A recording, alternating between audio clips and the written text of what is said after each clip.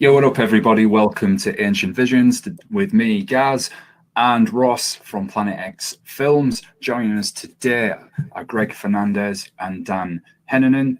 And I just want to hand it over to everybody. If you could start your intros for today. Yeah, if you guys want to set us off, Greg. Would probably help if I unmute myself and want to say that would be tremendously helpful. Hi to everybody. It's been one of those days. I can just say that there's so much happening, and I just think that this case is so relevant right now. There's a few things you could take out of this case, and I think I hope this will be a good show. I haven't talked about the Gray State script yet, so I'm looking forward to talking about this. I'm going to grab my notes here, and I just hope everybody will keep and just think about this case. Think about David Crowley. Think about what they are telling us. Think about all of the facts that show that David Crowley is not guilty, and just keep an open mind. I'm going to open up my blinders here to give me a little more sunshine, because we need that. First things first, Greg, can you let everybody know where to find you, your Gray Stage recent book, you guys' group, and just your channels, just whatever social media, best places for people to find you guys. And we'll put them in the link as well.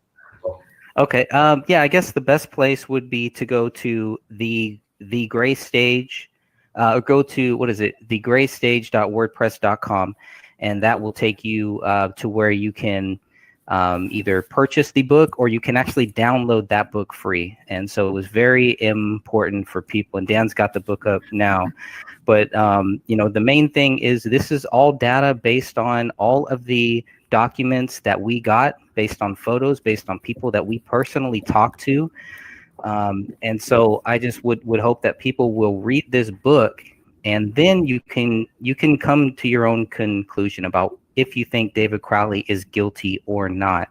But I do think that the biggest problem is that people just aren't looking at the facts of this case. They're going on feelings, and we can't do that with this. When we're talking about a former soldier who is we're told that he killed himself, he killed his wife, he killed his daughter. Hands are missing. Most of the heads are gone. His daughter's arm is completely gone. No way. There's definitely something more here. Absolutely. And the man of the hour, who pretty much pioneered a lot of the case research, Dan Hennanen, please let everybody know, introduce yourself, let everyone know where to find you.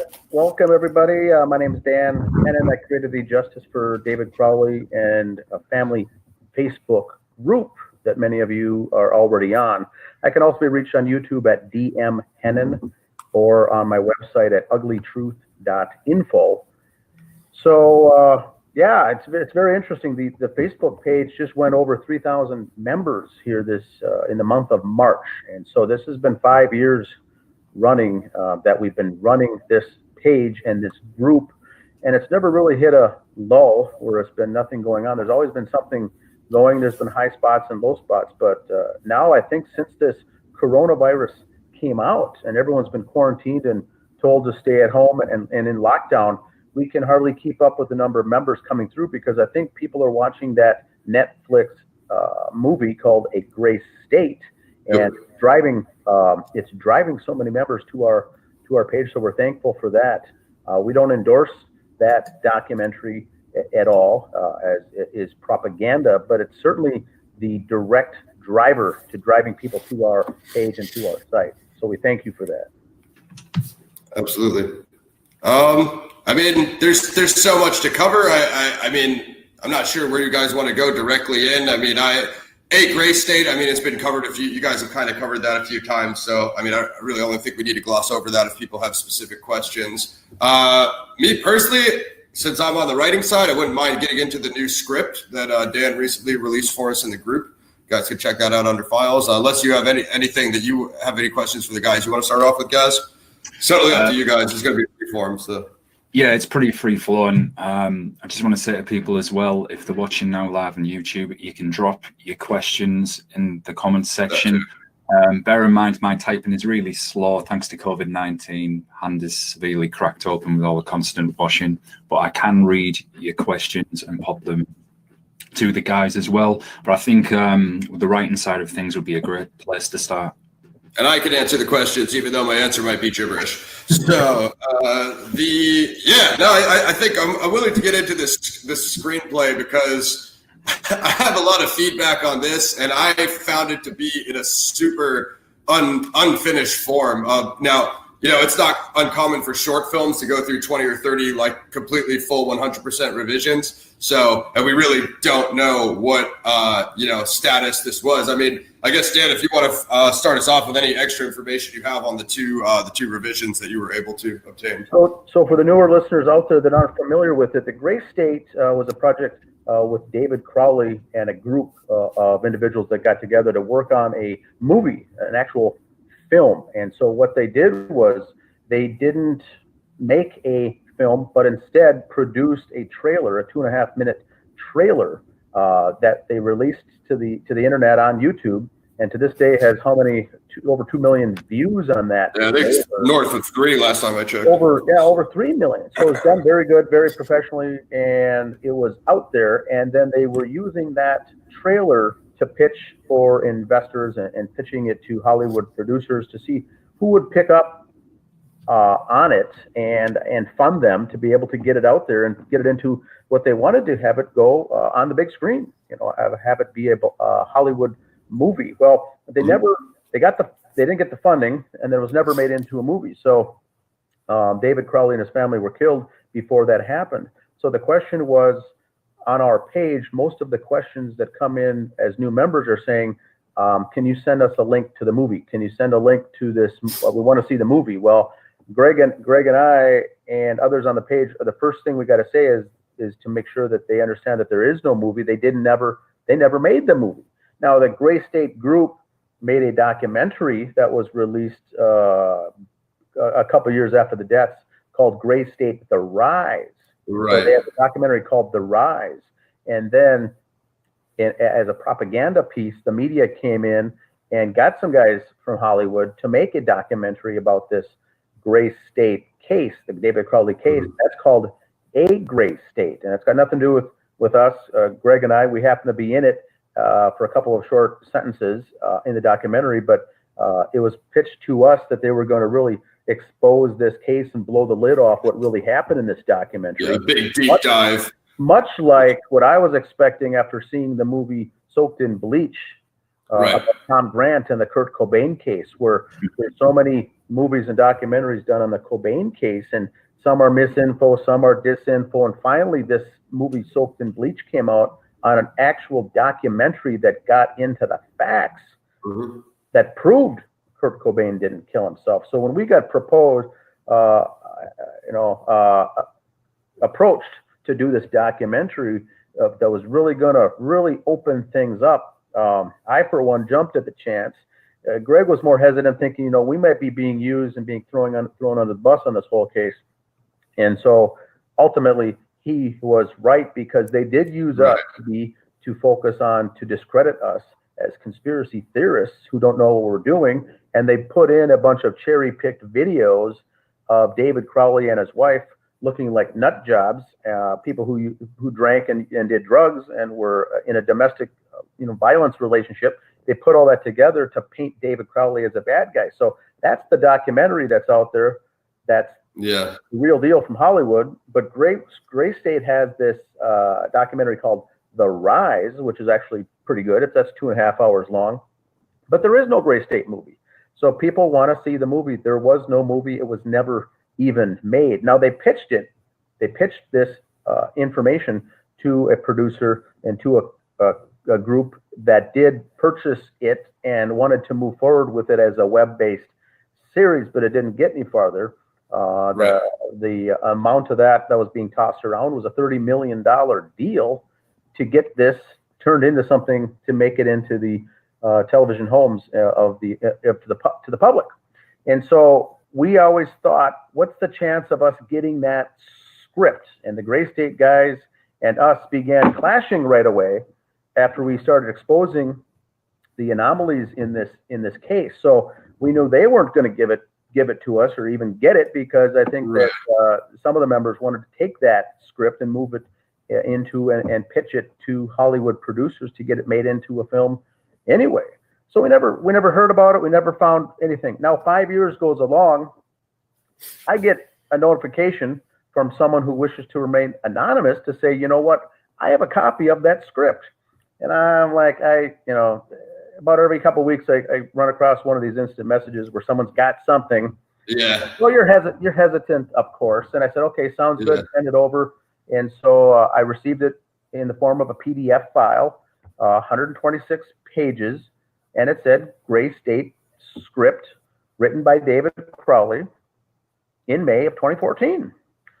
So I go through and read it. It looks legit to me. I'm not going to comment if I like it or not, or if it was well done or not, but it looked to me like a script, and it was the content of what David Crowley was producing.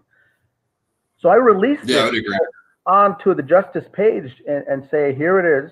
I'm not going to talk about it or summarize it. I just uploaded the file directly to our page. There's a section called Files. If you go to our Justice for David Crowley and Family Facebook group and become a member there, you can see all the files. I uploaded it there. People were looking at it. People were reading it. People were giving comments and pros and cons and, questionable things. And that was that. Now, a couple of weeks later, I get approached by the same anonymous person to say, here's another revision. Well, I'm like, oh, really? Seriously? Are we going to get these now every 2 weeks? I said, okay. I'm not mad at it. Good. Send it over. It's in PDF format, 126 pages. It's simply called V6, version 6. Right. This one doesn't have a name. Doesn't have David Crowley's name. There's no title. The content is roughly the same as it was before. There's some things that were changed and altered, but I'm like, okay, I'll upload this as well to the same group, to the same section, and people can read it and draw their own conclusions. It seems to me like it was David Crowley's script. Was it in a finished version? Was it a preliminary version? What happened to the 5 versions in between, or the 4? What's the deal? Some people read it. I think actually Greg Fernandez Jr., who's on this call, and said, I think that sounds to be more like a preliminary script than the other one. It doesn't sound like a Norwegian version, but something else. Now, here we are at the end of March. I haven't received anything back from anything else. All I know is that there's 2 versions of the script out there. We've all been waiting for this script. Now we have it, and it's odd. There's nothing really in it that's explosive. I don't know if that was the version he would have been pitching, either one of those versions, to the producers for $30 million. I highly doubt it. It was interesting nonetheless, but I liked all the banter that came about because it was out there now, and the members were able to at least put something together, get something to chew on. Yeah. The only fallback from releasing the first and the second script, is that Greg and I now have been getting drawn a lot of flack. Things have been things have been laying low for a while as far as threats and accusations and things directed our way, and that kind of offensive speak and messages like that. Well, now the script is out there, and I've gotten not 1, but 2, but three or 4 strange things happening as far as instant messages, strange texts, strange emails. I wouldn't say threats, but people highly offended that this is out there. So I don't know what's in the script that's explosive, but there must be something there that someone doesn't like, because now it seems like we have stirred up a hornet's nest, if you will. That's all I've got. I don't know what else to say. Can you identify any of the names for the messages you've been getting to anything that similar that you've gotten in the past, like anyone you've dealt with in the past? I know you've got previous messages. It is. 2 of them were from people I have dealt with in the past, but I haven't heard from them in, I wouldn't say months, I would say years. Right. But now, out of the blue, I get nasty messages from 2 of those individuals. The other 2 situations were people I did not know, and I still don't know who they even are. Right. But the timing is important here. It's the timing, because that's the only thing that we've been releasing, other than Greg's book that came out at the end of last year. We haven't been getting hit with anything. Now the script is out there, and it seems to have rubbed someone the wrong way. Some of these folks, and so I don't know why, but that's all I've got. I'm glad they're out there. I'm glad it's out there. It doesn't give me any more, I guess, comfort. I mean, I read it, but I think others in the group have done more deep dive into that script than what I do as far as their backgrounds.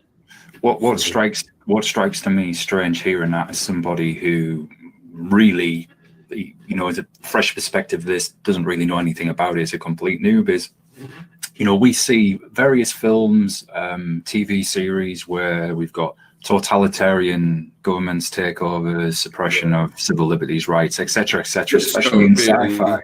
Yeah. So for me, just coming from outside of this whole area, we're thinking, well, this, apart from the guess, is it just another potential film with similar messages to some of them we've seen. So I'm not discrediting anybody's work, but you're getting more or less messages that are kind of inferring stop what you're doing or stop going down this line, when we've seen things like this, as I said, mentioned in other forms of film and media. So that to me just comes across as quite strange already, and and I don't really know anything about this, just Do you have anything else on what Dan said, Greg? Because a lot of stuff there. Yeah, sure.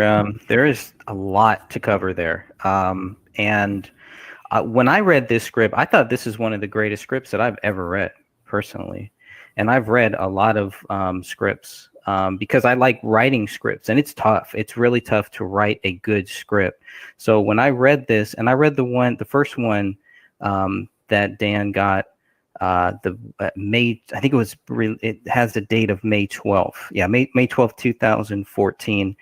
And I was hooked. I was really hooked.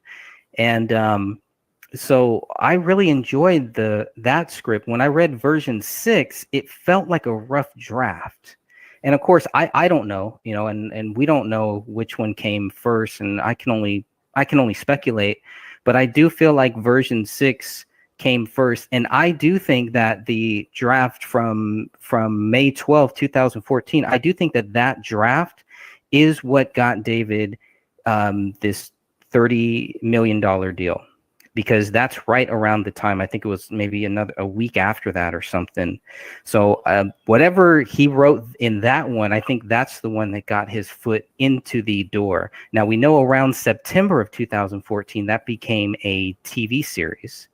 So I don't know what the hesitation was, but looking at it more, I'm kind of feeling like the script is a prequel to the TV series, because if you read it, and I don't know if we want to spoil it or how deep you guys really want to go into it, but it leaves the door open for a TV series. That's the way that I felt. Like, if you look at the last couple scenes, and I know they're very difficult because there's a lot of jumping around and stuff, but to me, it looks like that is setting up what the TV series will be, is the whole country at war, at civil. The whole country is involved in a civil war by the end of it. And the what's crazy is the film starts that way too. So it's just like you're kind of hoping things are going to get better, and nope. But there is hope. Take a guess, they won't. Right, for sure. And yeah. some of the other things that I liked about the script was his fighting scenes. I thought some of those fighting scenes, I could actually visualize it, and so I was looking forward to. I obviously love martial arts movies, so I wanted more and more fighting scenes, but I could visualize those fighting scenes, and I think they would have been really, really good. The most interesting thing about this script is the fact that Danny Mason's character was taken out. The name for Danny Mason's character is John Wank, W-Y-N-C-K, something like Wank, whatever. John Wank, come on, we all whatever. So, but that character is not in this script. That character is completely taken out, and I believe the main character's name is Daniel Walker. So it's changed. So one theory is that it was changed. Whatever it is, we know that David and Danny were working on a, David was trying to get Danny Mason to sign off his rights, and David was telling him that he would still have rights to the character John Wank. Nothing is mentioned about this Daniel Walker, and this is in May of 2014. So it makes sense to me why the guys that David was talking about, the two Mikes, it makes sense now why they did not know who Danny Mason was. They had no idea that Danny Mason was ever even part of this whole project, because by May, it looks like by May of 2014, Danny Mason's out.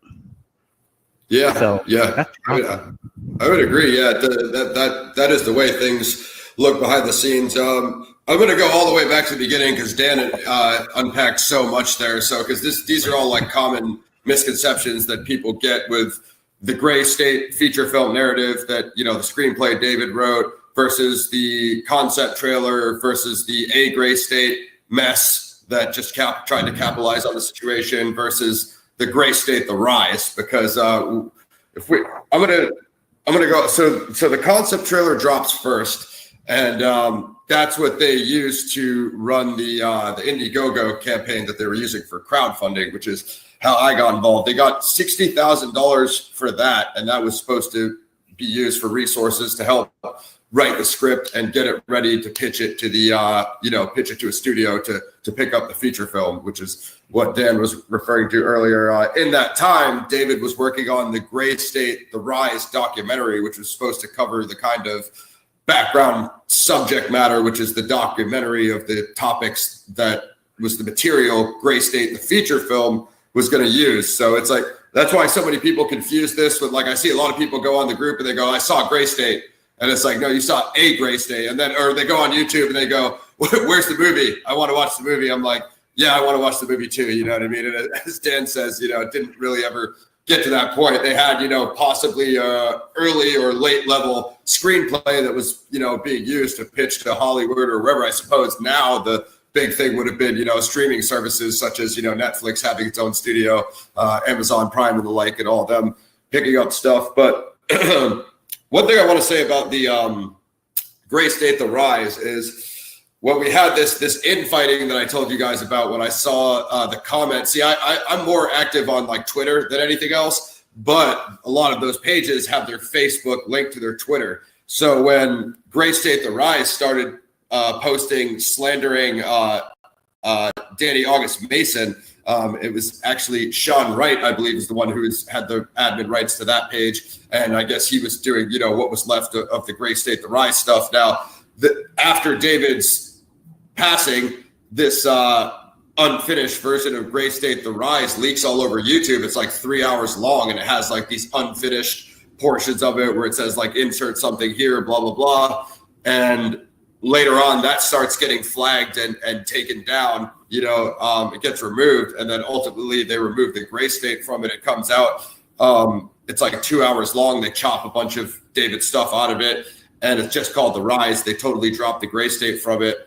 And they also mostly removed Danny August Mason from the documentary, which, had a lot of shots of his material, the concept trailer material they used, as well as a bunch of, extra, extraneous footage that they were using for the Gray State channel at the time when they were doing the promotion campaign. So there's just a whole bunch of strange things there that are totally inconsistent as far as guys arguing with each other across Facebook, and then, chopping the documentary and kind of putting out this abomination that has like really bad sound mixing.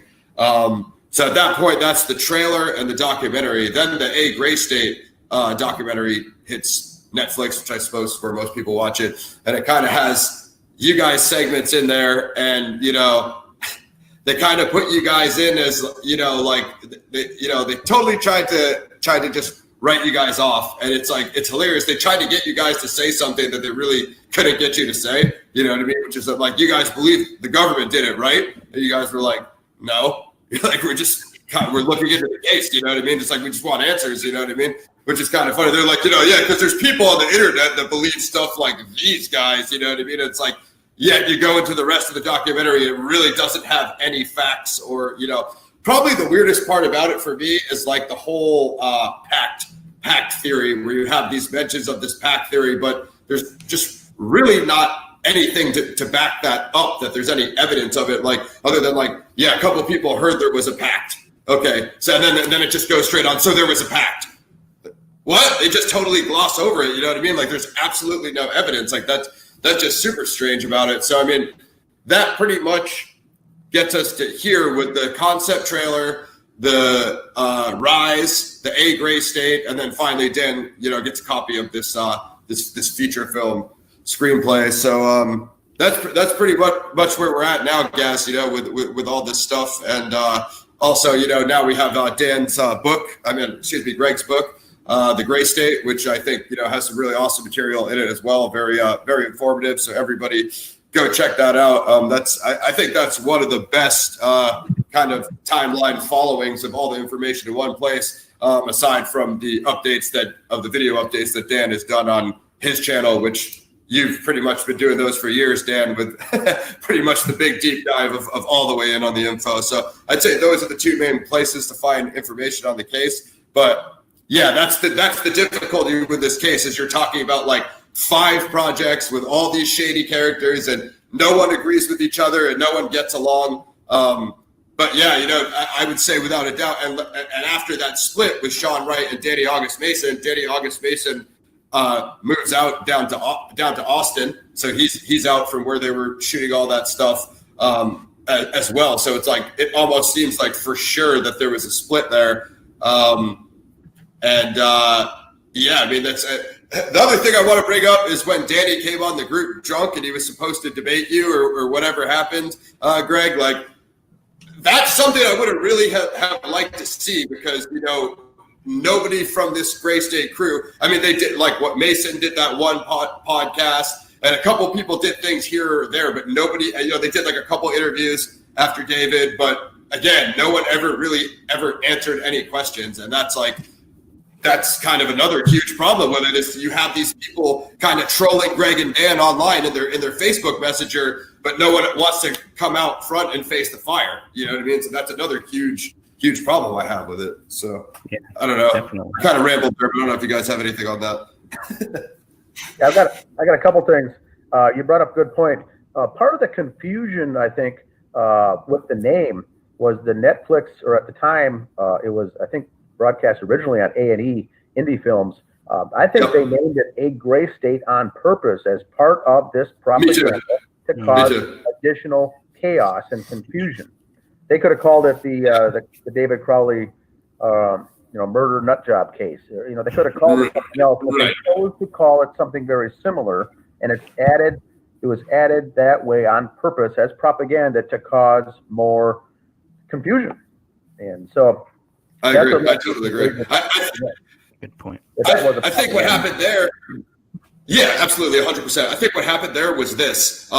They found out about the concept trailer. Everyone found out that it made 60,000 plus, and I think it was like 65 in crowdfunding. They found out that the feature script was never leaked at the time, or that the project was never completed, albeit a feature narrative film or series. That part doesn't matter. So there was this huge. They found out that the Gray State Facebook, didn't they have like 60,000 subscribers or likes or followers, whatever? They have this huge following there. So they found out there was this huge following that crowdfunded a concept trailer into a lot of money, of a concept trailer that got 3 million views, like Dan was saying, but also that the feature film never came out. So there was this huge void of a fan base here. And, that was like Dan said, a kind of promotional executive decision. This project never came out. Well, we can name our documentary A Gray State, and that fills the void right there. You know what I mean? So it's kind of like a unfilled, Correct. And it was to cause confusion. And before that documentary came out, there was a big piece done in a feature piece in the New Yorker magazine that came out several months before. Alec Wilkinson did that article, and it was. Yep. I read through that, and I'm like, well, that was also pure propaganda. They were just pushing a narrative to get it out there. But once we found out, by the time that article went to press and was published and went out into that New Yorker magazine, it was about the same time that the A Gray State documentary was going out and making Right. the rounds on the Tribeca Film Festival, all these, the Melbourne, the Sydney, Australia Film Festival, the Yep. film festivals. They entered it in the UK, all over Europe, and all over the United States and Canada. And then that came out in November, the actual movie, Right. in November of actually December, around Christmas Day of 2017. And once you see the documentary, it ties in so perfect to that article that was written. Yeah. It was what I call a companion piece of propaganda, Right. propaganda piece A and propaganda piece B, that are meant to go together as a thing, as a operation to fool the public, is all that it was meant to do. And so now you start asking your questions: why was a New Yorker involved with writing propaganda, and why is a Eric Nelson in L.A., Hollywood, propped up to go and make a documentary with this narrative that all lines up together with David being a crazy person, which means someone in high places and with lots of money was able to steer this event or steer this propaganda. This is afterwards now. I'm not talking that there's people in high places that called out the killing or the government did the killing, but the blowback and the aftermath of this family's triple homicide. And it involves a 5-year-old girl and his 28-year-old wife who had nothing to do with any of it. So this is, it takes away all the focus on what really happened, the horrible things that happened in that home, to blaming it on that David and his wife were strange and were just an odd couple, not doing well financially, dire straits, and he decides to kill the family. Well, we already know that's not true, but you've got to ask yourself, why was the propaganda introduced in the format of a highly visible subscription New Yorker magazine and a big movie called A Gray State with the guy who did the Grizzly Man and funded by Werner Herzog. This guy goes way back. So you got to ask, why were these people put in place to do this? And not only was it just a documentary that went out on A&E and then ended up on Netflix, but they entered this film into all of these award categories for the Oscars that year. Best documentary, best original, all of these things that they wanted to really pump this thing up big and push it out there. And that takes funding to do that as well. They entered all of these different categories to win. Nothing came of it, and it ended up being a backfire.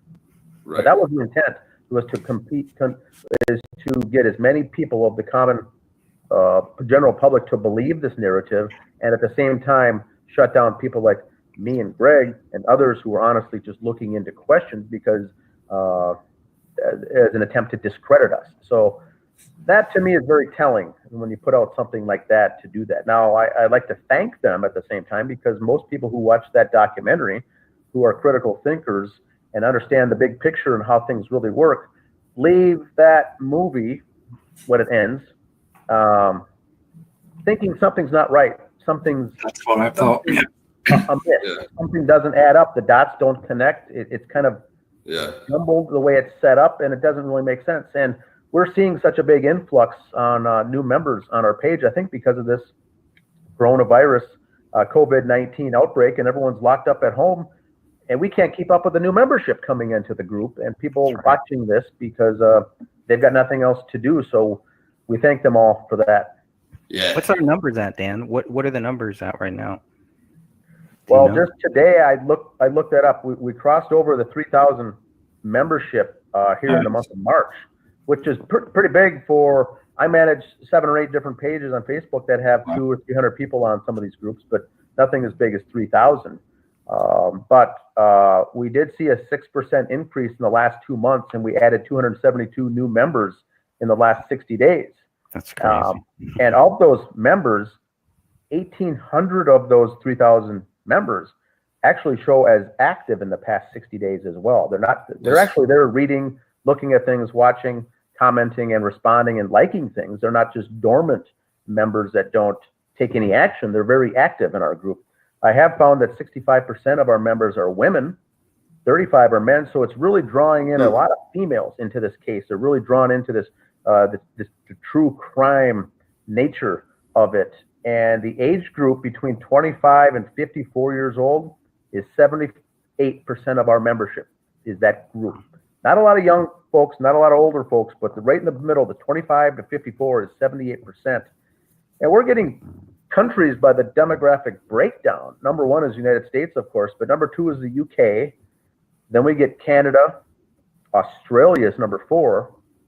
Germany, Mexico, France, Italy, Pakistan, and India. These are the top 10 countries, but it goes down. There's over 100 countries listed that make up our 3,000 members.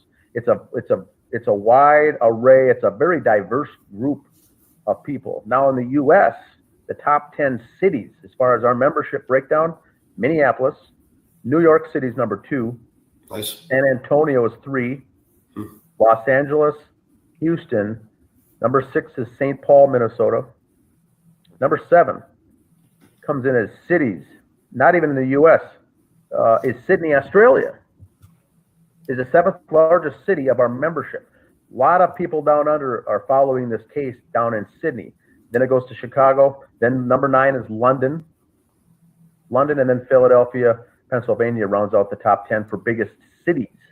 But the membership is just, it's phenomenal. And we have such good people as well. They're honest to goodness people looking for the truth. Many of them have contacted me directly saying, I've had a loved one commit suicide, or have had a loved one that was killed, or I've had a loved one that is in a situation like that, or has been discredited, or is a whistleblower.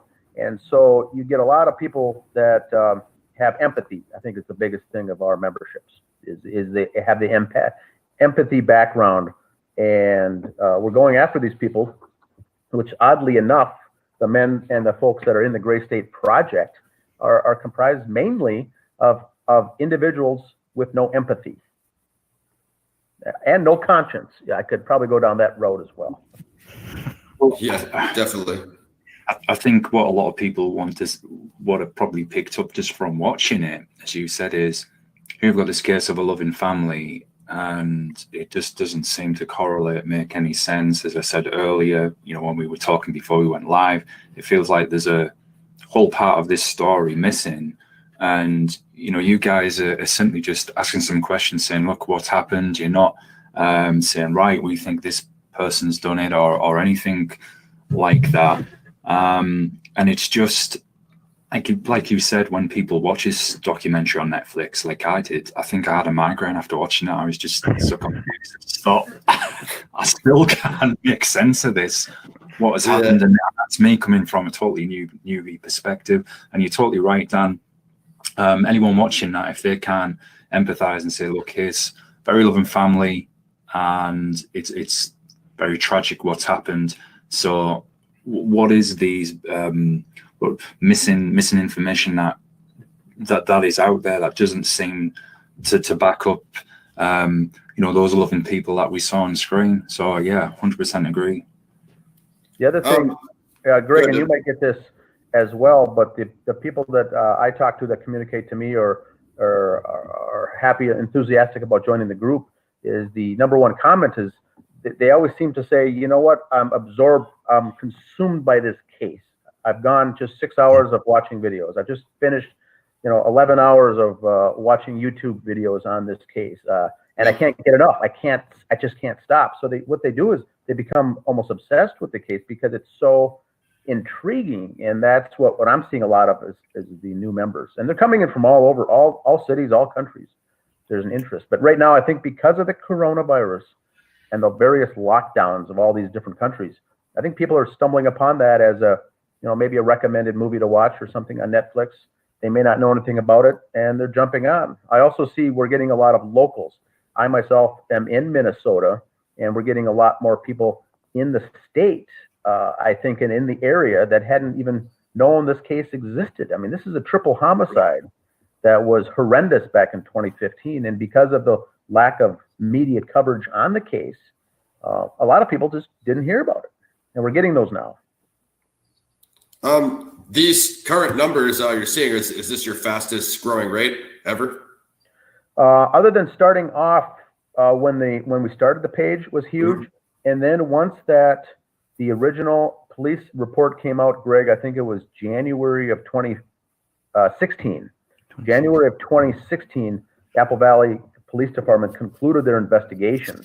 And there was some pieces done in the local media, articles, People magazine, and a lot of nationwide articles did a summary basically confirming the fact that David did this allegedly. We had a huge influx of new members at that time. And then I think once the documentary came out, that was the other time we hit a peak. Yeah. But nothing like this. This is it's tough to keep up with all the new members. It's exciting. We got to get Greg back in here soon because he's been out for a little bit. But because Dan covered so much when he was talking before, I want to just go back to the publications and the hit piece of the kind of propaganda pieces that came out at the time. The other thing Dan pointed out were these kind of obviously fake film reviews that popped up on Rotten Tomatoes and all these other things. They're like 100% ratings, like it's the best thing I've ever seen. Like it wasn't even out yet. 3 people had been at like 3 film festivals, like, and they kind of just started popping up instantly. I found that to be super fabricated response, and also the whole circus of the the whole circus of the A. Gray State documentary. You know, as Dan was saying, it romanticizes their pact, and it becomes more about this, you know, kind of seemingly false domestic violence narrative, and how David was this tyrant, and it just creates a circus out of the whole story, and you start to forget that this is a real family, you know, like Greg was saying, and his, you know, that's the main focus of his book. You know, the project David was working on, it kind of glosses over that too, like, not that, okay, you know, he had this big meeting with these Hollywood producers, but more like, and David was working on this A. Gray State screenplay, and it was about conspiracies, and yeah, he was looking into some dark stuff, so he snapped. But anyway, and then it, you know, again, it glosses over it and jumps back into this. What are we talking about? So I find it completely inconsistent and completely incoherent. But Greg, do you have anything on any of these recent points? I think that's a great way to say it. That's exactly it. You know, it jumps around purposely because it knows it's just trying to hit beats, and it's trying to hit beats to touch people, to get them to not look any further. That is their whole point. Well, this guy's crazy. Oh man, you know, okay, well, he's nuts. So of course he did it. Well, his script was going bad. The deal was dead. I don't know if they really cover that the deal was dead, but then they show, I think they basically insinuate it, you know, they basically do. And they show, you know, that the 2 Mikes, their reason why they passed on it, they try to just build all of those different things, but it's really what we don't see in that film is the most important thing. There is a reason why Kamel's family was taken out. They wanted all of their stuff taken out. They did not want to be part of this project. Yep. And that's a big deal, because I wonder if David's side, if there's people on David's side that also feel that same way too. So that was a big thing. But yeah, the whole pack theory, the whole pack thing, and they're still promoting that. People are still trying to convince people that they're a pack theory. It's crazy. You know what? I want to bring up something unrelated, but at the same time similar. I'm familiar with another documentary that attempts to push a pact theory out of New England. There was this thing about the Gloucester 18 with these high school girls that were supposedly created a pregnancy pact for all of them to get pregnant, like young girls in high school or whatever. And there's like multiple documentaries and projects made about this. It's just this random article popped up, almost a similar situation as far as random articles popping up and then these weird documentaries blowing up about it. And it ends up being the same situation where a lot of it was just publicized and there may have never been any pact at all. So there's something about, you know, when there's not much clear-cut material for them to just put their story out and stick to it. It's like the pact is like almost like a scapegoat, you know what I'm saying? It's like, well, we don't have much, so it was a pact, and then they throw it out there, and you're supposed to go with, okay, well, you know, none of the evidence points directly to David, so let's go with the pact thing. You know, I feel like it's like the throw it out in the trash. It was a pact. Like, huh? Like, again, there's just nothing that sticks to it. I'm still surprised they didn't stumble upon a big giant manifesto written by David Crowley or something. And Dude, had a lot. I'm that's, sure it's that's coming. the other one, right? They always have a manifesto. You still got revisions rolling in, so there's plenty of someone's working on it right now. That'll come in next. Redrafting. Manifesto by David Crowley, version 7. You know I'm sure people tried. I'm sure they tried, but they tried a lot of different things. But it is really about how the common person watches that film. So Gaz, you didn't know that much about this project. You didn't know that much about David when you watched this movie? Well, we actually did interview David back on our old audio stream. I thought I recognized your. Gaz is my original co-host from our original audio show we used to do. We had a basically cross-genre, you know, him out of the punk scene and me out of the hip-hop scene, and we used to do films and other things that we were interested in. But Gaz was familiar with the concept trailer and what the project was to me, but I don't think he followed the actual case. I reached out to David and Danny.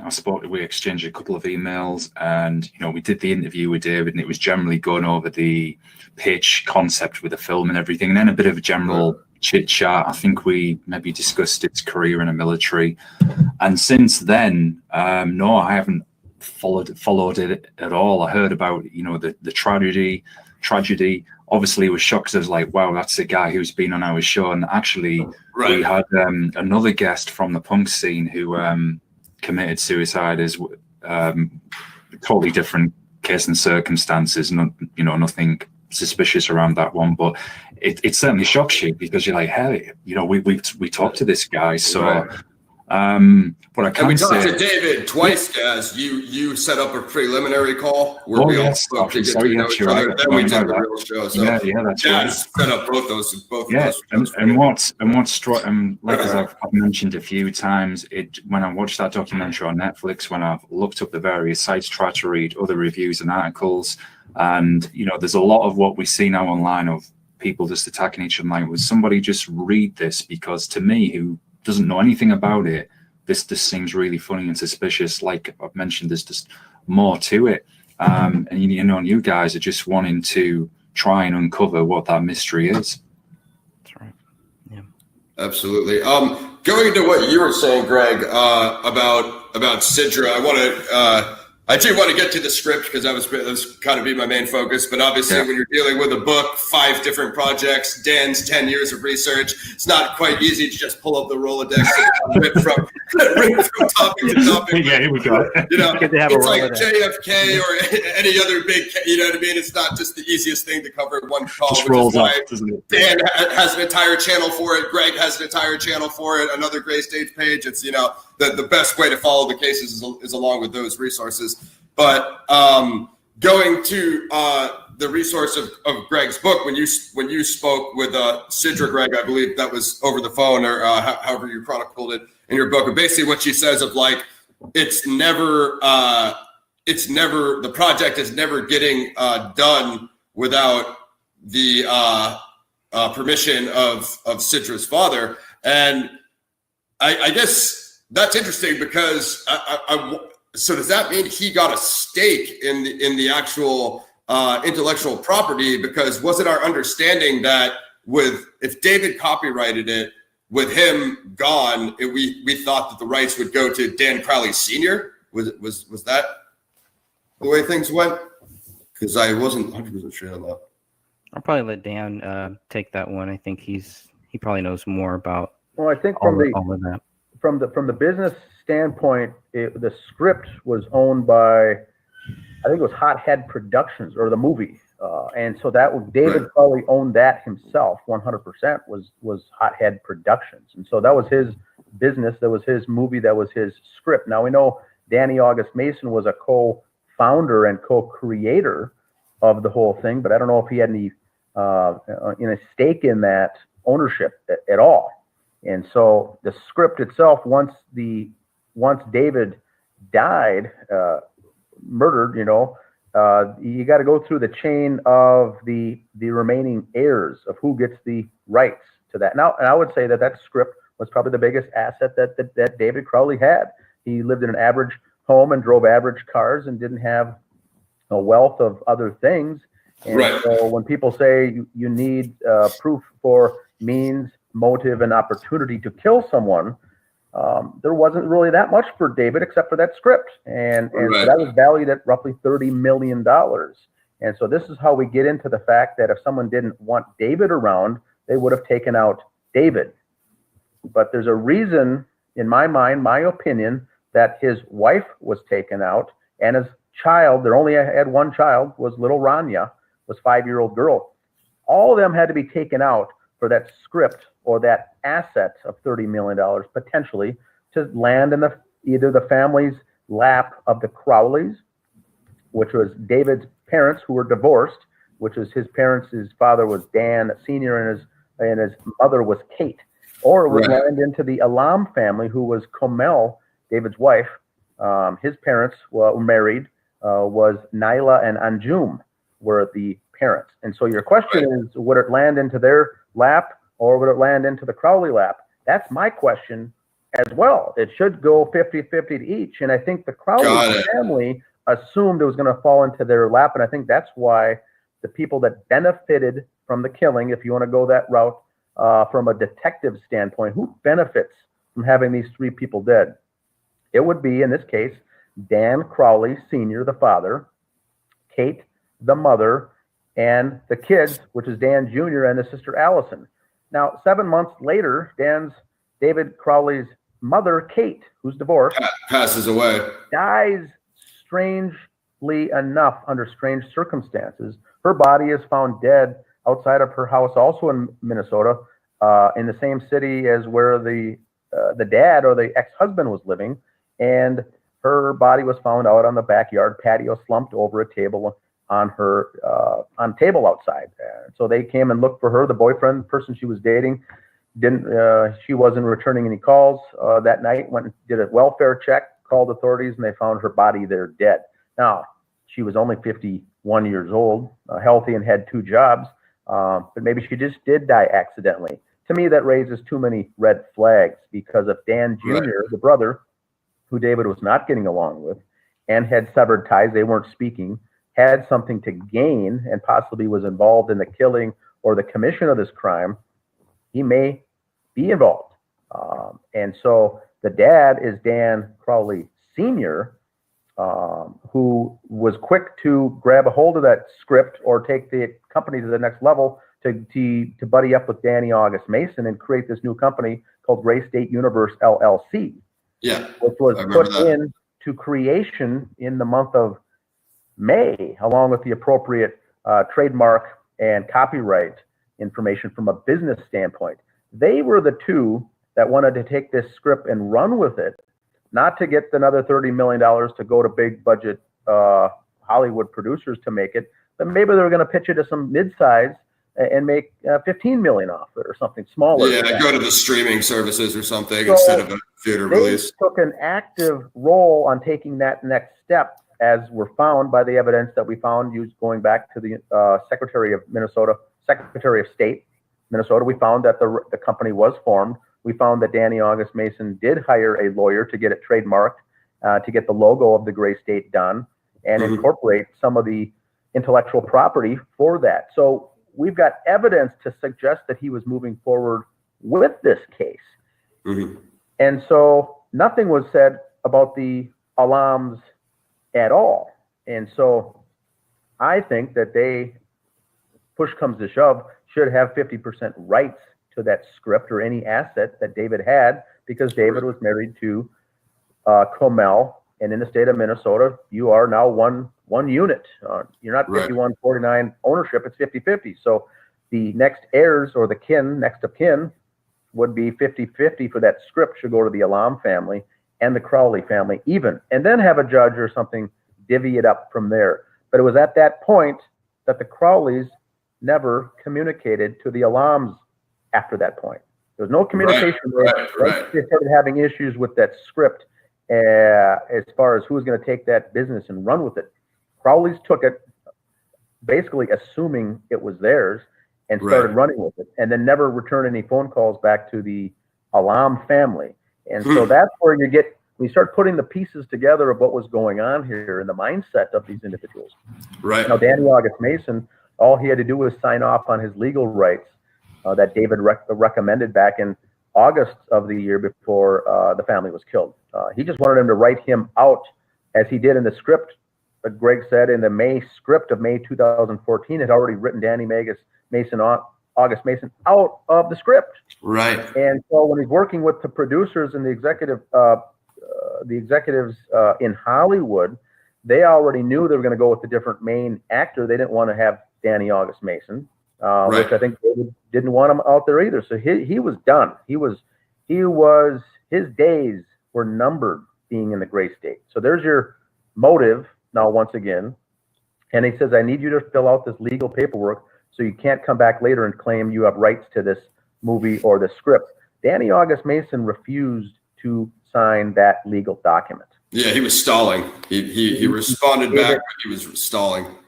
He was given the paperwork in August, reminded to sign it in September, reminded in October, reminded in November, and finally, mid-December, David Crowley says, I'm giving you a deadline of December 16th. You either need to shit or get off the pot on this thing. You need to do something. You need to take an action. I'm moving forward without you, or we got to come up with something. So you need an answer by the 16th. Well, 2 weeks later, the bodies were found. Around Christmas, they alleged that the bodies were killed. And so there never was an answer from Danny August Mason. Right. As far as signing off those rights. So I think in his mind, because he didn't sign off on the legal paperwork, he was still owed something, whether royalties, whether it's business percentage of the business or something. Ownership, yeah, exactly. Equity. He still thought that. So I think that leads back to your means, motive, and opportunity for this whole thing. Sean Wright was already out of the picture, David's other good friend, and he had switched his phone number. David did, and in fact didn't even give it to Sean Wright. And we see that from a Facebook post when David was going to release The Rise, that documentary, just himself was going to release it actually for free. And that's when Sean Wright attempted to control The Rise. You can't do that thing called The Rise. And that's got my tax stuff in it that could send me to prison, because he was facing charges that he later pled guilty to in the state of Minnesota for tax evasion. Right. And so he was facing a lot of things. And then in one of his posts, Sean Wright says, David, here's my phone number. You got to give me a call. Call me. Let's work this out. So David had already cut off ties from Sean. He was in the process of cutting off the ties from Danny August Mason. And then the bodies were found dead. And the police detectives' first inkling should be to go to these two individuals. Yeah, I agree with that. With these people as simply persons of interest. They have the most. I agree. They were the ones that had issues with it. They were the ones had a falling out. They were the ones not pursuing any. They wouldn't have been part of any of this $30 million project. Right. And his own brother, who he had a falling out with in August, wasn't even speaking to him, David. Right. So those would be probably the three first people I would, as a detective, start interviewing. And they never did that. For sure. And not only that, it gets better when they question Danny August Mason. Did you have any ownership in the project? He says no. And then he says he was just an actor. So but we never heard that any other time except for when he spoke to the police. You know what I mean? To everyone else, it was like, I'm VP of the, thing. So, yeah, Ross, that's a good point. For a lot of the newer members here that aren't familiar with that, Ross is right on the money. He was questioned by police to say, what was your stake? What was your connection to David Crowley and this script and or this movie? He said, I was nothing, merely an actor. I had no connection from a business standpoint in this film. So that was an outright lie right there to the detectives. But like you said, he packed up and moved to Austin, Texas shortly thereafter. Yeah, absolutely. I'm going to get Greg in here once again. I just want to shout out a couple people. Shout out to Sophia. She's with us in the chat. And then also shout out to my man, Mike O'Day. He's a very talented Boston area actor. He does Irish crime films, and he was in The Equalizer with Denzel Washington. Mike has helped me with some of my own screenplay writing and things of that nature. Very talented writer. Mike was just wanted a breakdown of, kind of the last few things that we covered. So basically, Mike, Greg and Dan are in this documentary called A Gray State, which covers the murder of the death of David Crowley, I will say, the questionable death of David Crowley, which was supposed murder-suicide of his family. David did the Gray State concept trailer, which I think I sent you, Mike. It was on YouTube. It has 3 million views. It's a pre-apocalyptic, dystopian, totalitarian martial law kind of thing, rather similar to what's going on now. And David passes away several years ago when he was pitching this feature film narrative screenplay to a Hollywood production company. And basically, after that happens, there's some fighting with the former crew that he was working with before, infighting, and kind of possibly struggle to get the rights to his project, which is ultimately never made to this day. Recently, somebody emailed a copy revision of the possibly working title screenplay to Dan, who posted it in their Justice for David Crowley group. So that's that's kind of what's going on right now and what we're covering right now. Do you have anything else on any of this stuff, any of these points, Greg? No, I would actually love to hear what Mike thinks of the script if and when he gets a chance to read it. But basically, yeah, you just have you have a guy who was he was accused of a double murder suicide, and we can't find any evidence that he's guilty. Yet we have all these people, including the investigators, that keep telling us that he is guilty. There's nothing to look at here. These aren't the George that we're looking for. To go home. Don't worry about it. Life is good. Why do you care? Why do you care about this case? And it's like, well, why don't you guys care?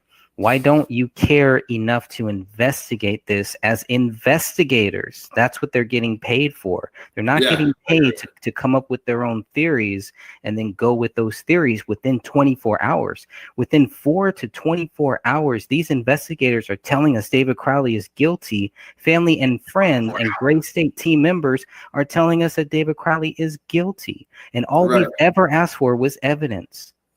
I wrote a book, 200 pages. There's no evidence. There's no evidence that David Crowley is guilty, and that's based on thousands of pages of documents. Right. Yeah. That's yeah, absolutely. I mean, that's the thing right there is like the whole thing of the so Kurt Cobain-ish soaked in bleaches about the thing is showing up to the scene and like, well, there's a couple of bodies there and there's a gun by the body, but it's not by his gun hand.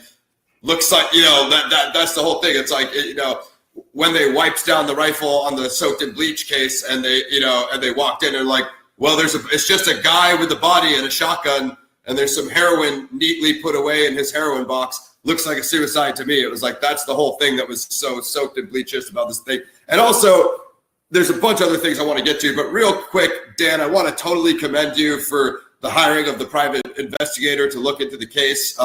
I wish we would have gotten a lot more out of Kenneth Maines. I was really looking forward to those results and how he praised the AVPD for what a good job they did. I totally commend you for doing that. I really think it would have been good to go with someone that was, and I don't know how many private investigators exist that aren't former police, because I know it's probably like 60 or 70% of them that are former detectives, which I understand because it's a very similar skill set. But man, dude, he drank the Kool-Aid so hard on that report, man, that I couldn't do it, man. Like I was just like, man, missing even the Gray State guys, and we all know what we think of them. We're ripping on them for the freaking hole in the ceiling, you know what I mean? And just the many other inconsistencies. And him just going, you know, everything they did was perfectly 100% right. This is exactly how I would have did it. It's like he wouldn't criticize any, but like, let's be honest, they made some mistakes, and you know.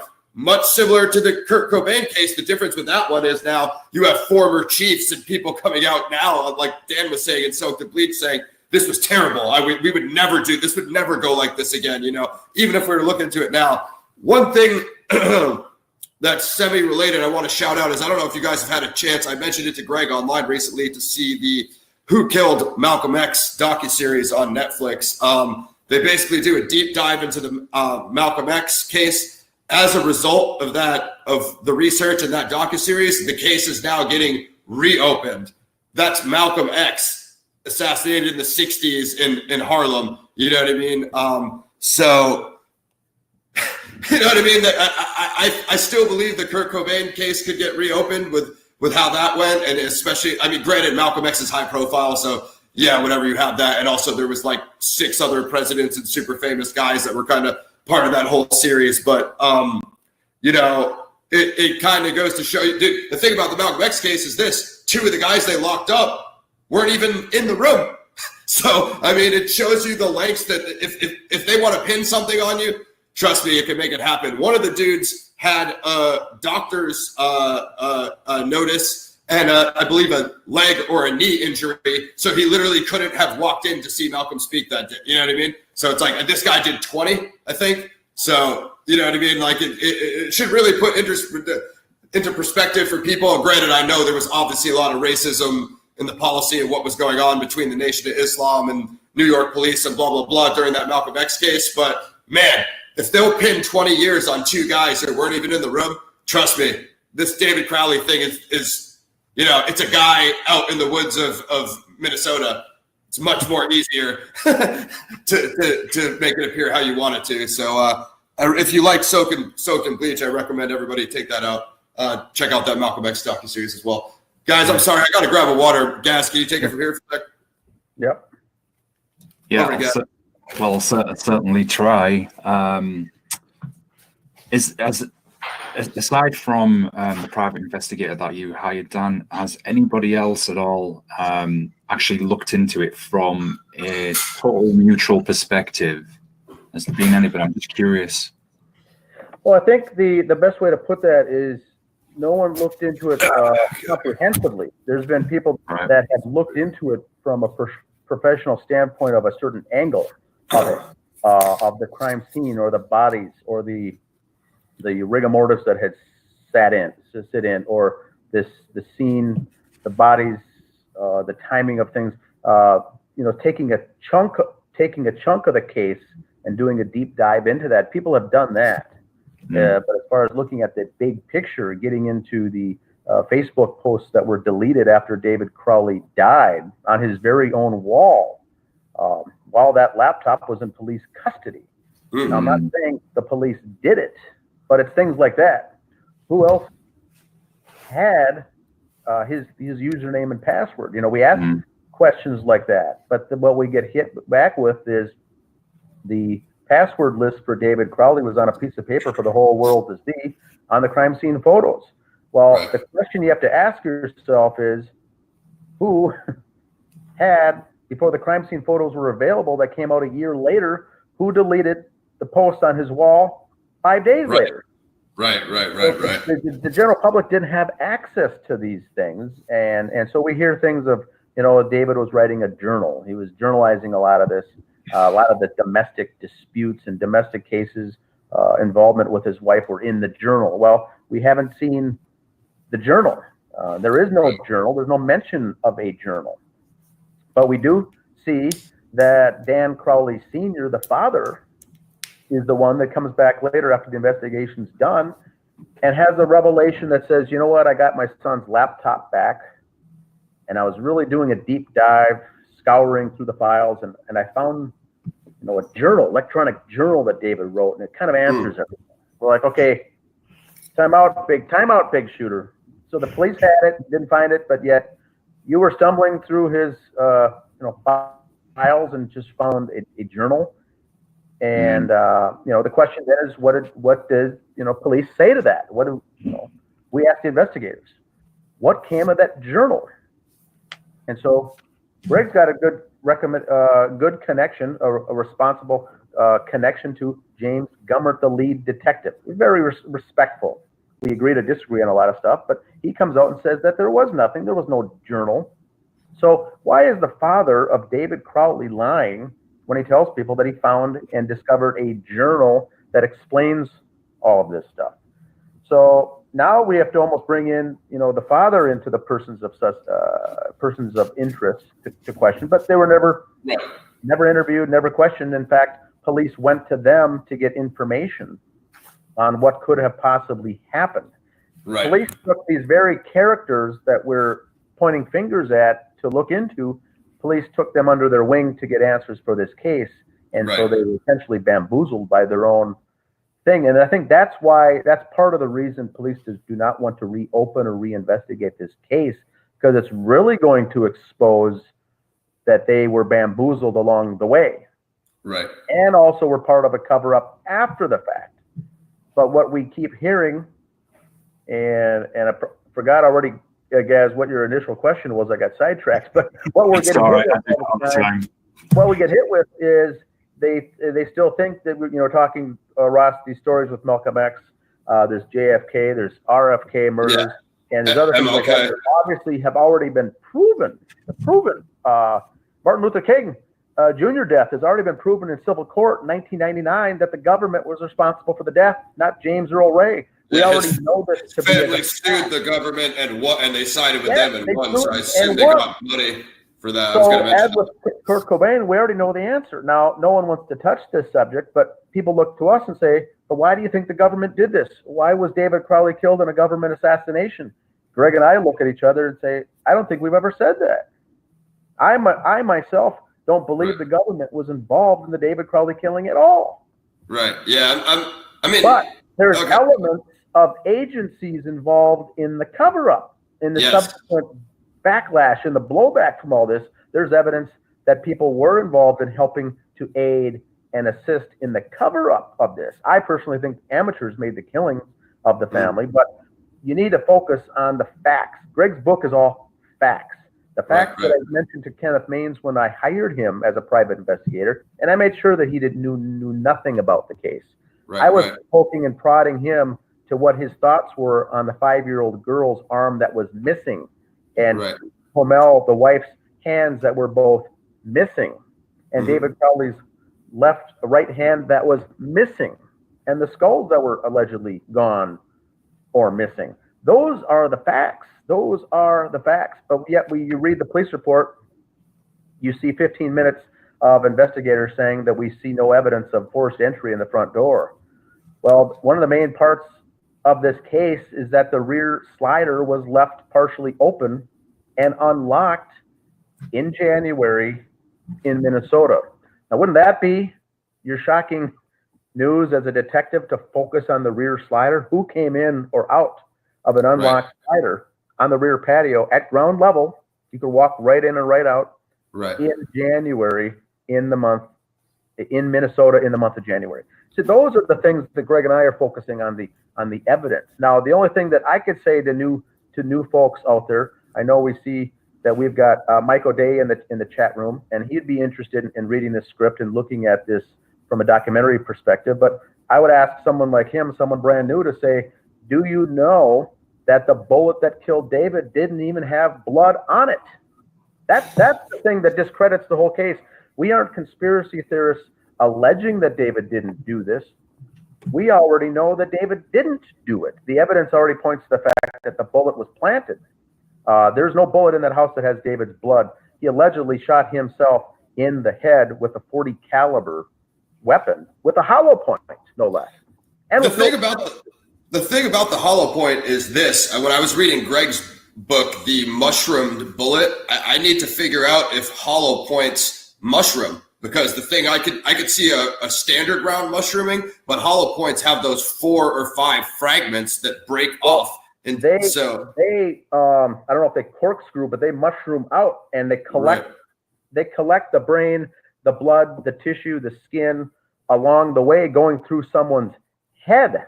So you would have skull fragments on that bullet fragment. You would have brain matter, blood, tissue, a whole assortment of things that they found. He shot himself upwards. The bullet went through the ceiling, allegedly, landed in the attic. Police found it, took it to the lab, and says that this is the bullet that killed David, but there's not a speck of blood on it after testing. Now, DNA came back that there was touch DNA on that bullet.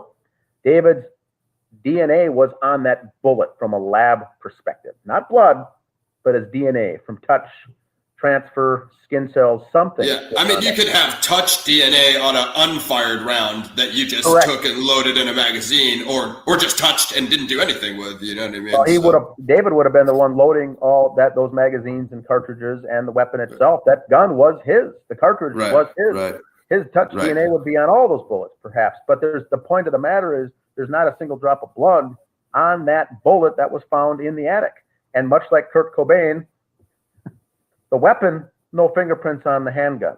Yeah, no, and the handprint as well.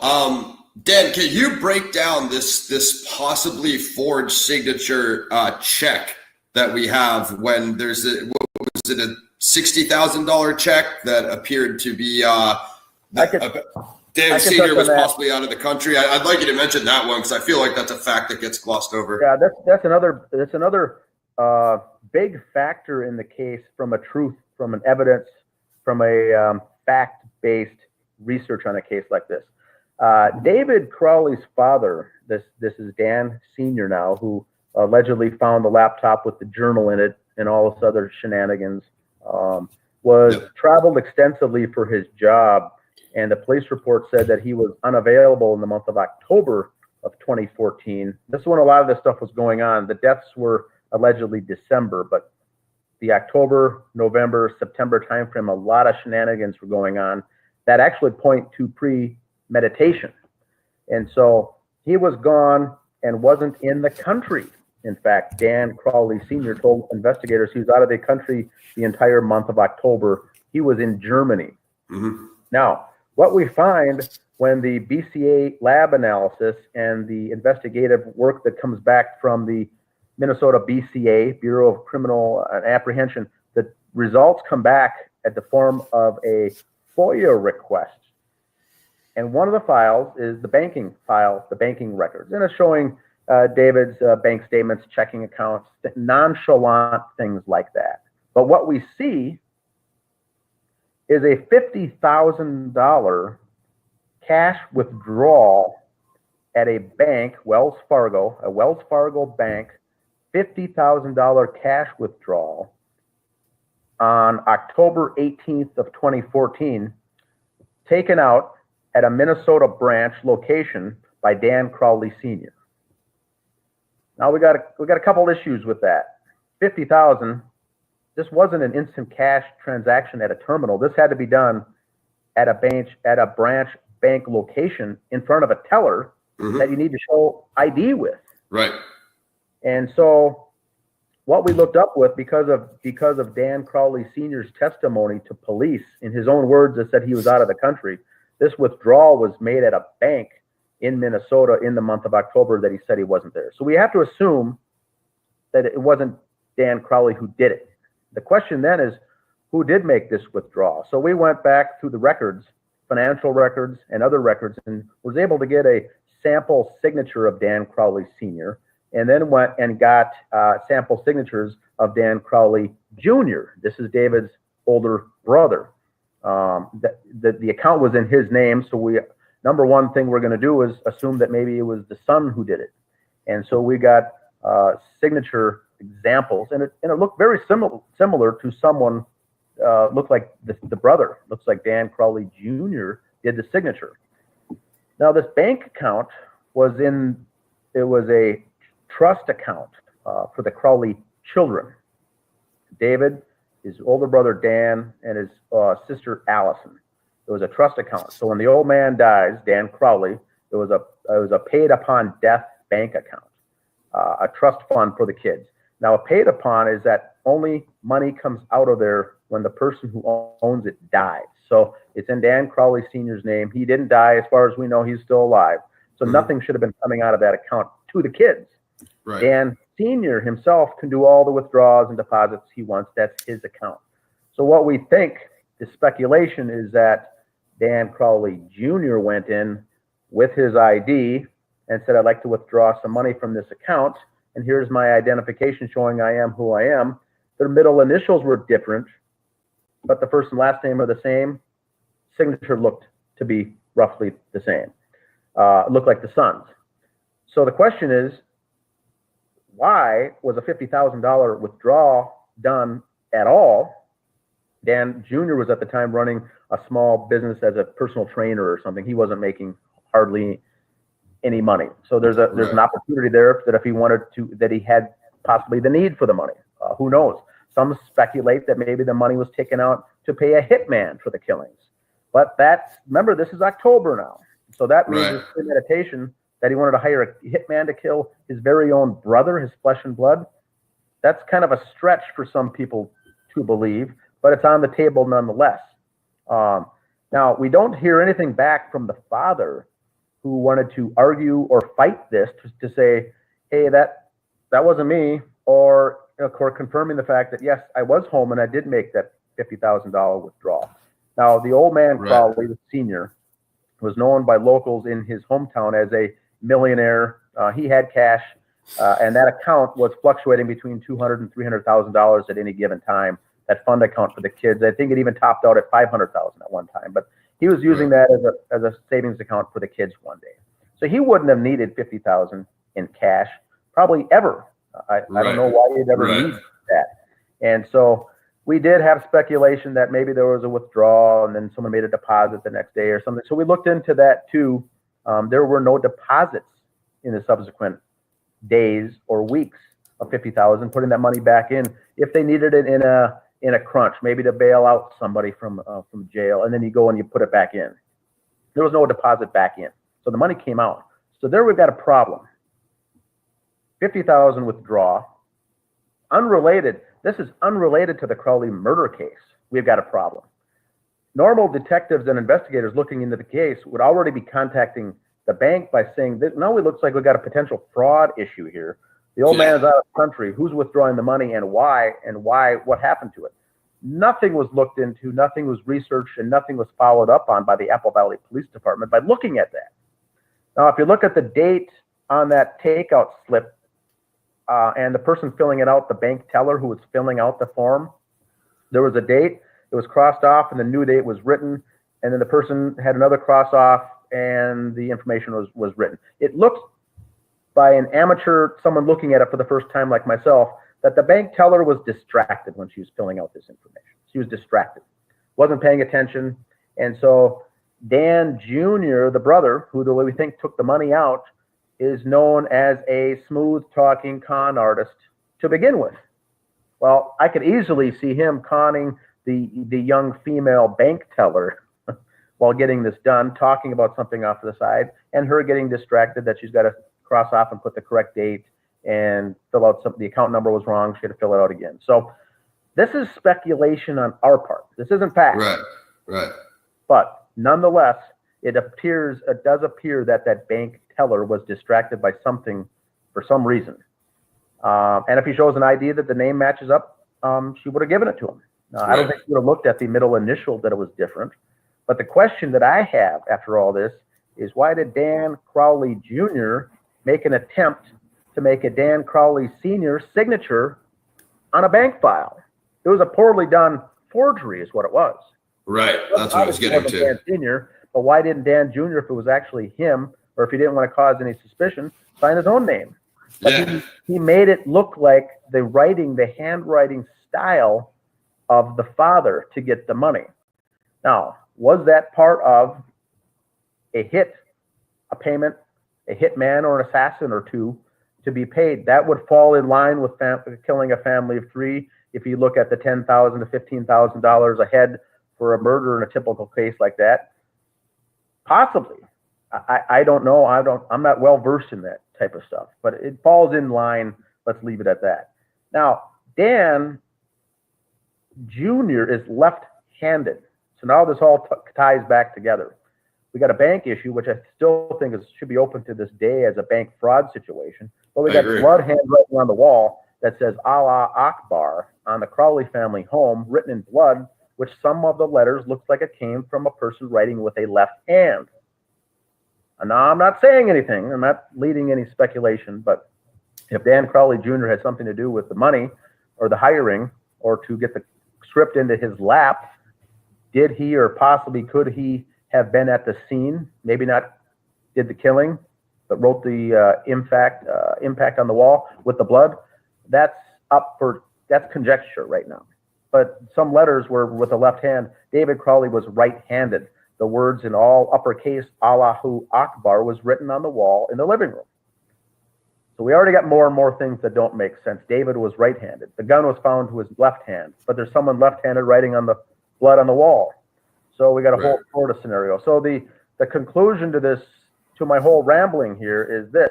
If Dan Sr. comes back from Germany and now is looking into the investigation of his one son that's already dead, goes through some paperwork, bank financial statements to find out something his other son may or may not have done, would he be likely to call authorities and expose the other son to say, what the hell are you doing? Right. Now, he's going to be put away for a long time if he does that. Now you're dealing with the position of a father. Are you going to see both of your kids now gone, or would you already have one son that's gone? Do you save the other one and say, let's brush it under the table, and you know what? Let's go along with this conspiracy that David did it. And that's what we're getting the consensus of the members of the group is that, while Dan Crowley Sr. may not have had anything to do with it, because he's more than likely involved or complicit in the cover-up and the possible getting rid of the mother in the case, who was the only person, according to law enforcement, that didn't necessarily buy this whole suicide scenario, was Kate Crowley. Right. At what point are you going to implicate yourself? Winds up dead 7 months later. And so he may be implicated with that death. He may be implicated with the covering up of the fraud charges at the bank that he didn't want to expose, because that's going to send his other son to prison. More than likely, he is involved with the cover-up of some way, shape, or form. As far as him finding this manifesto or this journal on the laptop, this is the same guy we're talking about. Now, in the documentary, people are reading that the family members are talking about their interactions with David. Dan Sr. is the one on the documentary that's actually reading from a script by saying, you know, David did this and David did this, and too bad David killed his family and stuff. Here's the final journal entry on December 25th, Christmas Day. I'm going to kill my family today. You know, he's the only one on that documentary that really looks like he's reading something, that he's not being authentic. He's acting. And so that's what I think the general consensus of our justice page of the members is that he may be not involved with the killings, but he's obviously involved with something else, because none of his behavior makes any sense.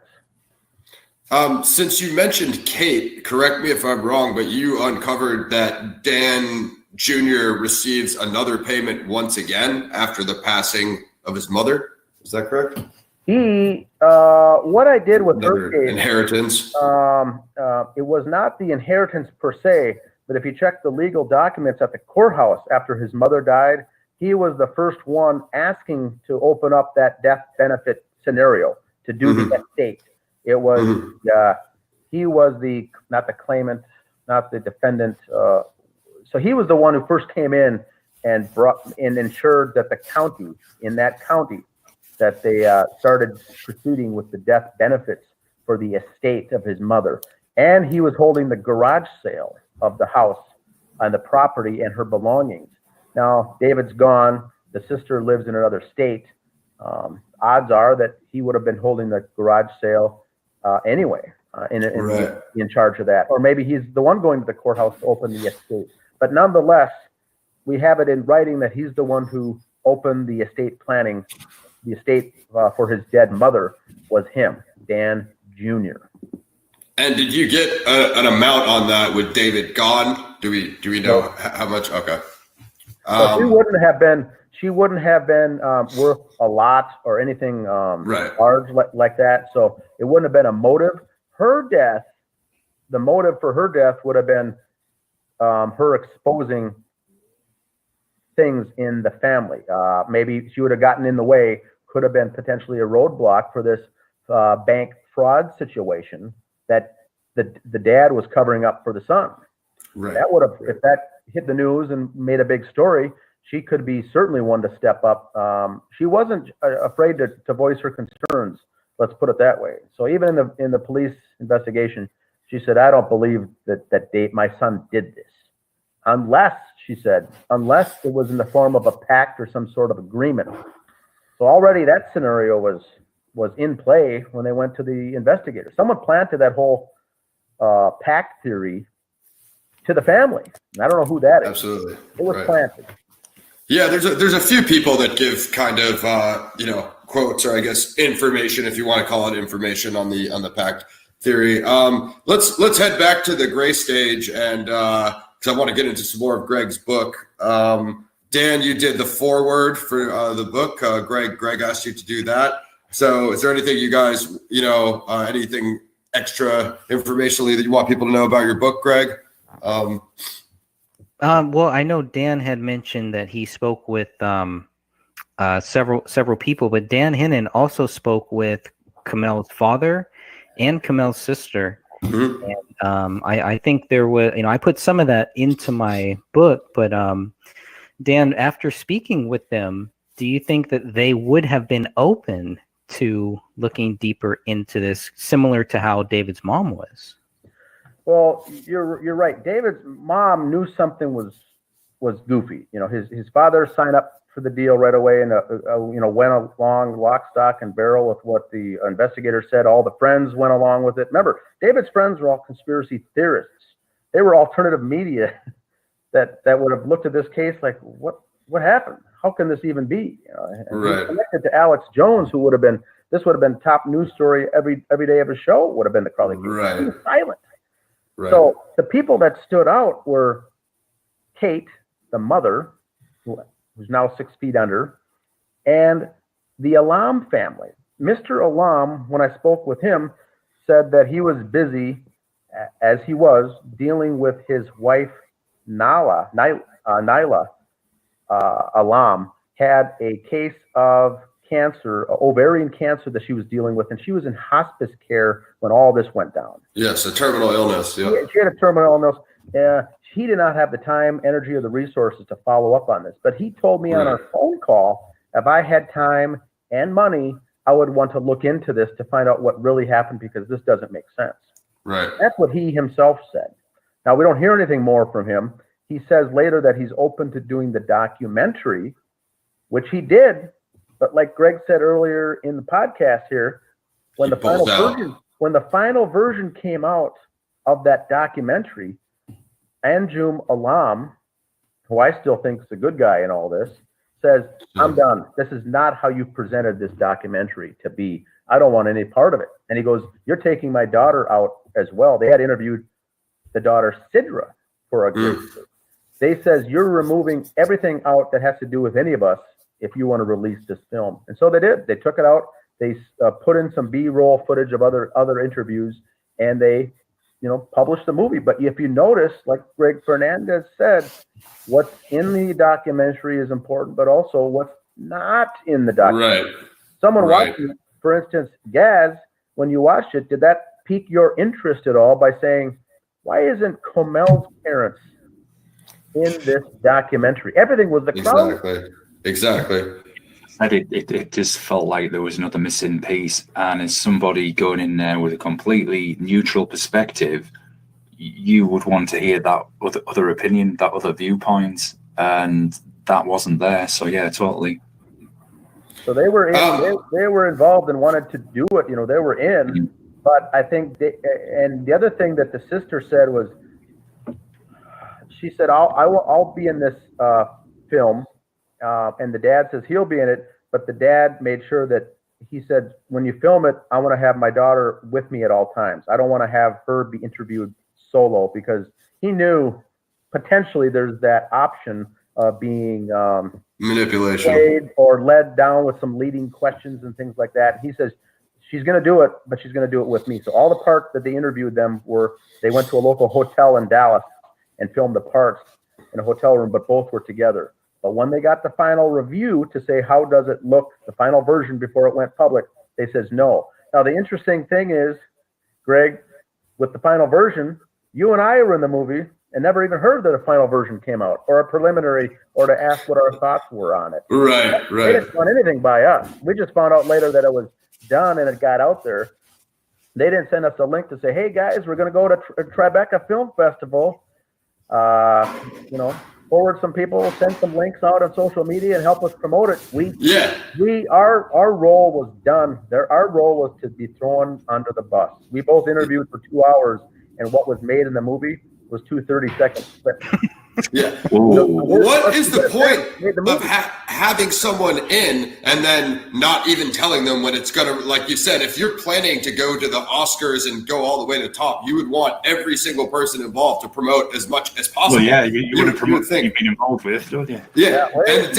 We didn't even know until the movie came out. Someone on the Justice page said, "Hey, you guys know that they're showing the film at the Tribeca Film Festival." We're like, "Which ridiculous. one? The one we're in?" They said, "Yes, you're in it." Didn't they have Greg swatting a fly or something? I mean, with all like there's a flyer on his head, and he swatted it during the interview.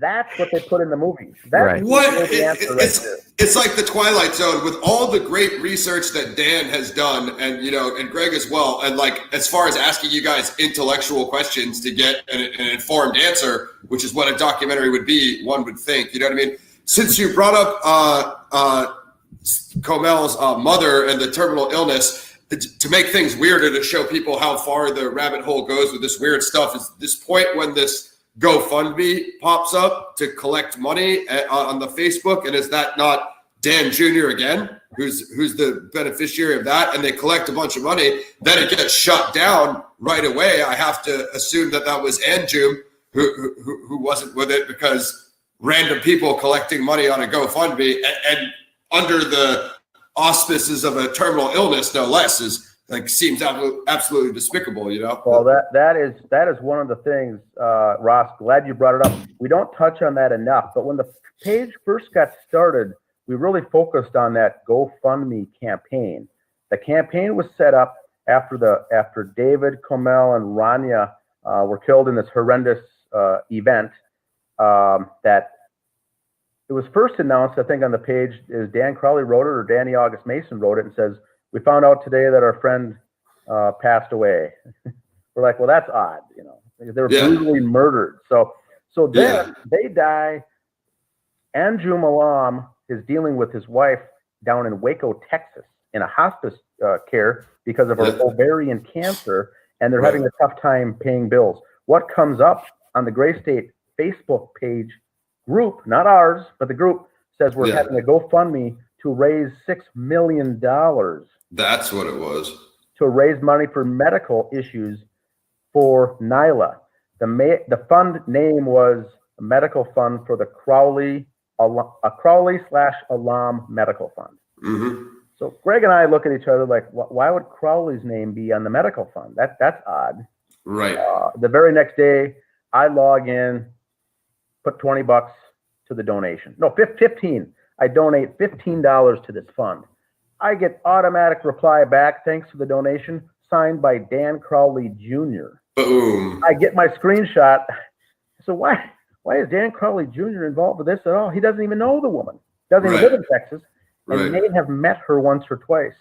But when you go to GoFundMe, you go to create a campaign. It forces you to put in a goal amount.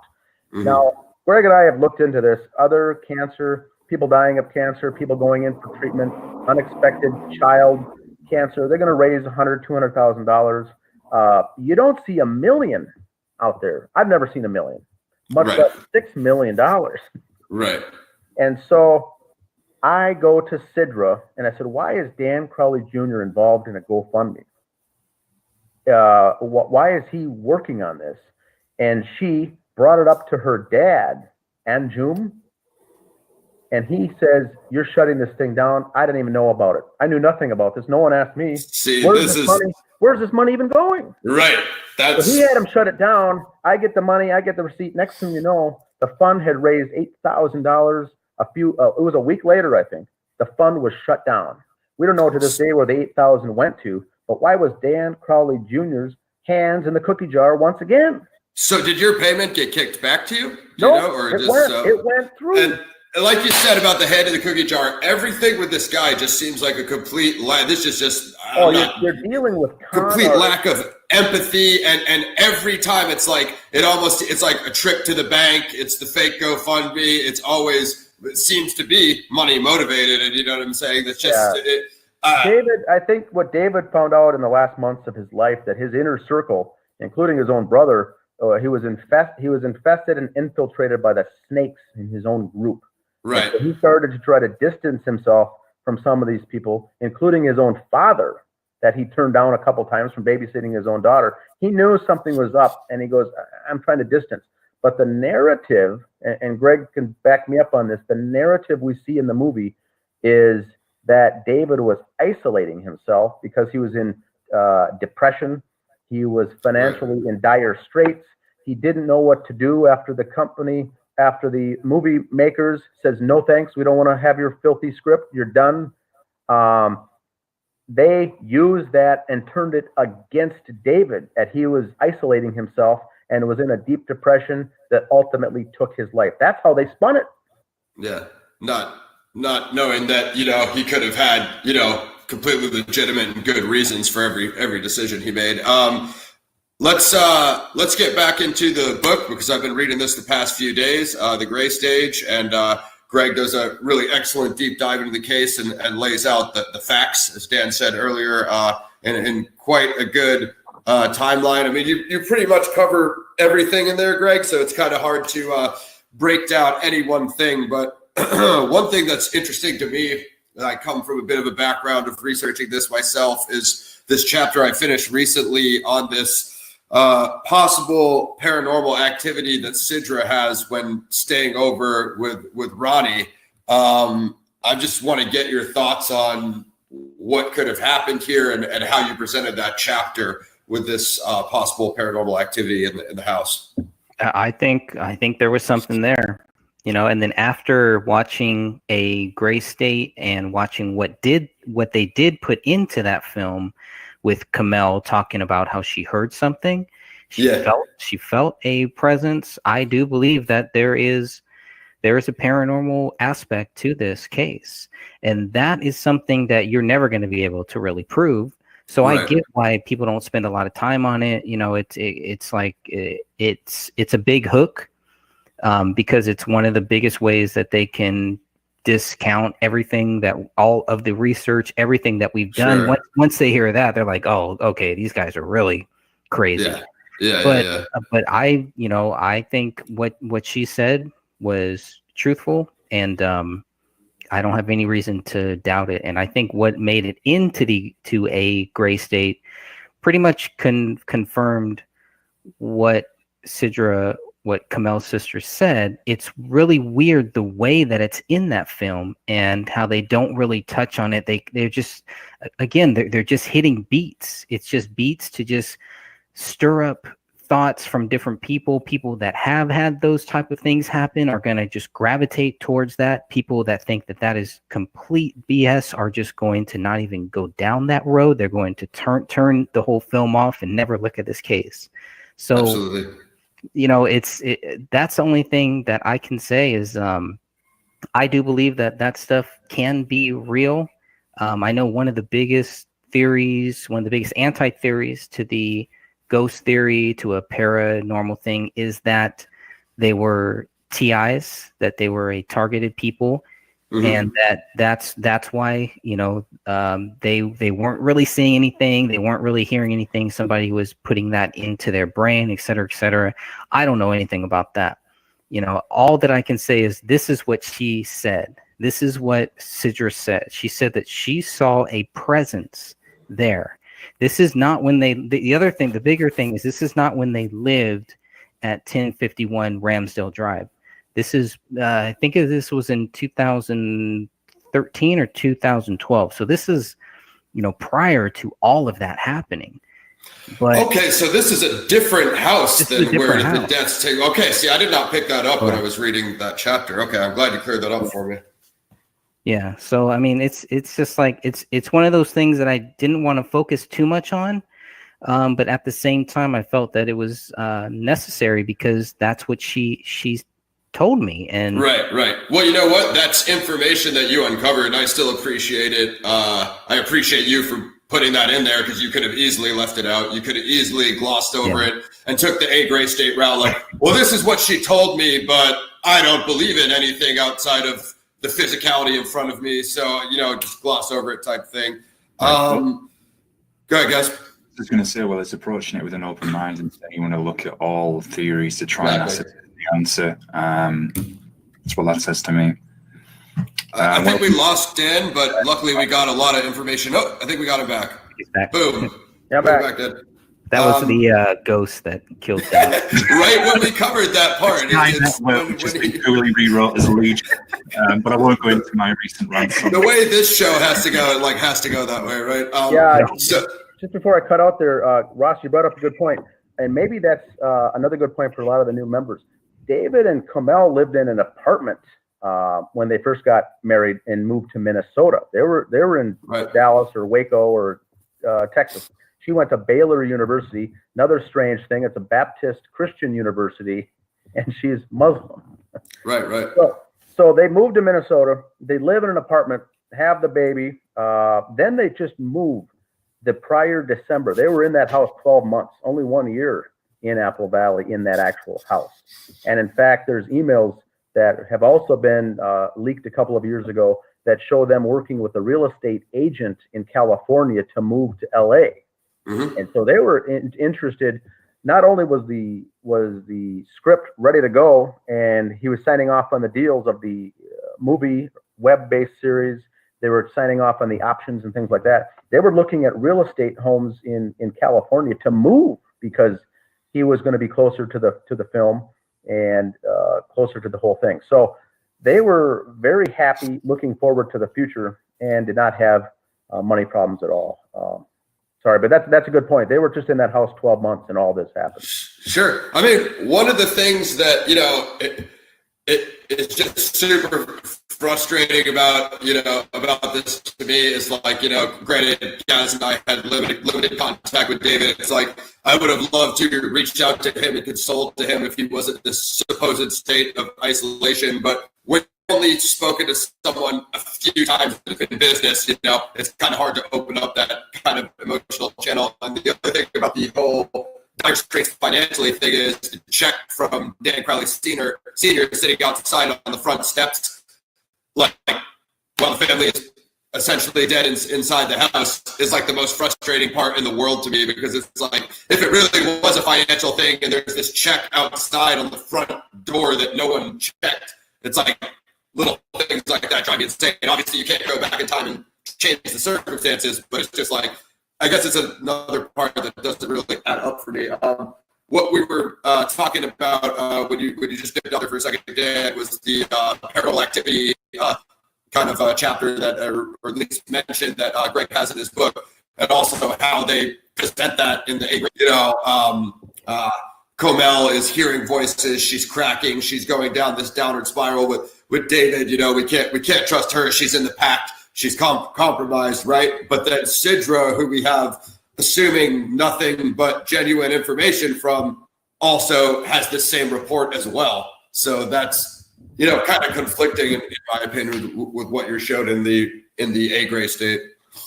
One point I want to bring up on that, Greg.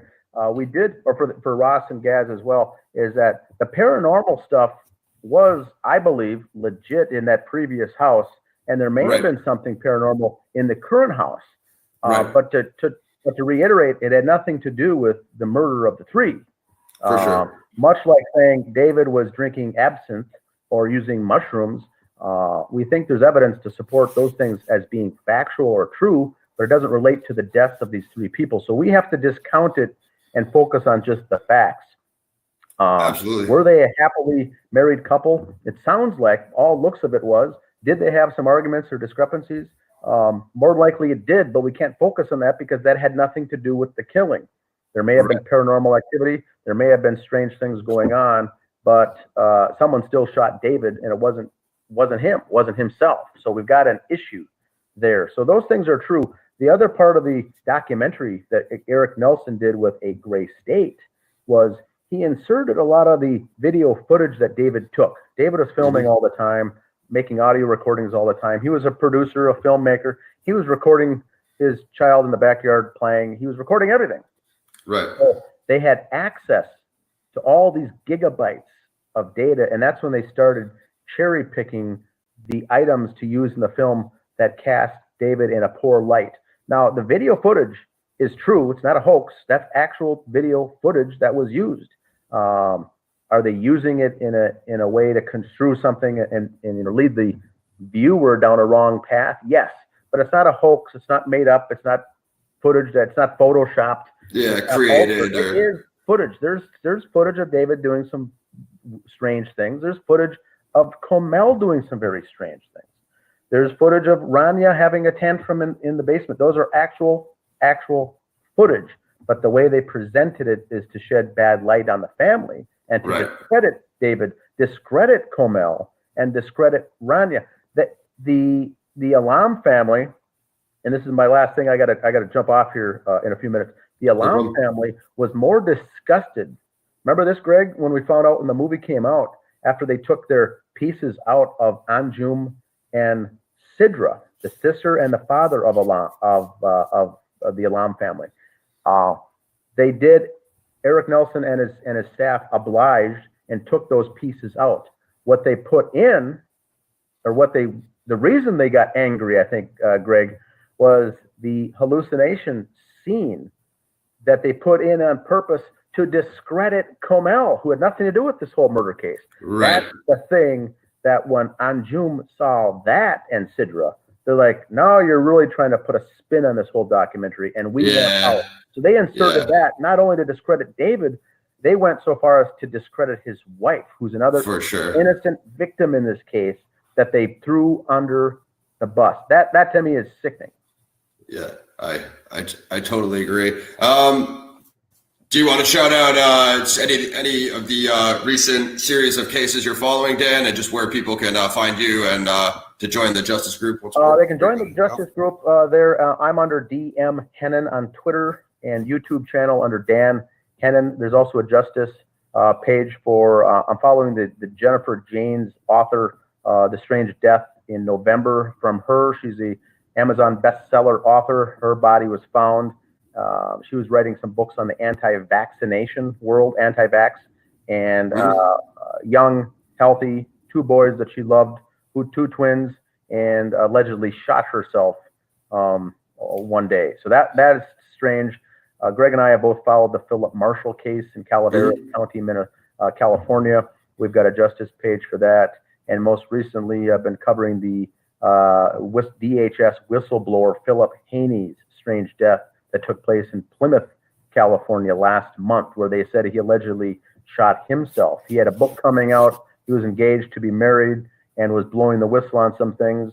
And the official narrative that he pulled over onto a wayside rest, got himself out of the car, shot himself, and they ruled it a suicide. And so that's another case that obviously isn't the case. He was blowing the whistle on some things that took place in the Obama White House years ago. Right. But religious man, a very faithful guy, and Christian, and they said he just killed himself. So those are some of the cases that I've been following, but you could reach me there. But Greg's book, I just want to say that there's 16 chapters in Greg's book. Each chapter of this book goes into a deep dive on a particular topic, and it's backed up and sourced by the facts. Who made the quote, who sourced it, who said it, who stated it, and where it came from. Nothing in this book is from a Greg Fernandez as far as an opinion or a slant until the very end. He talks about some of the situations in the case. But these 16 chapters are fact-based. Not only fact-based, there's a source list at the back of the book that provides the link to every single thing that he's talking about. Many of this is right from the law enforcement's mouths themselves or the detectives. Quotes. Direct interviews. Quotes from the police chief. Quotes from the lead investigator.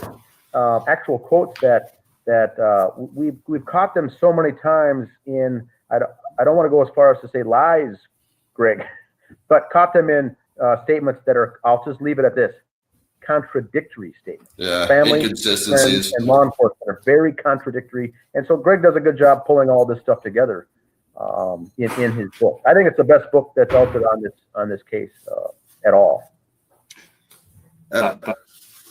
Good. There's just an analogy there where he's saying about referring to their answers, for want of a better word. Dan, it reminds me of an episode of UFO Hunters years ago where they were interviewing. He was a very senior ranking general, and they asked him outright, he's not going to confirm anything, and he was kind of smiling like his eyes were saying something else, smiling like, I can neither confirm nor deny, but everything his eyes revealed, yes, you're onto something, but I can't say. So yeah, I just thought it was interesting to hear that. Can't admit it. I do want to say the one thing about, I guess I don't even know what the word was, but the accusation of David's, occultism and kind of ritual ceremony thing. When he makes this statement that like he has a soft spot for the Antichrist, like maybe I just interpreted that wrong, but I interpreted that from a screenwriting perspective. Like, so he has like a soft spot for people using the Antichrist concept and writing about it. I didn't really, if he's a Christian and all that. He has a soft spot for the Antichrist, which is like, it's a guy he would like to have a beer with and get to know sometime. I thought he meant, specifically using the concept in writing was how I took it, you know what I mean? But I suppose it's open to interpretation. A couple other cases I want to throw out there real quick just before Dan goes.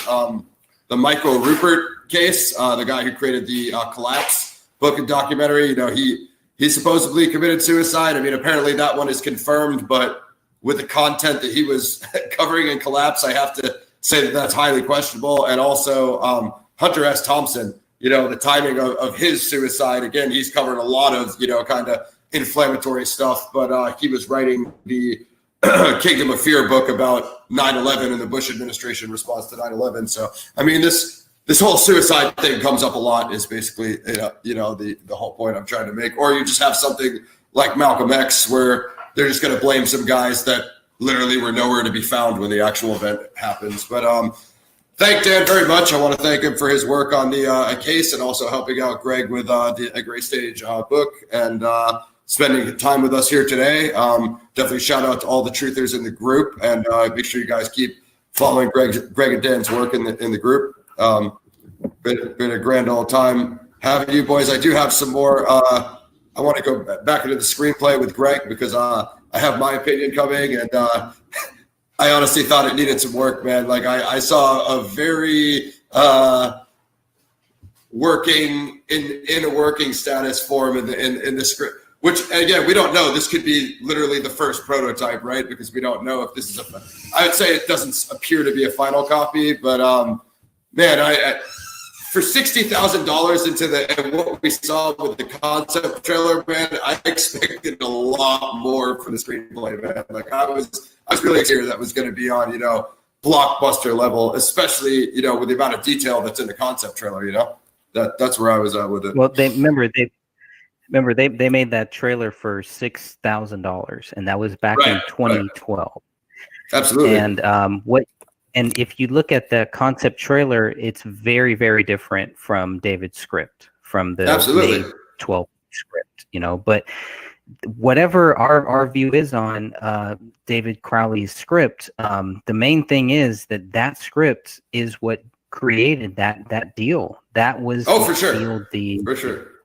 Well, I mean, I would say the concept trailer created the deal. But obviously, he's not selling them a couple of minute concept trailers. You said he's selling them a feature film screenplay. So you're right. I totally agree. Yeah, you're definitely right on that. Yeah. Because if you get 3 million views, it's much easier to say like, "Hey, dude, this got millions." Like it's not. You're not going to it with a 200 view trailer. Like it's really good. Trust me.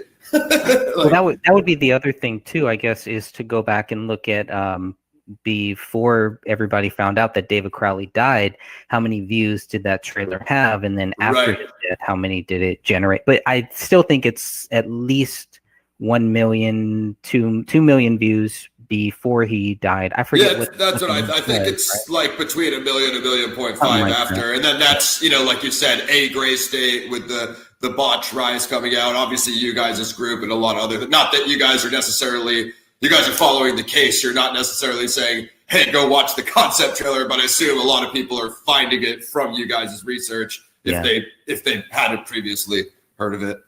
Yeah, they definitely are. Yeah, I don't know. I really liked it. I really thought that the script, there was a few things that I would have taken out. I think, the one thing that we learn is everything in that script has to make sense. It has to lead you into the next scene. And there were a couple things that I thought that he could have taken out but that's just small nitpicky things too. But I really thought that if you were to take out the fall of the dollar and replace it with what we're seeing now, you pretty much have what is happening now. Oh, for sure. I mean, I'm not arguing with the relevancy, you know what I mean? And also, the other problem with it is that whole pre-apocalyptic martial law, Mark of the Beast. I mean, all of those things are stuff that like Alex Jones covered in Police State 2000. And I'm not just saying, that was David's one resource. There's like a million documentaries that cover that stuff. You know what I mean? My whole problem is, like you said, it's very different for the concept trailer.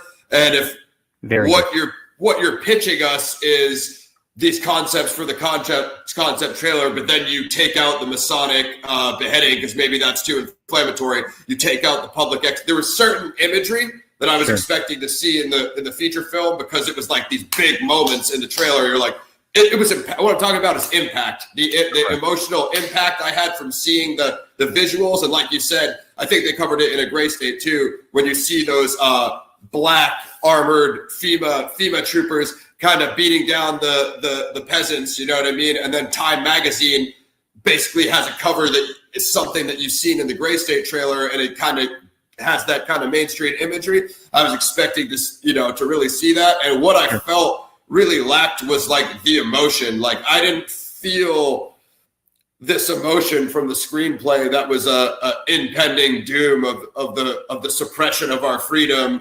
If what we're talking about is the whole collapse, but before our eyes, that comes with a very emotional, like you're going to walk outside your door and you're going to be on your own. No one is going to come to save you. Not the police, not the National Guard, you know what I mean? Not only that, to take it a step further, you might be an enemy. You might be a non-combatant. So then, like, not only are you fighting for your own survival, you are fighting oppression, and that's that. I felt, not to say that they couldn't sell it to these Hollywood writers that a lot of people were saying in the group, but the big thing, one thing that we need to, the script starts out. Right. Well, it starts out in Afghanistan first. So they're chasing Osama bin Laden. He gets away, blah, blah, blah. But when the movie really starts, the collapse has already happened. So they're already under this. So so David's character, Daniel Walker, is already there. And the twist is when he becomes the person who is a victim of a false flag. So there is a bombing that happens and he's blamed for it. And so then it's like, okay, why would they ever blame him for it? Now, if you watch the first scene and if you watch some of that stuff, you kind of get a glimpse. So I get that there's pieces missing because it's like, okay, what made him so special that they had to blame him for this false flag? I think the tie that David Crowley, the writer, was trying to make was that they were after him for whatever he did in Afghanistan. For sure.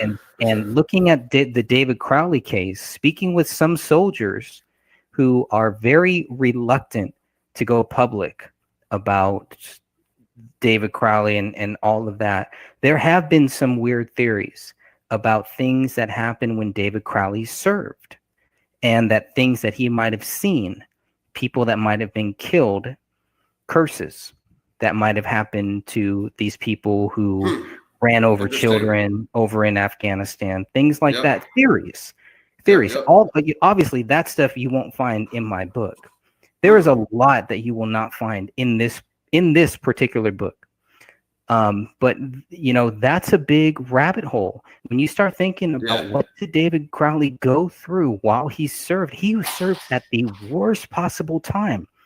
Think about that. What, 2005 to 2009? That's horrible. This is right after September 11th. This is right when they go in there. There is so many stories that you could talk with any soldier who served over there during that time. It's hell. It was hell. I'll put it like this, since we've been dealing with this whole fiasco, and all of us, I've been following it, you and Dan have been on the front line, when this, obviously, if you guys don't know, I was an investor in the crowdfunding, and it's like, for me, it's like, all I ever asked is that, I would have loved to have a conversation with Danny August Mason about what is the plan for the project, given that you guys got $60,000+ it crashed and burned. This thing happened to David. It's copyrighted, so the script can't move for 70 years. Blah, blah, blah. I would have loved to have that discussion, because if you would have ever had that dialogue with him, I would have definitely given that question to you. Like, dude, ask him this. And, when I mentioned that I did this Champion of Liberty perk for $1,000, which, I make enough money independently of music that I'm able to do such things. I know a lot of people can't. But we talked about it when I came on with you and Dan way back when. Someone put $10,000 into this crowdfunding campaign, and with Sean Wright and Eric Sayward or whoever else messaging you guys on Facebook and threatening you guys that they're going to do something. Bro, if I put $10,000 into your crowdfunding campaign and you guys freaking shelved the project, I would have been Googling every single one of your addresses and showing up to your door, knocking on your front door to have a conversation, bro. I would have went down the list, and I would have had a face-to-face with every single. The $1,000 I can eat, and it's whatever, because like I said, I'm a screenwriter myself. I have my own crew where we do these kind of stuff. And so I was kind of thinking, not something I would ever say on camera, hint, hint, hint, but if I were to write a similar project, I would think about dedicating it to David to try to get this done how I would get it done. And I see what you're saying about David using his personal influences, and of course he has to use his own personal experience to write. That's the only way that you can write, right? But right. I also felt that it somewhat lost focus with the whole Iraq and Afghanistan bin Laden thing. I know that David used that through line because that's his personal experience. Makes perfect sense for him writing it. For me writing it, I think I would avoid bin Laden and Iraq and Afghanistan altogether, because at one point it's slightly outdated at this time. And for two, if you already don't know about that stuff, I don't think it's necessary to helping you understand pre-apocalyptic dystopian fall of the fabric of the government, or whatever we're talking about here, the collapse of capitalism. You know what I mean? Right. Give me 1 second, guys. I'll be right back. Hold on. Absolutely. Okay, I'm going to have to actually go in a couple of minutes, guys. It's 12:30 here, and so we are going to have to wrap things up in a moment. For sure, no worries. Do you have anything else on that stuff, guys? No, I'm to be honest with you, and this is to everyone watching. Listen, I'll be straight up. I'm completely out of my depth, because I'm a complete noob to this, and I don't really know anything about it. Like I said, I watched the documentary on Netflix. I've read a couple of articles. I'm still I've just come out even more confused. There's definitely, as I've repeated throughout the show, there's definitely something missing. But I don't have that knowledge, about everything related to it. What's going on? I just think, though, it's interesting that the guys have been approaching it with many different angles, from paranormal to whatever, and It's not going on a conspiracy theories, just saying, hey, we're asking questions here, there's more to this, we just want to try and find out basically what happened. Well, I mean, you know that, like, how long I followed this basically this discussion. I haven't, bro. So well, at least with the project, I mean, this discussion me and Greg are having is interesting because of the concept trailer. I was a David Crowley Gray State fan, and Greg wasn't.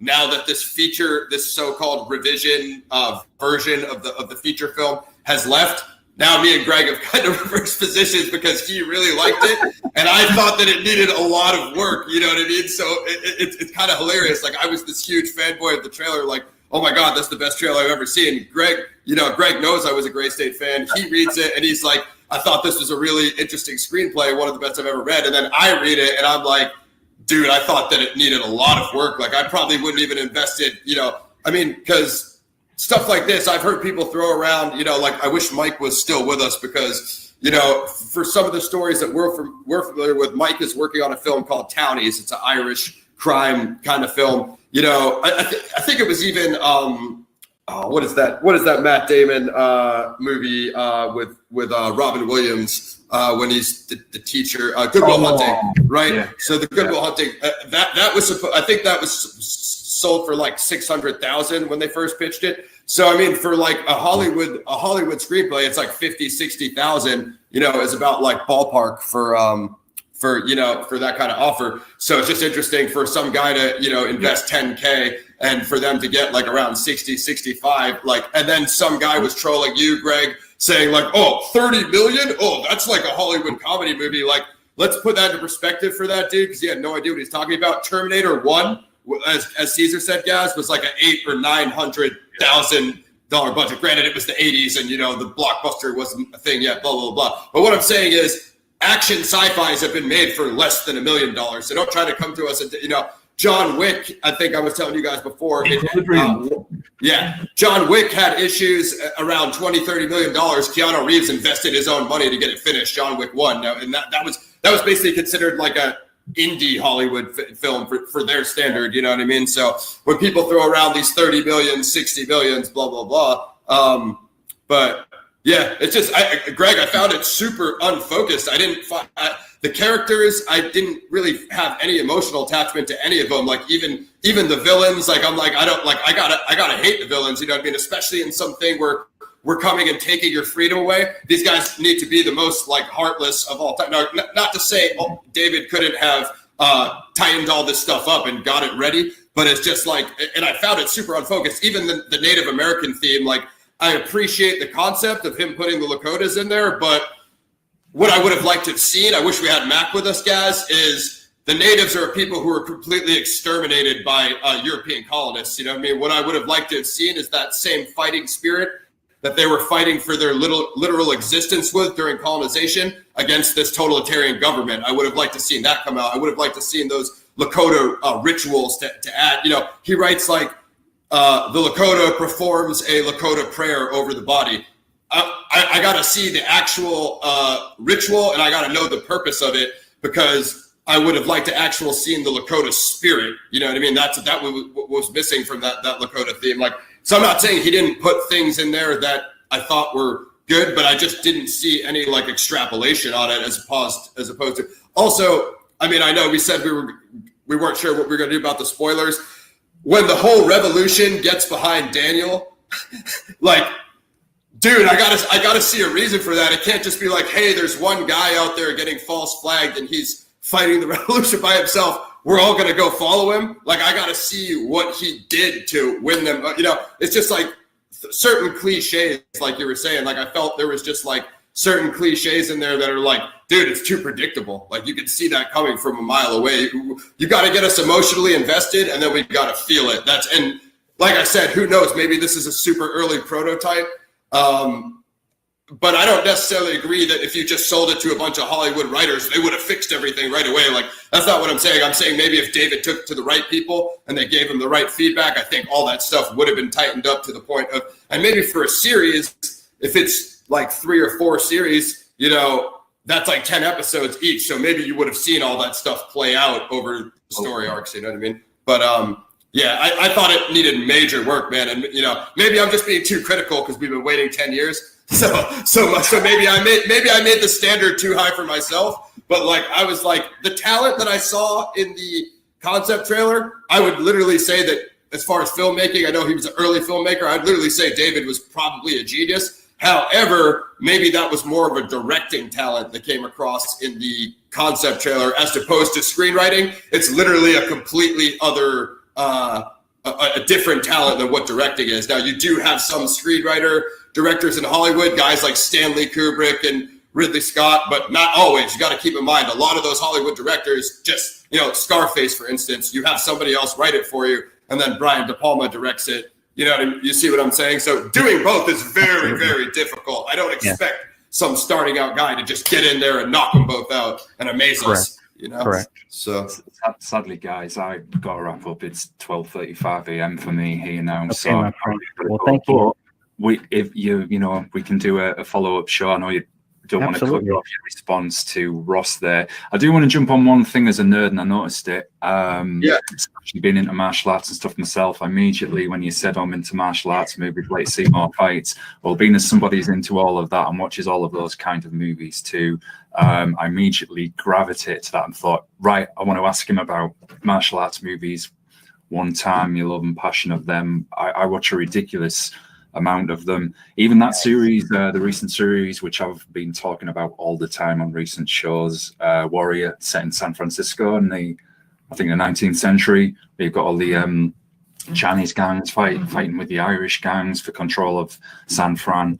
Awesome. But yeah, I better shut up or I'll make myself even late. I can talk about that stuff all day. Yeah, well, I believe it was Jeet Kune Do, which was the martial art. Yeah, definitely. The Jeet Kune Do was what Danny August Mason studied, which is the Bruce Lee martial arts, which is what they were going for Gray State, which I think would have been original because you don't see it a lot on screen. I would say that was definitely, obviously David comes from a military background, so I'd say the whole when he described the military stuff, the Iraq, the Afghanistan, the hand-to-hand combat, the guns and the weapons, as Greg was saying, I think that was what he did best. But as for everything else, which is the story arcs and the emotion and the that's what a screenplay is. So you could definitely see what his strengths were. And I think that would have, if they went to set, David would have been the military advisor, you know what I mean? Because that's who, make sure everything is accurate on set. Guys are holding the, weapons correctly and all the equipment and everything. So you could see, but I don't know. Yeah. Maybe I'm wrong. Well, I look forward to a part 2, and we can dive a little bit. Yeah. Let's do a post game. If you want to have me and Gaz on, over on the Gray Stage, we can come over there and do a post game with you. If you guys want to come back with us, however you guys want to do it. And also, Greg, if you just want to come on one time for a general discussion on the movies and music as well, in the creative process, we often get off topic. One of our co-hosts, Caesar, shout out to Caesar of Cedar Films. We do that with everybody. We just look for an excuse, and then we greenlit yes. Wait for him to say action movies. Yeah, okay, he said it. That's pretty much it. But Sounds good. It certainly would be an interesting topic, especially chatting about indie film now, where it seems to be. And again, this would be a debate for a whole other show, but with Disney pretty much owning most of the movie industry, and it's getting harder and harder for other properties to get out there now. I did creative writing and screenwriting at school myself, graduated 2 years ago, so Nice. It's something I'm very interested in. I do want to send shouts to everybody. I know I've missed some folks. Shout out to Catherine, Sophia, Steve, aka MC Therapist, Alphabetic as well. Yes, sir. Didn't see it there. Mike O'Day as well. Thanks for coming through, man. Reach out to Ross if you want to come on the show as well. I know we had you on way back in the day. Of course, thanks to Dan for joining us. And anybody who's listened or listens back in the podcast, very interesting for sure. And yeah, definitely lots out there. So do you just want to shout out where people can find you on the internet, Greg, for us just before we pop off? Real quick, one thing before that, just a question for the fans and the group. Okay. So since it looks like Gray Steak is never happening, if someone was going to do a similar kind of project, would you guys want to see it?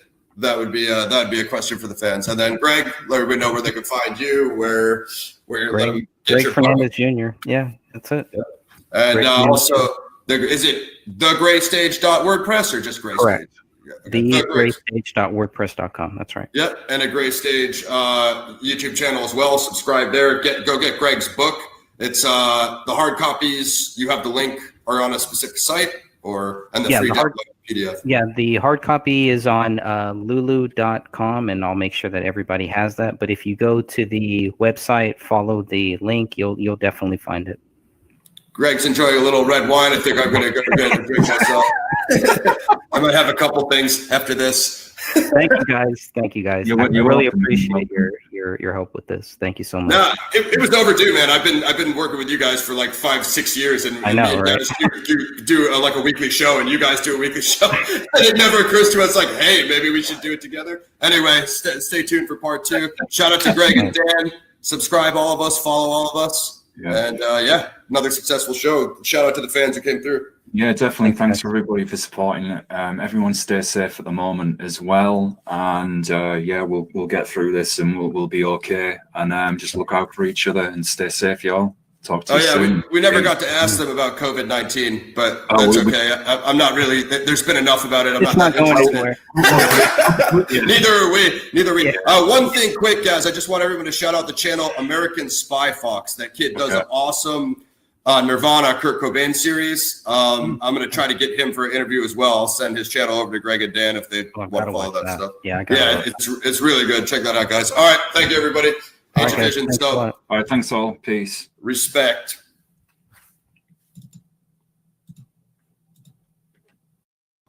Hey, what's up, everybody? It's Ross, Planet X Film channel. Like, subscribe, share. This is, well, it's Paradigm Review Show. It's what we usually review TV and movies, but today we actually have the Gray State full script deep dive by David Crowley. There's 2 versions of it. I don't know if you guys have been keeping up, but it leaked a while back. Shout out to Greg and Dan, or else I probably would have never even been able to read this project that I, you know what I mean, crowdfunded. So they can check this out. Where could they get these files, Greg? They can get them on the group. Yeah, they can get them from the group. You can get all of them if you go to my website. If you go to thegraystage.wordpress.com, scroll down to the bottom of that of the very first page, you'll get all of the documents are all there, all scripts, 3 scripts now. Now we have two that were done in 2014, and then we have just recently we have one that was made in 2013, and they are it's a completely different story. Characters are taken out.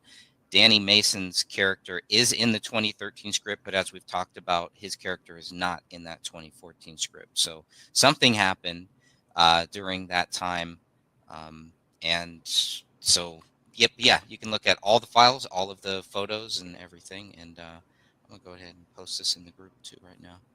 How did you guys obtain that new copy? Was it sent in anonymously like the originals?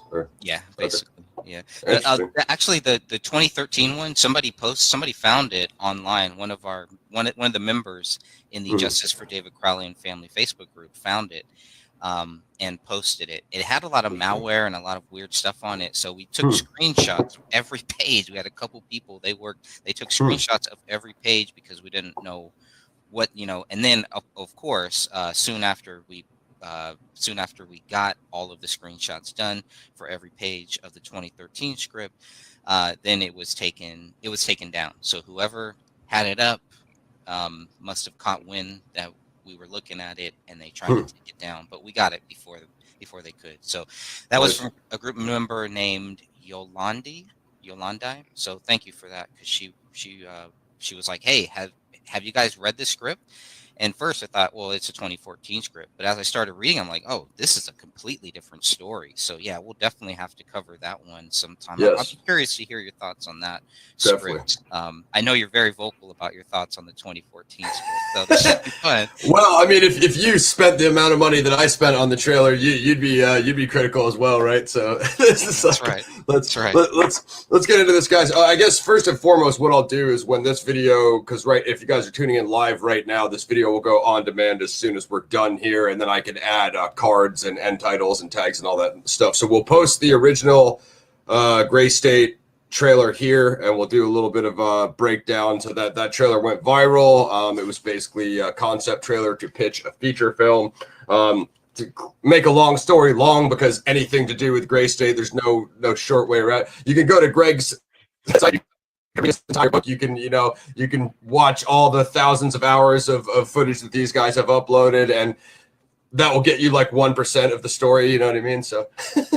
Very true. Well, I guess your book will get them a little bit farther along than 1%, but I mean, That's true. But even the book, it's over. Yeah. Even the book, the Gray Stage, it's over 200 pages, and it barely scratches the surface of this whole thing. Yeah, you just kind of deliver the facts in that one. I mean, you do a great job, and that's a free download that can get on your on your site as well as supporting your book. So check that out, guys. That'll help you out with the case. You know what I mean? But the rest of that, you're just gonna have to do your own. So what everybody does is you guys go like, where can I watch it? That's question number one. You guys ask, where can I watch it? And question number two is, oh, I saw it. I saw Gray State. And you know what I mean? And most of the time, you're either referring to the Gray State that Greg and Dan were in, which is what now no longer on Netflix. So I don't even know where you can. Yeah, I guess you can't find it. And then, you know what I mean? That's the best non-promo that's ever been done on the internet. Right.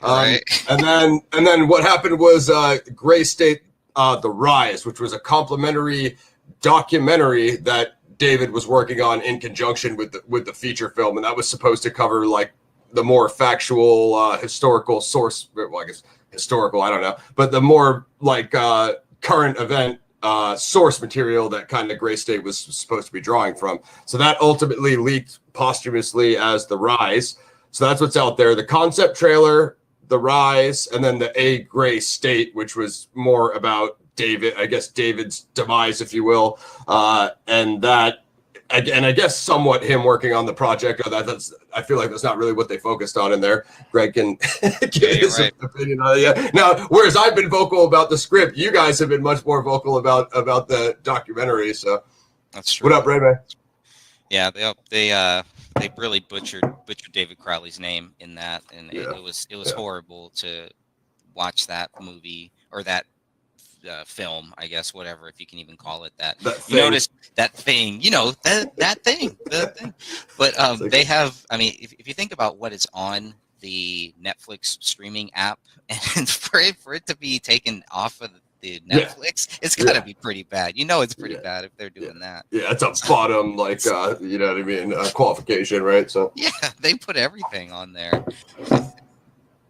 Anyway. For sure. So yeah, I just wanted to give you guys a little breakdown of like what's out there, and then you can tap in with the group or check out Greg's website and Dan's channel, and they've done a great job of covering things over there. But what I really want to just focus on is so if you guys want to know the story, right?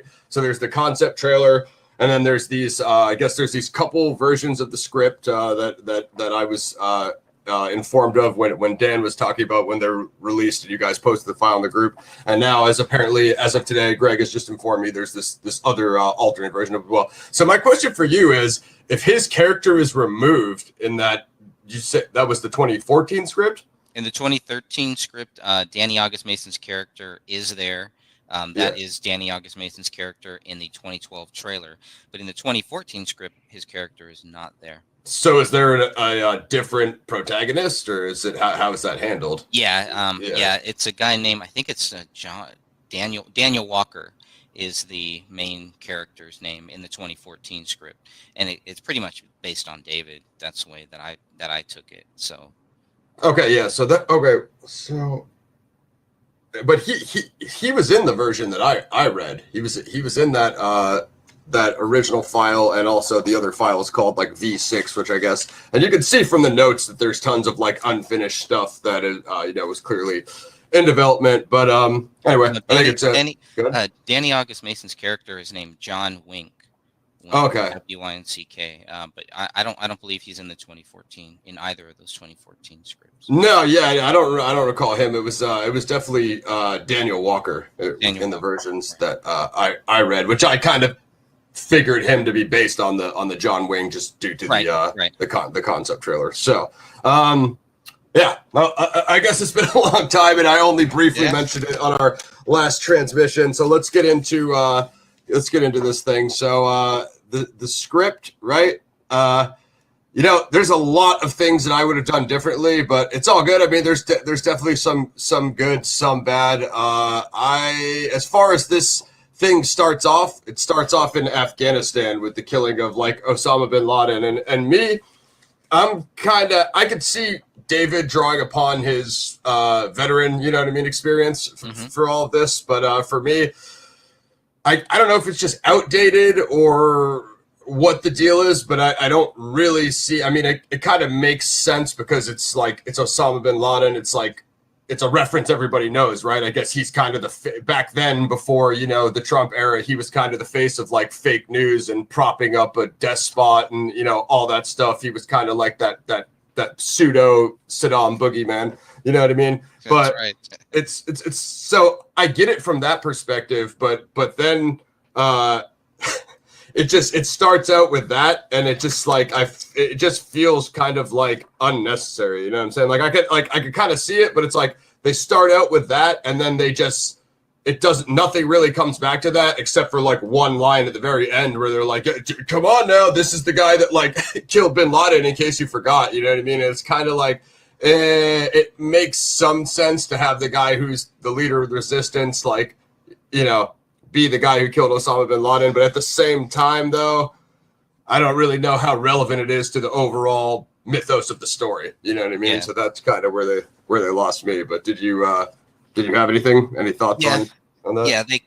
I'm kind of with you on that. It's like when there should be a payoff for every scene, for every character, for everything. So so I was waiting for a little bit more to kind of understand why did they even have that scene, other than to pretty much show how tough this guy was. And right. But there was no payoff like I was hoping for. Agreed. Yeah, it didn't really circle, and I feel like perhaps this is just that's kind of how I read it the first time I read it. That I read this version is like, okay, that was not what I was expecting. Like I look at this as like maybe this was just a very early edition that leaked to early revision, and that like it was clearly something that needed like a lot more development, because there was just, like you said, as far as if every story arc needs a payoff, like there's probably like 4 or 5 story arcs in this that I don't really see a payoff with. And listen, guys, I got to tell you, you watch my channel, dude. What do we do on every film review? We tear Hollywood apart. Me, Gaz, and Mac, the guys that I do the reviews with, we're all like big, like indie leaning guys. So we're as most indie as you could possibly be. But I got to say, though, there is a reason for like a Hollywood script writer, a Hollywood rewriter, and I feel like somebody like a Oliver Stone, or someone that's like extremely focused, that can take all of those subplot elements and tie them together, like Greg was saying. Like there's a reason those guys exist. You know what I mean? Like if this could have all tied together the way like JFK ties together, the way they introduce all those side characters and they show like, oh, they all got bumped off because of the cover up, and the way it, you know what I mean, the way it just comes together. Like I think something like that would have really helped this. So I'm not sure, at least the one that we've read, I'm not sure that this is something that could be in a final development. Like, yeah, sure, you can, like Greg said, you could film anything for Netflix, right? And they'll put it up there. But like, if you want this to have, I don't know, it seems like all those millions of views on the concept trailer and all those people that were following the Facebook, the Gray State Facebook page, I believe that's like 60,000 people or more. You know what I mean? It just seems that it didn't really culminate to what it should have to channel all that backing behind it. You know what I mean? That's I guess the other thing that would have made Gray State different is no other independent movie ever had a dedicated following the way this had at the time, before, everything that Greg covers in his book happens, you know what I mean? Which I'm trying to stay on the project here. Yeah, and there was no payoff for it. I mean, there was a lot of that, lots of characters too. Even in the 2013 script, there was tons of characters, but in this 2014 script, lots of characters, and just the ending is what really got me, because it remember, this is the script that David most likely showed to the Michael Entertainment Group. So this is the script that got him that, quote unquote, the actual working deal. Yep. And there were contracts and everything too. So I mean, it was really moving forward. And then of course they ended up in September of 2014. They ended up saying, well, this would be better as a TV series. Mm-hmm. So, but and because there's so many characters and everything, but the 2014 script does kind of feel like a prequel, almost like it's setting up for something else. And we kind of just get dropped into this world. We don't really know too much about what's happened. We're in a police state. We're not really sure. I have a point on that as well. Yeah. As Greg was saying, so the way that you're dropped into the story, I really felt that this is something that could use one of those classic Hollywood, like, Prometheus and Mad Max Fury Road. The sci-fis do this a lot, where they have the comic book prequel. I really felt that this would have needed a Gray State comic book or graphic novel prequel to maybe introduce the main character, because as far as the characterization and character development, like I feel like, is it John Walker, him and Usyk, the lead villain or whatever, the despot there, the tyrant. I'd say the protagonist a bit more, but the villain, like, dude, it would have taken like an Al Pacino level performance to pull that off, because I have to hate him. You know what I mean? And with this guy, he had like 10 lines. It's like, I don't even know him, so I don't care enough about him to hate him. That's the thing. Like, you have to, like Greg said, you have to be rooting. You have to get behind the hero, And it's like, even he had some good lines here and there, but he was like a little wishy-washy himself. So yeah, I think this is something that would have done a lot of good to, like, you know, like they were, you know, how we discussed it with the interview with David, like developing the mediums of actual Gray State universe, which would be hopefully, you know, comic books and whatever, you know what I mean, video games and movies and crap, you know, which would have worked out for them. But it's like Greg was saying, just to drop you in the middle of the story, and then it's like nobody is developed enough for you to really be invested into what happens to their story arc. But I mean, I feel like I'm going in about it. There's a lot of cool stuff and a lot of good ideas. There is a lot of good stuff in there. I'm just not sure that it was developed to or I mean, I could understand, like Greg was saying, going to the production company, pitching them the concept trailer, pitching them the script. But then again, like we were saying, this is 125 pages of a feature film, and then to say like, okay, well, that has to be a 6-part series or 8-part series or 10-part series, then I don't feel like it's enough content. You know what I mean? Because like for a movie, it's like no one's been quite developed enough, because you only have an hour and a half to 2 hours or whatever, like 3.5 hours if it's a Marvel movie, if it's really long. But like then for it to be a 10-part series, you have to really microscope in on the characters, and they have to, you know, they got to really show you something, because now they have to carry a 60-minute episode for, you know, 10 times. You know what I mean? That's just kind of how I'm looking at it. Not to say that, you know, Michael Entertainment Group didn't have, you know, hey, we got these great script writers, they're going to come in and help with the rewrites, blah, blah, blah. I mean, that's kind of how it works, but I guess that's where you have this weird line of between like indie versus the industry, because this was pitched to us as like the most epic, you know, indie, you know, grassroots project that there's ever been, with all these people, all this, you know, social media following behind it and all this crowdfunding behind it, blah, blah, blah, blah. And then that's, you know, if you get the guy from like, oh man, what's like a terrible mainstream movie, not like a Fast and Furious, but something like that. If you come to us with one of those Hollywood writers and we're like, hey, I know we just showed you the most epic concept trailer that's ever been on YouTube, but now we're having the guy that does Ant-Man, you know, rewrite it. It's like, before we even see it, we already don't want to know. Like, bro, you pitched us this hardcore R-rated thing, and it's just you know, we don't want to see it get watered down and turned into trash, basically, before we even have a chance to like see anything, you know what I mean? Which I guess was the looming threat here, but you don't know. I mean, it could have gone either way. That's all I'm saying. It could have went to Michael Entertainment Group, 10-part series, like Greg was saying, and been awesome, you know, if they had the right people behind it, because there are tons of good shows that you could, you know, get some of the people from. Yeah, I really think people who like the 2012 trailer, you know, there really wasn't anything in the 2014 script that really was there in the, you know, by 2014. Yes. Everything had completely changed. But the 2013 script, there is a lot of stuff in there that is similar to the 2012 trailer. So it makes me wonder what was going on, why this sudden change in a very short time too.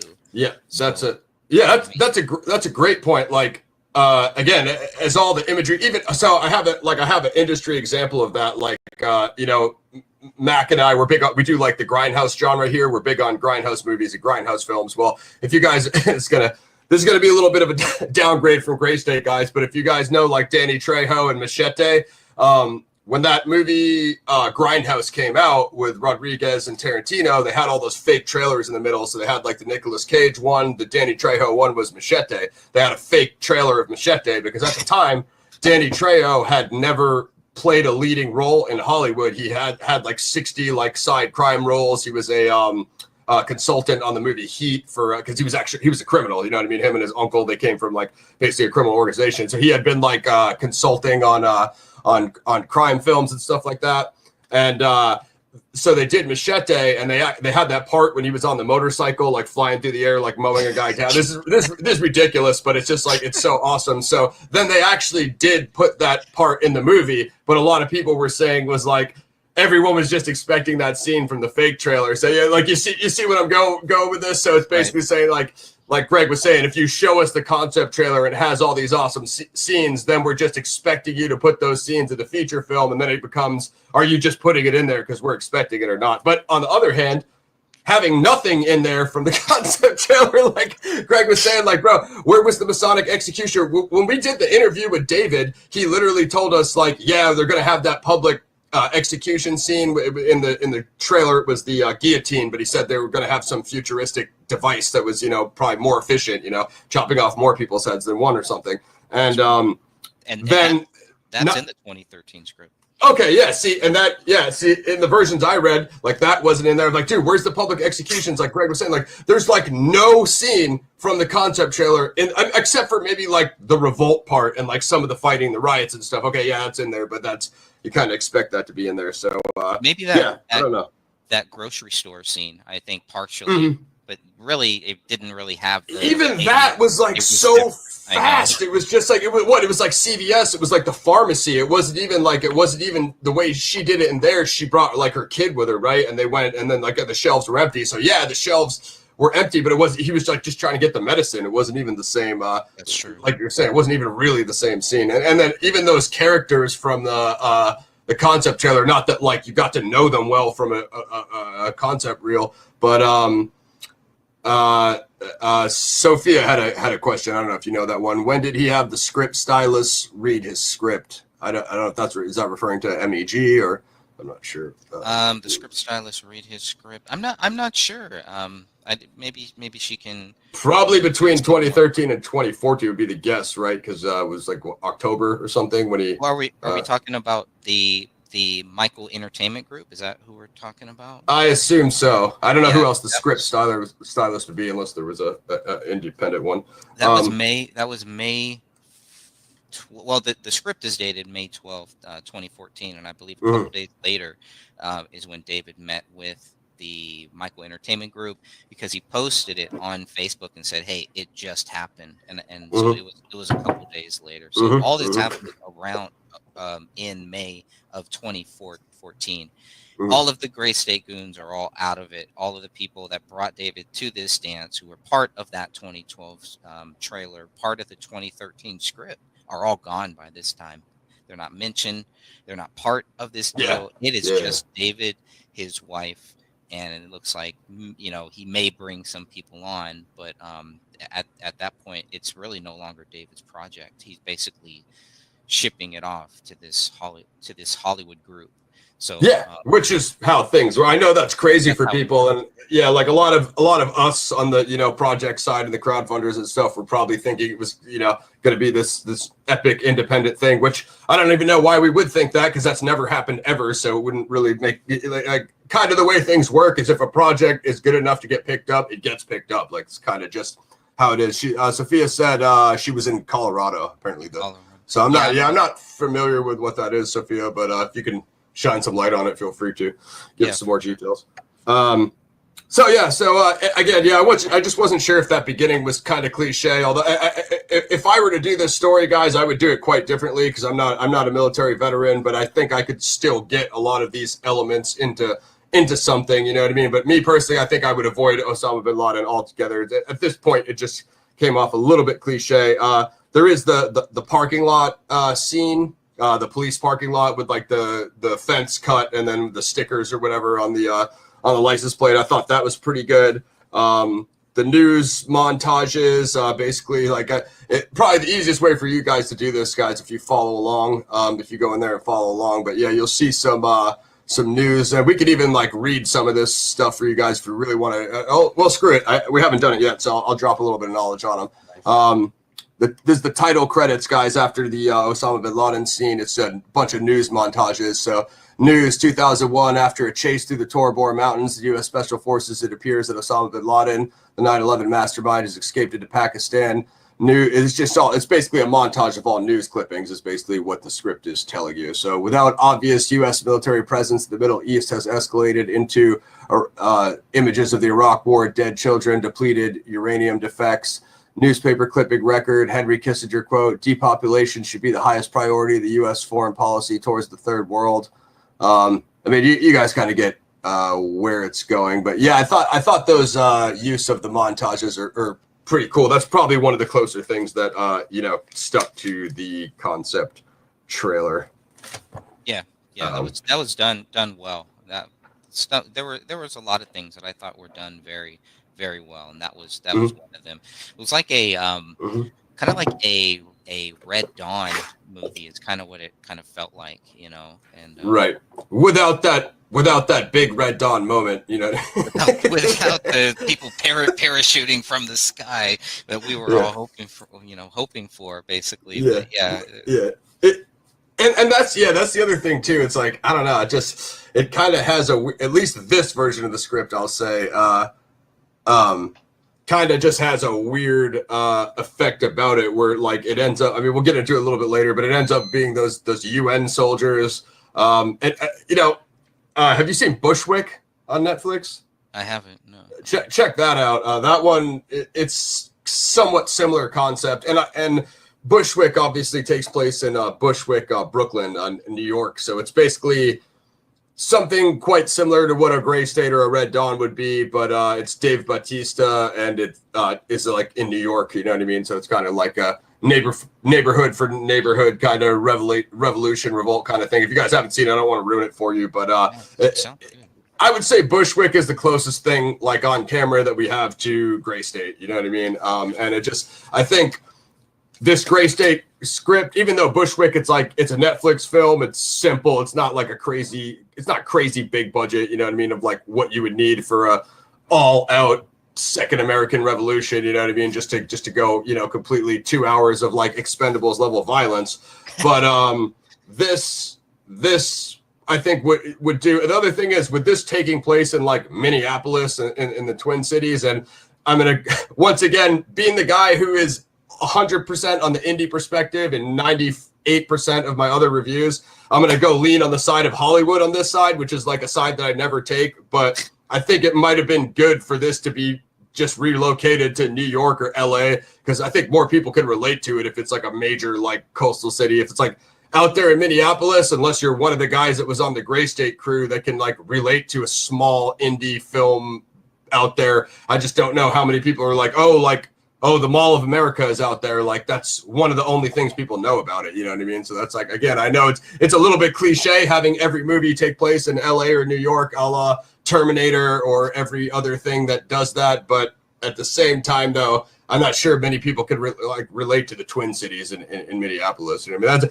If I'm wrong, guys, kill me in the comments. You know what I mean? If you're from out there and you think I'm way off on this base, leave your feedback, dude. We'll take it. Yeah, I'm kind of with you on that too. But again, it's like, well, how many times can you do the same two cities, like you were saying, the same two big cities? So it was kind of nice. And I think if David would have made this film on his own, it would have been perfect, because he's there. He already and that's what I mean. On a small local scale of shooting, it makes sense. But like, if they throw $30-40 million at you, does MEG still want it out there? Like, you know what I mean? That's where you're going to run into that thing. But like Greg said, dude, maybe relocate it to Detroit or Chicago. Like the Dark Knight trilogy is shot in Chicago, and it looks great because of that Gothic architecture. So maybe go with that. Maybe if you want to keep kind of the Midwestern thing, mountain Western thing. Yeah, I think the mics. They actually, that was one of their notes for David, is it was too regional, and it needed to be more bigger. So they were right on point. And that's what Hollywood always says, is that, like me and Greg said, like, whether that's a good or a bad thing, I don't know. But again, maybe if you're able to say like, okay, like Denver, Chicago, Detroit, like, you know what I mean? Show kind of those. Maybe you can do it in another way. That's what I would look for. It's like, you want what's in between to keeping it as pure as David wanted, because that was his big thing, purity. But like, Greg said, like, we don't want to see it shot on like Sunset Boulevard, because then it loses like the grit of what Gray State is. You know what I mean? If it's literally shot like, you know what I mean, at like, I don't know, you know what I mean, Bill Gates' mansion or something. So those montages are cool. So the RFID chips, that I would say is from the concept trailer, right? So they did have that in there. The scan's pretty good. I do like that. Yeah, that's a big part of the whole story. definitely interesting, and some kind of like FEMA camp thing going on there, which is what you'd expect. That was crazy. That was a horrible scene. Yeah, with the FEMA camp, and they're separating people. Some people were going over here. Some people. I wanted to know more about that. There was a lot of stuff that are like hinted at that I was like, wow, I really want to know who's separating these people.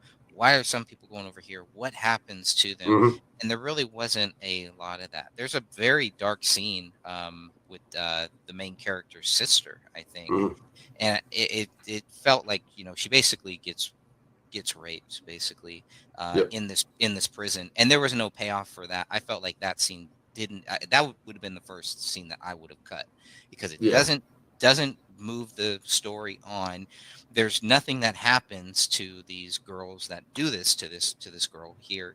So it was just kind of, there were a few scenes like that I felt like they were unnecessary. The two main characters they're making out and they're having sex and I'm just like, I don't know. They don't even know each other. And here they are. So this is where I would get like the indie versus Hollywood narrative, like Greg was saying, like inserting like a love story, like based on what you see on the concept trailer, you figure there would not be one in there. But of course, if Hollywood's going to pick up this project, it's going to have to add one, because there's always a love story in every Hollywood movie. Like in something that's like what was pitched to us as the Second American Revolution, I think it's totally unnecessary. I think you just make an action movie, or if this is some sort of pseudo political thriller, then you just do that. And if you want to leave that as like a like seventh string subplot and whatever, the girl from his reservation. I mean, I will say, I agree. I don't think the love story works, but I do like the tribal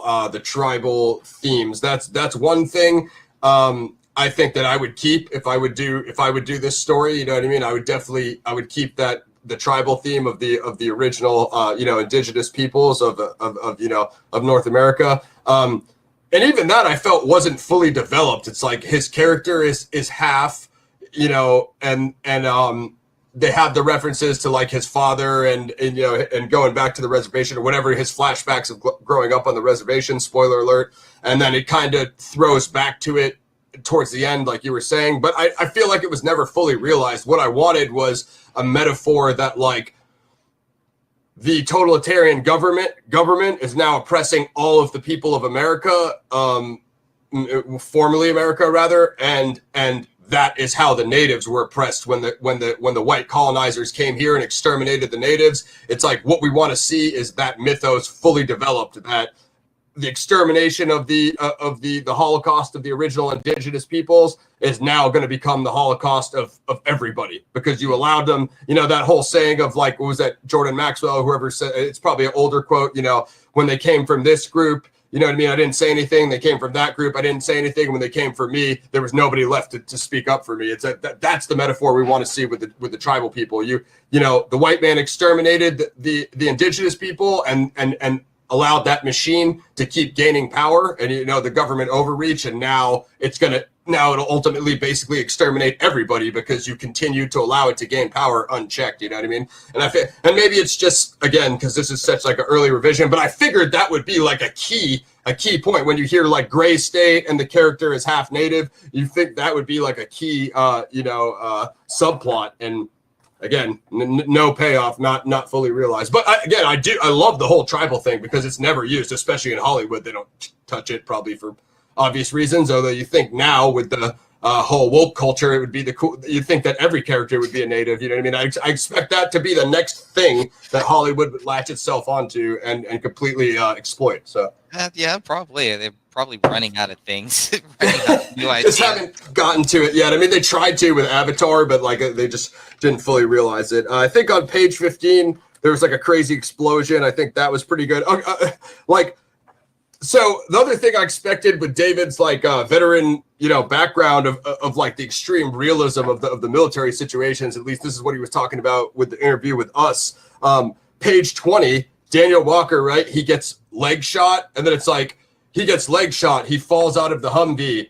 The next part is like he jumps on top of the Humvee and starts shooting someone. I'm like, what about his leg? Like it didn't say literally any. It said he got shot in the leg, and the very next action he jumped on top of a car and just kept shooting. Which I get, like, yeah, the adrenaline, you could fight through it, but no, dude, you're gonna wince, like you're gonna, you know what I mean, or you're not gonna do that. You're gonna shoot from like laying down, you know what I mean. So that was another thing too, is just like some of the inconsistencies of like they didn't really have full continuity. Like, okay, I would expect in something like this where it's like every situation is life or death, I would expect that you know, everything would have a cause and effect like that. So if you got shot, yeah, it's gonna determine it's gonna limit what your course of action could be, right? So I think that would so. Yeah. You would think so, but apparently not. Apparently, this Daniel Walker can just keep getting up and keep on moving. But yeah. The tribal magic has made him like a pseudo Terminator. So some of my other notes we kind of already covered. Can't even read what I was trying to write there. Definitely a stronger main character, and I don't know if that was due to the relationship of the writer and co-writer, and how that, you know, probably threw things in a wrench. I think page 33. I think that's the grocery. So yeah, I think we did talk about that, which is more or less the concept trailer scene, which is the empty shelves. Well, I guess that would be a good place to say, you know, what people say makes Joker so good was the relevancy of the civil unrest and have you seen Joker? I haven't, no. Basically, well, this is going to be a spoiler for you if you're planning on watching it, but there's a similar riot scene at the end of Joker, which, I mean, there's riot scenes in a lot of stuff now, but people were saying that was a lot like, you know, BLM and the stuff that's currently going on in the, you know, the current events that are going on with the protests, which, I mean, similar protests were going on when they were doing the Gray State Project. So it's all kind of, I guess, you know, art imitating life, as David said on the interview that he did with us. So that's, I think, would have really, you know, made this so interesting, is the whole George Floyd thing and the BLM thing now, and the protests and the amount of people, even the other protests, a lot of people were doing like the Second Amendment marches and stuff like that. You'd have to wonder if Gray State was completed, because it was literally almost some of that exact same material that was playing out. You know what I mean? And if they could have, I think if someone could have captured that, have you seen? I think they talked about it in the Alex Jones brought it up when David and Danny went on the Jones show. A Scanner Darkly, the Richard Linklater. Yeah, so that's a Scanner Darkly does a somewhat good job of it. I think Catherine had a question for you. A Scanner Darkly does a good job of it at that time, because, you know, man, I don't know what that was, like 2006 or before that when it came out, 2005, 2006. And, you know, you had like Alex Jones in there. You had the whole NSA thing of all the computers watching everybody's house and everything. And I'm pretty sure that is before Snowden came out with everything that he came out with, you know, saying that, like, yeah, it is really going along, you know, it's illegal, blah, blah, blah. I mean, that was just a good situation of it lining up where someone actually made like a super relevant film that, you know, addressed the issue at the time, which was, you know what I mean, the whole, you know, I guess overreach, or what would you call that? NSA tracking everybody. I forget what the word for it is. But yeah, it's the similar type of thing. Or I guess, you know, people brought up Mr. Robot somewhat addresses that. I've only seen one episode of that, but I guess that's about like hacking and, you know, similar kind of thing, you know what I mean? The government overreach. I haven't seen, but there's a lot of movies out there like that kind of touch on all of this stuff now. It's weird how many are coming out that are very, very similar to what David was talking about. So maybe there were a lot of people that were capitalizing, you know, on that.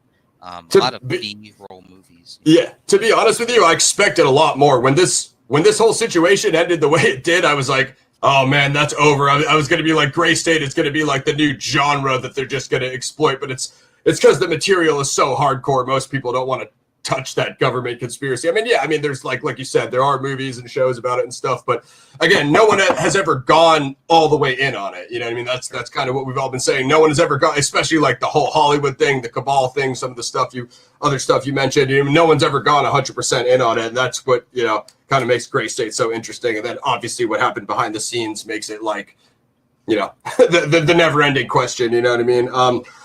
So the tone of the dialogue, I kind of mentioned this earlier. Some parts are like really good where like Daniel Walker has those good, like kind of revolutionary one-liners, and he kind of does become that kind of like revolutionary messiah figure where he has like these good lines about like liberty, but then other parts of it are just like stale and just like not up to par. You know what I mean? So that's kind of where I was at. Did you have any thoughts on the dialogue or just like kind of overall? Yeah, I think the dialogue was, it wasn't bad. I think that's actually what kind of kept the story, kind of pushed things forward for me, because there was a lot of scenes where I'm like, where is this going? Where is this going? And by the end, by the very last scenes, I'm like, what did I just read? Because it was just all over the place, and I was that's like, how I felt. What are they doing? They go back, and then he's talking about stuff as another scene is happening, and I was like, how is this guy in two places at once and here? And and then I don't know how much spoilers you want to give on this script, on the 2014 script. Yeah, there's no breakdown of it on YouTube. I say go all the way in. I mean, it's a little bit outdated now. The main character dies, so he dies at the very end, and you're kind of left with, okay, now what? Now what happens? So I was a little bit confused on that one.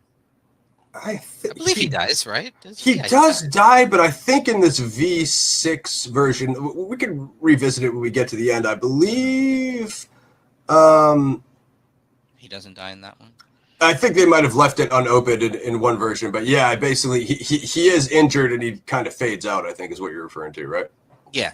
And then, so I think, and again, which is, okay, I mean, honestly, I kind of expected that from Gray State, because like when you watch the concept trailer, they're going up against like entire battalions of like, Navy SEALs. They're launching like RPGs and tanks at them and stuff. So if you want to be realistic about it, like if you think a guy's going to make it through 2.5 hours of that, like unless he has like the Iron Man suit, I don't know. I mean, like a revolution of a dude going up against, think about it, the entire government. It kind of does make some sense. But sure. At the same after he was shot in the leg too, because that happens pretty early on, I believe. He gets shot. Yeah, I don't know. Yeah, again, you'd have to come up with a way that, like, like I guess that girl, wasn't that girl with him? Oh no, she wasn't a surgeon. She was like the hospital owner, but she knew how to do some stuff. But yeah, you'd have to come up with a way like she pulled out like the round and like completely stitched it back up, and then even still, with no recovery,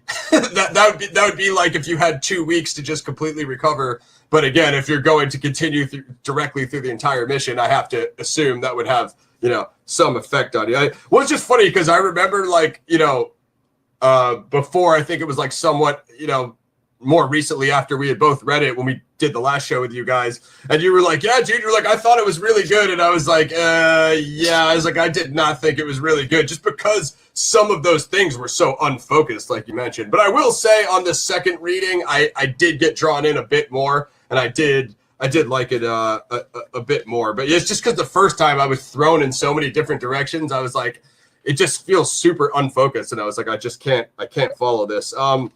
Yeah, I'll be curious to hear. Go ahead. I was going to say, I'll be curious to hear your thoughts on the 2013 script, because it is closer to the 2012 trailer. Yeah. So I'll be very curious to hear that. Definitely send that to me. We'll do a part 2 show on this. I mean, guys, what do you want us to cover? You know what I mean? If you leave your feedback below, you know what I mean? I'm trying to do a deep dive on this script, because everybody always says I saw the movie, or where can I saw the movie, and none of you guys are right. So this is, if you want to see the movie, you go to the Justice for David Crowley group and download the script, and that's the closest you'll get, at least in this form. You know what I mean? To do it. So again, going along with like what I expected with the other thing is, I don't really think that was like nailed.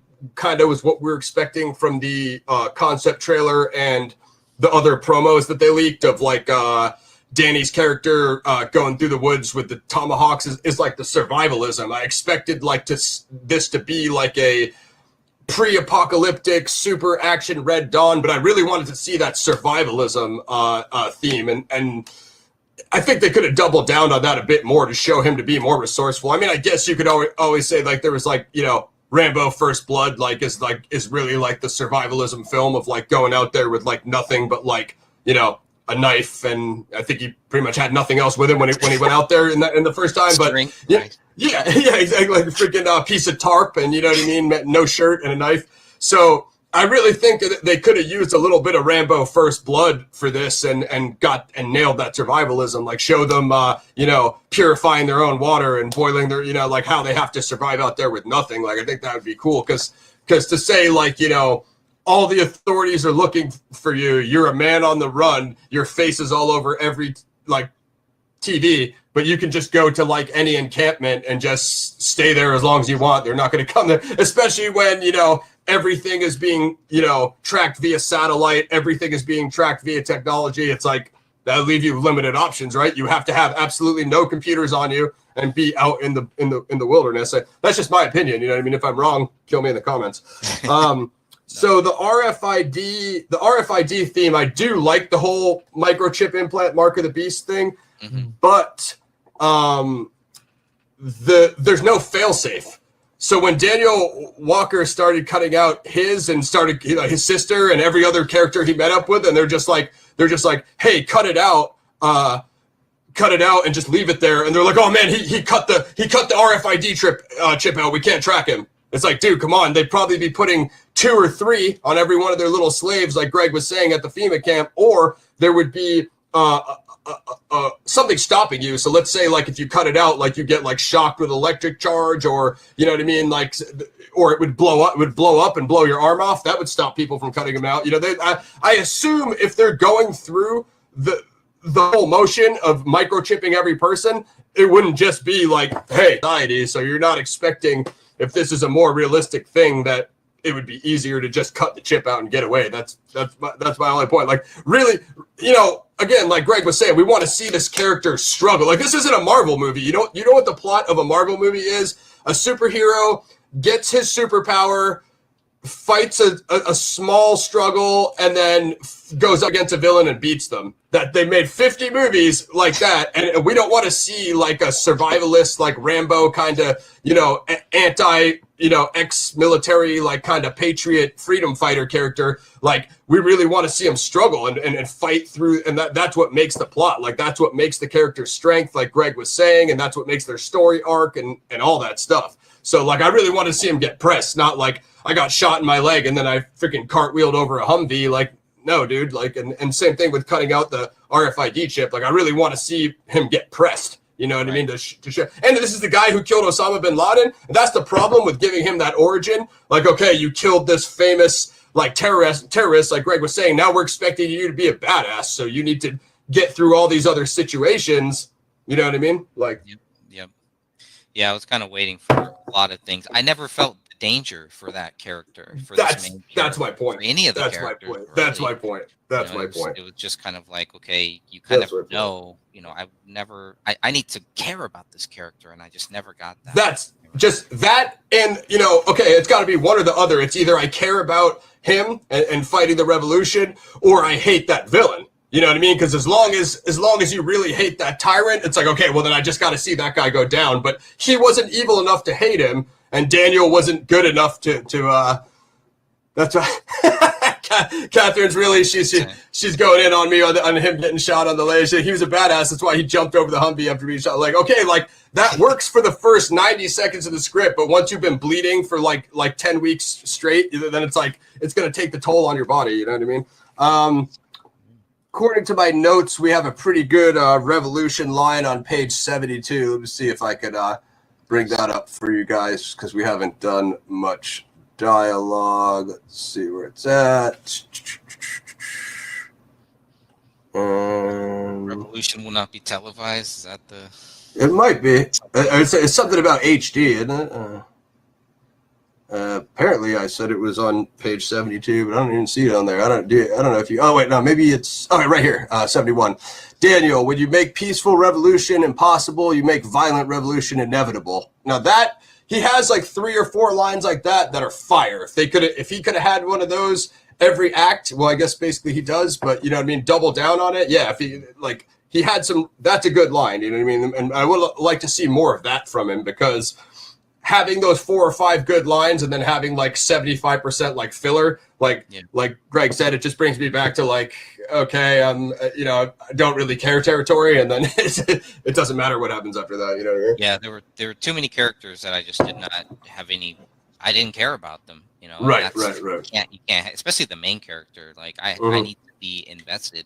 I need to either really like him or really hate him. That's the whole thing. It's kind of wishy-washy on it. So I think what they could have did, and bringing that up, is like, you know, what would have been cool is like a more like Shakespearean thing, like almost. This is probably the route I would go. Like I'm going to keep bringing up what I would do, guys. And you could kill me in the comments if you think that there's no way I could possibly do better, but you know that'll just motivate me. Like an anti-hero thing, like when he was when he killed Osama bin Laden, like he was all about it, you know what I mean? Like him being like right wing or like alt right, like that would be cool. And like he's all about the system, but then he sees something that switches him, so he goes the other way, you know what I mean? Like I think that seeing him change his allegiance, I think that would have been an interesting like story arc, which I guess is kind of what they hinted at, but again, I don't really feel it in what is written. Yeah, there was a the whole false flag scene where this main character gets blamed for this bombing. It was kind of like I don't know. I didn't really buy it, and I didn't understand what it was. I was like, is that because of Osama bin Laden? Like, right. So they had to blame him for something. They had to. Yeah, I agree. I had the same question, and again, I'll tell you why it doesn't work, because like you said, nowadays with the internet, with this whole like dark web, Reddit kind of YouTube online revolution thing, you know, if they went and put out that false story, but the thing is starting to crack now because the Gen Pop is starting to understand the fake news and the mind control, and they're starting to understand that the narrative that the system is putting out like isn't really the truth. Right. He could have taken a cell phone that day, uploaded a video like, no, that's not true. They're trying to frame me for the da-da-da-da, put that out on the dark web. It would have went live on you. Even like all these other movies where they're doing stuff like that now, like zombie movies. And you know what I mean? It's such like a current phenomenon where like, you know, a person puts out a global message and it instantly goes viral, you know, Twitter, da-da-da-da. You, like you said, you would have think he could have put out a message instantly, you know, saying it was a false narrative or a false flag or whatever, and it would have instantly went viral, and then he could have instantly got the people back on his side. You know what I mean? So it kind of would have defeated the whole point of, oh, the terrorists that did the false bombing and we're all after him now. You know what I'm saying? Like it would have easily been nullified, I think, you know? Right. And that the CIA person in the very first scene, I kind of expected more from that person too. Mm-hmm, mm-hmm. I don't think she comes back in the script. It's like, where did the CIA go after all the, you know what I mean? Like they just gave up, like, oh, we only hunt terrorists. We don't care if it's a domestic issue. You know what I mean? Right. Right. I think, according to my other notes, Lovegood's death. I think that was a pretty good death. Not sure where that is because I don't have a page stamp on that. But yeah, I mean, as Greg said, like the fights are really good, and probably the the hand-to-hand combat and the fight choreography. I think that's the strength. That's definitely like, you know, David's background at the time. I guess Danny's background when he was involved in whatever capacity. And again, I expected to see more of that, like, you know, the Jeet Kune Do and stuff like that, because that's a style that's never really been on screen besides like Bruce Lee Enter the Dragon. And what year is that? You know what I mean? So I think it would have been cool to, again, it's all elements that were pitched to us that I think would have been amazing if tied together correctly. You know what I mean? Like the military background stuff, the historical accuracy, the firearms and, you know, weapons, technical, you know, historical accuracy, and then the Jeet Kune Do and the revolution. I think it all could have been awesome if brought together, but I just, at least in these versions, I don't see it brought together that way. But, that's too bad. That's too bad too. You know, it's missed opportunities. Exactly.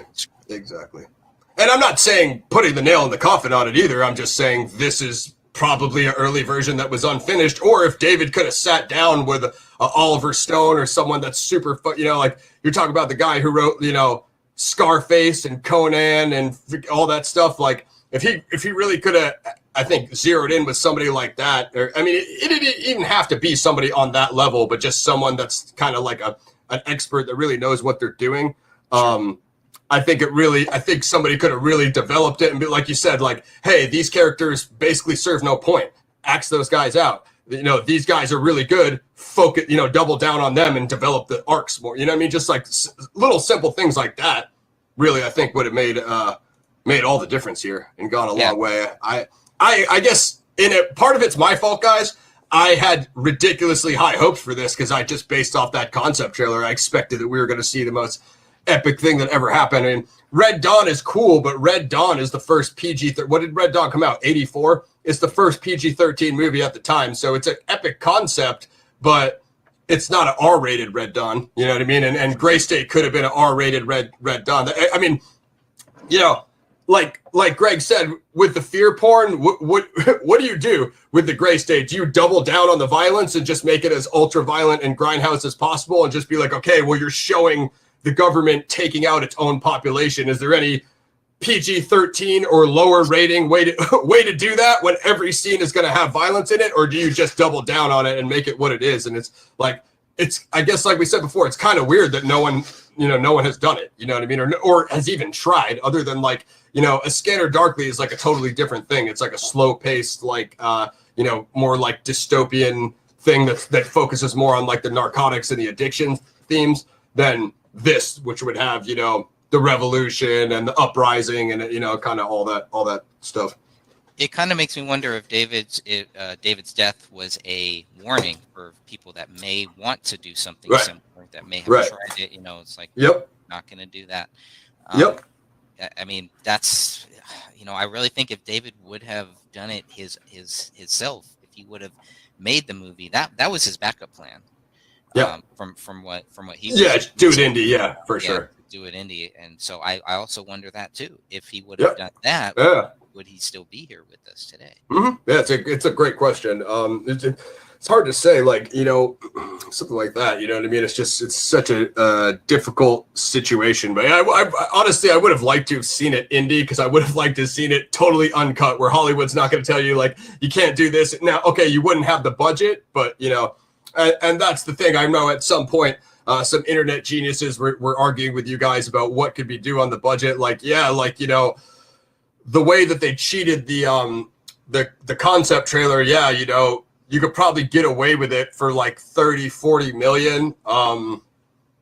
I'd have to look at what Bloodshot is. I think Vin Diesel Bloodshot, I think, is only around 50-60 million or less than that. But I would like to see Gray State on a higher budget than Bloodshot. I'd like to see Gray State on like a $60-70 million budget. But it's just tough. Hollywood has tightened the strings, and they don't want to, especially for an unknown project like that. It's not like it's based on some famous video game or doesn't have a pre-existing fan. I mean, it does have a pre-existing indie fan base on social media, but it doesn't have like a Gray State, you know, like an entertainment pop culture fan base, like a Gray State the series kind of fan base. And they don't want to like throw a big, but especially when they're like, you're talking about what? Overthrowing the government and an Illuminati cabal and all this and that. So it's like, you know what I mean? That's where they kind of get a little bit weird on it. So the other bad guys are who? It's like Stack and Pepper and Bowen. I think Bowen has a cool quote here on looks like I wrote it down on 102, but dealing with PDFs, guys, is not easy. No. There's two separate numbers. There's the page number and then there's the PDF. Yeah, exactly. They always tell you it's on one page, but they never quite keep it real. What was the line? I think it was this one. If I had one thing to gain by pulling your guts out of your mouth with this hand, I would do it. So you have Pepper and Bo in there. They kind of they go back and forth. They're kind of like the I guess the system you know, kind of G-men or whatever. And Stack. We'll get back to them in a second. But yeah, so Daniel had like these two girls, right? Like Mallory and Jay. And he like kind of has like a relationship with like both of them, as you were saying. And like neither one of the relationships really culminate into anything, which is why the love story subplot does not work. It's like, okay, he's just a random ladies man that's in the middle of the revolution, and again, it just doesn't really work for me. So I didn't love that either. And again, I think that's some things where like, again, like the tribal subplot, that could be realized much better. That one, they don't need that at all. You know, there's certain things that you said that need to be moved to the forefront and certain things that just need to be removed. Unless, like you said, indeed, if it's not a feature film and it's series 1 of a series that can renewed, then yes, then you have a long form format where you have more space to develop these other characters, like you said, who didn't culminate to anything in this story.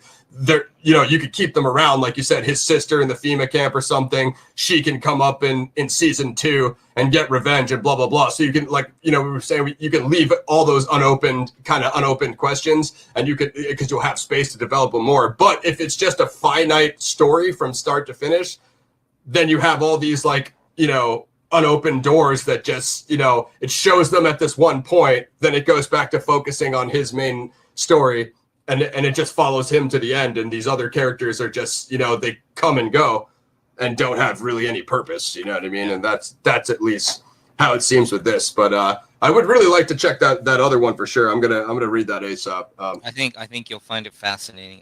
My guess is that you'll probably like that one better than this one. That's my guess. Yeah, that one was written.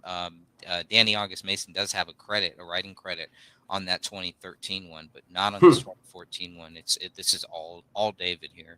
So, interesting. It's a completely different story. You can think of the 2013 as a Stephen King.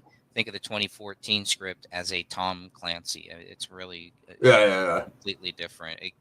It could be a sequel. You know, you could almost have both of them in there, but it looks like what David did is he took 2 characters from the 2013 script, the 2 main characters, the Charles Hubble character from the 2012 trailer, the Danny August Mason character, and he rolled them into one person with this Daniel Walker. So that was my take on it. But I just needed more. I mean, and after after it was done, I was like, that's it. Okay, now what? You know, because obviously you want to leave some space open, and I don't know, but the 2013 is even worse. It's a lot worse than that as far as, you know, the plot twist at the end. David, you could tell he was trying to do something at the end. It just wasn't there. Maybe visually, maybe it would have been better. You know, if we would have seen it, maybe I would understand it more. Yeah. I would agree. You know what? You said my words exactly what I was thinking. So, like, some of these certain things, like, it just come off so awkward, you know, reading it on text because it's just so bland and dry. And you think, like, that's what I was saying. If it's shown to you on screen with a really good performance, and, you know, you have the actor to sell it to you, you know, blah blah blah, it could go smoother. But I totally agree. There is a grimy, let's see if I can find it. There's a grimy throat cutting at 1:15. I think that's right after the twist. And I do want to cover that twist as well, because now, is that 113 on the PDF or the page? It's 1:15 on the PDF. PD. Yeah, that's a good question. Pull that up here. Maybe it's, yeah. Right. Oh yeah, it's Preston. Preston's there. It's I think it's what's the guy's name? John Masterson. Who isn't his dad? John. That's his dad, right? The dude from the reservation. So I'm pretty sure he came back and he was like scalping people at the end, if I'm not mistaken. Which yeah, you know, I'm all about that. I think they should have had them scalp everybody, man. That would have been poetic justice for the natives, right, guys? Come on. Show me some love in the comments. Yeah, I believe it's like when the elevator is closing. Yeah, that's a pretty cool scene. That's where the big fights happen. I think the final fight happens right there, which I thought that was really cool. Thought that was done very, very well. Yeah, I like that one too. And then they go up to the helicopter and all that. I could visualize a lot of that stuff. Yeah, definitely.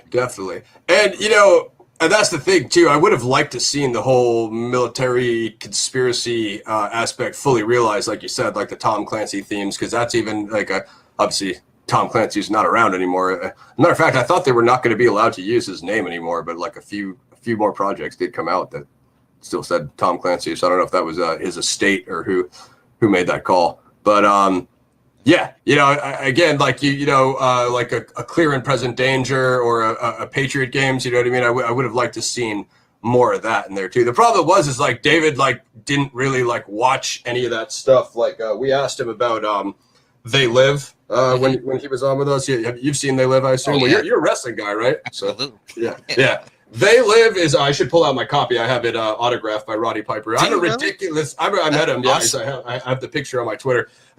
I'm a ridiculous They Live fanboy. Like, oh my gosh, I'm such a fucking dork for that movie. And man, that movie is awesome. And so, because we were just telling him about like the subliminals and like, dude, like to come in this space and try to do like the I'm gonna do the dystopian. The government is like, I'm like, Piper did that in '88. You know what I mean? So it's not like, okay, you might not actually put the whole all out alien theme of putting the glasses on and seeing who's human and who's not, but.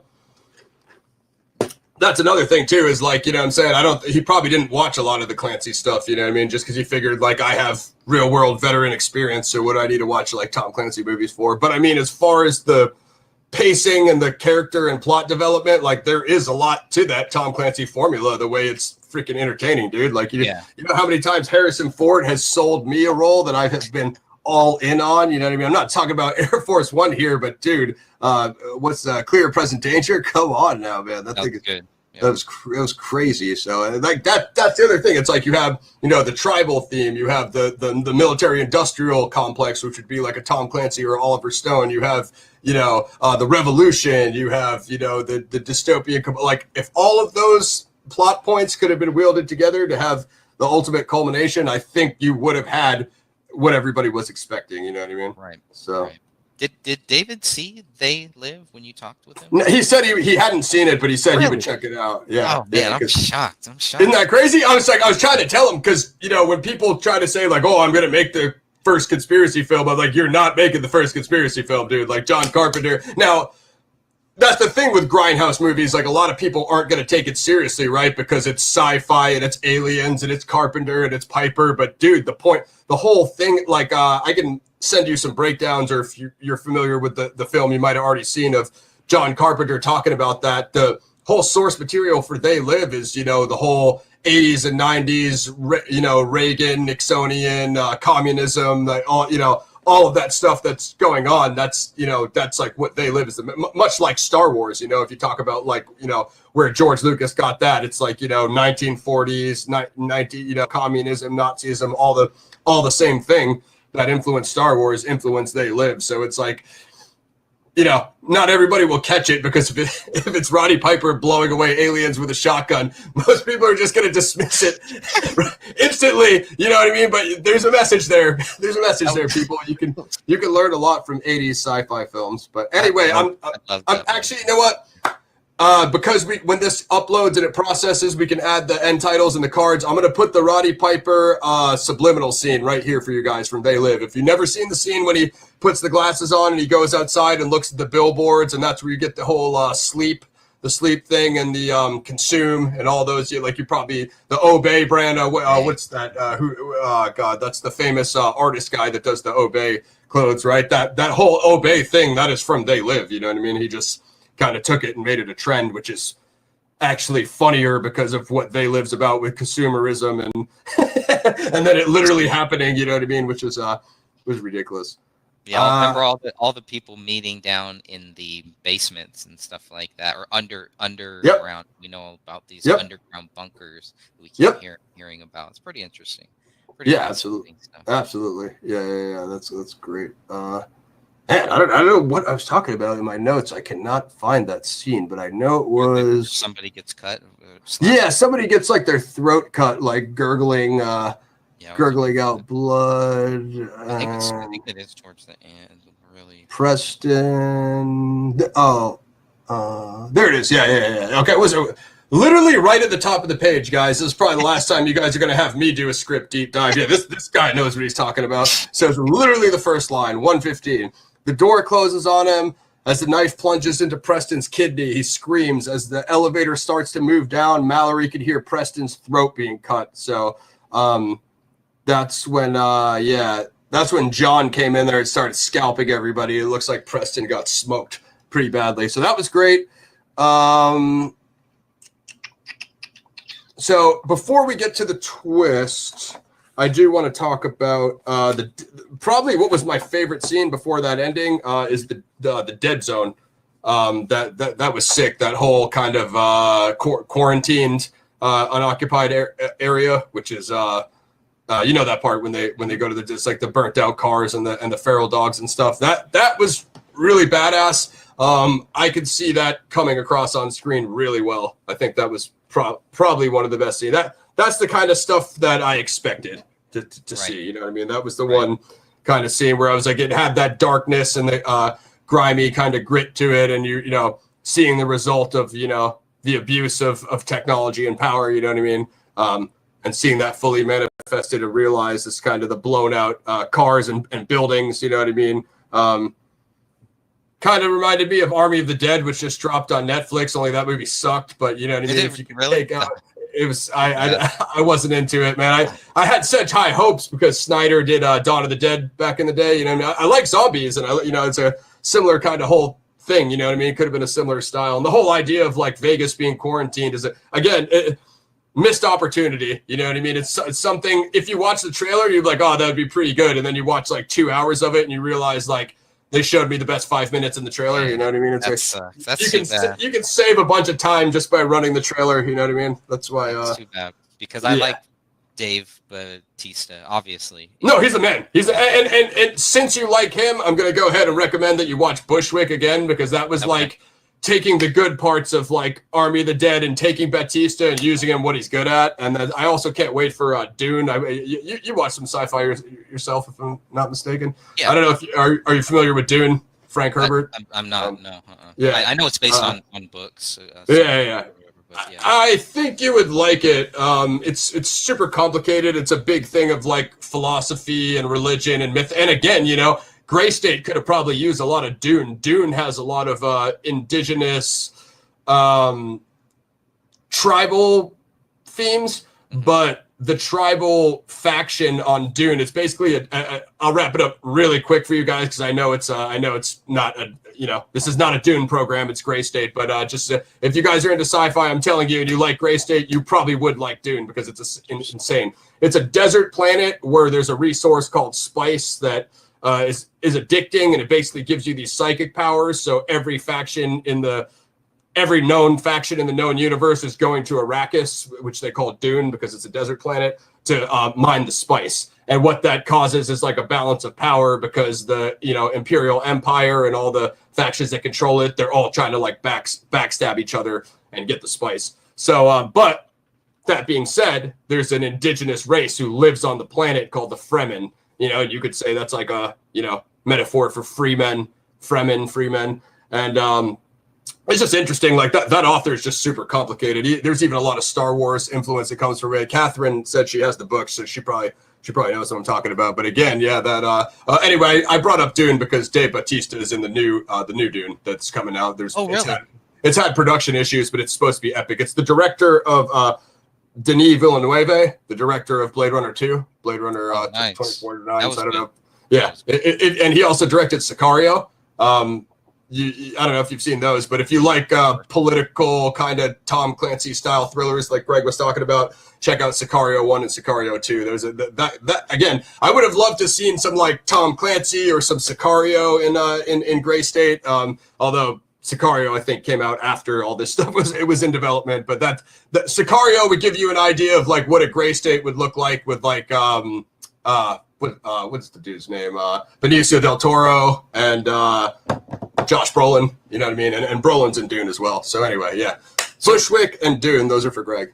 So where do you think David Crowley went wrong? When did you start to you're reading this and you're like, was it from the very start that you're like, this is not very good, or when did you? Right off the bat, I Really? don't like that. I don't like that Afghanistan intro. Like when I was in, I'm like, I get the whole Bin Laden thing, and I get the whole Tom Clancy CIA conspiracy thing, but it wasn't realized. It wasn't realized in a JFK style format. You've seen JFK from Stone?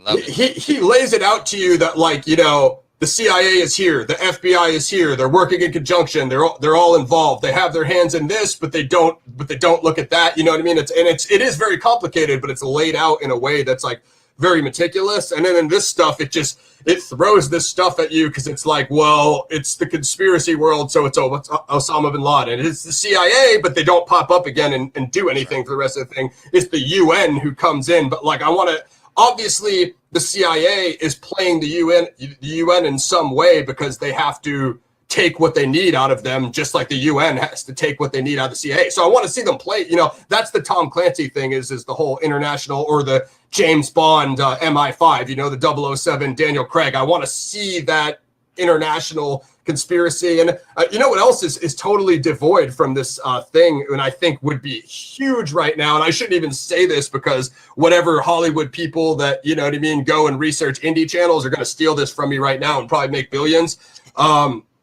The decentralization of currency in this Gray State script, other than having the RFID chip mark of the beast in their wrist, the whole cryptocurrency boom that's going on right now, I would expect to see that in conjunction with this domestic revolution being fought on American soil, that the dollar is crashing, and that's causing some sort of IMF, World Bank, creature from Jekyll Island. You see where I'm going with this Federal Reserve issue, you know what I mean? Because we talked about the Fed Reserve with David in our interview. I would expect to see that Fed Reserve crash in conjunction with this revolution. Like, let's take, I'm from New England, I'm from Boston. I think I've talked about this with Greg and Dan before, so I'm big on revolutionary history. Let's talk about when they, when the Stamp Act and the Boston Tea Party, when they threw the tea in the ocean, right? Let's go on to revolutionary history, and they go to protest the stamp tax. That's how it starts. So they burn down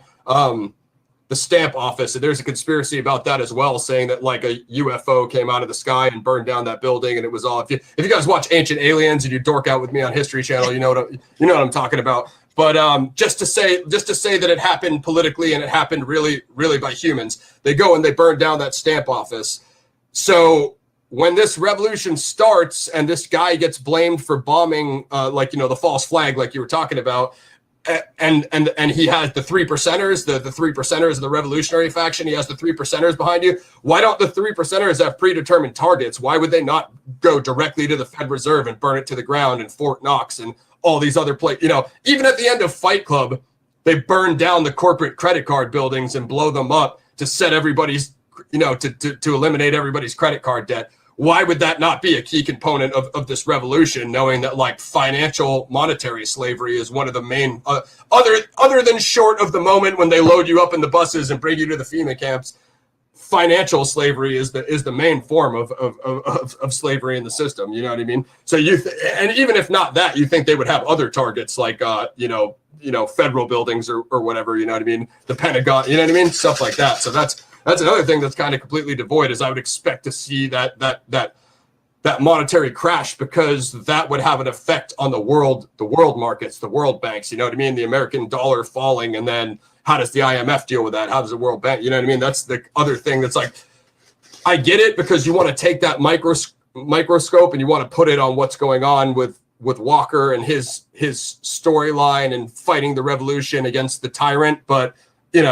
that's going to have worldwide complications beyond Osama bin Laden and what happened in 2001 with the CIA. You know what I mean? Right.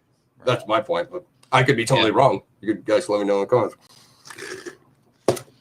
And just kind of the unfocusedness. Like I guess what I was expecting, because that concept trailer got off to speed so fast, like they went to the stores, the stuff was already gone, like you were saying. So, what do they say? Like, within 5 days of the average person not having what they need, they'll turn on you. You know what I mean? So that's extremely rapid, man. I would expect like everyone's going to be at each other's throats in the first week. by 2 weeks, you're looking at like 30-40% of the population, you know, pretty much already probably killing themselves off. Never mind what the government is going to systematically do, going from house to house with soldiers and home invasions and rounding everybody up from the camps. And how many weeks of that going on are people going to start fighting back against the system? You know what I mean? So like I expected to see just, you know, that very quick collapse and then like the results of it. And it was like, I just didn't feel the pace. I think that's what he really needed help with was the pacing. You know what I mean?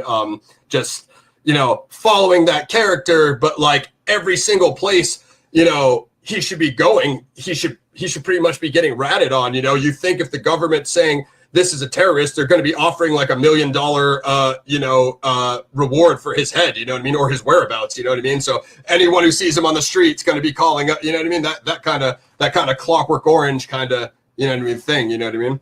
So, yeah, and there was really no reason for that bombing too. It's like the bombing should have there should have been more to it. There was something like in there that political attack or a target. Was just like, no, we're just going to blame him for this bombing, and then we're going to go after him casually. At our own pace. You know? Yeah, he's out there, but we have to round up every person, you know, before we get to him. So blah blah blah. So yeah, there's that whole thing going on too. And I think they have 126 pages, so obviously they can't get to page 122 or something. Yeah, that whole thing too. What I would totally expect from this, like you said, is like an extremely unpredictable script, because revolution and uprising is such a, like, okay, there might be those couple planned attack things, like you said, like, you know, Wasik is our main target. We might have to kill out his top generals and lieutenants. We might have to blow up these whole buildings, and all that stuff could be planned and scheduled. But after that stuff happens, there's probably going to be some unplanned consequences that, you know, either some, you know, some of the regular, you know, revolutionaries get killed, and then the government will blame Walker for getting his own guys killed, like something like, you know, like actual good reason, like you were saying, like something like that. And that's just, yeah, it's just a really odd pacing, like you said, of okay, it starts off, he breaks out of the thing of what he's doing, and the story kind of gets set in motion. Then they just blame him, like you said, but then there's kind of like a lull for those first like 2 to 3 acts, until it picks back up again when they need to bring in the villains, and okay, we got to start targeting people. And how even realistic would it be to target those generals and that leader that have all the resources in the world? Like, you'd almost have to set them up, like you said, like an ambush. Like, you'd have to find a way that's gonna somehow bring them to where you need them, to where you can attack them, because otherwise they can just hide in their bunkers, you know what I mean? Or you have to sneak in there, and then that goes back to like realism, unless you're just James Bond with holograms and all of the technical resources and gadgets that you would ever need. And how would you get that on the civilian market? Again, you know what I mean? Like, he'd have to have guys on the inside helping him, which does make sense. I mean, that's kind of what they showed you in the trailer, was that like he was going to, you know, go against his own orders, and you know, basically you're going to see that faction of the military go against their leaders. And that's also kind of what you expected, but that doesn't really happen either, because he's kind of already defected by the time he does that. So that brings me to what Greg was talking about, the twist. So this, I don't know, like, how do you feel about this twist at the end with, I think it's, this is so Daniel does get captured, you know what I mean? So, and which I guess that kind of could be somewhat realistic, because it's what you'd expect with all the people going after him. But let me see here. Yeah, so this is when Bowen. Like, I don't know. I'm gonna let you go. What do you think about this twist? Yeah, I don't really know like, how much of a twist that it really was. You know. Yeah. And why should I care about it? I was expecting more. There should have been a better connection between the antagonist and the protagonist, and Yeah, it just exactly. was not there. There should have Exactly. been family, or there should have been something, some type of thing, like, why did you set me up? You know, what is going on here?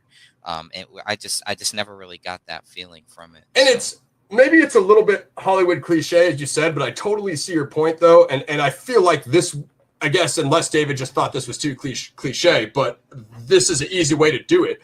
Daniel Walker is a military veteran. Wasik is like, he was like what, like some sort of like general or despot from another country. I think it was Russia or some sort of Eastern European country, Russia or Germany, which that alone in itself is like a little bit Hollywood cliche, Die Hard with the Eastern European villain. But given that he's a veteran, how about, and you know that he was in Afghanistan, if that's the way that you're already going, I can't even talk right now. If that's the way you're going, then this is what you do. How about Walker knows him from when he was in that country, like you said, like Walker had another tour in the country that Wasik is from, and he's seen Wasik, like, you know, maybe like kill like his friend from his unit, or you know, he's seen him like kill his own people in that country, so he knows he's bad. And then they have a history together. You know what I mean? And then that ties it together. So he already doesn't like him because he's seen him do some grimy stuff from back when he did his tour of duty in the military. You know what I mean? Like he killed, like, you know, like I said, maybe some members of his units or his friends, or he just seen him kill his own people, you know. Although that is slightly cliche, it does give them more of a connection. So now they know each other, and now he's in power in his own country. He's in power in Daniel's country. And he already doesn't like him from what's happened in the past. You know what I mean? So now he's like, oh, man, I really want to kill that motherfucker. Not only did he put out the false flag on me, you know, he's hunting me, and they're like killing off me and my revolutionary people, but we have a history together. You know what I mean? As you said, I think that's more of a connection than just two guys who don't know each other from a political, you know, coup.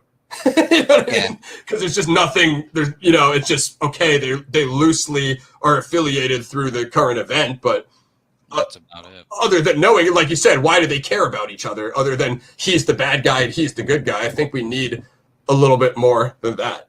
Yeah, I was waiting for maybe Wasik didn't want Daniel Walker to kill Osama bin Laden or something, so maybe he was getting him back for that, something like that. I was waiting for a big twist or a big payoff, I guess, really not a twist, but a payoff. And I never really got that feeling that there was a payoff, especially in this the May 12th, 2014 script.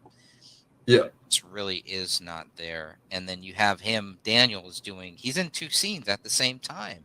He's sitting in front of a camera talking to this Steve, I think it is, who's a news guy, and this lady named Charlotte. And then at the same time, he's got the Wasik guy. He's holding him captive too. And it's just, I don't know. It just did not pay off for me, and I was waiting for it.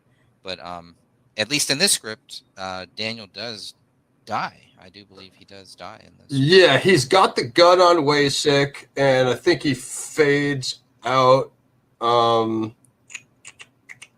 Then this is like the V6 one, so this is a little bit weird because it jumps around. Different. See, I felt like the V6 one was like a rough version of the May 12, 2014. Yeah, I agree. Definitely. For sure. Yeah, it's because I had read that other one first, so I just wanted to read this one just to see what the difference was, or if there was any difference. But here's the thing, because he fades out there at the end. He collapses to the floor, and then it there's just a fade out there, and it goes to the news. So is this thing, because Daniel is back here again, but I don't know, is this the pre-recorded thing that they did? Yeah. When he's sitting in the when he's sitting talking with that guy. Okay, So he does. You're right. He does die in this one. Earlier. And then he dies with this other guy who after they pretty much saved the day, and now they got Mr. Wasik, the Patriots come in and everything. He gets captured. And Daniel's character doesn't doesn't live through the thing. I was like, okay, well, that's kind of a bummer. Yeah. You know, like he. Yeah. And I guess that's the whole sacrificing yourself for the revolution theme, which, you know, is decent. He's got a. It kills any sequel or anything. It kills any. Well, about his character, yeah. About his character, sure. right? Yeah. And all these other characters that I really don't care about. You know, You don't want the discount Daniel Walker lieutenant who gets propped up in Gray State too, just like, hey guys, I wasn't even in the first one, but I'm the main character now. You know what I mean? Like, yeah, it's like watching Grease 1 and then Grease 2. You know, it's like, don't do it. Don't watch Grease 2. It's horrible. Yeah, I I totally know what you mean there. Daniel has a sick voiceover, page 124 on the script. No one wants to give up everything. Most of us just want to live in peace. And then he's got another one, but freedom is not something you have, it's what you are. And sometimes that's just a scary place to be. Pretty good line. I think that's a scary place to be, could be fixed. But I like that beginning part. Freedom being what you are. I do like the freedom themes, and even those I feel like aren't even quite fully realized. But this is what Greg was saying about like what happened. So there's the City Plaza. I think this is like the last scene.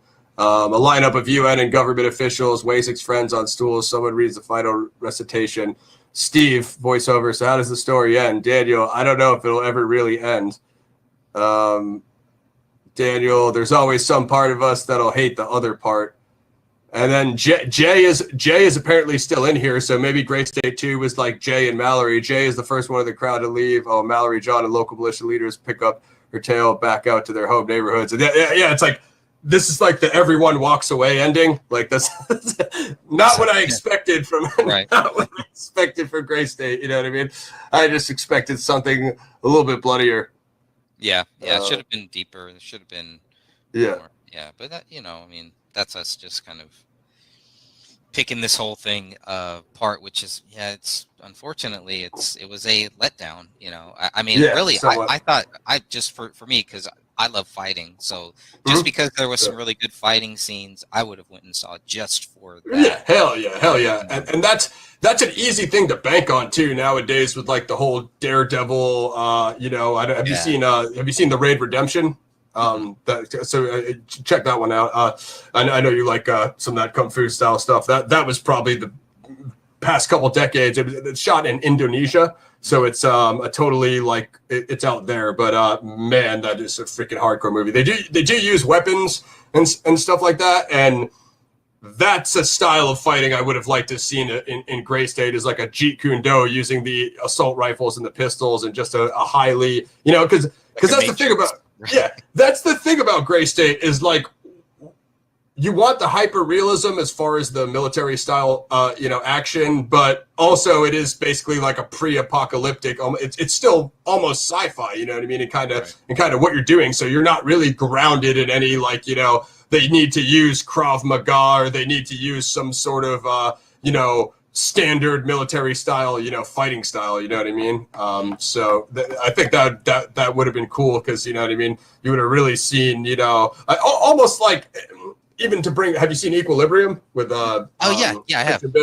So that whole thing they were doing with the tetragrammatons, how they were basically doing like a kung fu with the weapons. Like, I'm not saying to go double down and go all the way that far with it, but like, something approaching that, like having them do like an almost martial arts style, like a John Wick, how it's kind of like fluid the way he's using the pistol, and then the shots run out, and by the time you've been shooting at each other, you're already face to face, so you're not gonna, you know what I mean? You just go straight to hand to hand. I would have liked to seen that fluidity of the weapons to the hand to hand, and just have it carry over, because that's what you're expecting if the government is throwing never-ending military resources at you. You have to fight through all those waves of, you know what I mean, of enemies. You know what I mean. So that would have been cool. But yeah, the twist with Bowen, just switching sides at the very end, I was not really sold on that, as Greg was saying. I think what you would need is some sort of hint that, again, and this is cliche again, but I'm going to go back to it, like,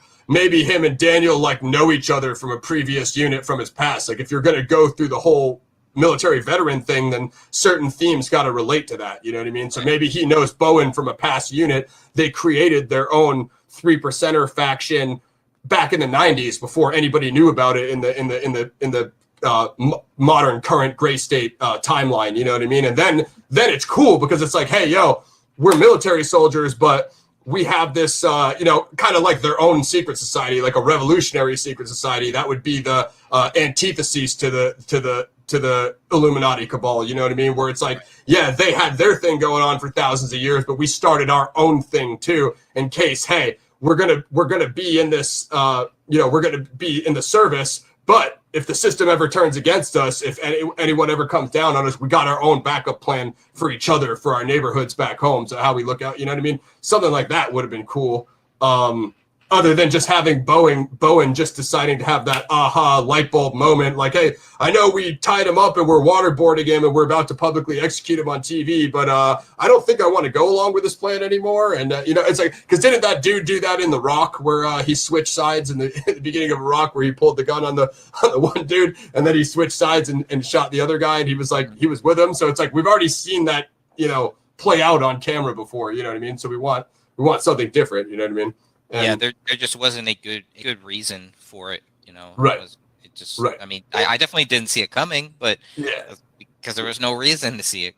Yeah, there was no foreshadowing. I guess, like, just find a way to foreshadow it that's not directly telling us. Like, have a shot of him looking at his phone and he's researching, freaking, InfoWars on his, you know what I mean? Just like, give us some hint that he doesn't believe the mainstream narrative. And that way, like, you don't really know, that maybe he's questioning it, but you don't know, he hasn't made up his mind yet. And if you plant those breadcrumbs and the Easter eggs so we can see that he's questioning his authority, like he's questioning his allegiance, like, that's what Equilibrium did really well when Christian Bale's character started to feel, and he was questioning the system. You know what I mean? And like they did such a good job of him questioning his allegiance. That's what I would expect to see from more of these characters. Like, I would expect to see it with Bowen. I would expect to see it with Walker. I mean, everybody but Wasik, because he's a freaking Illuminati pawn. You know what I mean? But like, yeah, he's a real piece of crap. But again, it just.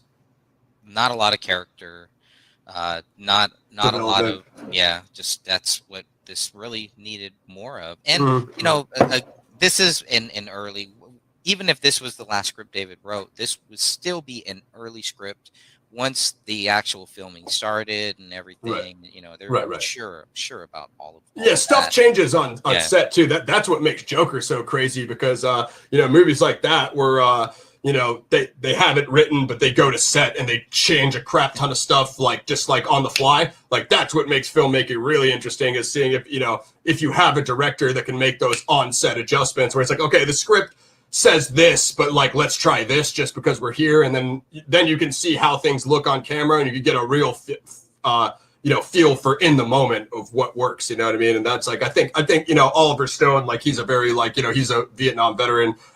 He's a very, guerrilla style filmmaker too, of Platoon. And I'm sure you've seen the things that he's done, as well as Apocalypse Now. Well, it's Coppola, but it's still that Apocalypse Now style filmmaking. I think that would have freaking done wonders for Gray State. You know what I mean? And they could have really. Yeah. His son, Sean Stone, actually wanted a part in Gray State, which I thought was pretty interesting too. Definitely, there were some people that were tied to the Gray State, who were going to be in this. They never said who they were. But these were supposed to be some very top A-list talent.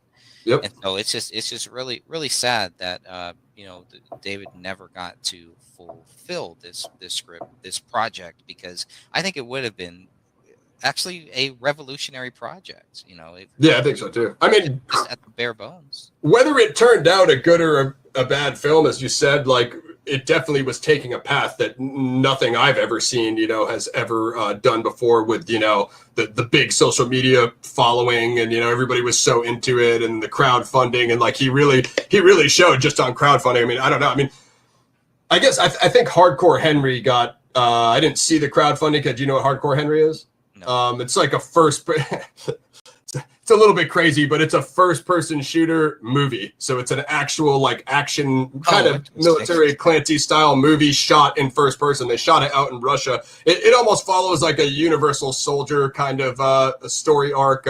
Basically a soldier dude who gets operated on that gets enhanced, and you should check it out. It's crazy over the top. I mean, he fights a tank, but it's awesome. I mean, it's like it's so much more entertaining than you think it would be, because you just think like, oh, a first person shooter movie, oh, that'd be stupid. But then you're just like, I mean, if you're an action dork like me and you just want to see senseless violence, you're like, this is awesome. This is awesome. You know what I mean? But that dude.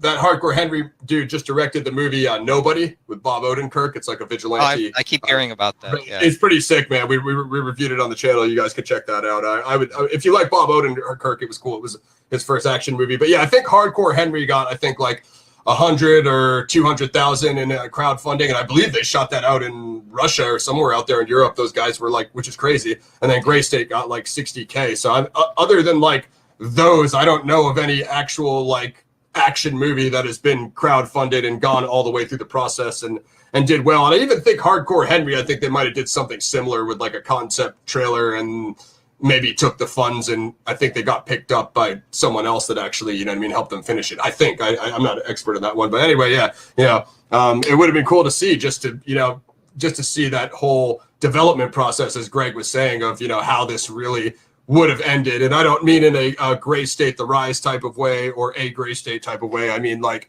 taking this project, which is the script that we have now, these scripts, which I do want to check that other version, and you'll definitely like that. We're definitely going to have to do a whole show on that one. I'm so curious to hear what you think about it. It's freaking nuts. It is nuts, complete nuts, man. This one is kind of light. It's like tame. This is like the Gray State light version. That 2013 version is the dark version. I mean, for sure. Very, very, and there's a lot of stuff in there that I did like.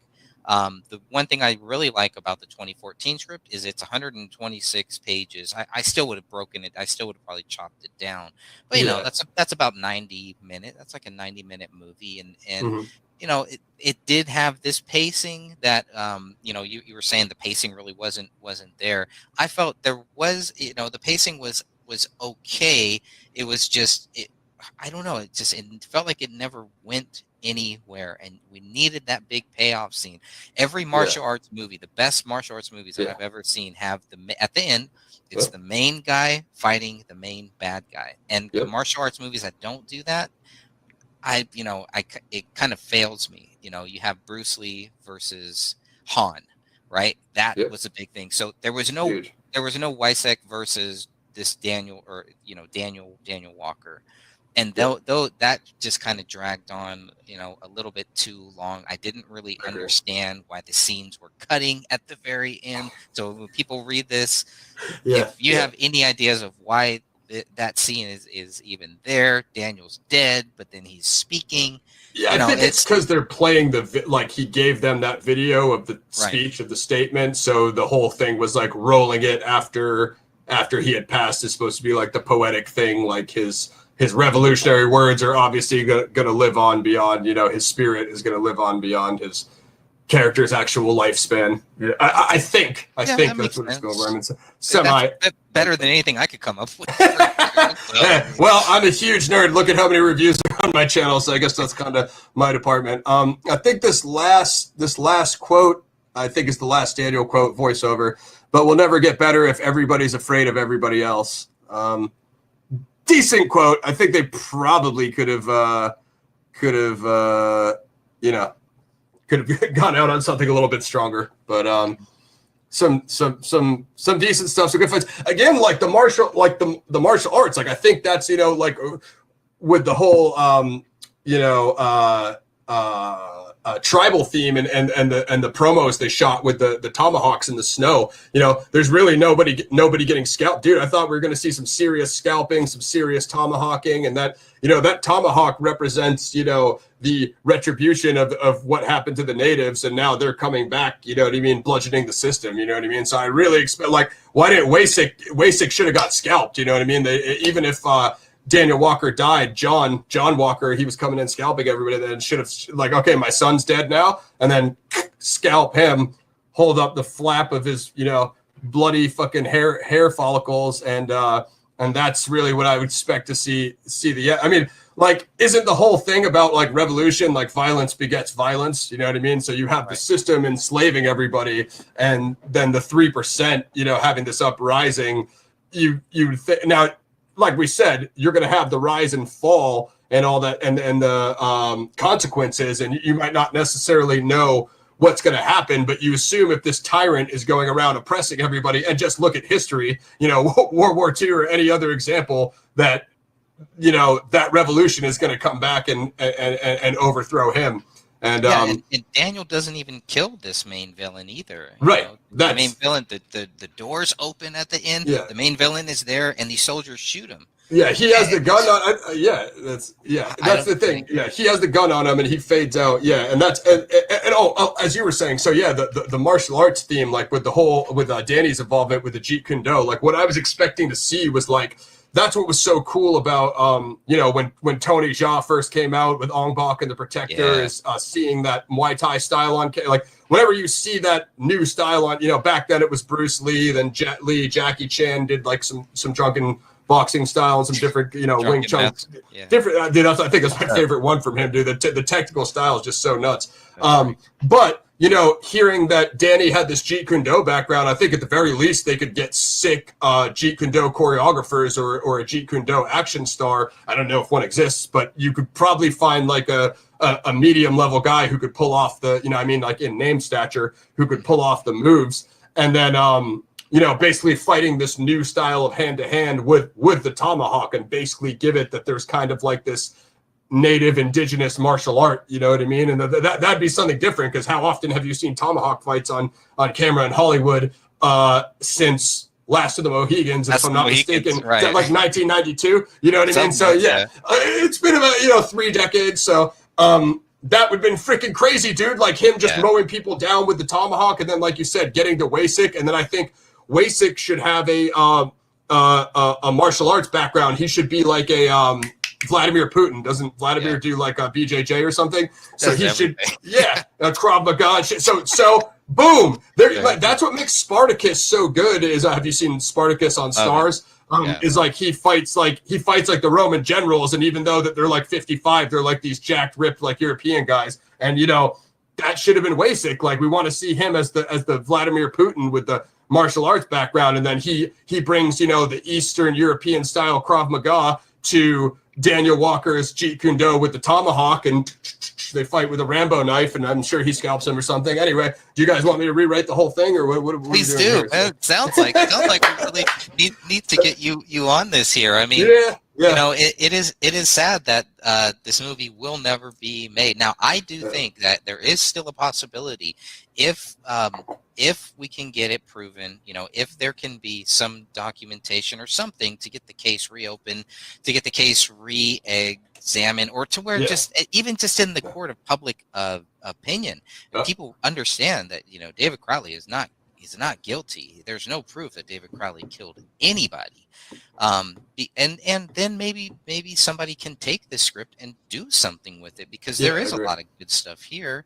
And if you take all of these scripts and just take some of these concepts, maybe even take some of the real stuff that happened with David Crowley too, man, you got a hell of a story here. So hell yeah, I agree. No, I totally agree.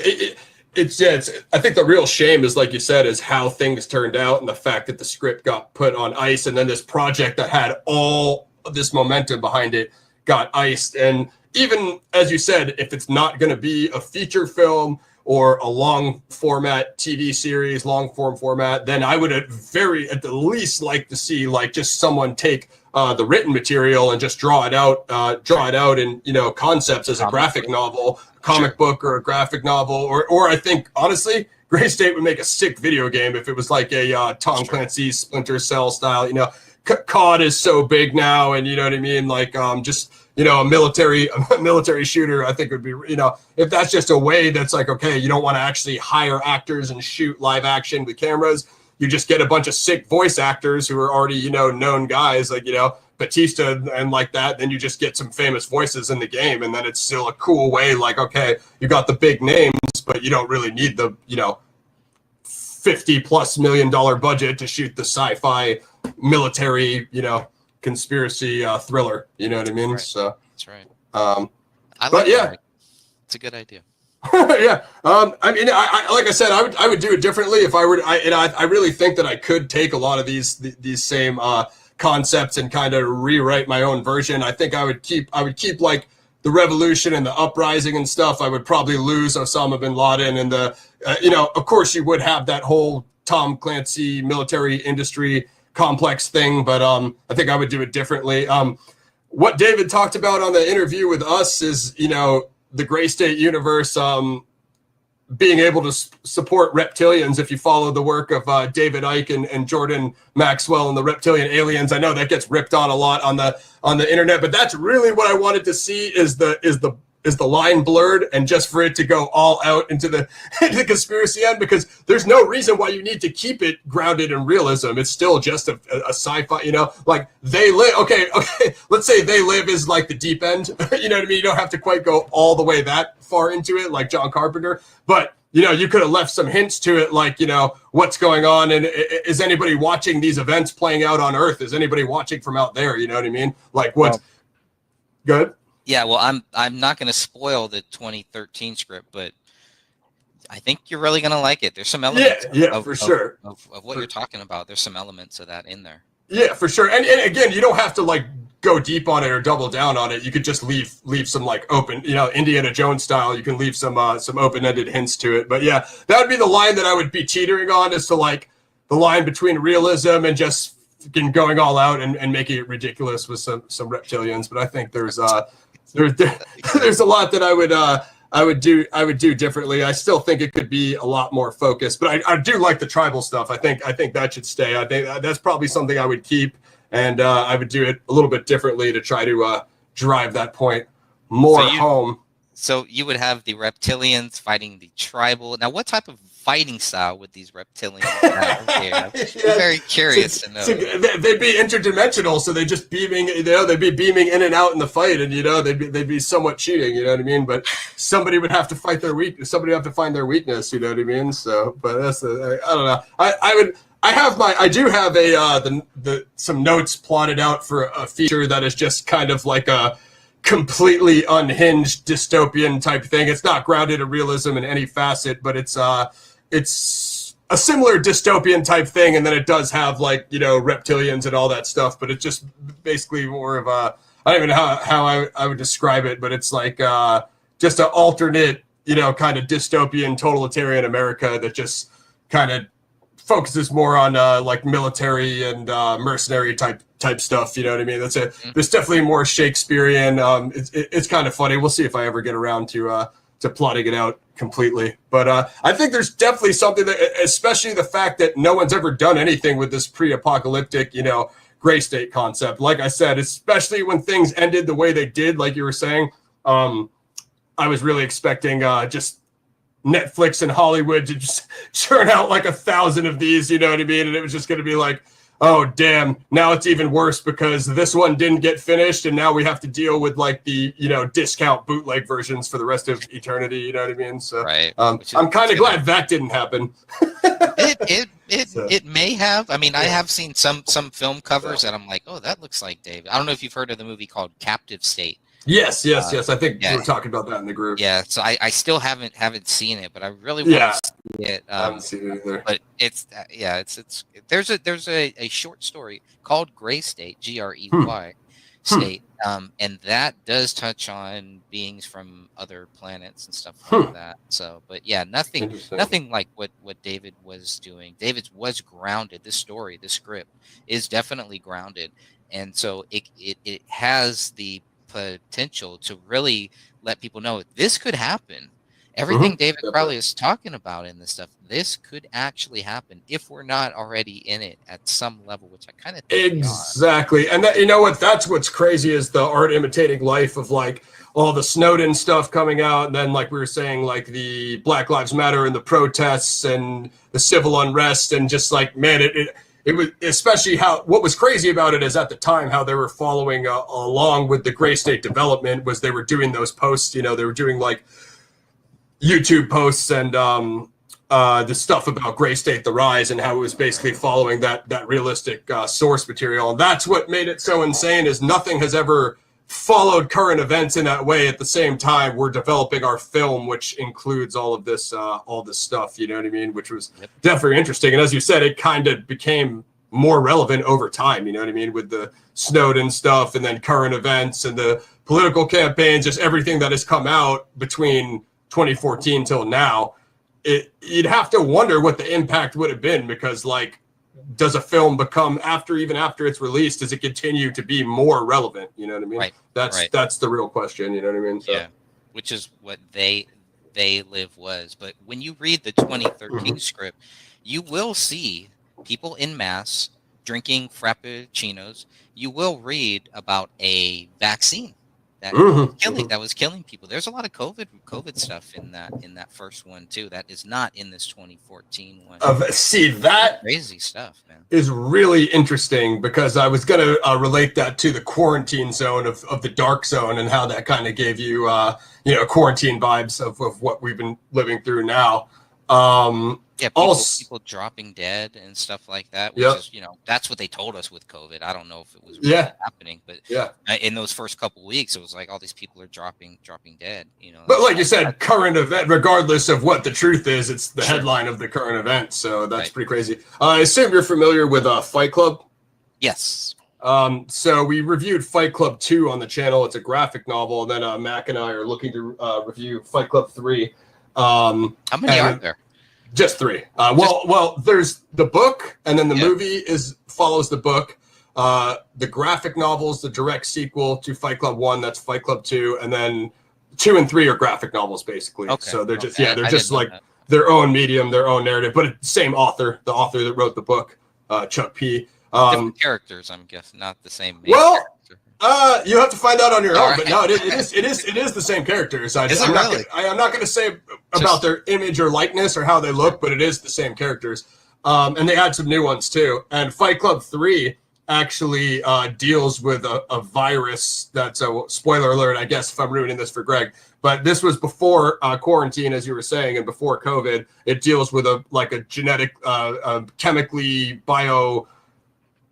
bioengineered virus that is released, and then they have the cure for it, and it's kind of like what you were saying about the vaccine. It's a similar type of thing, so it's always interesting to see things that release that narrative first, like Fight Club 3 and that early Gray State script that you're referring to. It's again art imitating life, and it's much more eerie when it's like, okay, man, it's somebody, and not to say that anyone can't just think of anything creatively and write it at any time, and then that real event can happen later on, but it's like, it's always strange when it happens, though. Like you said, with They Live, this is what me and Mac and Gaz and the other boys from my show, Paradigm Review Show, Subscribe, talk about. Like, They Live had drones in it in like 1988. Dude, that was like 30, 40 years off before anyone was ever going to develop drones, or at least from what we know. Yeah, okay, the military might have had early stuff that we didn't know about, but as far as like domestic drones and even drone technology, like try to imagine people understanding that in 88 when cell phones weren't even, common yet, you know what I mean? Like, it's just kind of crazy when that stuff kind of happens. I think that's basically everything I got on the Gray State deep dive. Thanks for rolling with us, guys. Definitely appreciate having Greg back. We definitely got to get you on the other channels for some martial arts action, and we've been covering some wrestling. Have you seen Dark Side of the Ring? I haven't. That stuff really hits me hard, because when it comes to wrestling, I like to think, I like to focus on the positive stuff. But I wouldn't mind watching some of that stuff. I know it's just going to get me very frustrated, because we have lived through all of that stuff. Yeah, for sure. And that's all people were ever talking about. Oh, wrestling's bad, steroids, this and that. It's a lot deeper.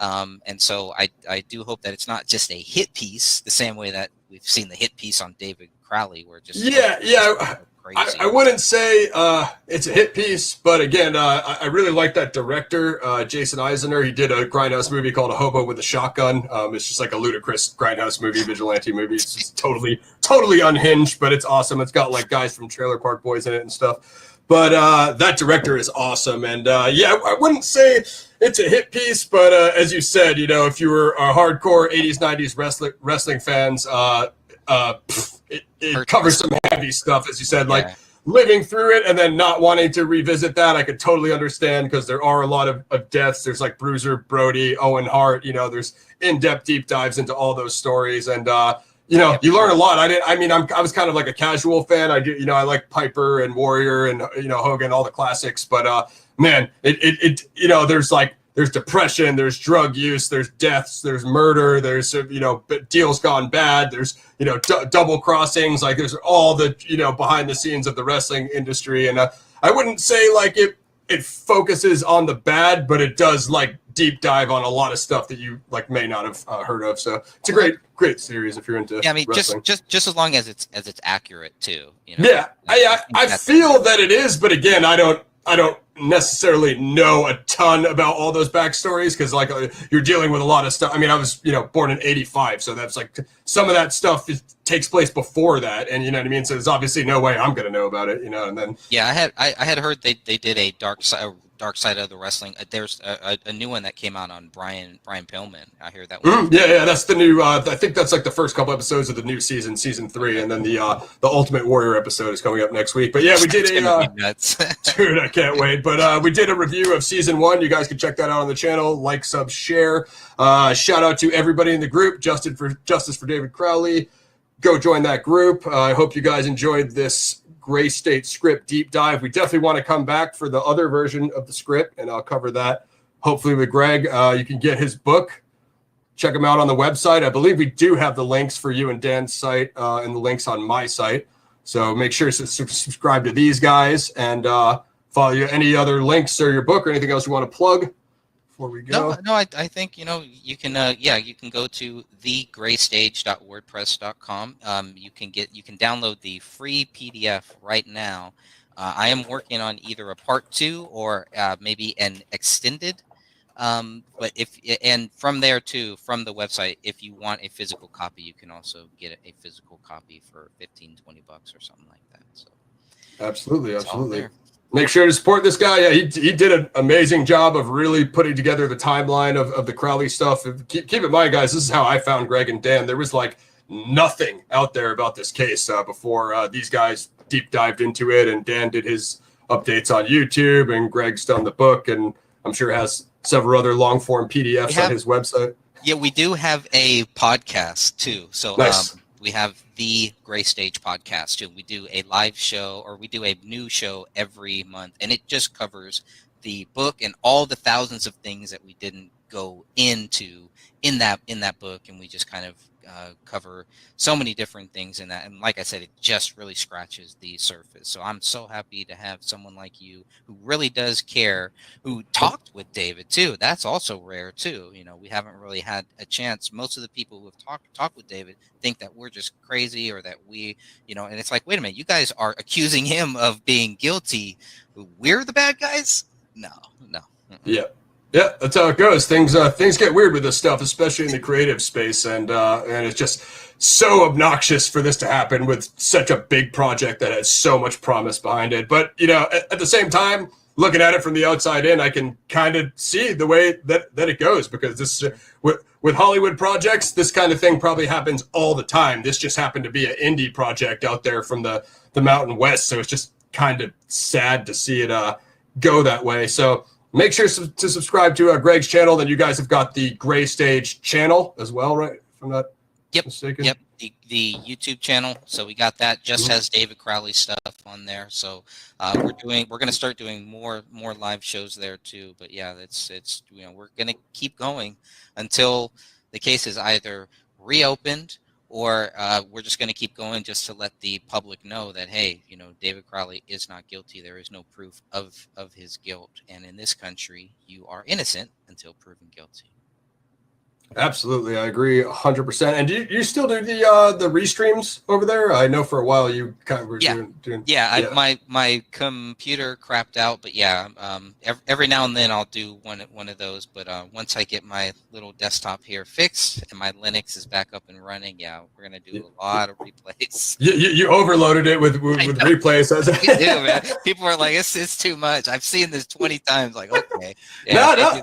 It was good. I appreciate you did that though, because you reposted the stream you did with me and Gaz, and it was it's cool for people who are new to the case and haven't caught up with that old stuff that we all did back in the day. You get a second chance to see it over there on Greg's stuff. So make sure to support these guys. I'll probably drop a link to Zodiac Files episode 1. If you guys don't know, I'm on the awesome. Yes. I'm on the Zodiac killer case. That's the one I'm stuck on right now. We have episode 2, the death of Ray Davis, the possible first attack of the Zodiac killer here in Oceanside, California. That's coming real soon. So just like, sub, and share for notifications. Couple quick shout outs.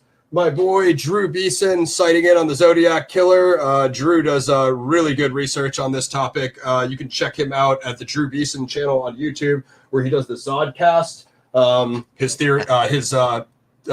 suspect is Don Cheney, the friend of Arthur Leigh Allen. So he does a lot of cool stuff. He also does DB Cooper and UFOs and paranormal. We talk a lot of one day I need to get a super show with all you guys, Greg, Drew, me, and we're just gonna completely go unhinged on UFOs and paranormal and just see how deep the rabbit hole. We'll get the dream team together and we'll just do one big super show. So I think that's all I have for you guys. But there's no other in-depth discussion of the Gray State script on YouTube. So I wanted us to do a deep dive and hopefully answer some of these questions of where can I see it or I saw it. No, you haven't unless you downloaded it and read the script. And I think I guess one thing I could do is a script reading. I know those are big things. If you guys ever want me to do that, I could do the full script reading here on the channel, kind of like an audiobook style format. So if that's something you'd be interested in, or I'll probably end up doing it with the other version because Greg says I'll be much more interested in that one. So if I do it one I'm not invested in on, then it might not be that interesting, but I might like that one. So leave your feedback below, guys. Let us know. We're out. Make sure to support the book and follow these guys. Shout out to everybody in the group. Appreciate you guys. Have a good one, everyone. We're out. What's up, guys? We're back. Ross, PXF, Planet X Film. Check out the Zodiac Files, my new series, episode 2 out now. Episode 3 coming soon. We got Greg from the Gray Stage podcast, Gray Stage book, your many other channels. And you guys saw him last time with me for the Gray State 2014 script deep dive that we did on the release of that kind of unfinished script project. I kind of consider that my angle in this whole thing is focusing on the project itself. And when I kind of considered myself as the Gray State expert, I was like, dude, Greg, I read the script. I'm totally on point. I know what I'm talking about. He's like, which script did you read? And I was like, wait, what? I was like, there's 2. So he kind of got me on that one. I went over to his website, got the copy of the first edition. And if you guys remember, I wasn't really pleased being one of the initial associate producer investors with what we got with that second version. Greg said, check out the first version. I did that. Yeah, there's a lot more that I like in this, for sure. There definitely is a lot more that I like in this, but I have my criticisms for this one as well. Quite frankly, what I think would have been the best is probably a combination of the two, take the best elements of both parts, and I think that could have been wielded into the ultimate Gray State concept. And then we're going to talk about DAM, Danny August Mason. Dude, the highlights about that guy are outlandish, so I'm going to definitely be talking to him. I don't know what's going on there. But what's up, Greg? Welcome back. Thank you, brother. Always glad to just be here and just chat about this stuff, chat about this script. And I know that there's a lot of people that are very curious to hear your thoughts on this script too. So I'm definitely. This should be fun. Yeah. In some yeah. ways. In other ways, it may be disturbing to some, but it may be a little frustrating at some point. The truth. A roller coaster of emotions, because that everything involved with this kind of, I feel like, has to be. Shout out to you guys, the work you've been doing on the podcast and stuff. Make sure you guys, first and foremost, go follow the Gray Stage and check out, is it graystage.com? I should know that by now. The website is if you go to thegraystage.wordpress.com. So it's really just a WordPress. Yep, But, get that, yeah, or you can find all Google the- the Gray Stage. His stuff yeah. will come right up. Yeah, you'll definitely find it. But all the documents are there, all the photos are there. So if anybody wants to go, you can download that stuff now and check it out, man.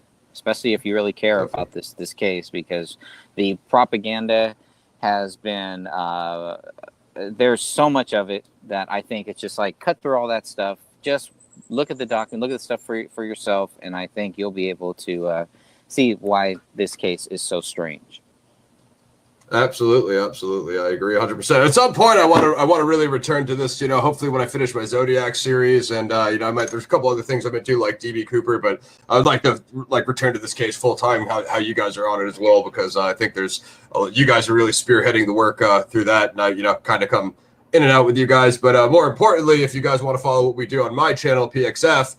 Go download the 2014 version of the script, and you can kind of follow that along how Greg and I deep dived it last time. Then if you want to do the same with this one, you can first and foremost head over there, Gray Stage WordPress, get the 2013 version, and you can get the PDF for yourself. And shout out to it was your member who found this floating in cyberspace, correct? And then she screenshotted everything for you guys to get the copy of this version. So that was awesome, right, as well.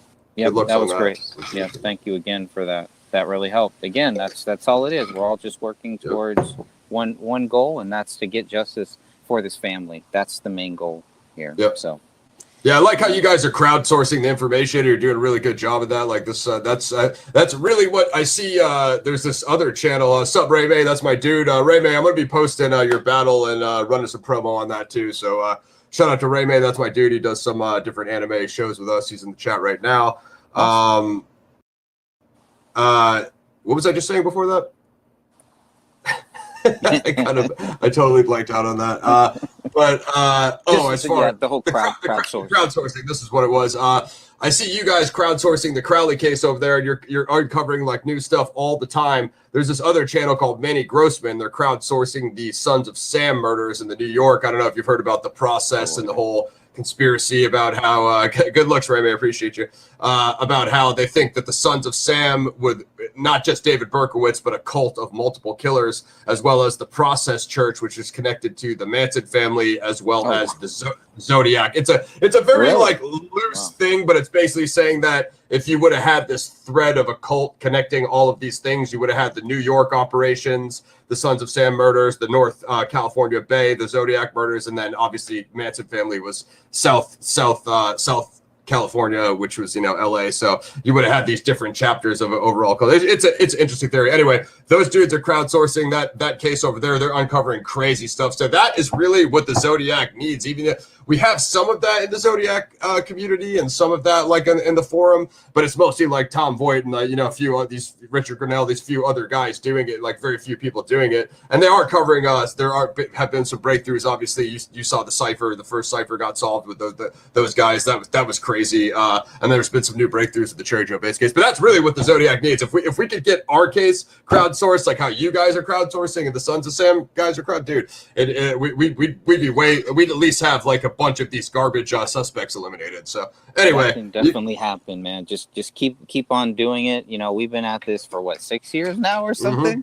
So yeah, you just gotta keep going, keep going with it. Whatever will happen. Yep. It'll happen, man. So yeah. Shout out to Ray May. Shout out to everybody from the Gray Stage crew. I saw all Greg's people came through, subscribed. Little Bear subscribed to my music channel. That was nice. Crazy. I don't know if you guys listen to underground hip hop or what, but if I really see you subscribing to the music channel, now you've gone over and above like supporting what we do at Planet X Media here. So actually, I got a joint for you. I got to send you, Greg. If you haven't heard our new song, Substance Death, we have a little. I put a little GS reference in there for you guys with a little bit of usually. I'll sprinkle a little something underground hip hop stuff. But you guys came here for the script. Great, so let's get it popped off. I actually opened the PDF on my screen unlike last time, so I look way ahead of myself. Yeah, and the script is kind of blurry, and that's because it was from a screenshot. And what's crazy is, thankfully, what happened is somebody posted this script in the group. There was definitely malware or something like that on it. So the goal was for us to because first we thought it was the 2014 script, and when I started reading, I was like, whoa, this is not the same script. So before we kind of made a big deal out of that, we had several people take screenshots of every page first. Then we started posting into the group, letting people know, hey, this is a different script. Well, right after we did that, I think that the script was taken down.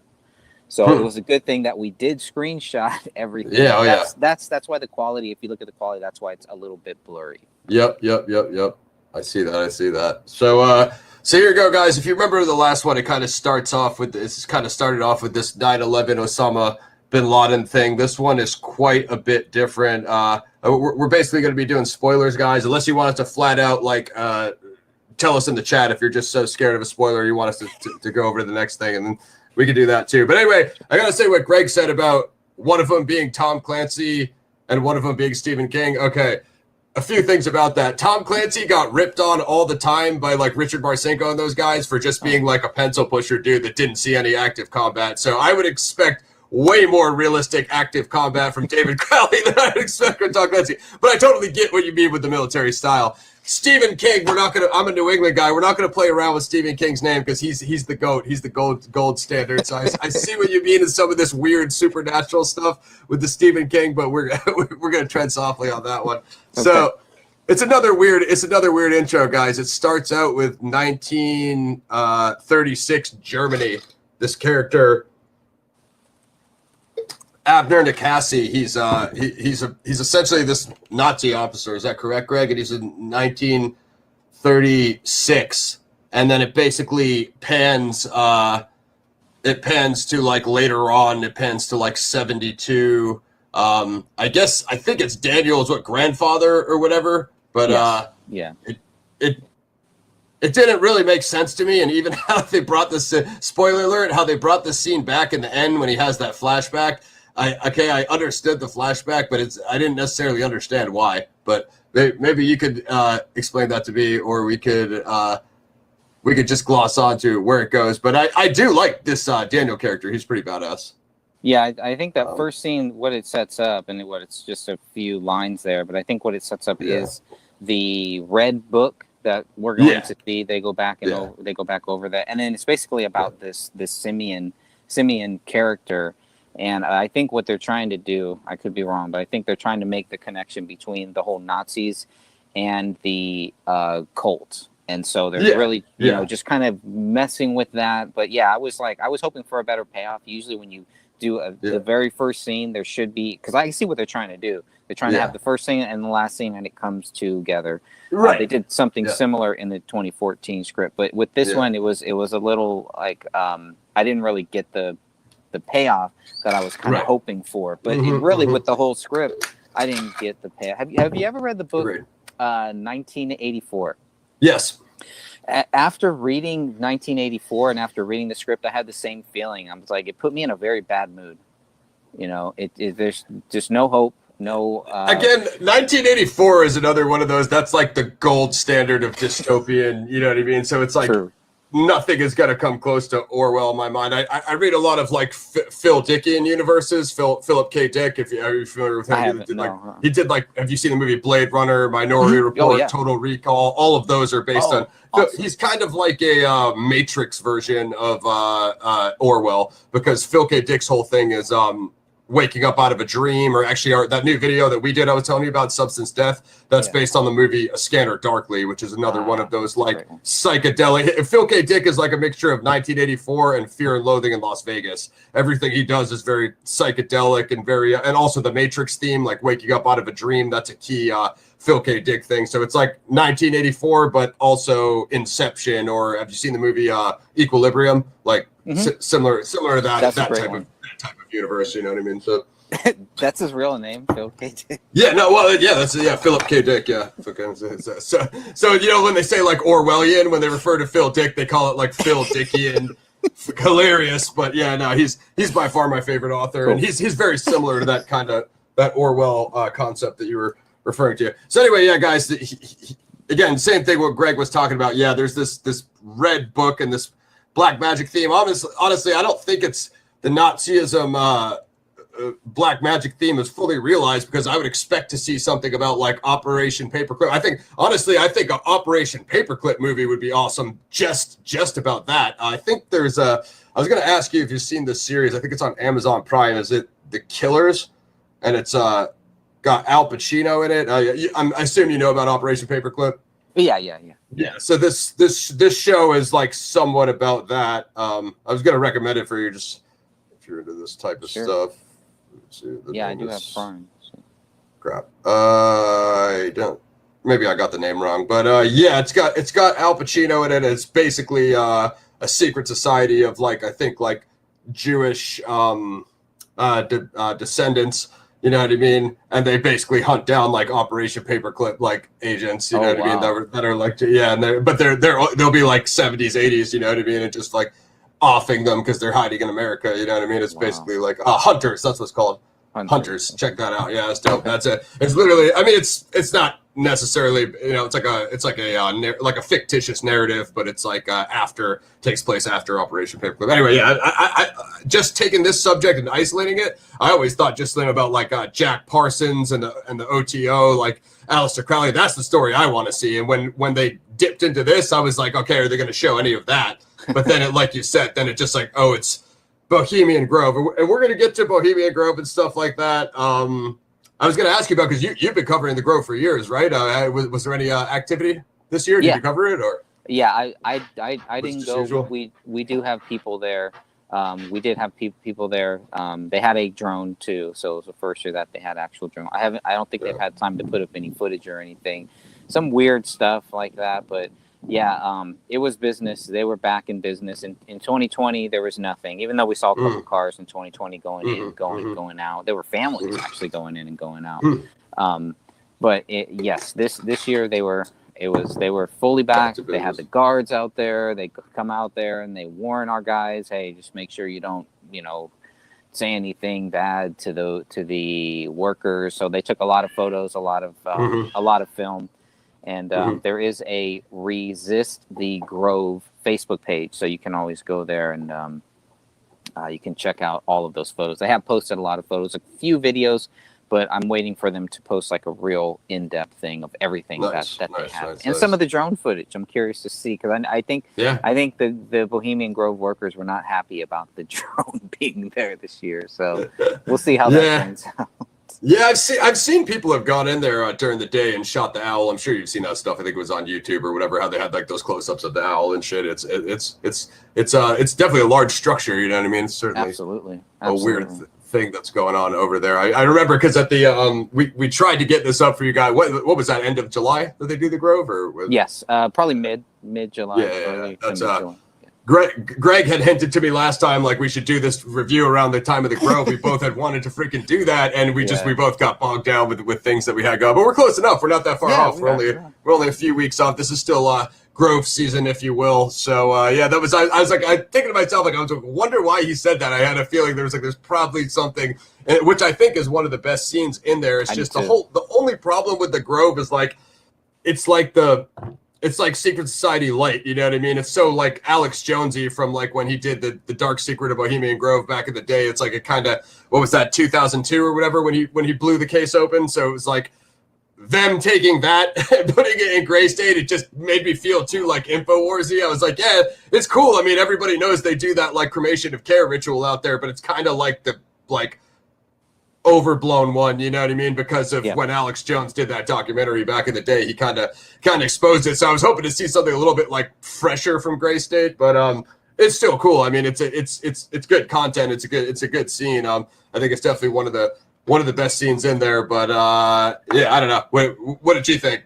Yeah, I probably would have ended the whole film right there. I would have ended it right there. It sets up a good part 2 and everything, and you could even think everything that comes after that. You could even see that as a part 2, as a sequel to it. But that scene to me was so powerful, so visual. You have a guy, one of the main bad guys, who is basically like a walking demon or has some supernatural powers. There's because they go through the whole ritual of sacrificing somebody, and when they get up close, when these patriots get up close to the body, it's a child's body. So Right. it really is going to say they're sacrificing children at Bohemian. But the only problem is that was what the whole Alex Jones Dark Secrets of Bohemian Grove was. That's what he was saying. So it was like I already knew that was. If you've seen that Alex Jones documentary happen and you see this scene outplaying, which is like, I get it. That was, but like, are we talking about the freaking upper echelon of like the Illuminati, like the darkest forces of the world, where you have these like psychic vampires and you know what I mean? You've seen some of these people on YouTube and stuff like that of the blood drinking rituals and whatever, this reptilian vampirism. I would expect to see something much worse than that than just the Bohemian Grove ritual. You know what I mean? Just because of the level, if you're dealing with pure evil, you're dealing with pure evil, you know what I mean? Like you're going to probably expect the worst. So it's like, yeah, I get it. It's bad, but it's like, it only showed you 1% of how bad it is. You know what I mean? Like, well, I mean, yeah, when the guy gets shot, the main bad guy, I think he gets like his throat sliced or something, and then a couple scenes later, he's back and he's fine, and you know, it's pretty trippy stuff. I think. Yeah, but for sure. No, I like the scene. I like that. That was, like I said, is probably my favorite scene in there. Yeah. Well, because when one of the early crime scene photos that we had the actual owl. It had that there. That was in David's office, and for years it's like, what the heck? Why is this there? Is this a movie prop? Is he worshiping it? What the heck is going on here? I saw it. Yeah. And so after reading that script, now okay, now it makes a lot more sense. I still want to know who made it. I mean, I think it was handcrafted for David, if not by David. I don't know who made it or whatever, but it's very accurate. For sure. It was pretty trippy, but kind of like, like a Red Dawn scene or something too. So all these patriots take over Bohemian Grove pretty much, and just start. There's just this huge gun battle. It was crazy entertaining. Yeah. I mean, it was freaking awesome. I mean, it was like you said. I mean, I would if we're going to be a series or something, then what I would expect is this: like they're going to go through all those kind of New World Order tropes like that, and if that would be like the first one, if you could revisit every scene like that, like the Skull and Bones crypt, you know what I mean? Like you're gonna go to every chapter of the Illuminati and clean house, like how they cleaned house at Bohemian Grove. Then you could get a series out of it of the, you know, like the Nazi bases, the boo. You could hit every faction, and if it were to go global, you know what I mean? Like it would be really nuts. Let us know what you think, Sophia. You know what I mean? What did you like? What didn't you like? So we'll revisit that. Let's pop back to the beginning, because I think due to the current pandemic and Dr. Fauci, we will see some crazy things in this Gray State script. I've seen people mention this on the forum. If we head on over to page 7, and this is going to be fun because, you know, like you said, it has the different thing on the PDF, and then it has the page. So God knows which one it is, but on page 7 on one of these, I think it is the same. What do we got? We have a biometric device, and that's not what it looked good for. Well, we got the vaccine in here, which is crazy, the vaccine reference. The medical mask at the bottom of page 6, they talk about person in a medical mask, and then I was like, wow, okay, that's pretty interesting stuff there too. And like you said, at the top of page 7, the biometrics and all of that. So you could tell it's almost like a post-COVID world that the script takes place in. Yeah, that vaccine interested me, because I mean, not that it was the most impossible thing to, like, difficult, because, you know, to predict, because it's not like the technology didn't exist or something like that. But nonetheless, you have to wonder whether, I mean, of course, there it is. All around them are posters of RFID, vaccine, and political slogans. I mean, as Greg says, that sounds a lot like 2021. You know what I mean? I know there was a lot of whole hysteria about this due to the Gray State team's, appearance on the Alex Jones InfoWars show. But you got to admit, there are things that they got right in here, and the vaccine's one of them. That's pretty bugged out. Absolutely. Yeah. When I read that, I was like, wow, that's pretty accurate and pretty scary. We know that Yep. there's in some of the other trailers, there's a photo of David's wife. She must have done some B-roll footage or something, and she's in a surgical mask sitting on a bus. And so I was like, wow, this is pretty accurate, and just yeah, a little bit frustrating. We did, once the COVID happened, we did have a lot of people join the group because they saw that there was some type of tie, and they hadn't read the script yet, but they were making Just those from the concept trailer. just from the concept trailer. Yeah. Right. Yeah, that one that bugged me out. That was a good start. I was like, I'm going to make a note of that, so Greg and I can talk about that. And that was pretty wild. I'm not going to lie. We had a conversation with David during our interview with him about art imitating life, and I think I was telling him about A Scanner Darkly, that movie I was telling you about. Basically, in A Scanner Darkly, there's everybody's addicted to this drug called Substance D, and it's actually the company who is like distributing it is also the company running the rehab centers for the addicts. And then when their minds are gone, they're taking them and working them in the fields. That's the flower that gets, you know what I mean? So it's all like a self-sufficient system, but at the same time, there's massive surveillance, and you know what I mean, a lot of similar types of things that you see in all of these same projects. For sure. I think it's page 43, the mall scene with the black bag. I think there's some cool stuff there. Look at that. Take a little visit for you guys. 43 on the PDF, or 43 on the physical. Let's find out. Okay. Looks good. Yeah, I think it's the actual page. The page. Okay. Okay. Yeah, the black van, I guess. Yeah. Okay. Yeah.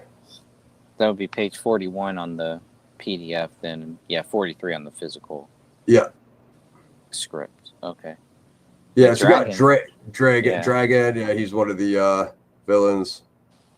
Yeah, I was always trying to figure out, this guy is like almost like the main villain. He's like the sidekick, but really it seems like he's a lot more than just a sidekick, at least. Yeah, he was first. He was definitely insane. That was pretty wild. Yeah, he's the one with supernatural powers, definitely, because something happens with him. He can basically shapeshift, so he's kind of like a shapeshifter, and he does that. Yeah, the shape shifting was interesting. I did like that. Was definitely a nice thing that was missing for the from the other script, because you could definitely do a lot with that. You know what I mean? Yeah, absolutely. That was cool. I was glad to see that. Even though that last scene is a little wonky, we'll get to that at the end. I'm just like, well, also like you said about the Red Book, like spoiler alert, we'll probably revisit this, but they do that whole Bohemian Grove thing, like you said, this crazy shootout, like shut down the whole ritual, blah blah blah, and then at the very end, when they got to that last the summoning ritual at the end, and he's like, you see, I don't even need the red book. The power's always been inside of me. The power's inside of all of us. And then it was like, okay, I get the twist within a twist, but now it just defeated the whole purpose of that other Grove scene of going to get the book. Which I get it. Like when you're the good guys and you're going to do the thing that's going to stop the enemy, you don't necessarily have all the details, but then. Like, that's the thing of just throwing the extra twists in there just to throw them in there. I'm like, okay, that's like, now the Red Book is irrelevant. So, like, whatever. I kind of got going after it on some Indiana Jones stuff, but then kind of lost me along the... some Crystal Skull stuff. Okay. Yeah, for sure. So, yeah, there was I thought there was a pretty cool mall scene on there, but I don't even know. Maybe... Yeah, maybe my numbers. It's pretty small. It's 41. You said. Well, that's where that's the one with the 8 with Dragon, but the mall scene I believe is a pretty, like, I know in the other script it's a bigger scene. There's a lot more violence in that mall, but in this one I'm not. I think it's pretty small here. Okay. Escaping it. I mean, if you look at even on page it's just agents chasing him. Page 42 of the Oh, it's when he gets The black big, bagged, right? Yeah, when yeah. Dragon black bags him. Yeah, so that's there's like a like what I was gonna say. That's what happens to Alex Jones in Scanner Darkly. He's like yelling on a megaphone, and he gets and they black bag him. All right, let's check page 65, 65. the checkpoint. I think there's some good stuff here. Whoops, went way past it. But anyway, yeah, if you guys read it, I know Sophia read it. Let us know what you guys think of the live chat. 65. Because the main character is basically a guy named Daniel Walker, right? Yeah. And then his girlfriend or wife or whatever is Kelly, right? And that's, Yep. that's Yeah. Those are the two main ones. And in the, I relate them to the 2012 trailer, where Charles Hubbell's character is pretty much Daniel Walker, the bald guy in the trailer, with his wife, who works for the medical establishment or something. She's, you know, the red hair lady in that trailer that is tagging people, and she's also the one who walks into the grocery store and sees that there's nothing there. So I think that's probably Kelly here, or a version, an updated version. Yeah. So, and then what? And who was fucking Danny August Mason? Was he not? Was he Wanek or? He was John Wank, and you'll notice his character is not here. It's not here, if I remember correctly. So, I'm sorry, it's not in the 2014 script. So in the 2013 script, John Wank, Danny August Mason's character, would be like the supporting lead character in here. So he's a student of Daniel Walker, and so that's where their connection is, going back to their service days, I believe, in Afghanistan and all of that.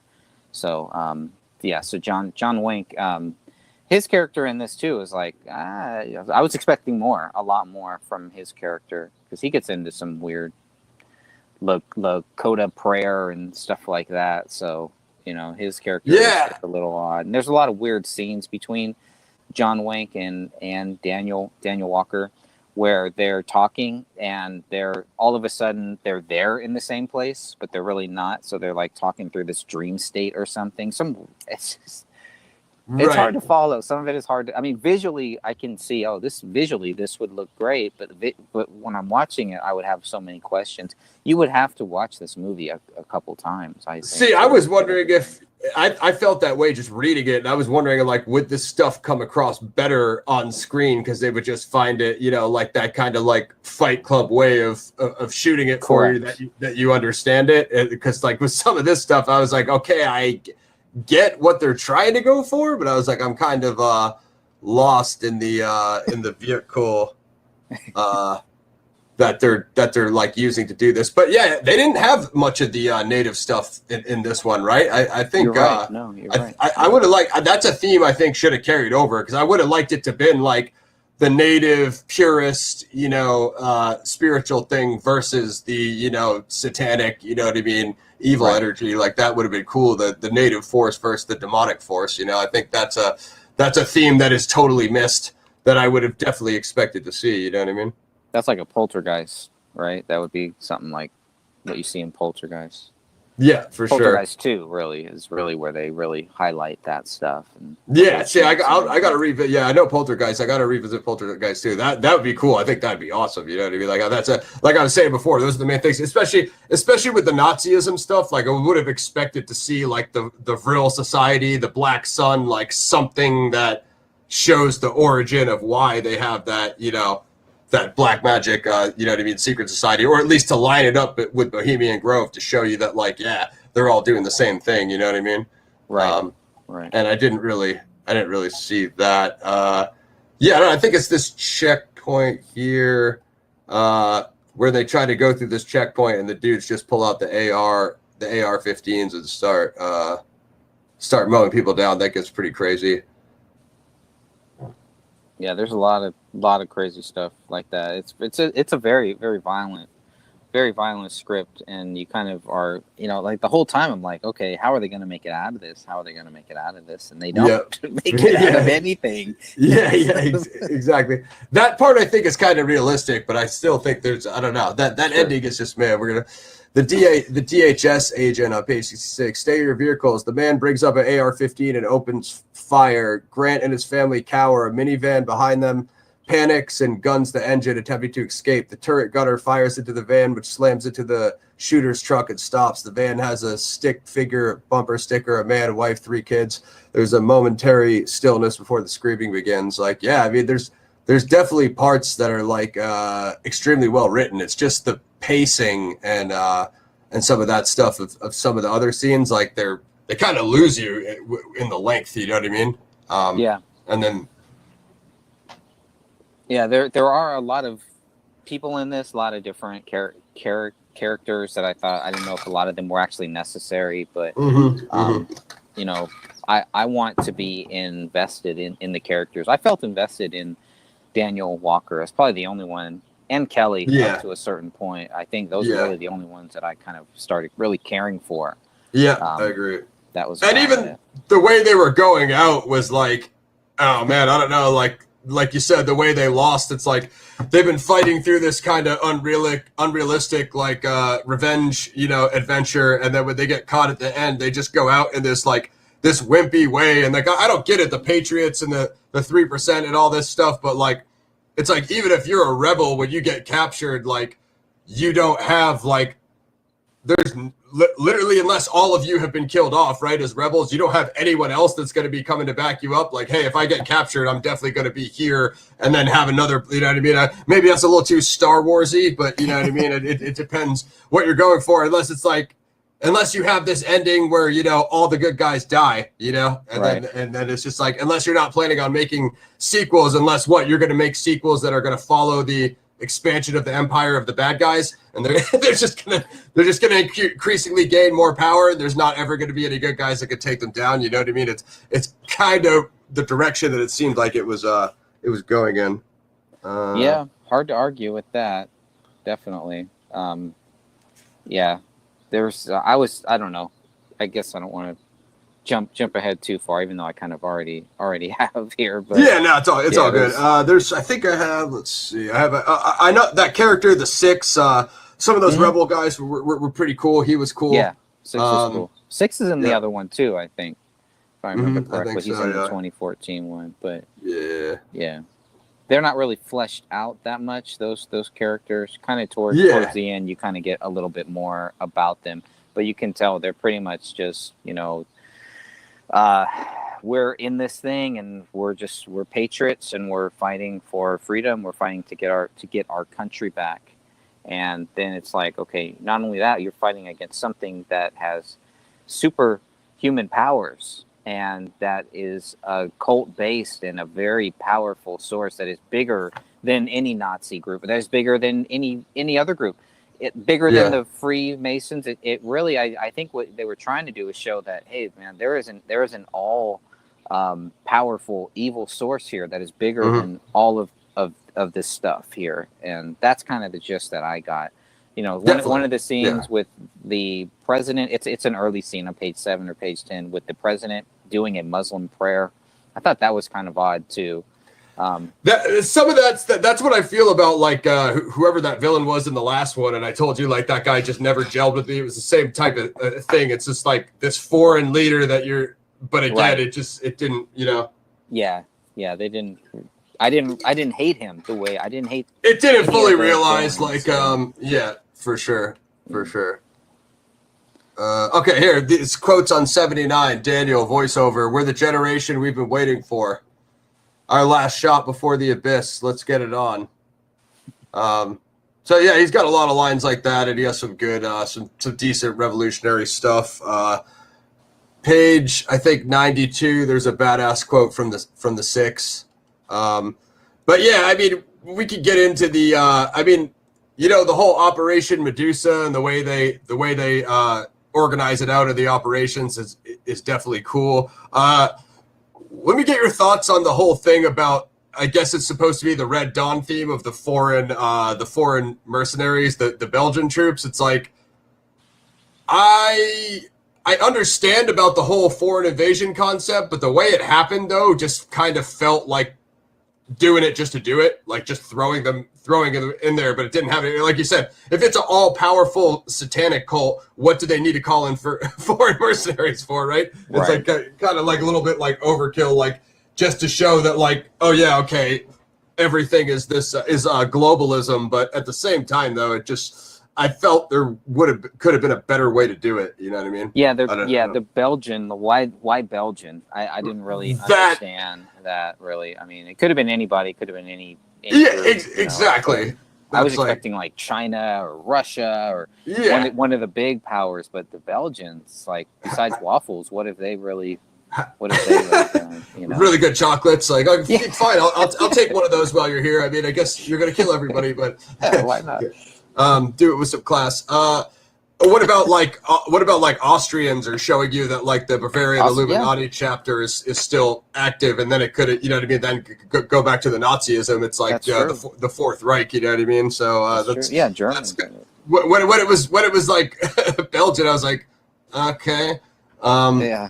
I mean, there must have been a reason. There must have been a reason for that. Maybe there's a big Belgian cult, big Belgian satanic thing. Yeah, for sure. And again, I guess maybe there was a reason. Who knows? I mean, again, that's what I think. I really think the best, like, take the majority of what you got in this here, just flesh out the whole satanic, demonic summoning, you know, magic, and figure out exactly what you're going to do for that, like in a way that works perfectly, or whatever, how you got to relate to its storylines, like you said, for the callbacks to have a worthy payoff. And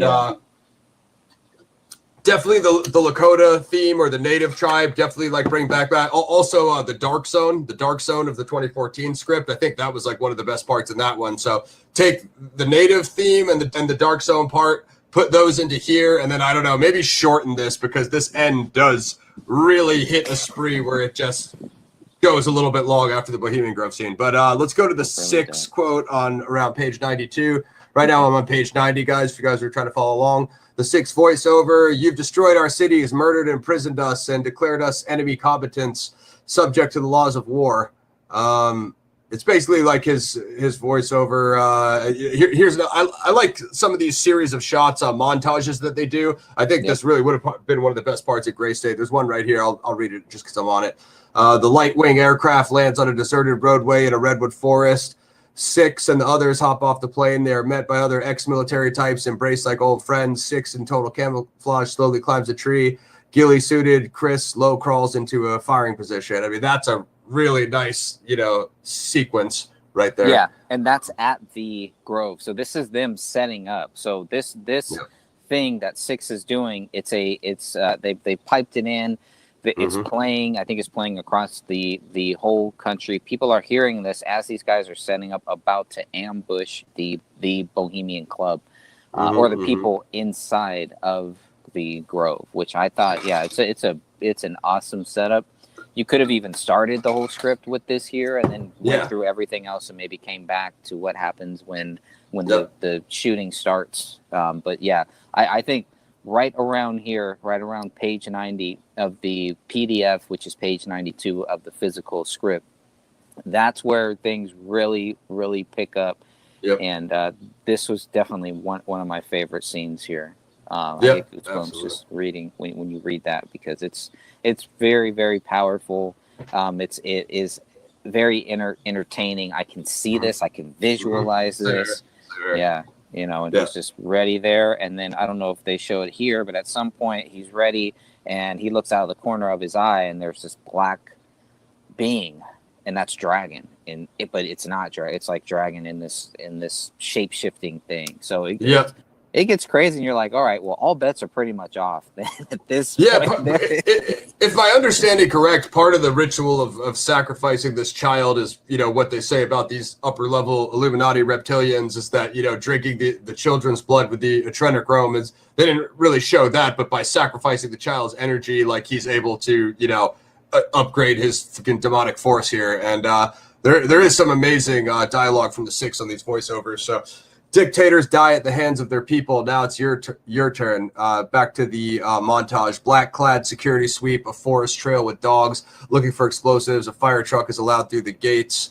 A fire truck manned by Six's airfield friend discreetly dumps a heavy liquid from a fire engine into a remote river. The liquid flows downstream.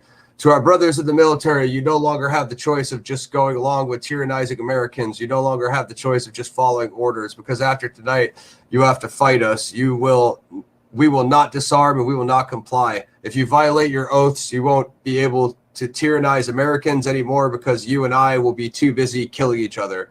And Nikasi, Simon Nikasi, he's I guess he's the Nazi agent, right? Because Abner was his, I guess. Wait, or Abner was the grandfather, and this is the grandson, Simeon.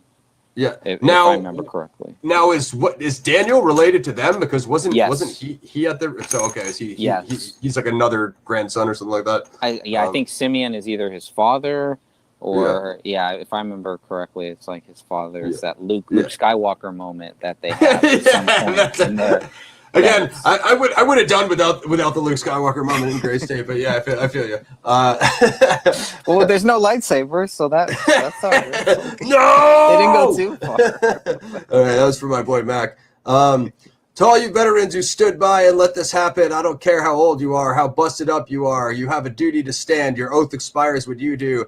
As long as you're on this side of the grass, you're still on the hook. I mean, it's very oath keepers heavy. You know what I mean? But where are we at? 92. To you illegals and traitors barricaded in Washington, whose only weapons are fear and force, we will retain our right to vote. You will under Rule 308. We are physics. Get out now or expect the equal and opposite reaction. Fellow patriots, tonight we will buy you a head start. But after the fireworks, expect you to do your duty with speed and vigor. It was a cool way to do it. I mean, this 4th of July, earn your independence, stand now or kneel forever. I do love that stand now or kneel forever quote that they kept doing in those Gray State trailers back when they were making them. So yeah, it's quite a it's dramatic, but it's definitely entertaining and definitely has the energy, high octane. I mean, go ahead. Yeah, all of that is happening while Simeon is at the grove and is about to sacrifice this child. He is in a white robe, similar July to the 4th. 2012 trailer. Like in the 2012 trailer, the guy who's chopping off heads. So the Masonic executioner. I was kind of hoping. I was like, okay, so he is that person. But really, the 2012 trailer, it is a concept trailer. So you can see some of the concepts that they took from that and they kind of built on that. So Simeon is still in this white. He's not chopping off heads here. Heads do get chopped off later on. Yeah, they do that execution scene, but it's that different device that David was talking about. It's that multiple head chopper. Forget what I've never heard of that before until I read this. I was like, what the heck? But, I mean, that was pretty nuts. He created it because we were talking about it. I when we interviewed him, I was like, "Hey, Dave, what's up with that friggin' that guillotine scene?" I was like, "That's brutal." And he's like, "Yeah, you know what?" He's like, "We changed that." He's like, "Because I thought of something else." And I'm like, "If you actually make sense, if you're a dystopian government that mass decapitates people, a regular, French Revolution style guillotine is probably not going to do it to the speed and efficiency that you want." I remember that. Did you guys talk about the Masons in it? Did you ask him about why there's a guy in a Masonic I think apron? I did ask him about the apron, but I mean, it was basically, he just gave kind of a cryptic answer. I haven't listened to the interview forever because, I don't sit there listening to my own content 24/7, despite what people may think. But but that is a classic. I mean, I've listened to it many times. I can't remember. It was 2012 when we did that. So I think I said like, "Hey, what's up with the apron on the?" But it was basically just like, yeah, that's that faction, and I don't know, because you don't really fully. I don't think the Masonic theme is fully realized in here, right? Other than the Bohemian Grove and these Nazi chapters, they don't really do much with the whole Masonic thing. Let's go back to Greg's favorite character, Simeon. That The owls, yeah. This is like right out of the Dark Secrets of Bohemian Grove, guys. From if you see the Alex Jones documentary, it's way back when. This was one of the first big things for me when I saw that crap, because I was like, damn. I knew a little bit about Bohemian Grove, but when he actually went in there and filmed the entire cremation of care ritual, that was bugged out. I'm sorry. Yeah. I'm not a huge Alex Jones fan by any means, but just back then, what he was doing back then with those early documentaries was pretty crazy. So if you guys have seen that, I don't even know if it's on YouTube. I think it used to be back in the day. I don't know what's allowed anymore with you guys in your feelings. But this dialogue is like directly from the priest in that Alex Jones documentary. The owl is in his leafy temple. Holy are the pillars of his house. Weaving spiders come not here. There's a clang in the trees. The rest of the priest procession takes up positions in an array in front of the owl idol. Guys, if you know what Greg was talking about with that Bohemian Grove owl statue that David had on his desk, and then that's a massive, what is that, 20 feet tall, Greg? Greg's over there by 40 feet area. 40-foot tall owl. It represents the Molech statue of the Canaanite religion. And they do these sacrifices here with this cremation of care ritual. So he's basically giving you this dialogue that's straight out of that ritual.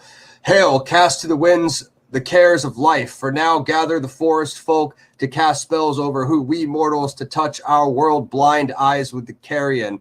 For at last, with moss rending the stones of Babylon, the watchers of the night bear witness to the final victory at hand. The crowd cheers as Simon's voice warps slightly as if masked by something else. In the trees unseen, Six is perched with a sniper rifle and an array of playing cards taped to the branch, each with a different face on it. Targets. He adjusts the angle on the mounted camera nearby. Simon's still going. For our lasting reward, we turn to one alone. True believers, Sakare Ka Od Zamren. It is here our funeral pyre awaits, but one thing. Maybe you guys can clearly, I imagine, see what's about to happen if you study this material, but I think Greg gave you a little bit of spoiler early on. It gets pretty spooky. This is where we're getting into the Stephen King territory. Yeah. Where did I take us to on the script? Because I think right here. 96. Yep. So they have the effigy there. Obviously, the crowd cheering. This is right out of the cremation of care ritual. Old world fire shall have its will of thee. Through this cleansing of fire, once again we are set free upon earth. Let's see. Chris watches as the priests drop their torches onto the body, which immediately is set ablaze. There's a terrible screaming. That's the part that Alex Jones is saying. Like, you can hear the person screaming, and it's definitely you know what I mean. I don't know. It's you can't really see from 1,000 feet back like you are in that documentary. So if they're gonna get the camera closer up here in this Gray State scene, we're really gonna get to see what's going on. So well, that is part of the quote unquote play that happens at the Grove once the fire. Yeah. They bring the effigy out over the river. Like no, I've seen the whole thing. Yeah. So that's when I heard that screaming, I was like, oh, that's bad. No, it sounded like a person screaming. Yeah, for sure. Yeah, exactly. It's crazy. It's crazy because you're supposed to believe it's an effigy, and you're like, okay, an effigy wouldn't scream when you light it on fire. You know what I mean? It's not that good. It's not that difficult to determine. So page 94, is a really good scene. This is, that's the whole setting of fire of the effigy. So you guys can read the script and tell us, when he gets up close there, there's a big fight between Six and the Patriots. They come right down on the owl. I mean, it's an awesome scene, like Greg was saying. We'll give you guys a little bit of it, I guess, since no one's protested on spoilers yet. Six arrive, page 95, middle of it. Six arrives at the owl, methodically shooting down priests who are fleeing into the woods. John forces Simon to his fleet, the ritual knife in his left hand. John to Six, the book. So they're trying to get the book up there, guys. It's pretty wild. This is where John has the tomahawk. Okay, so he does do a little bit of native stuff, but it's mostly just him using the tomahawk, right? It's not much else other than that, which freaking badass. I loved it. I think he should use it all the time. Yeah, great. John, you're talking about Danny Mason's character, John Wink there. Yeah. Okay. Yeah. So it's mostly Dan and Kelly and John up there. Six. They have a pretty good square off, and then you have a little bit of black magic stuff that happens. shout out to everybody who's tuning in. Let us know how we're doing, guys. Let us know what you think. So let's go to, I think I got some notes here for us, guys. Let's go to right around here, 98 to 100. There should be some good quotes. So let's take us back a little bit. This is okay. 6 draws a pistol and shoots Simon through the head. He goes to help John, but gunfire erupts near him and bullets shatter the area, driving them apart. That's pretty extreme. Yeah, shoots him right through the head, and he'll be back. yeah, I was exactly. like, okay, well, he's done, but nope, he's not done. Yeah, it's pretty cool because when you're reading it in text, they kind of gloss right over that, like you said. Yeah. But like in the movie, you would certainly take notice to that on screen. So what? I guess they were broadcasting that live for their revolution, something Correct. like that. Correct. Yep, they're broadcasting this, or they were broadcasting something live, or something was piped in, and then while all of this is actually happening. So, but if you go back to the same page 98, to the very top, that's where it does say. It talks about the child. And so some parallels have been made regarding what really happened with David, as far as, him dying, his wife dying, and the child dying.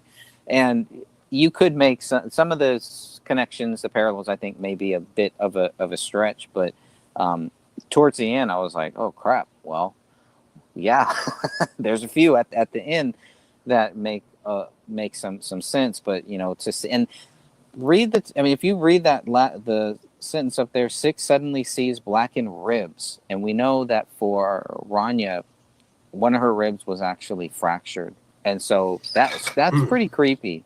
Whether it's a coincidence or anything like that, they're talking about a small child, it's still pretty freaking creepy to me. Yeah. I hear you. So this is page 100, guys. It's a Daniel quote. The only truth about people is that we create monsters of each other. And the real horror is not that we train children to hate and fight and kill. The real horror is that they're good students. And if that's where I come from, how could I ever be better? I mean, there's some high philosophical stuff in here. And that's really what I was hoping to see the most from Gray State, is that revolutionary state of mind, a la, Che Guevara, guerrilla warfare, and see if they could capture that and, harness it to a spiritual revolution against the New World Order. And some things deliver, and then some things are just so all over the place, like, because this script is so long. That's the only thing about it. Do you think maybe there were too many writers, too many people in that writing room? Yeah, way too many. And I mean, also, not only that, like I said, like we got to figure out what we're doing here. Like, are we using the first one, or are we using the second one, or what? Because if you're going to hire like I was talking about last time, if you're going to hire an industry script writer, they might just take all of the content that they have, like right here, in these 2 versions, and be like, and cherry pick what are the strongest parts, and then I imagine a lot of this stuff would probably get cut, like you were saying, like some of these secondary. There's no way I see that this works for a feature film, but like if what they were in talks with MEG was like a season 1, like a Netflix season 1 or whatever, a streaming season 1, then maybe you'll see everybody, because then they have 10 episodes to draw this thing out. So instead of like a 2-hour movie, 2.5-hour movie, you can go an hour episode and, have 12 or 15 episodes, whatever. Then you could probably cram every little side character in. But like you said, with all this extra material, extra scenes, 5 endings, and all these side characters in a feature film, I imagine you would not see all of this. You probably see a lot of this stuff get cut, And for an action movie, dude, action movies are short. Action movies are like hour 15, hour 20. You know what I mean? So some of this extra, depend if it's going to be an action movie, if it's going to be a semi-action with a New World Order backdrop, but main center story is a love story. Like, it depends what way Hollywood would take it, because they always do a love story. So, you know what I mean? You might just have a 3-hour love story with some New World Order stuff happening in the background. You know what I mean? In the background, might be a freaking musical by the time he gets to Hollywood. That would be interesting to see, a musical. Not for me. They would X my name off that crap right away. The guy Like, singing while he's holding the severed head and everything. Yeah, dude, I like where it's like a kind of Shakespeare. It's like an Evil Dead the musical, like Shakespearean kind of to be or not to be kind of thing. It's like it's like a John Woo movie where they're like spinning around shooting, but instead he's like singing his songs like while he's like mowing guys down like at Bohemian Grove. You know what I mean? Yeah, blood is splashing on people in the audience as this is happening. And, all over his face while he's hitting his solos. You know? It's like that'd be a funny ass rendition of the cremation of care ritual for sure. All right, looks like I had a badass quote from somebody on 117, but my handwriting is literally atrocious. So let's see if I can find the character I was looking for. And then pretty soon, yeah, we're gonna get into these ending scenes, guys, with the big fights and lead you guys into the big war here. So, like, that's the other thing about like the DHS director. Like, when he comes in and like they basically end up like going for him, but it's like you already had like Nakasi, you already had Simon, you already had Dragon, like you said, like you already had these several main villains, but then they brought in him, and then it was like everyone was just like going directly for the DHS director, and I was like, yeah, I get it. He's in charge of that, like, whatever FEMA coffin program, but, like, right. What about all these other guys who have been hunting you since the first scene and you've already had all these big fights for? Now you're bringing in this other guy that we hardly know and then I think he's the one who brings in the Belgians, right? So, like, what, his job was to just bring in foreign mercenaries? It's like, doesn't America already have the biggest, like, military in the world by far? So why would we even need to bring in foreign mercenaries, you know what I mean, to fight off some domestic rebels? It didn't really make a ton of sense. I think a lot of that, I think what they were trying to do, it just didn't really get fleshed out, is that there was so much resistance here that, and I think a lot of people also think this too, if something were to happen, it would take a Red Dawn type thing. It would take foreign troops. And we were told that. Obviously later on, my views on that kind of changed. Like, no, actually, I think a lot of people were right when they said, no, it'll come from our own people. And so that's a very heavy concept too. But, people can, for a film, I can see it's easier if you have foreign troops, because if I see the foreign troops die, then great. I don't really care as a film watcher. Yeah, I'm not invested in them. But if it's the Patriots versus the Patriots, then it's that takes it to a whole nother level there too. So, but I mean, wasn't it both? It's a domestic issue, and then the DHS brings in the Belgian troops to fight the American rebels, right? Correct. Right. So at that point, it's I also think, like how we talked about, this is kind of like a post-COVID era. So the population doesn't have guns. They don't really have any way to really fight back except for to run, hide, and kind of get some caches that they've been burying for years. Mm-hmm. Prepper type stuff. And so it's the preppers that are leading all of these people. I'm totally in on that. But yeah, it's just like we said again, like, for a feature film, like now, because of how far along we are, I'm having a tough time trying to squeeze that in. Again, if you have a TV series, you could do an episode on the foreign mercenaries invasion, right? Because each episode has to have a new thing. Whereas you can have reoccurring enemies like Simon and Dragon and the top leaders, because they're with the amount of power and strength they have in troops, they're not going to get taken out right away, so they're going to be reoccurring. And then you could do an episode on the Belgian troops coming in, because now you need a new topic for each episode, right? So kind of like for an episodic thing, it works. But then for the script, it's like trying to squeeze it in here when there's already this giant war going on. It's like you said, there's all these different enemies now, and who's who and what's what. It just gets a little bit muddied. It does, and it's harder for me to care about the characters because there's so many. So just give me 3-4 characters. I think they could have merged a lot of these villains, and a lot of the other characters. They could have merged them into just a couple characters. Didn't need so many. Yeah, it's friggin' it becomes congested and a little bit like oversaturated, like you were saying. So yeah, I'm not sure. I have a good quote from somebody here, but here's one from Christian, page 115. it's the resistance, man. None of us have the luxury of trust. Lay low, then make a break for one of the free zones like Tennessee. If he finds you, he won't hesitate. So you can see that, at these, with this kind of William Cooper kind of clamp down on the Behold a Pale Horse thing here. You have these different zones, and some of them will be free zones outside of the. I think it's Myola Cesarak. Is he the Belgian or page 1? Well, hold on. Was he even on that? Yeah, I got him. Page 117. It's 116 right here. Yes, your country was the most violent in the world before the success of the purges. I witnessed the savagery of the attack. And then, is this back to, I don't know if this is a reference of the purges or what, or this is the purges of the Patriots in the Gray State universe. Yeah, it's kind of what it looks like. I mean, they're in the GNN studio, which is another reference that lasted from the trailer too. Guerrilla News Network. Guerrilla News Network. Yeah. I think there is somebody that used that name. I just didn't like the use of the purges because a couple of the purge movies were already out at this time, right? So I was like, it's the Gray State universe mixed with the purge universe now. I don't even know. I'm confused. When did those movies come out? Do you know the purge movies? I thought they came out after his death.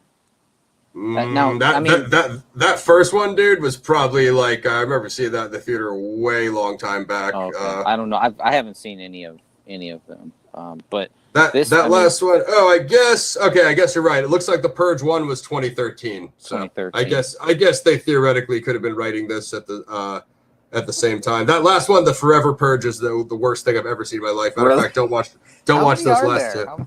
There's 4 or 5 now, dude. It's gotten out of control. They purge themselves. There's too many purges. Stop purging. The purge I don't know why this turned into a purge roast, but Greg knows what he's getting with when he comes on my channel. So this guy, Mael Sarzak, I can't remember if he's the Belgian or who. He's talking to the Senator Ulrich. They're asking him. Go ahead. And Charlotte too. Yeah. The news lady. Yeah, so I guess this is an interview. They're asking him this question. There were terrorists here in your studio last July, and it was these purges that, Senator, please, and Mayal Cesarek, no, I'll answer the question. The illegal is frequently necessary, but the unconstitutional takes longer. The new constitution dispels these individualistic notions that have perpetuated war agreed throughout man's history. Individual states must yield to an international authority in order to embrace peace. If humanity is to rise, we must let loose some, as you say, ballast. I mean that concept is pretty good. The idea of these foreign entities wanting to come in and take away the state's independence. I think that is somewhat explained decently. What about you, Greg? Did you find that fully realized? Yeah, I would say so. I think I kind of got stuck at the top, at the bottom of page 118. Where Charlotte is talking about the Bohemian Grove thing, calls it a lavish weekend retreat, which says where the bones of a dozen children were reportedly found in cages. Oh yeah, that was definitely. Another one. Was like, oh my god. I mean, that you hear stories about that stuff, and it's just very disturbing. And these guys, the senator, this other character, they're all kind of part of that. It's kind of what they're hinting at, trying to pretty much let you know, hey, they're also in on this, and maybe trying to show how deep that this whole thing goes. And these guys are pretty much giving you their game plan and trying to justify what they're doing, which is what we see our governments do all the time, try to justify why we have to go into other countries, kill other people, blah blah blah. It's for your own good. Why do you get these shot? The price of freedom. To protect. Yeah, for the price of freedom. That's it. That's exactly it. And it's just so twisted here. But I think back then, I think this is what they were really thinking was where the world was going. And I think because of what David saw when he was serving. He could see that it was like a test run for everything that was going to come here. So I think they kind of jumped the shark on a lot of the stuff here, but I can visualize where they're going with it, what they were trying to do. What I like about this whole thing is that this is the 2013 script, not the 2014 script.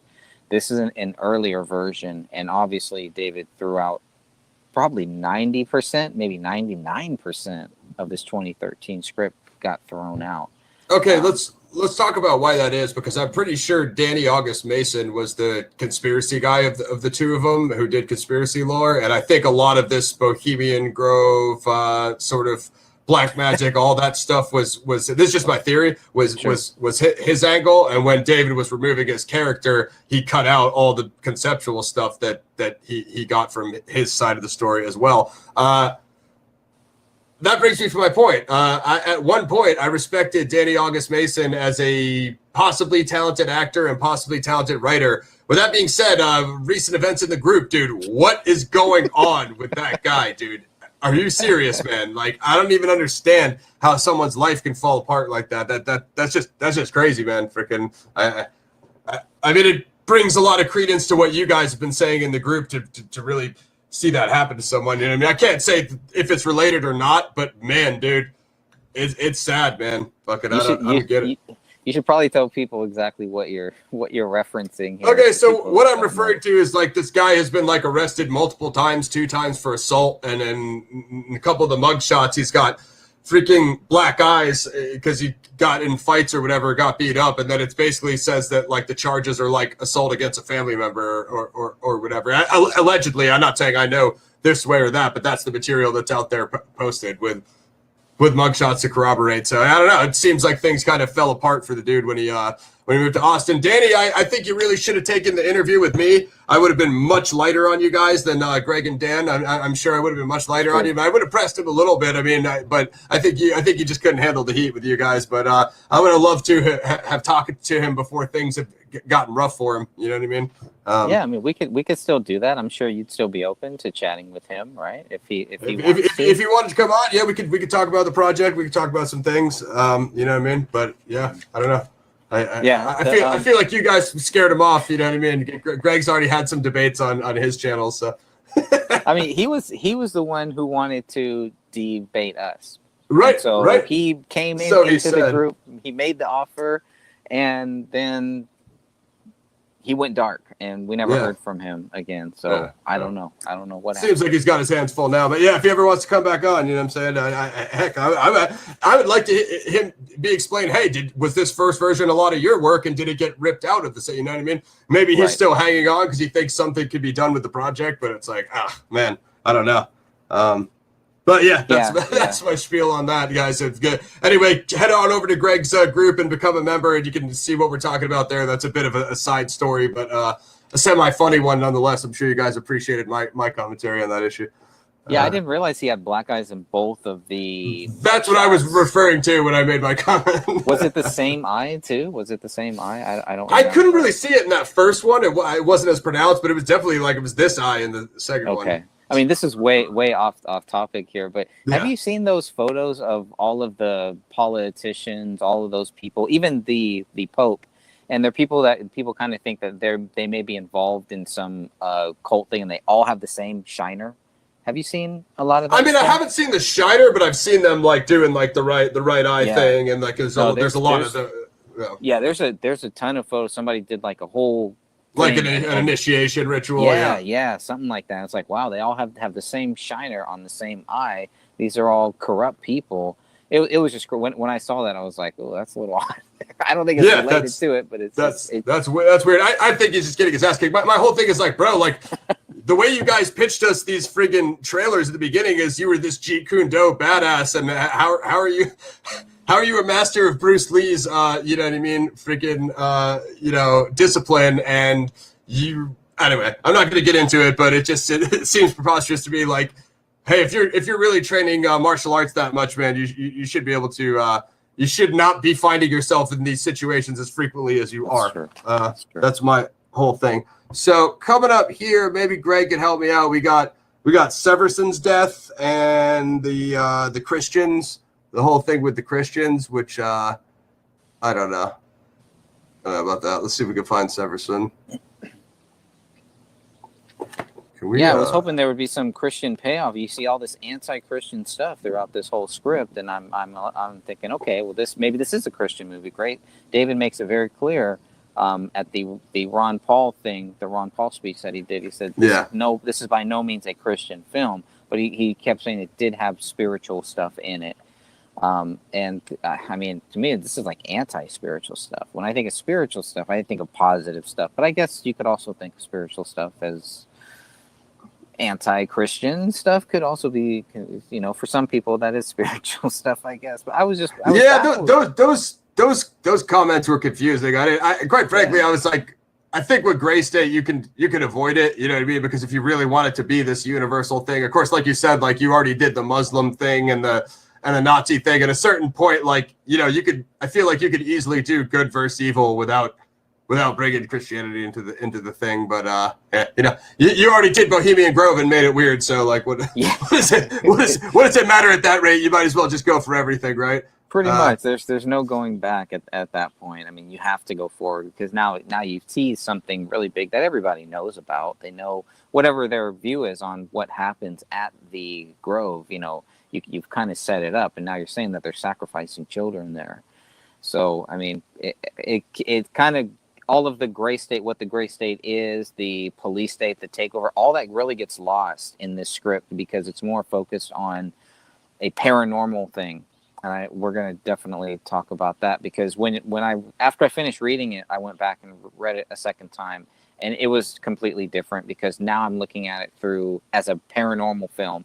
Whereas when I first read it, I was hoping for a police state film, and I did not get that. It was there, it was in the background, but it wasn't front and center like David's trailer looks like it is. Exactly. Yeah. That's what I think too. It's like you can have the overall macrocosm of the police state film and just have that paranormal entity just be that's that little capstone of the pyramid at the top. Like, it's based on that ultimate evil, and that's that, kind of like that 1% of it where there's that supernatural ultra evil, but 99% of the thing is just control. 99% of the tentacles are just control. You know what I mean? That makes sense to me.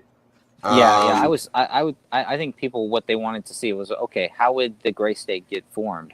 If something did happen, if they were going to take over this country, how would they do that? And I think that's what we were expecting from this 2013 script, and we definitely did not get that.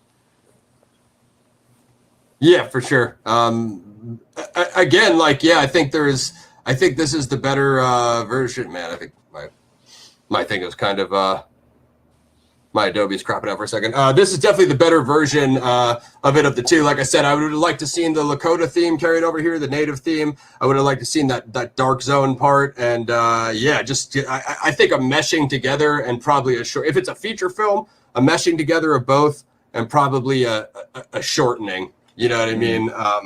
That would have been the bigger things. Because otherwise it has to go for some sort of long form. You know what I mean? Like you said, to get these long scenes and all these side characters, you know what I mean, in there. Yeah, I don't think people really care too much about. Even John Wayne, he kind of gets lost in a lot of this stuff too. Yeah, exactly. He's there, he's not there. His character, I thought his character would be a lot more central to this. The way you see the freaking concept trailer, I thought he was the main character. Exactly. I thought he was leading that revolution of the, of the military, like a rebellion inside the military against itself. You know what I mean? Right. Which he kind of is, but it's that story is not fleshed out. It's more of in the background, and at the very end of the script, it ends with John Wink.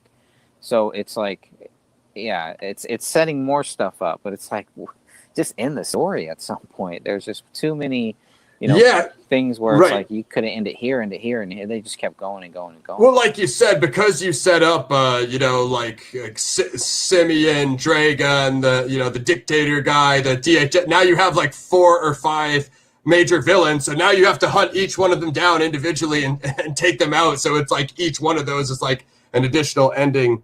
Right. What do we got from Linda? Hey, Linda. The the evil is a person, as in the devil in human form. Just throwing that out there. Yeah, I mean that's how it kind of seems with these demonic characters. Here's Daniel viciously pistol whips Severson nearly unconscious. Remember me? Severson hangs his head. Words are useless and he knows it. Daniel forces him inside the back of a prisoner truck.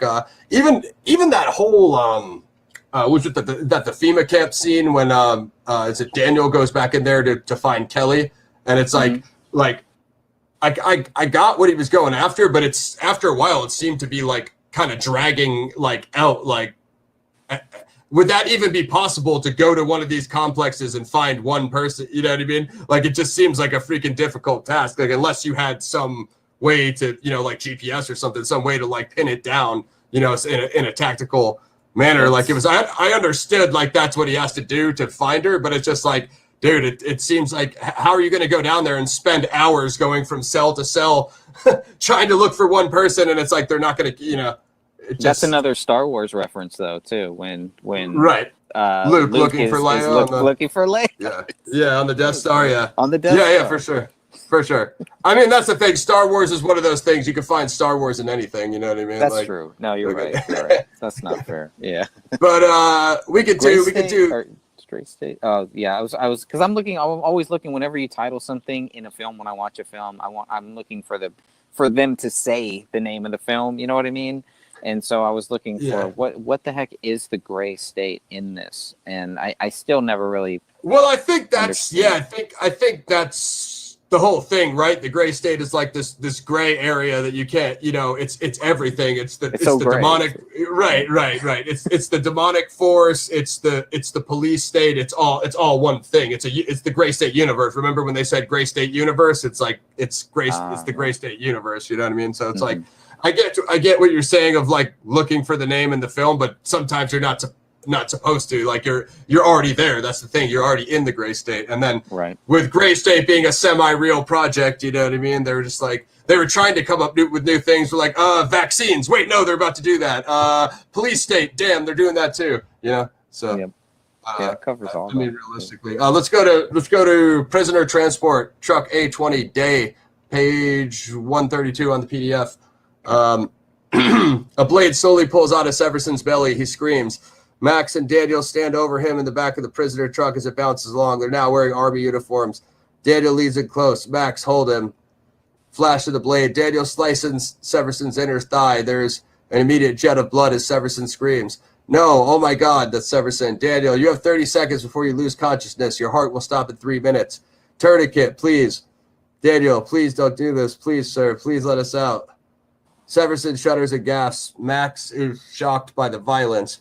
Listen carefully, you fucking rat. It's done. In a few minutes, you'll be added to the pile, forgotten forever. Shh. Now, shh. It could have been worse. Severson, I'm sorry. They have my. Severson begins to blink slowly. He's bleeding out. Daniel leans in close and whispers, hey, this isn't about information. Look up. Look at me. Severson looks. His breath slows. Behind him, Max's lip trembles. A tear streaks his dirty face. Daniel sees Max, looks down at the knife and puts it away. Severson dies, eyes open. What do you guys think? Pretty brutal. Gritty? Very gritty. Pretty grimy. What is it necessary? Does it further the story? I think so. It doesn't further the story, but I think that guy had to go in a brutal fashion because he was scum. He definitely slicing his leg artery.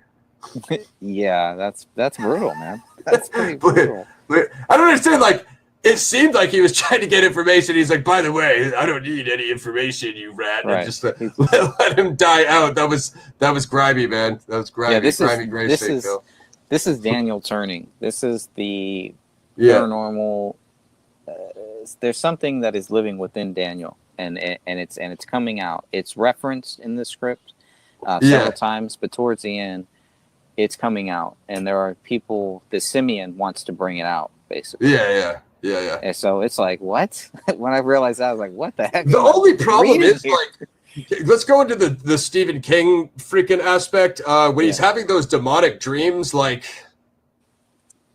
I felt that would have been extremely awkward on camera. Like, it would have given it a very B-movie vibe that obviously that other script doesn't have at all. I don't mind seeing the whole ritual body swap thing at the end, but to try to put those breadcrumbs in there, like he's going to be having these demonic visions throughout the whole freaking story. It was like, I just didn't like the way it was done with like the bears coming out of his chest. Like it seemed very like Akira, and I've already seen so many things. I've already done that before. So it was just like, it seemed unnecessary. You know what I'm saying? It seemed like you were saying, it seemed super unnecessary. Like it didn't, I get it, because you got to plant that seed that there's something inside him. But I was like, I think it could have been done without him having those visions, because it after like 3 or 4 of them, it just became kind of corny, and you already knew it was going to happen, you know? That's true.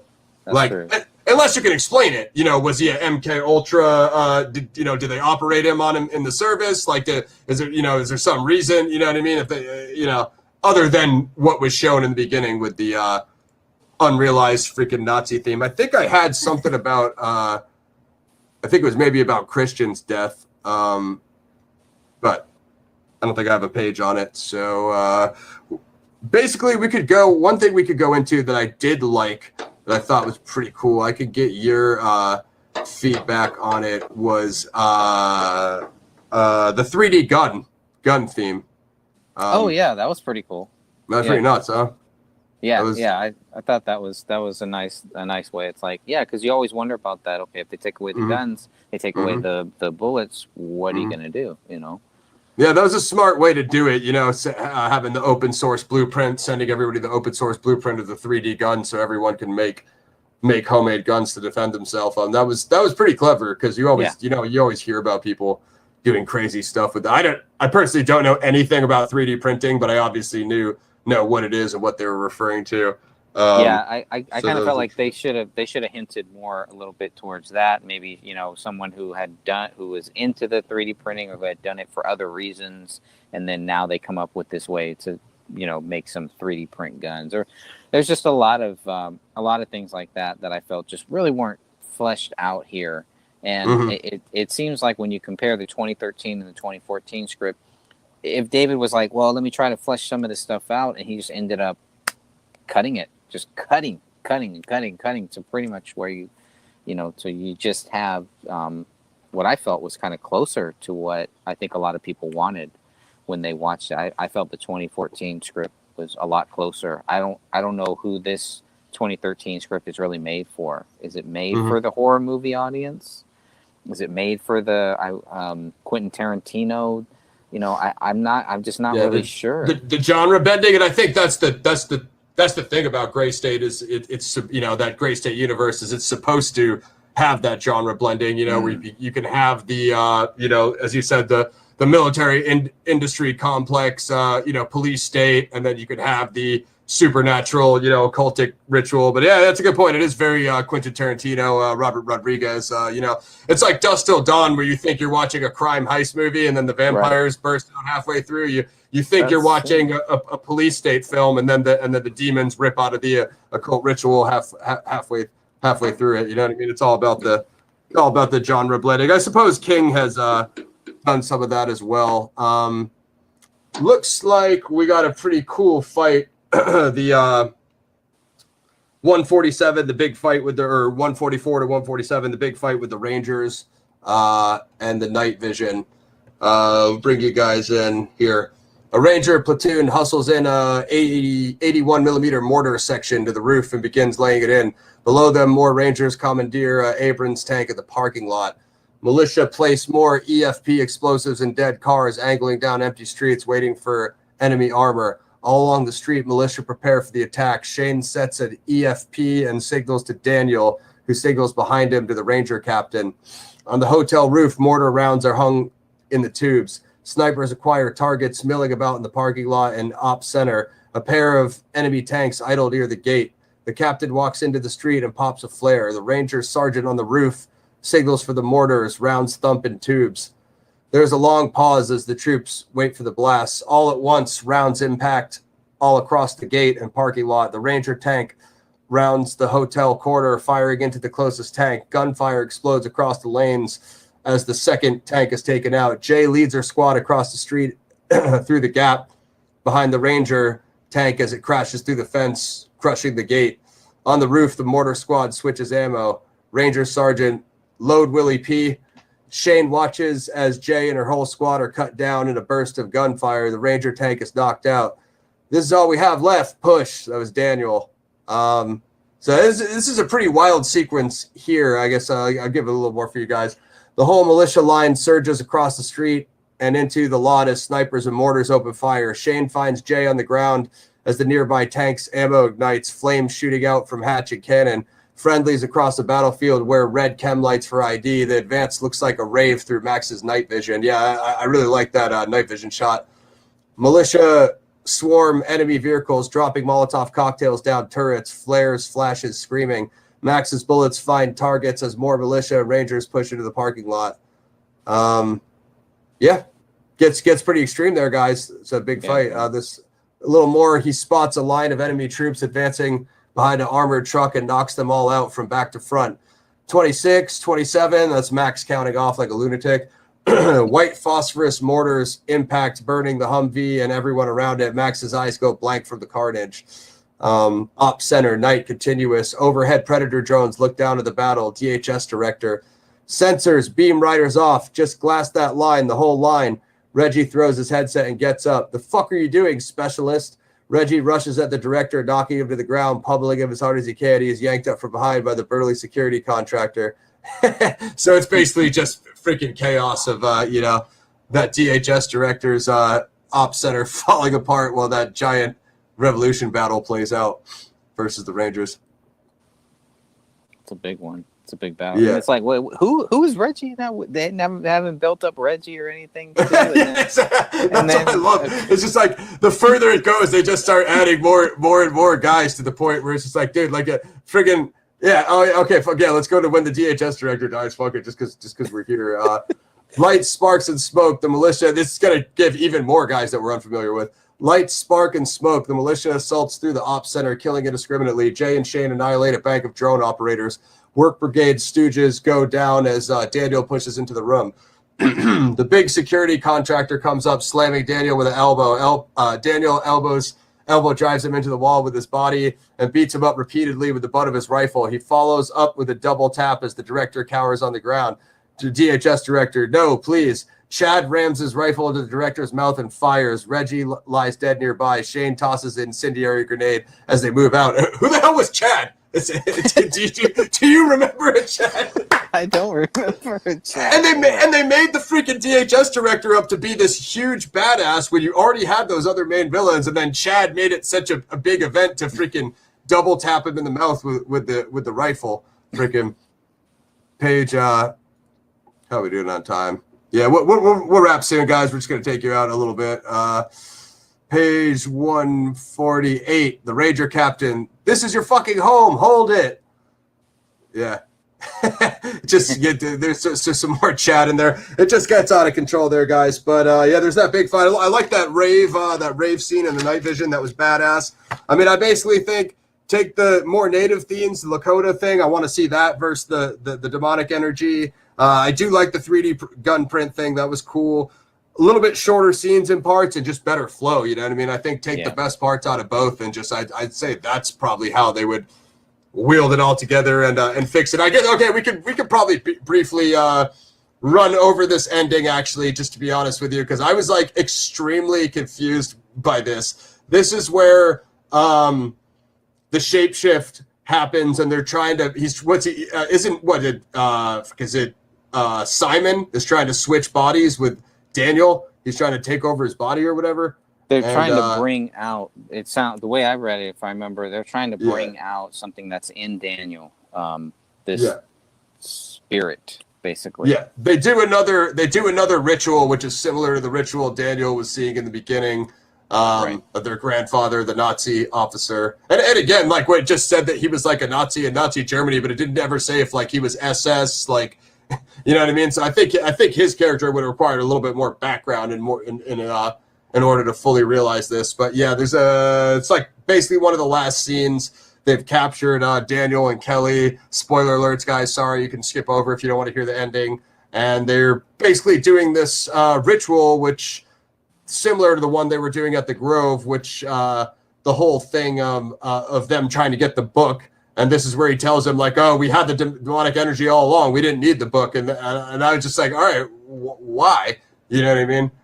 Yep. That threw me off. But it's an interesting scene. I think it needs a little bit more polishing on, to be honest with you. You know what I mean? Yeah. Yeah, you can tell there. It's just, yeah, it does get a little crazy. It's like, okay, they want to kill him, but they don't want to kill him. I don't know. And they both have that same dream sequence ending, right? Which with him like seeing over the dream sequence and the kind of voiceover narration. I thought we could probably do a little bit better of an ending, since there's like clearly so much effort in all these other acts. You know what I mean? Like, right. Right. Just my opinion, guys. But I don't know. Check it out, guys. Whip over to Greg's site, the Gray Stage WordPress. Get copies of both. Check them out. Let us know what you guys think in the comments. Which one do you like better? Do you like 2013 better? Do you like 2014 better? Do you like either of them?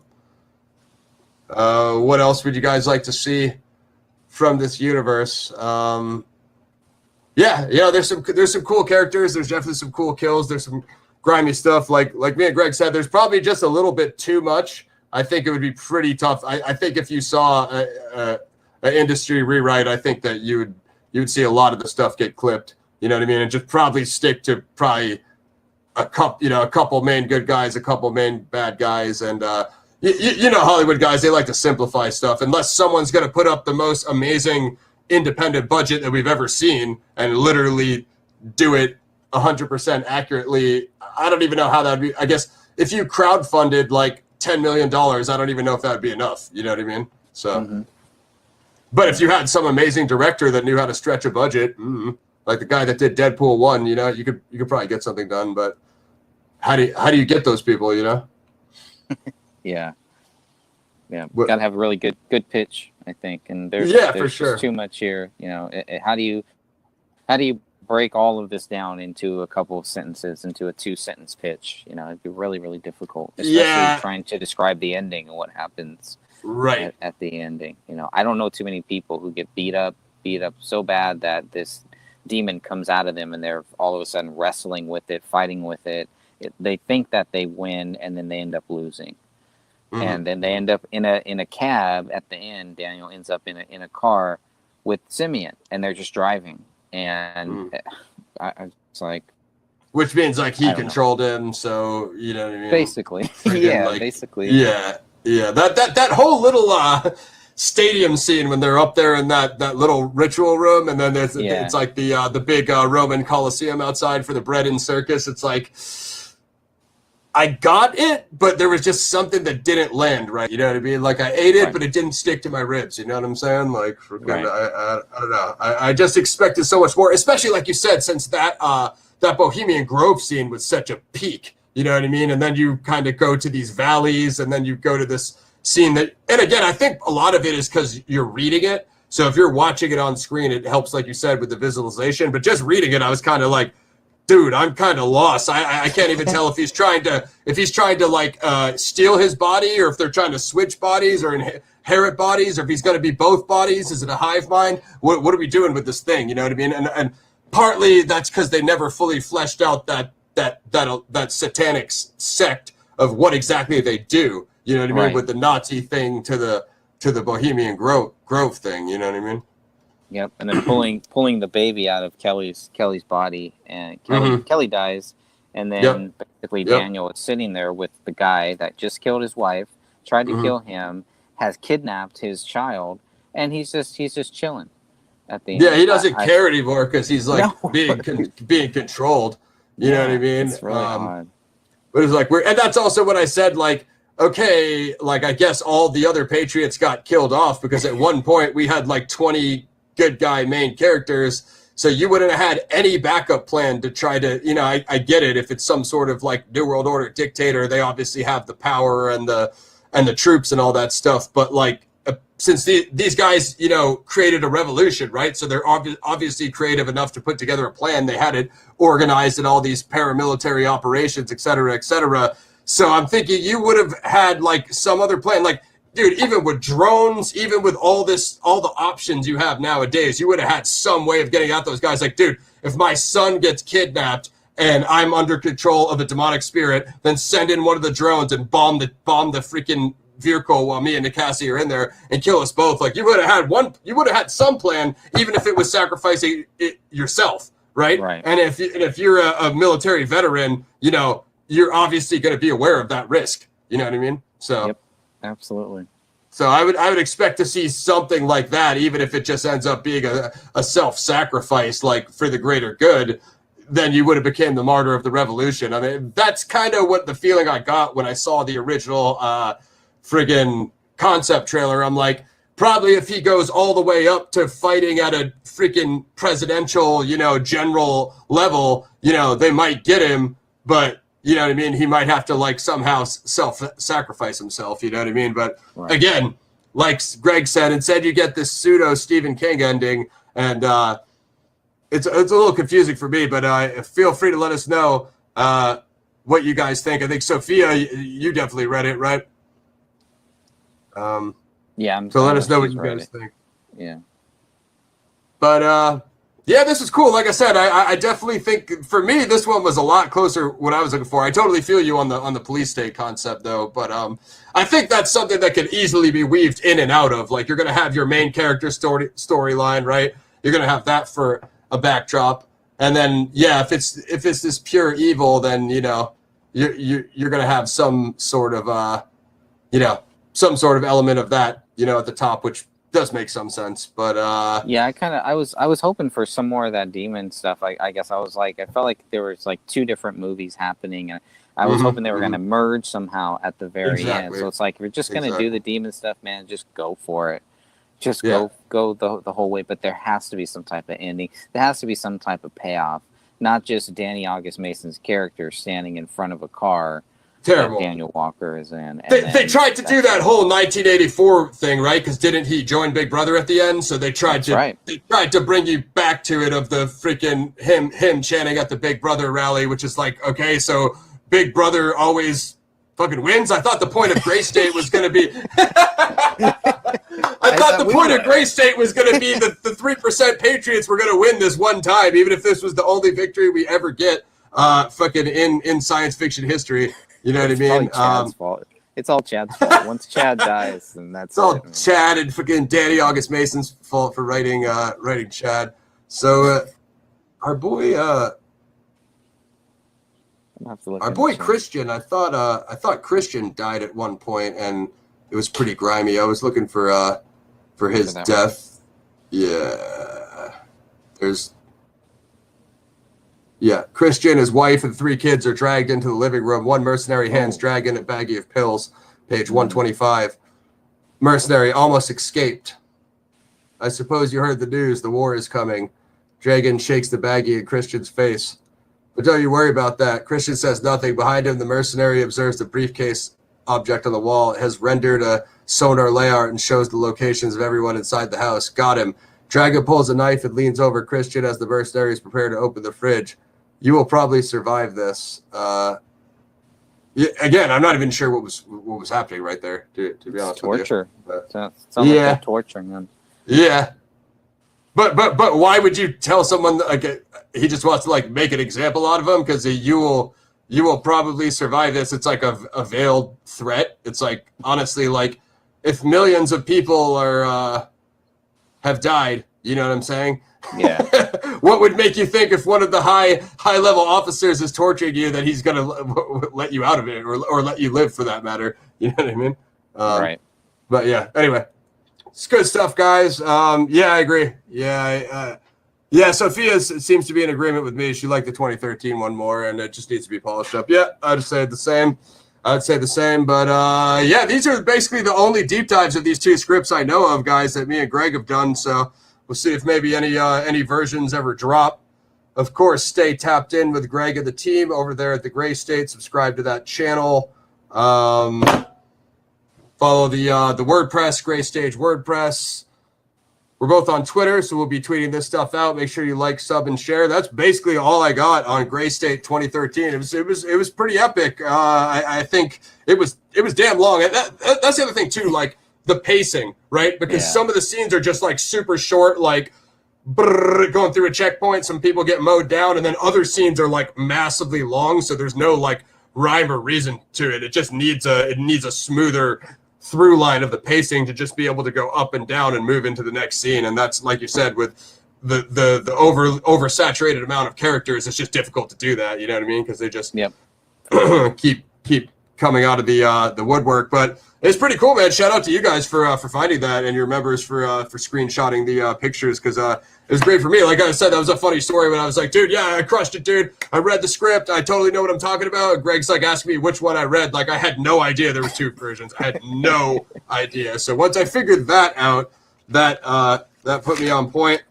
We got through most of my notes. Yeah, there's some cool stuff in there. Both of them are quite a bit different, so it would have been interesting to see if anything either happened with both of them. I still think it would make an amazing video game, you know, if a first-person shooter or a third-person shooter. True. You don't got to worry about knowing names. You just go straight through that plot line, mowing down those bad guys, and you'll be at the ending in no time. So, yeah, that's actually a really good idea. That was badass, man. I liked it. Even a graphic novel. I think at one point they had talked about doing some graphic novel type stuff. That's pretty cool, because then you don't have to worry about the logistics of shooting. You know, you just got to find a really good artist, which could be hard enough. You know what I mean? I think David did have plans for a video game, web series. I think you're right, graphic novel. So yeah, he was planning on a lot of that stuff. So. Yeah, like if the movie didn't pop off right away, I would love to have seen just any of that stuff, just to see how it would have looked and made the universe look, and see what direction they would have went with it. You know what I'm saying? Right. Who knows what's going to happen now? But yeah, guys, let us know. Script version 1 versus script version 2. Completed both of our deep dives. This one was a little discombobulated. We jumped around a little bit, but that's because many parts were very confusing to us. So that's just that's the thought patterns we were led in. But no, there's some cool stuff. There's some good dialogue. There's some good scenes. There are some good characters.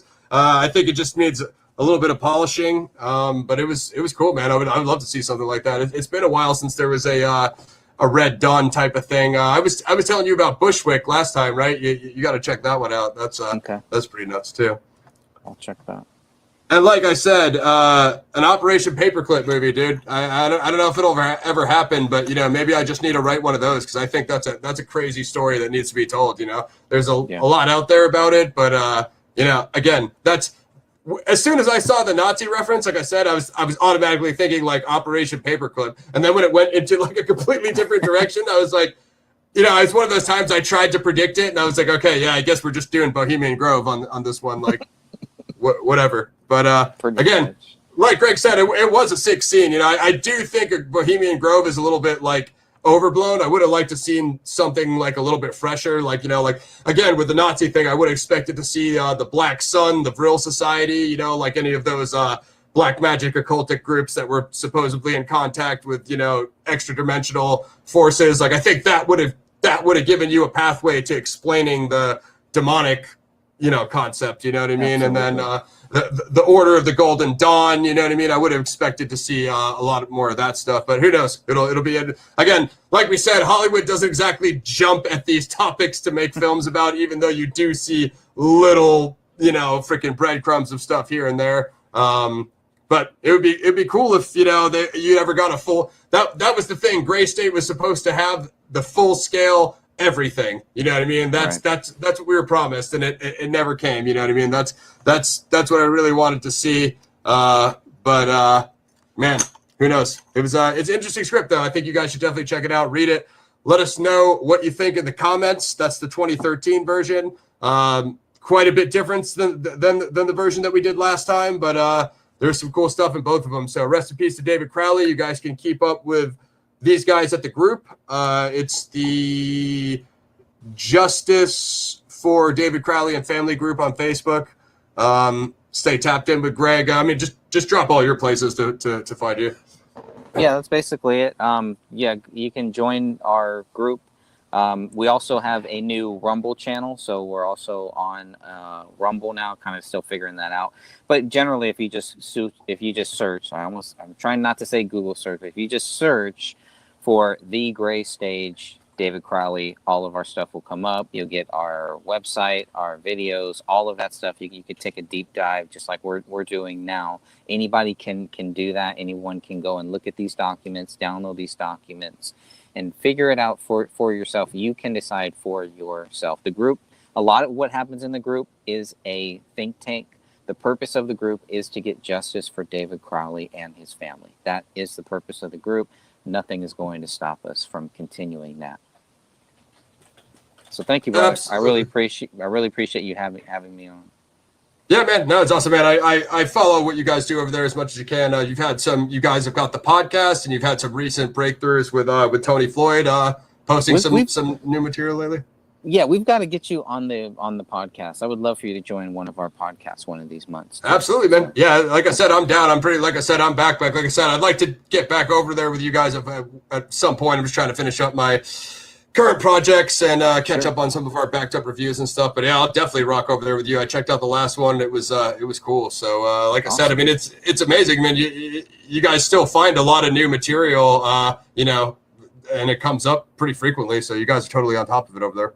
Yep. Never give up. Never give up. That's it. Absolutely, man. Yeah, support these guys. Subscribe to all their channels, and you can like, sub, and share. Shout out to everybody from the group that came over and subbed with me. And yeah, we'll be doing more stuff with Greg. We'll hopefully have him on for some some of the wrestling commentary, and hopefully get you back for the Zodiac review. I'm trying to do the Zodiac review hopefully next month and get like a few people that know the case really well and stuff, because it's an amazing movie, and I think I've only seen it like once, so I want to run that back as well. So check out my series, The Zodiac Files, episode 3 coming soon. That is our 2013 Gray State script deep dive. And shout out to my man Greg for coming through. Until next time. Thanks, guys. We're out. Thanks, bro. All right. Good morning, good afternoon, good evening, wherever you are. Got my good buddy Ross is right here. What's up, Ross? How are you, my friend? Yes, great, man. How you been? Life is good. No complaints here. It's a beautiful day, a beautiful Saturday. We're all breathing, and we're on this side of the dirt. Is that what they say? That's above ground. Above ground. Okay. So. All right. That's cool. That's a good positive way to think about it. On the upside. On the upside. Cool. Well, today we're going to be chatting. Just going to have a nice little chat here, and we're going to talk about your emails between you and the Gray State and the Indiegogo campaign. I got some questions on that. They had 2. I didn't realize they had 2. Technically, they have 3 with Jordan Page, but really that we're going to talk about just that main one.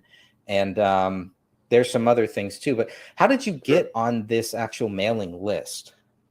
I think it was just contributors to the crowdfunding campaign. Let me tee it up a little bit for people who want to understand. So Greg has reposted my interview with David a while back. God, it's dated on there. Was that 2012? Yes, 2012. Not like I can remember things 10, 11 years later. So so I know, right? It's all as Greg knows. This is all made up stuff, so it's going to be really hard to decode it. But this isn't even happening. You're not here right now. It's a simulation. If you're subscribed to the channel right now, it's all a simulation. So yeah, my friend. So I was basically the owner of an indie label called Planet X Records. One of our actually Australian artists was the one who shared out that original Gray State trailer. That's how I saw the concept trailer. And so he put me onto that. That was around the time the crowdfunding campaign was going. Me and my co-host Gaz, who currently does my Paradigm review. It's kind of a movie TV review show that is over on my channel, youtube.com/PlanetXFilm. We did an old audio radio show together, and so we had reached out to David, or at least Gray State crew. We didn't really know it was David at the time. And then we kind of had a preliminary off-air discussion, which I told you about before. And then ultimately he agreed to come on our show for the radio show. And that is how, when you see the Gray State, what was that I sent you?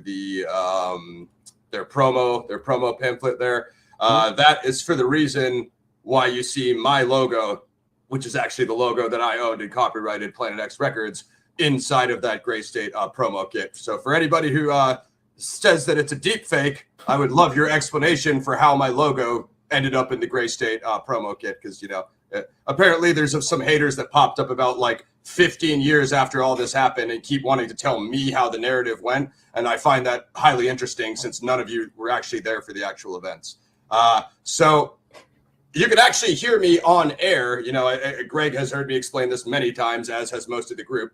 But you can actually hear me on air tell David that I'm going to be one of the crowdfunders for it, and he thanks me for it.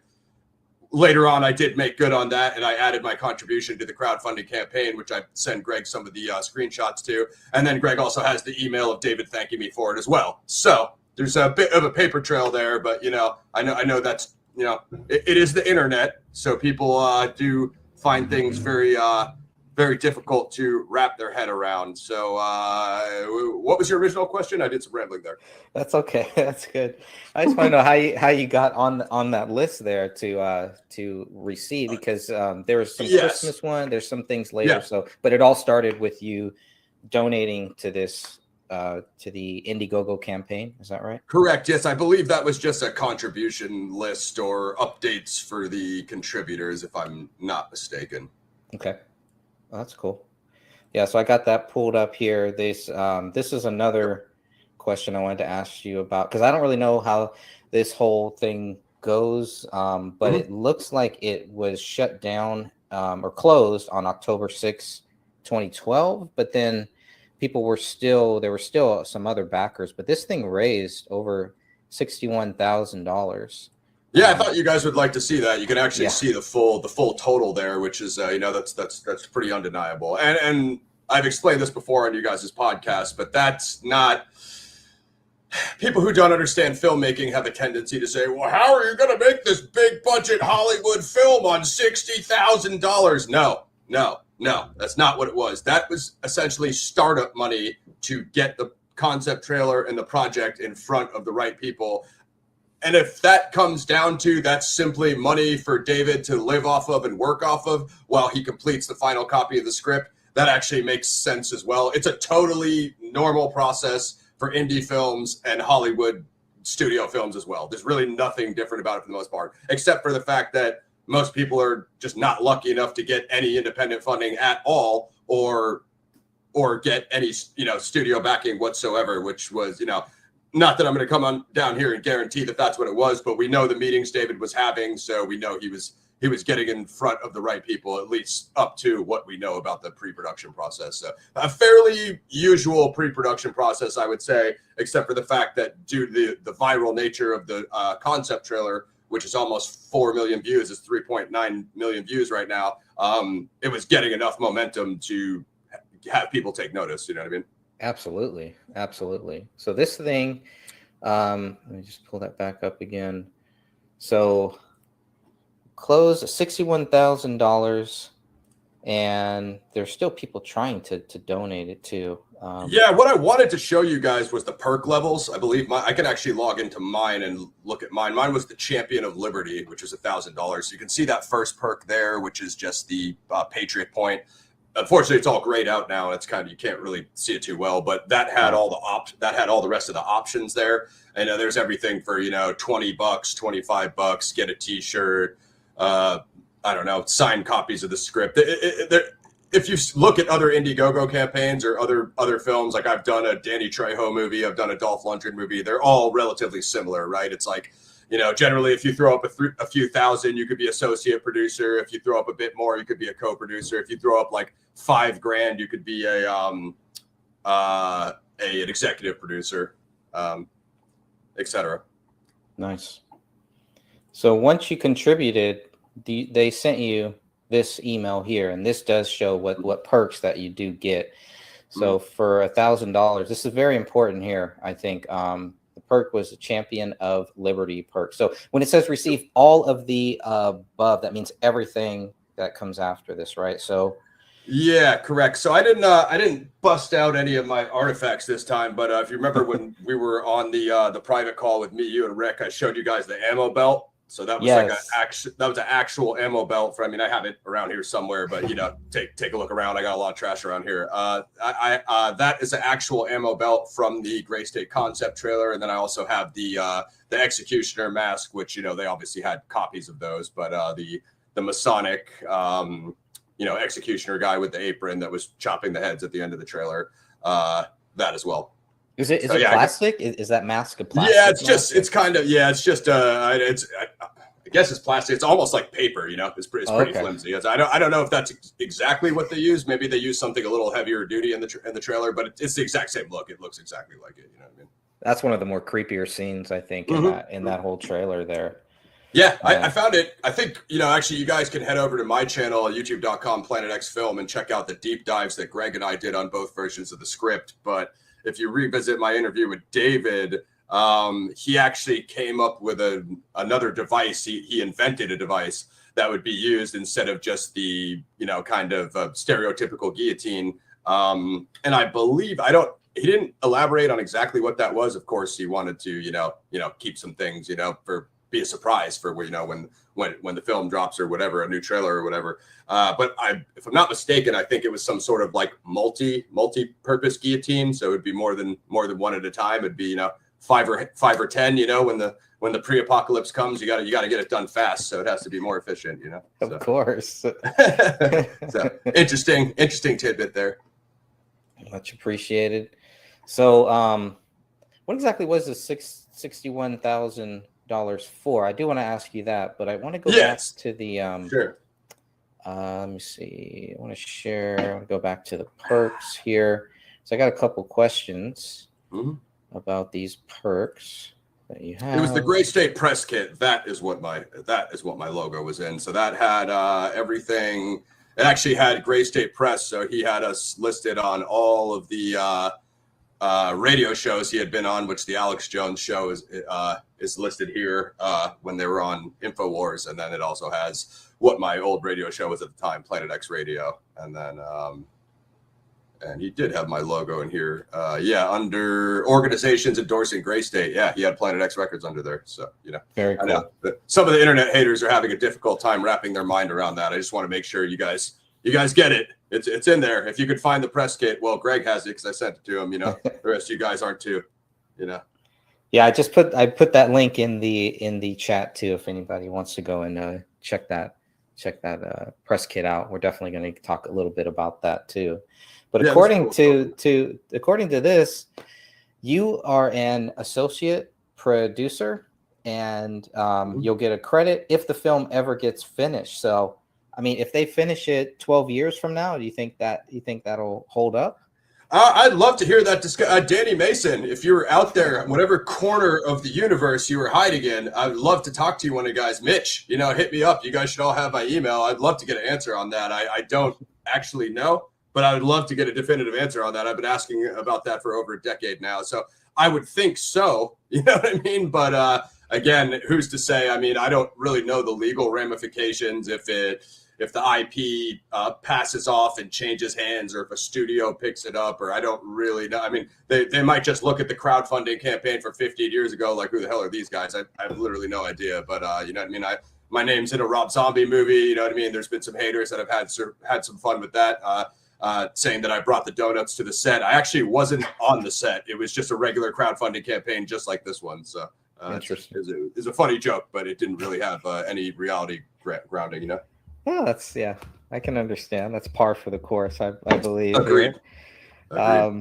So as for what the funds were for, as I was saying, those are pre-production funds. That's just David's writing, prepping the script, travel back and forth from California, trying to get it in front of producers, trying to get it in front of studio execs, and just trying to get it picked up. And again, I kind of went in depth in this when Rick asked me. Well, me and Rick did a little segment when we did Zodiac and Cooper and Crowley, and I was telling Rick about that. Even something like Point Break with Keanu Reeves and Patrick Swayze, you guys all think of it as this epic action film, which it is. But the guy who wrote that was waiting tables for years before Point Break actually got picked up and produced by a studio. You know what I mean? So if you're one of those people who thinks about like, oh my God, a Hollywood writer, he must be rich and have millions of dollars. Rarely ever is that the case, unless you're some like already established guy like Oliver Stone or Quentin Tarantino. If you're a first-time scriptwriter, even freaking Greg knows films as well. Sly Stallone, when he did Rocky 1, he was not some famous guy, and Rocky 1 basically had a micro budget. So again, it goes back to I would compare it to something like that, where, you know, yeah, okay, you might have a good idea, you might be writing a script, but that doesn't just mean people are writing you a blank check for hundreds of millions of dollars like a Batman versus Superman budget. You know what I mean? It just doesn't work like that, you know? But that's too funny. It just doesn't. We have here, this is part of the Indiegogo. Do you remember how much they were trying to raise? I think it was in they broke their it might be in one of the emails. They broke their goal. I think it was 50K. So they went I think 11K over their goal. So I believe that was it. And Indiegogo is not like Kickstarter and some of those other ones. Like Kickstarter is like, if you set a goal and you don't hit it, it just gets canceled, and all the backers, it gets kicked back to all the backers. With Indiegogo, if you want $100,000 and you only raise $100, you still get the $100. But of course, you know, Indiegogo takes fees out of it and whatnot, so you probably won't end up with much if that's the case. But you know, they're all different. There's a lot of new ones now too. But back in my day, it was, you know, Indiegogo was the popular one, and then I think Kickstarter came out shortly after, and there's quite a few new ones now. And then there's also guys who do, you know, basically, if you have a name like Rob Zombie, you can essentially create your own platform for this, where you just have your own website with your own perks on it. And that's what Rob Zombie did. It was all for the horror movie 31. It was all custom. And another director who did that is Neil Blomkamp, the director of District 9 and Elysium.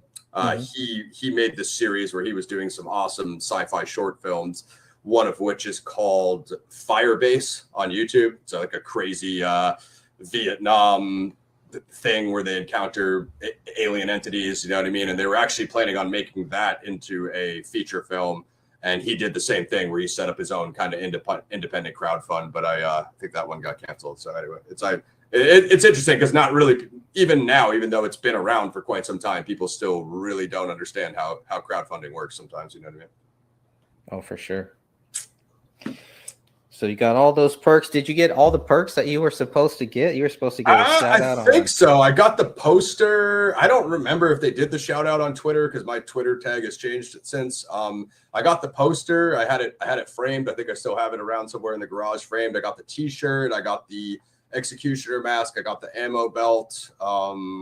There's something signed. There's supposed to be a signed 8x10 is what you're Oh, I did get that. I did get that. Where is that? Man, I should have brought all this stuff out to show it to you. Oh, I think it's in my I think it's in my scrapbook. Yeah, I think I have that. Yeah. Nice, very cool. So signed by David, Mitch, and I think maybe Danny.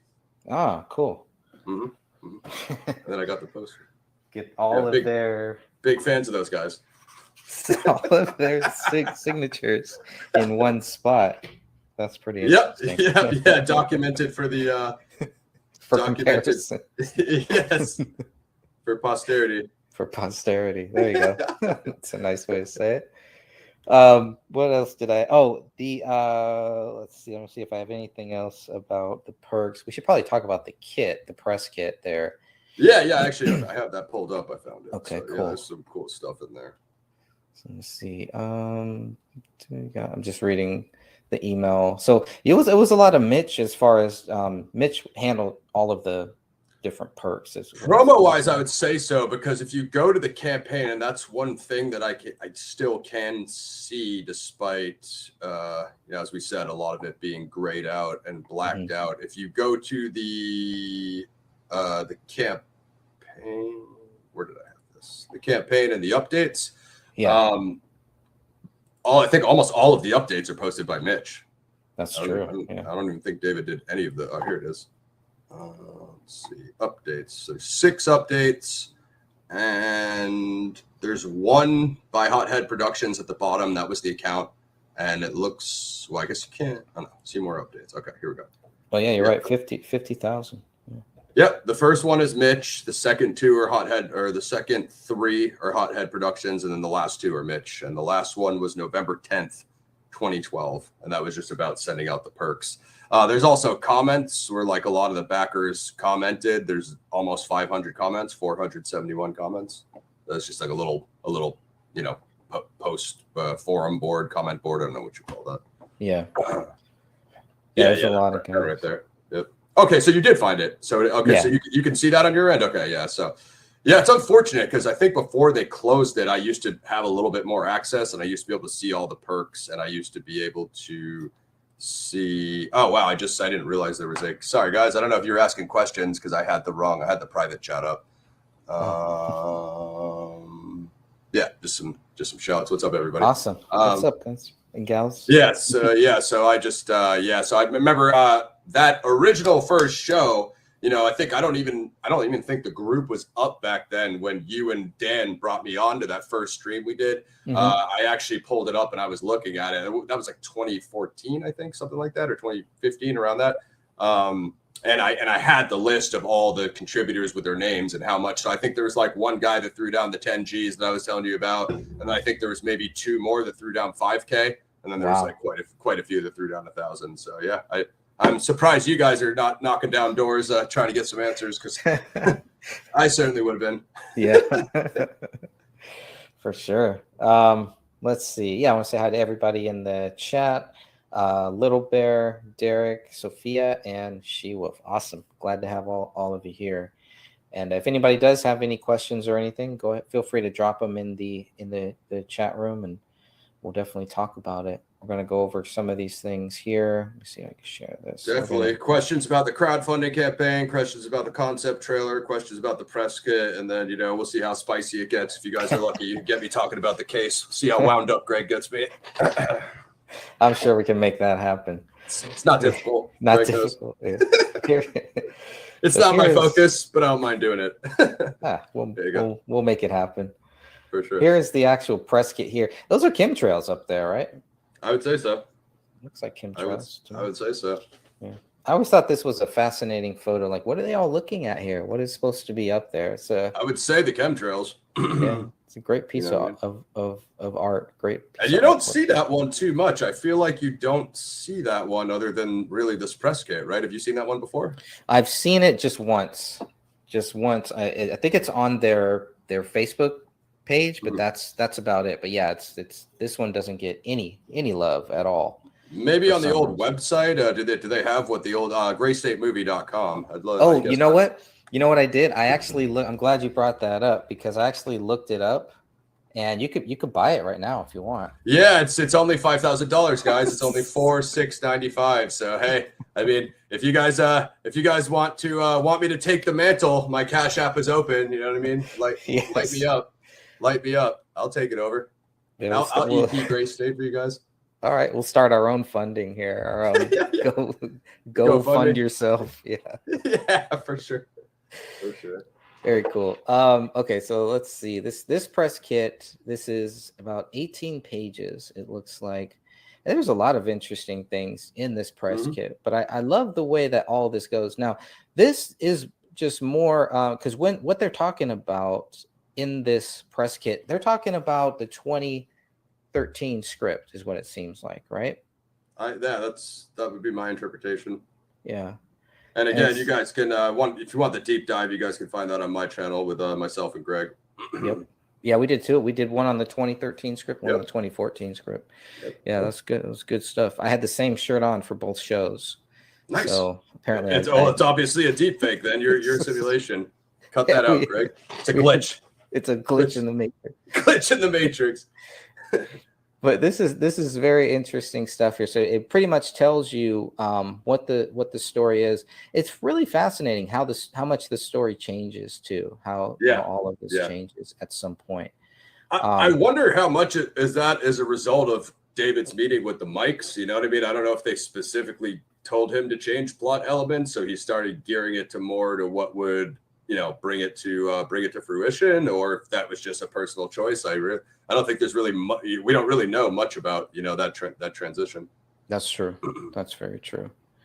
Yep. So this is all about getting that funding. The first Indiegogo campaign yielded $62,000 for that. Oh, right there, which will be will be used to hire the necessary above the line professionals, lawyers, producers, marketing specialists, professional script analysis to propel Gray State through the conceptual stages into pre-production, which is basically what I said, not quite so eloquently. This initial effort will give the core Gray State creative team the resources to develop a professional production schedule, a script breakdown, and begin seeking major financing and distribution deals. I don't think it's that hard to understand when you read that explanation. It's pretty straightforward. I think there are corners of the internet having extreme difficulty with it. Of course. Go on, Greg. Yeah, and there you are, right at the top, Planet X Radio. Yeah, right? yeah. He listed us first. Holy shit! Boom. Thank you, David. Yeah. Look at that, and then further down, there's my logo, Planet X Records, or at least my original music logo, top right. Yeah. Now you gave them 3 logos to choose from. Is that what the email said? It was yeah. Okay. Yeah. So I did have multiple versions of my logo. That's kind of the condensed horizontal one. Yeah, I was very curious to see. Oh wow, he gave him 3, and this is the one that David chose, or Mitch. It's probably just for spacing reasons. Maybe that's more symmetrical to how he spaced those other ones. That's true. Yeah. Not really anything we discussed. Oh my God, David, you're supposed to use the first one. I don't give it. Hey, as long as it says Planet X Records, I'm good with it, right? All good. Yeah, quite a cast here. Quite a lot of people. Like there's all the credits. Yeah, me too. Clean. It's pretty clean. So who would this go to? Who would the press kit? Is this like a pitch or? Media, film reps. I don't know. Obviously, I got it, and I'm not, necessarily the Quentin Tarantino of Planet X Records. So I think he just passed it off to me because of the, we did the interview, and so hey, go up a little bit. Yeah, check that out. Written and directed by David Crowley, produced by David Crowley, production design edited by David, music composed by David. I've told Greg about that before. Visual effects by David, sound design by David. Interesting. Costume props probably too. Yeah. Since the bullet exchange. Yeah, David is bullet exchange at Hothead. Yeah, good stuff. Yeah, quite the cast there. Yep. I don't see Mason Hendricks on here. Didn't see him on there at all. That's interesting. Thought he was like a camera guy or something like that. Maybe that came later. Yeah, Eric. Maybe I don't know how much shooting they did after that original concept trailer. I think there was maybe like 1 or 2 other promo shoots, and that was like with one person on set. You know what I mean? Yeah. The tomahawk and the snow thing. I think that was basically it. That was like trailer 3. Yeah, there was another one of them like running around some city or something. That was Boston, actually. You know what? Okay. So I was going to bring this up earlier. So if you go to because there was all that crazy, whatever you want to call it, police state stuff going down in Boston at the time. Oh, that's right after the Boston bombing. Yeah, so they did come to town, and I was super pissed that I didn't get to meet them when they came on site. We just never were able to connect. Obviously, like I was living in Boston at the time, and I'm from like nowhere near where those guys are from. They had these other. So when you go to Hothead Productions, you can go to. Let's see if I can find it now. To their website. On the crowdfunding campaign. Oh, yes. Yeah. So as you were saying, there's those other ones, and there's actually other ones that are actually unrelated to this Gray State crowd fund. Let me see. View. Let's see if I can find it from here. Okay, campaigns. Oh man, there it is. Campaigns. Jordan Page's new album. Help revolutionary rocker Jordan Page record an album of 17 new songs. The campaign goal will include tour support, publicity, as well as music videos. So apparently they were supporting Jordan Page. There's this one, the Gray State one that we were discussing. And then there's this other one. I don't know if you knew about this, Greg. Send the Gray State team to the RNC. Yeah, I was looking at that one. Yeah, right? That's crazy, right? This is like similar to when they came to Boston. The GS team will be on site for this year's Republican National Convention to document the inevitable chaos.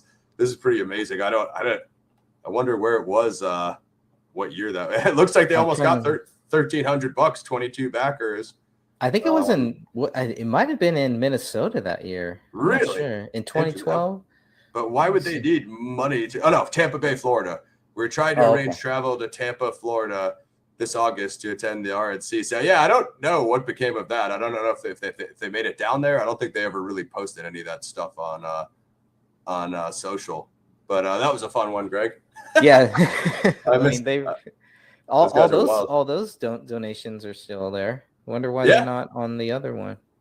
Yeah, no, that's interesting. So that's that was So they did come up to Boston after the Boston Marathon bombing, but yeah, I don't know if they ever made it to Tampa. But, Yeah, I think they did. I remember they did a couple. I've seen a couple videos that they were both in. That David and Mitch Child, they were both in it. So I think they were out there. But yeah, I don't know whatever happened with that footage. I think they were expecting a lot of protests or something, and they were going to document that and film that. Yeah, right. Footage. Maybe it was quieter than what they thought it was going to be. Who knows? Yeah, I think was that. Well, that was 2012. That was the Ron Paul movement. That makes sense because full swing. David spoke at those Ron Paul engagements. So. Yep. Who is on the team? I really like this one here. Who is on the team here? So we're going to get to know. And remember, this is the old team. Out with the old, in with the new. So the old team here would definitely include David, writer, director. This is a fascinating look at Danny Mason's title, concept, researcher, actor. That's it. Well, are you looking at the campaign or the press kit? I'm not sure I can see. Oh, am I not? Let me see. I'm not sure if it's sorry. looking at it. It's coming across. There we go. Okay. There we go. Yeah. Okay. Yeah. Sorry about that. This was the other campaign that they raised almost. Yes. $1,500. Yeah. But yeah. So if you look at who is on the team here, David, writer, direct, but Danny August Mason, concept, researcher, and actor. That's it. So it has DP. Mitch is director of photography. Okay. Producer. Producer. Uh-huh. And then guess who they're adding to the team?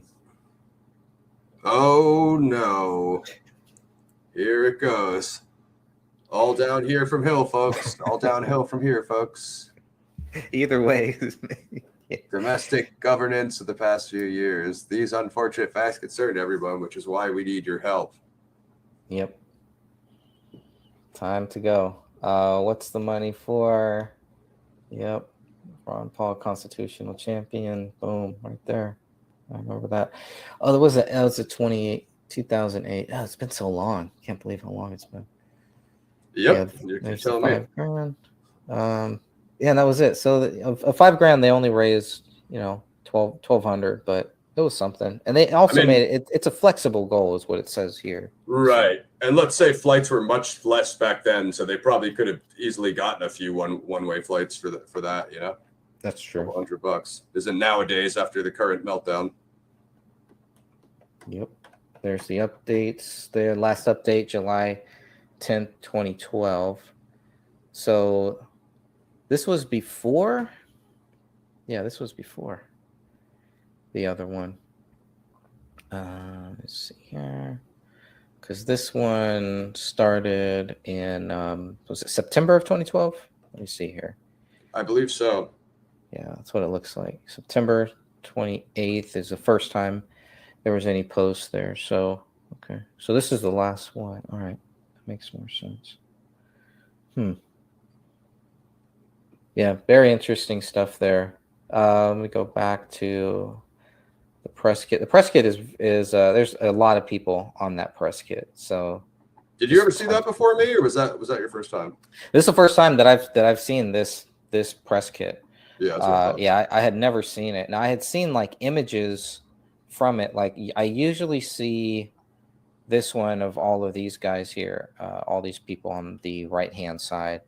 So I've seen that posted, kind of blurry a couple times, but that was screen grabs or whatever. Screen grabs, yeah. So I was kind of shocked about that we hadn't really seen this, but I'm glad that you have it. I'm glad you held on to it. That's what I do. Yeah, it's a lot of good stuff in there. You can see who everybody is, but yeah, that was one of the big things that I was looking for is what are the credits and who is the crew, and you can see it's written and directed by David. I think that pretty much ends Danny August Mason's claim right there. But if it didn't already, I'm sure. So yeah, it's got him as a producer. Yeah, he's pretty much, like you said, he's everywhere. What's that, John? He was playing John. But other than that, oh, look at this. Grips. Dan Crowley. Yeah. David's older brother.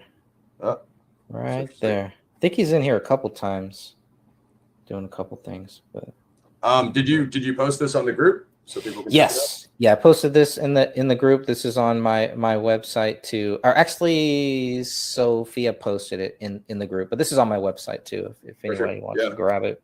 Yeah, if you guys want to follow along, you can grab it. Definitely worth looking at. Definitely worth reading for sure. Yeah, let me see some of these other questions I have here. Oh, the Merry Christmas email that you got. Yep. That David sent on the 25th. That was pretty interesting too. I don't know if I have that pulled up or not. Should have had that one already. That was, well, I don't want to screen share because it has a lot of email. It has like everybody's email on it. So. I don't. I mean, that's an old music email. So really, if people want to complain to me in there, it'll go to spam. Okay, that's cool. What are they going to blame me for this? I don't think so. It is the internet, Greg. Let's keep that. It has to be. Got to blame somebody. Yeah, right. I threw down on the campaign. It must all be my fault. Funny. Where's that Christmas one?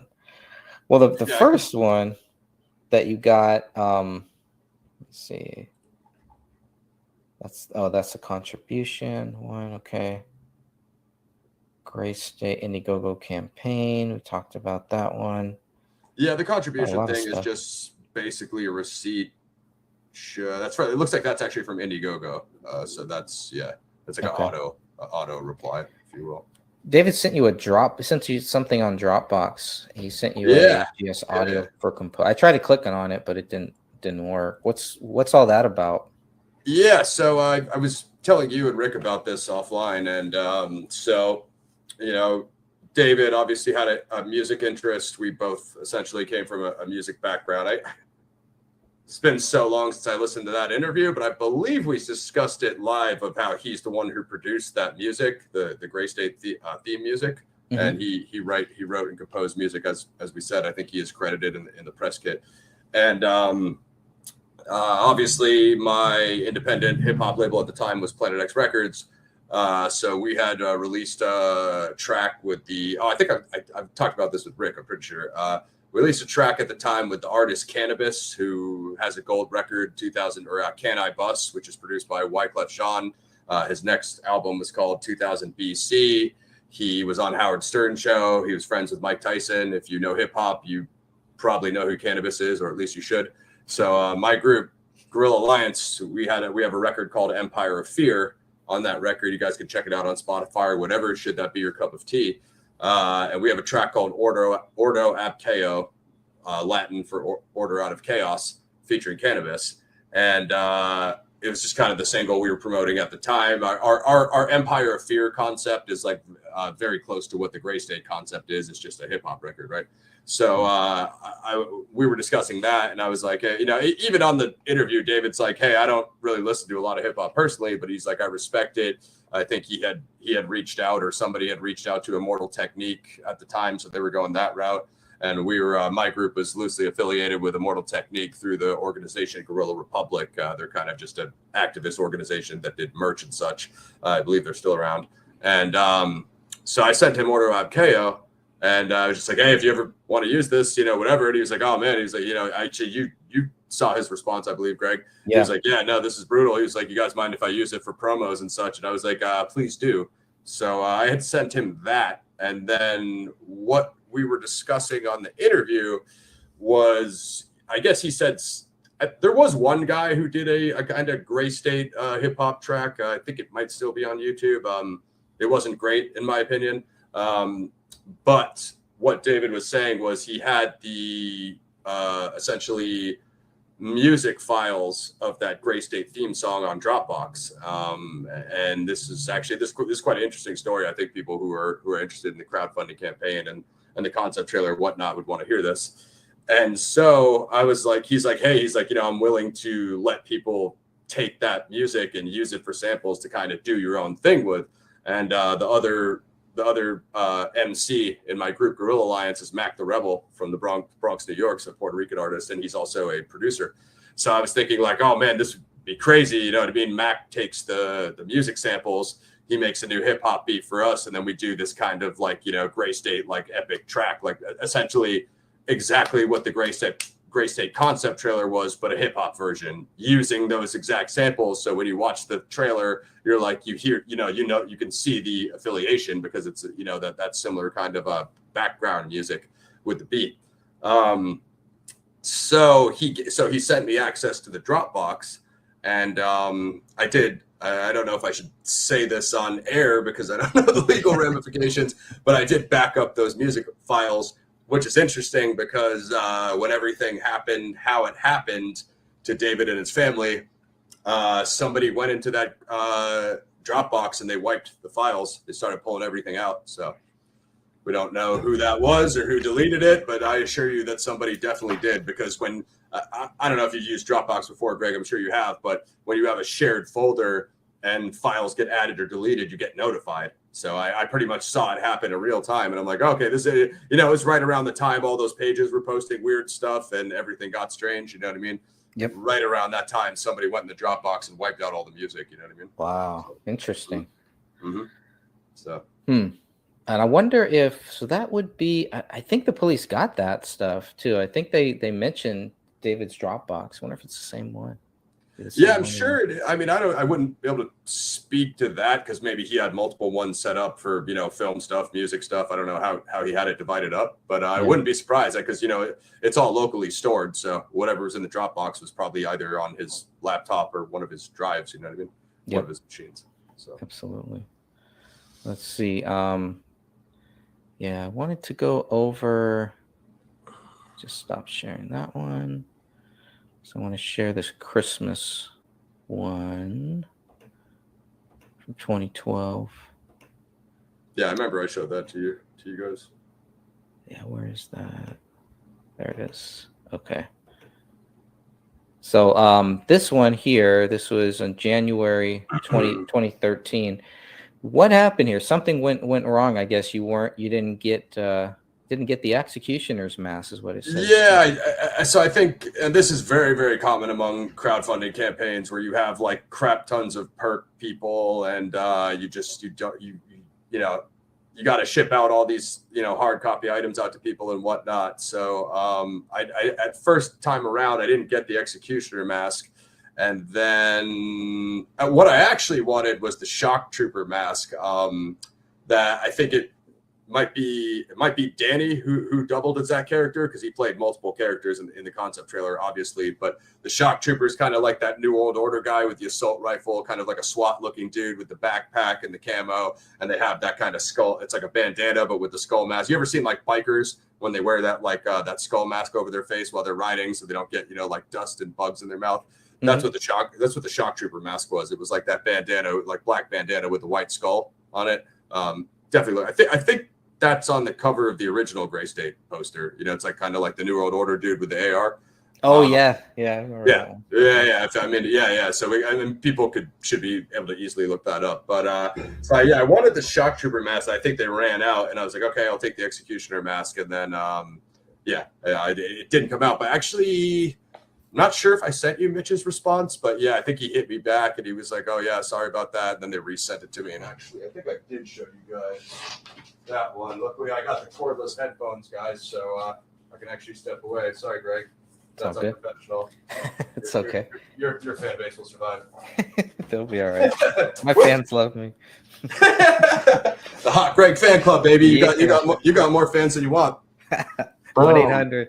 Get your head chopped off. So you got the so that I do have, and then That's I mean, maybe at the end of the show or something, I'll grab the ammo belt if you guys care to see it, and I'll show it to you guys. That's one thing that's never been on air before. So yeah, for sure, definitely a lot of check. I got it back there in the closet. Yeah, but I showed you and Rick everything, guys. So I got two guys that can vouch for me off air, guys. It's, you know, it's a simulation. It definitely happened. You know, internet, man.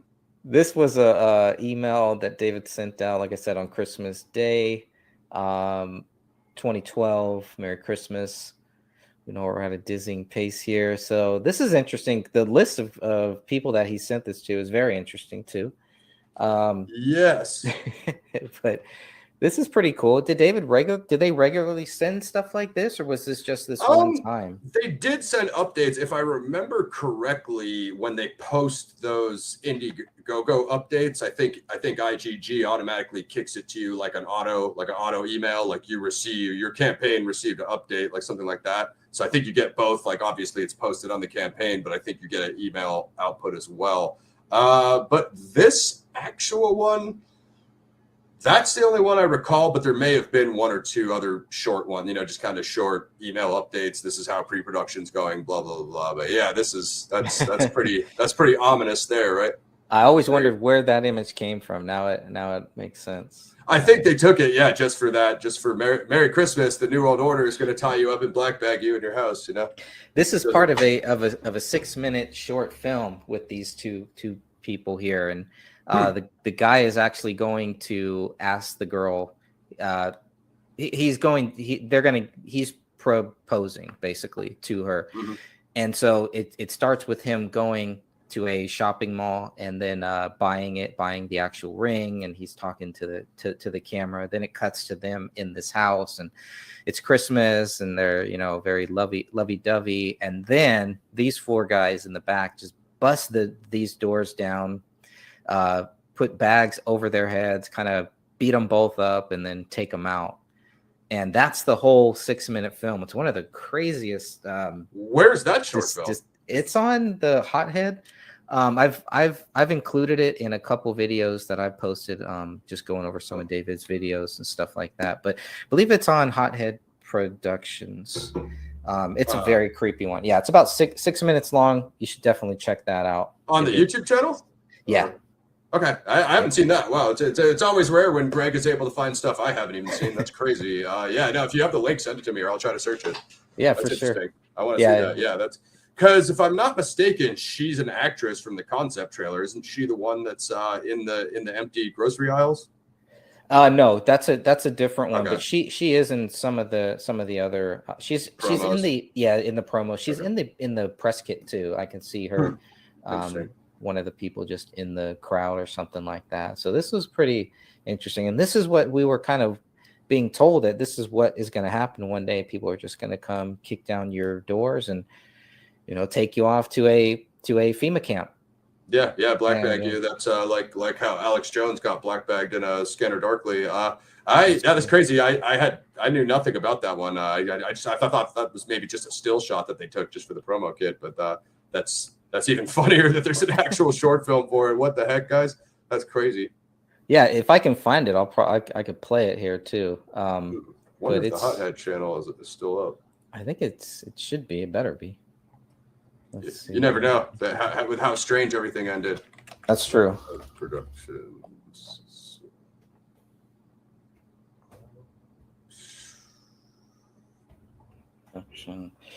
Yeah, I've been trying to grab a lot of stuff because they do. Yep. They disappear for some reason, and then sometimes they come back, which is very, very odd. Oh yeah, I see it. I found something here. Gray State movie, District 9 Predator video co-pilot effects test. So it just that one's basically a short trailer. Yeah, that one's different. That one's good too, though. Yeah. That one is I think some of their better work here.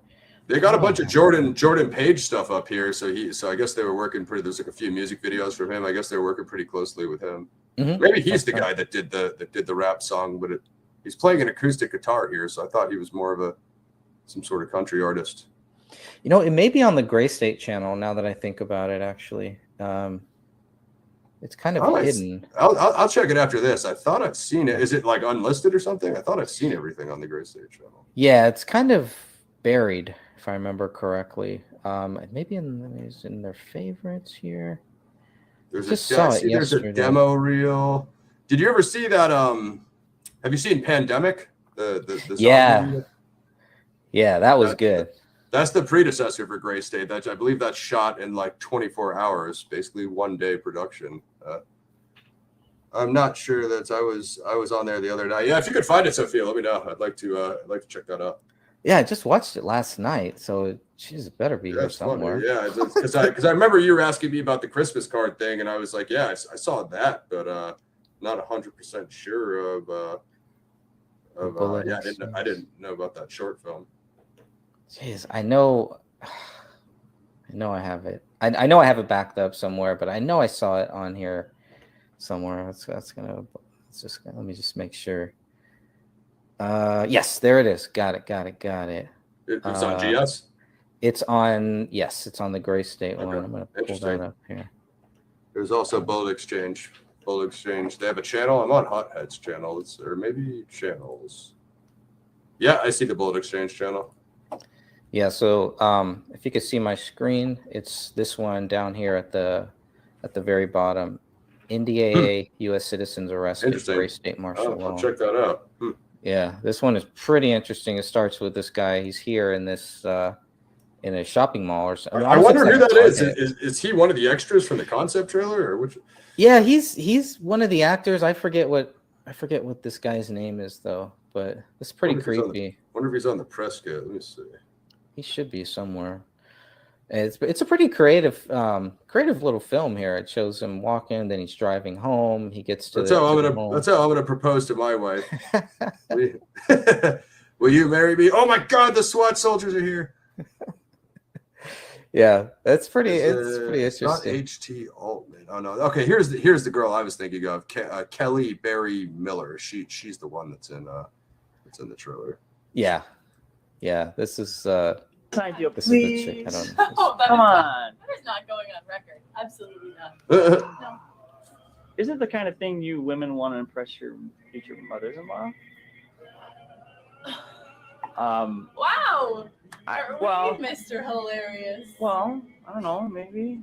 Okay, you're right. I'm not funny, but Not usually. you're adorable. Come on, babe.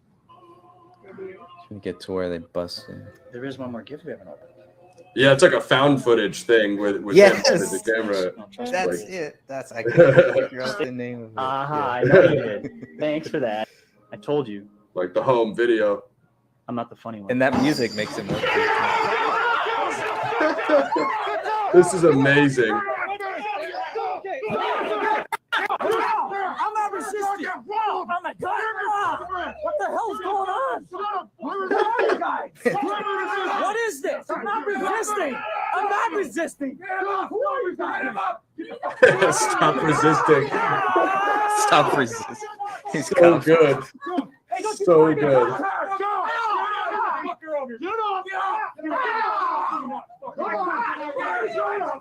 What is that right there? Don't you fucking touch us! I don't fucking see you. What's up?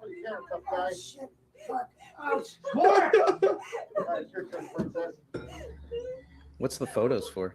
Got a positive ID on both of them. Oh. Do not move. Yeah. Processing for the FEMA camp. I wonder what they did. Doesn't matter. The world's over.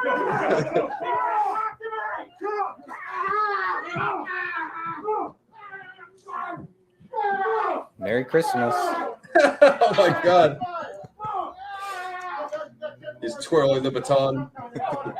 Isn't that crazy? That was awesome, dude. You know what? Maybe I did see that one time and forgot, but that was sick, man. I didn't really know about that. That was crazy. I'm definitely gonna rewatch that. For sure. Got decent views too. It's almost like what, 24K views? 20. Yeah. Views. That's wild. That was sick, that's man. an interesting one. Man, that one. Yeah, I still have nightmares about that one. That's crazy.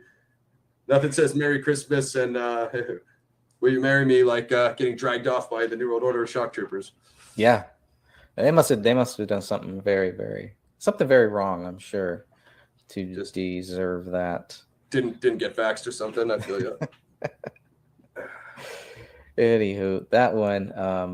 Yeah, that's crazy. I got the mask check that there. one out, guys. Yes. Okay. So that's cool. Yeah, I think some of the emails. I think there was one where it looked like David had responded about the music, but I don't think you included whatever he was saying, if I remember. I'll have to go back and look at that one. I'm on a different computer, so I'm like scrambling for all the stuff. Yeah, for sure. Would normally have on my other one, but Yeah, a lot of them were just the Dropbox kind of output thing. When he added me to the group, Dropbox just kicks you that thing. I sent him some other music, which I thought would work. My homies, the Lost Children of Babylon from Philly, they have a dope video called Martial Law on their album Zeitgeist that kind of fits into the whole thing we're talking about. I'm looking through them right now just for sake of. Yeah. They had some other videos on here too that I thought were really good. These are on the website too, but yeah. So it looks like Sunday, September 9th, 2012. It looks like that's when I sent it to him. He around 8:15 p.m. He responded at 10:14 p.m. Brutal. Can we use it for a GS video in the future? I said, yes, please use it for anything you like. Again, these aren't long, in-depth conversations, guys. It's just email correspondence back and forth. Again, I never met him. I never pretended to, it's easy for people to, twist my words around when they have zero understanding of the situation. There's also bullet exchange pay. There is, Sophia's right. There's some good stuff. Lots of good stuff over there too. And it's weird when sometimes you go, there's some videos that are hidden, some videos that are made private, and I'm very curious about what those videos are too. Yeah, that's what I was asking about the unlisted stuff, because I feel like that third trailer, that one's gone now, I think, but I have it backed up. The Tomahawk one in the snow. Yeah, that full one. Danny Mason released that, and I guess he wasn't supposed to, so he got a little slap on his wrist for putting that out there, or something. Yeah, something like that happened. That was right around the time that, remember, this Gray State Universe LLC Facebook page popped up, and then all of that. I think they had maybe that and a website, and all of that went away as well. So that was interesting. I think there was maybe a Facebook and a Twitter and maybe a website or something. Again, it was in existence for such a short duration that I only glanced over it. Yeah, there was an image that I cannot find, and it was, I think it was Gray State Universe, and that I can't find it anymore. So he must have taken all of that stuff down.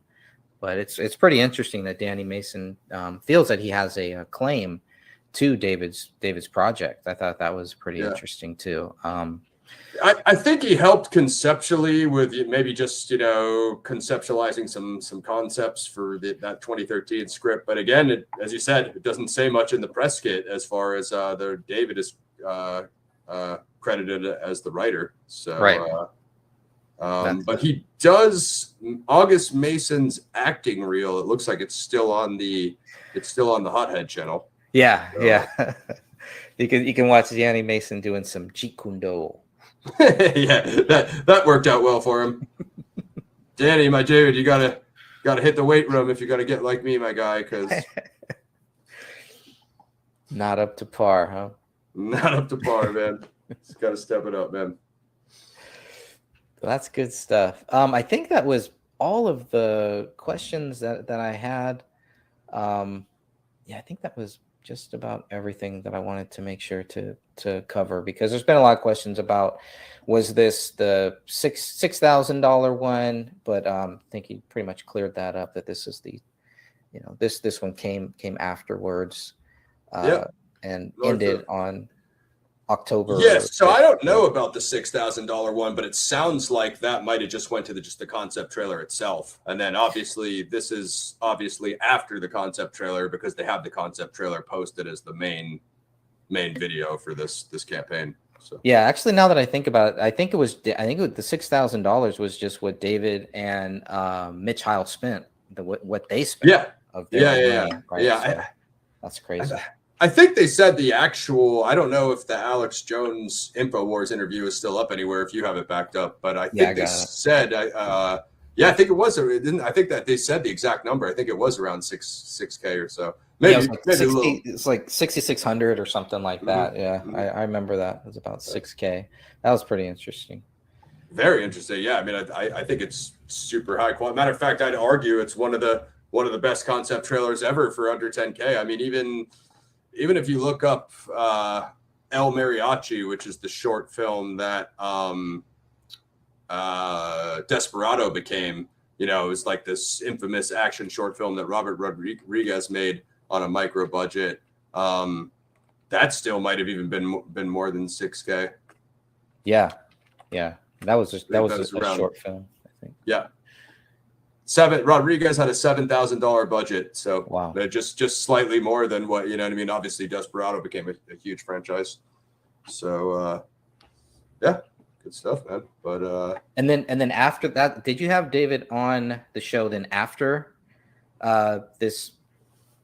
After the 61K was raised and closed, what year was that? Do you remember? It was 2012, but when, it was right around the same time. You know what? I think the campaign was ongoing when we had David on, so that was part of the reason why we had him. It was promo for the crowdfunding campaign, so it was like, hey, we're having writer-directed David Crowley on the show. You know, go check out his Gray State concept trailer, and you know, if you're interested, get involved with the crowdfunding campaign, because on air, I actually told him, hey, I'm going to throw down for that Champion of Liberty and stuff. And then, and that went down. So yeah, I think it was, let's see. I think it was September of 2012. Yeah. September 9th or September 12th, something like that. Yeah. I believe I do have the,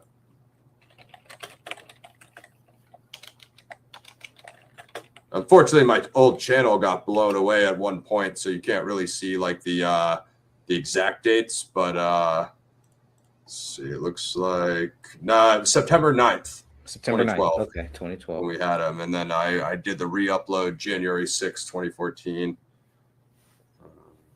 Yep. That's good stuff. It's good time. Yeah, no, I mean, you know, people always ask me about, you know, what was his personality? We didn't really talk about our personal lives. It was all very creative, you know, creative arts driven conversation when we corresponded, just basically about the concept trailer, about music and music related to Gray State. Lots of music. Yeah, lots of music. You guys talked about, I think he talked about being a Christian in that too. It's one of the rare times that he does really talk about being a Christian, and some of his views on the spirituality. So I thought that was good stuff there.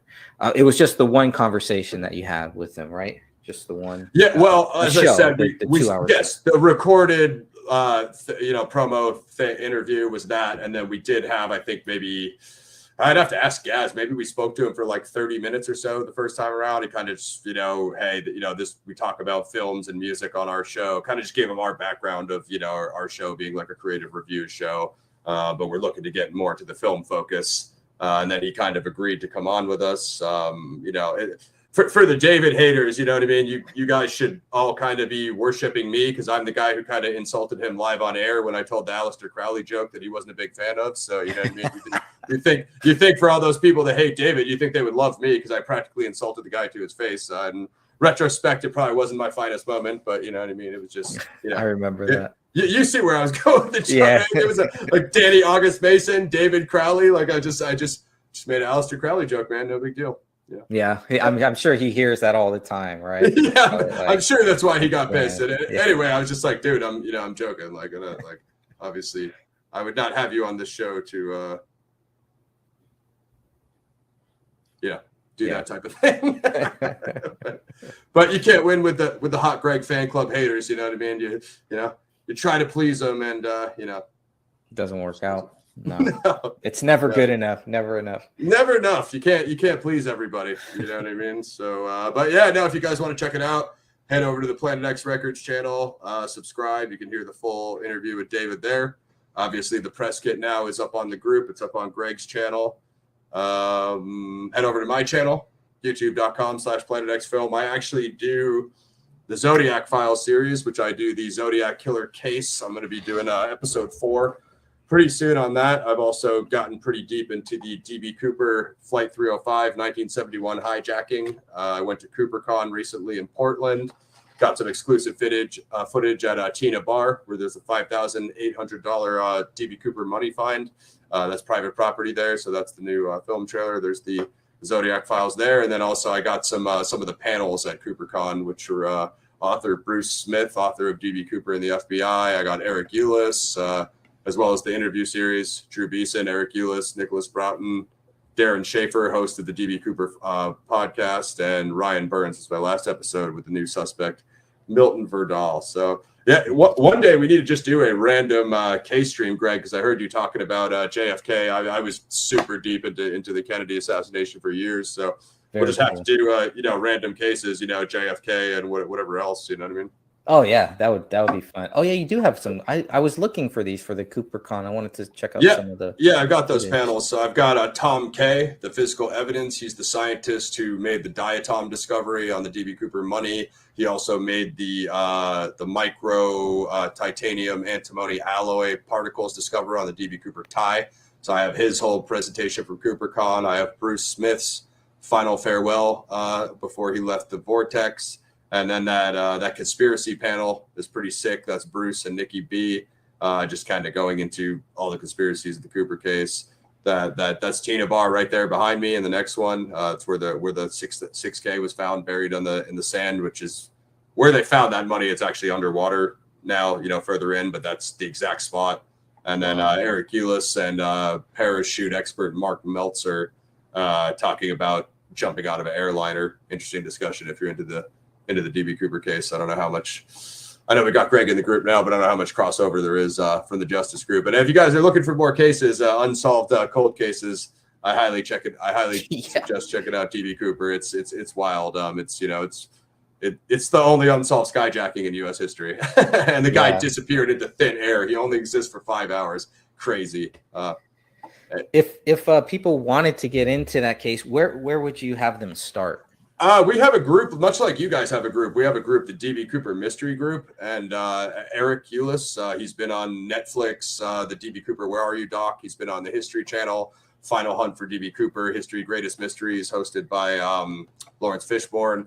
He started that group. So if you head over to the D.B. Cooper Mystery Group, if you want to get into the new suspects, some of the science, more related science stuff with the metal particles, Ryan Burns, and so their suspect team is Ryan Burns, Nicholas Broughton, and Chris Brower. They have a website called norjack.org. You can learn a lot of cool stuff there. If you want to read a book, D.B. Cooper and the FBI by Bruce Smith, we call that the Cooper Bible. So, I mean, there's a lot of stuff on YouTube. Bruce has a lot of videos on YouTube. Tom Kay has a lot of videos on YouTube. Eric's channel is amazing. I mean, there's a lot of places you can go. It just depends. What do you want to hear about? Do you want to hear about Flight 305, or do you want to hear about scientists talk about metal particles, the titanium particles, and diatoms? So it's not everyone's cup of tea. They're like, explain D.B. Cooper to me, and I'm like, well, there's spring diatoms and there's summer diatoms, and they're like, what is this guy talking about? You know what I mean? So you think we're going to talk about this cool guy in a suit with sunglasses and in a suitcase bomb, and then we start ranting and raving about science. But again, it's a crazy case. It's super epic. Yeah, much like Zodiac too. I think Zodiac might start heating up. You know what I mean? Again, another book. Drew Beeson, he does a lot of Cooper and a lot of Zodiac. His Cooper book is called Paratrooper of Fortune. His suspect is Ted Braden. He's a Mac V Sog. He's kind of like the real life Rambo, if you will. You know what I mean? He's like a super soldier.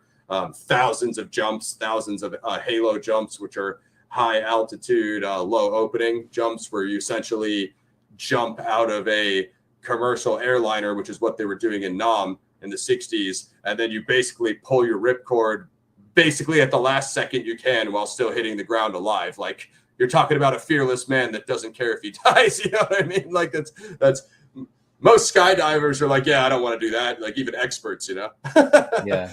This guy's doing it in a war zone, pulling the ripcord at the last second, a lot of times in countries that the U.S. wasn't even authorized to be in, like Cambodia and Laos, you know what I mean? Vietnam border countries. So definitely check out his book.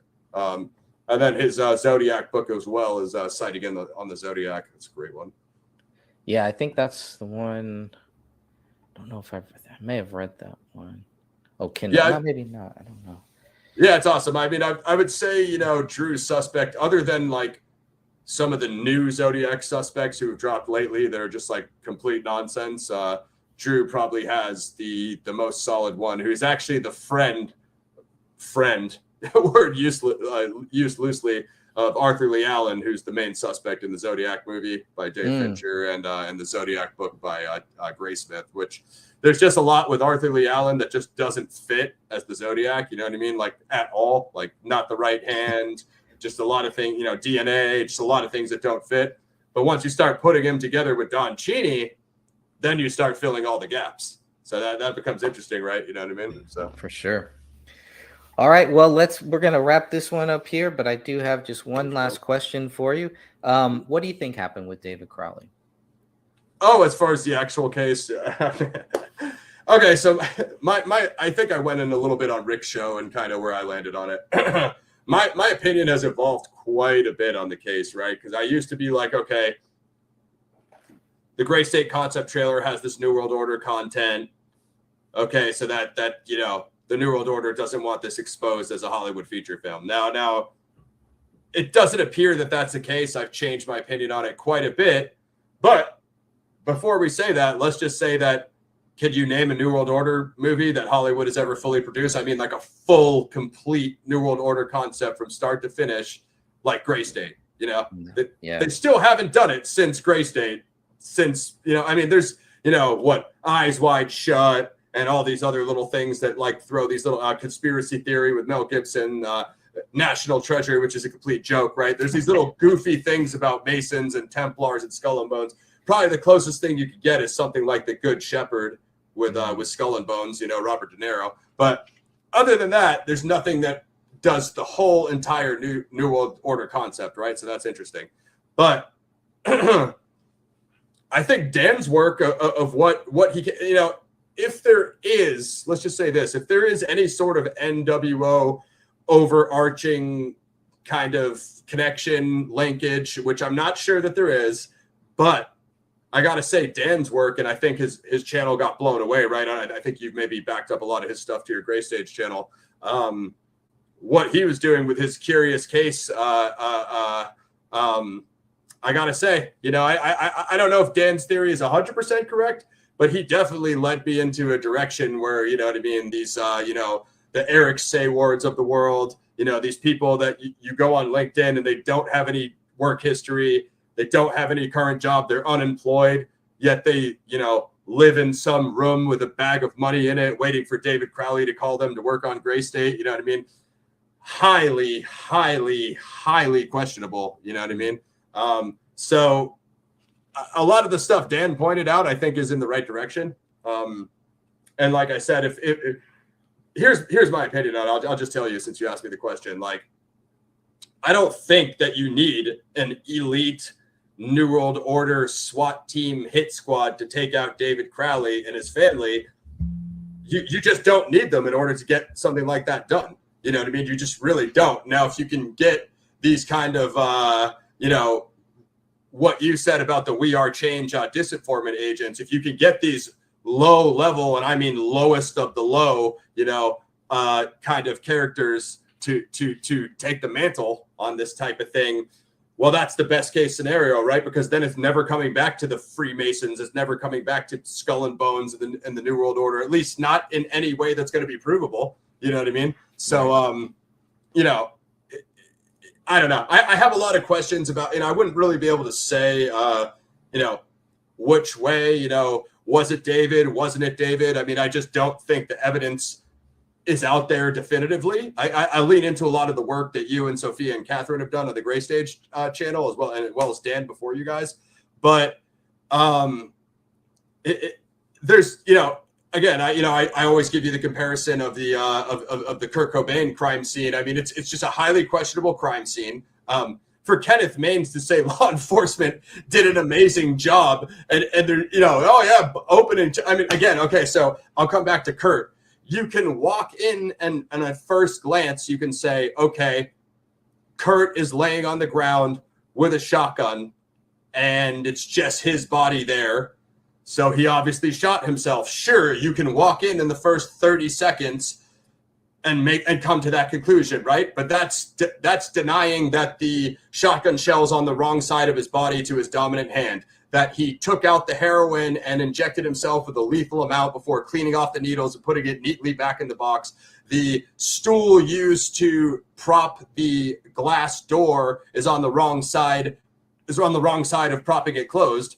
You know what I mean? So if you don't look at any of those factors, sure, you could say there's a body on the ground with a shotgun. The shotgun, by the way, is wiped completely clean with no fingerprints on it, including Kurt's. You know what I mean? So like you see what I'm getting at, right? You could walk into a crime scene and say, oh, well, there's a body with a shotgun. It must be suicide. But then you realize that literally nothing else on the crime scene adds up. I feel the same way about David's crime scene. You know what I mean? You could walk in and say there's bodies on the ground with a pistol on the ground. And so in the first couple minutes, you could come to that conclusion until you realize that the sliding glass door is slightly ajar, really nothing adds up. I mean, my favorite thing about it is when they were pushing this.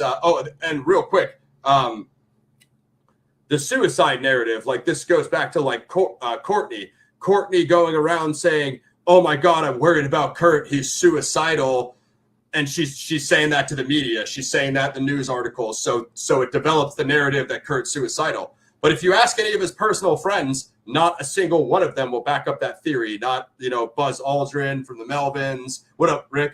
Not, any of his music friends, any of his personal friends. No one else will say that. So I that's a comparison I've been looking to make with you. Is like, I feel like it's the same way with the David Crowley was overly depressed and he was breaking under the pressure of, now the financial pressure, there might be a little bit of argument to be had there, but he lost control on cannabis and mushrooms and absinthe. Like that's a huge reach and a stretch for me. Like I really don't see that one panning out. And my favorite one of all was the one that Greg disproved, which is, this got roped into that false narrative. He created a playlist called Ascension so he could play his pre-selected background soundtrack while he killed his family and performed this ritual. And then Greg later pointed out that was a USB device called an Ascent. Is that not a far cry from an Ascension playlist, which is music to kill your family to, oh, no, it's just a device called Ascent. Like, again, another massive reach. So, like, for me, when you start deconstructing the narrative, it starts falling apart. Tons of questions about missing things from the crime scene and paleo. You know what I mean? That as well. So, I wouldn't be able to actually, like, exactly point you into the narrative of what exactly happened. But all of those stories about people coming into the house afterwards, taking these strange pictures of a decomposing hand, probably looking through the hard drives and looking through David's stuff. It's like, it simply doesn't make sense. What I think you guys need to do is what my boy, like, and I totally agree with you guys that, it would be nice to just have the ruling changed, but I think that's a highly difficult path. I think what you guys need to do is what my boy American Spy Fox is doing for the Cobain case, which is you got to fight to get the autopsy or the ruling narrative changed to undetermined, because once you get it changed to undetermined, it's a much easier path to getting the case reopened. Like I know you think that it's more of a murder and things of that nature, which I tend to agree with, but I think dude, you're dealing with law enforcement, Greg. Like, how difficult it is to get them to admit they're wrong. You know what I mean? It's almost impossible. So instead of having them shift it from a, murder, suicide, however, then, if you could at least get it changed to undetermined, that opens the path to, getting some of that evidence analyzed properly and whatnot. You know what I mean? So, I think it's a highly questionable crime scene. I mean, I think it warrants more investigation, which you guys are doing. Of course, the Gray State Project makes it weird. Back to Dan Hennon and the curious case of Eric Sayward, who passed away, and all of these people who pointed out, and the fact that, as you guys said, they aren't even questioned by police. You know what I mean? I don't know. It brings a lot of questions. I mean, I think if there is a motive, I think you certainly do have that motive with these people think that they're going to inherit the script and bring it to Hollywood and get this investment. Oh my God.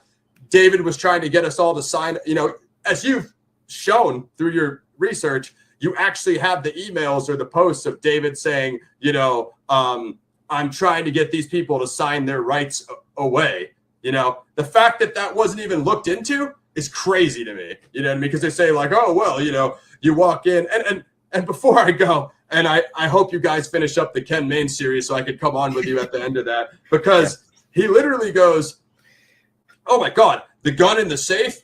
Oh, well, dude, you'd have to come in and you'd have to make them go get the key for you and all that stuff. Like, he goes off on his own hypothetical tangent. I'm like, how about just coming in with a firearm and putting it to David's? Well, you said it was Kamel's fingerprints who opened the safe. So in that case, you would put the firearm to David and you say, hey, you're gonna go open the safe because all of you are pre-programmed for the, you know what I mean? So I didn't really understand his argument there of like, you have to do all these extra things. No, you wouldn't. You could just take Rania and put her at gunpoint. Hey, go open the safe or I'm going to kill your daughter, right? That you could pretty much get anybody to do whatever you want with that type of extortion. So I just didn't understand his you know, I'm thinking for a guy with this experience, like, you just really didn't think this scenario through, you know? So, it's just, well, yeah, he should have looked at it, because the interesting thing about the gun safe is that it doesn't have David's DNA on it, only Kamel's.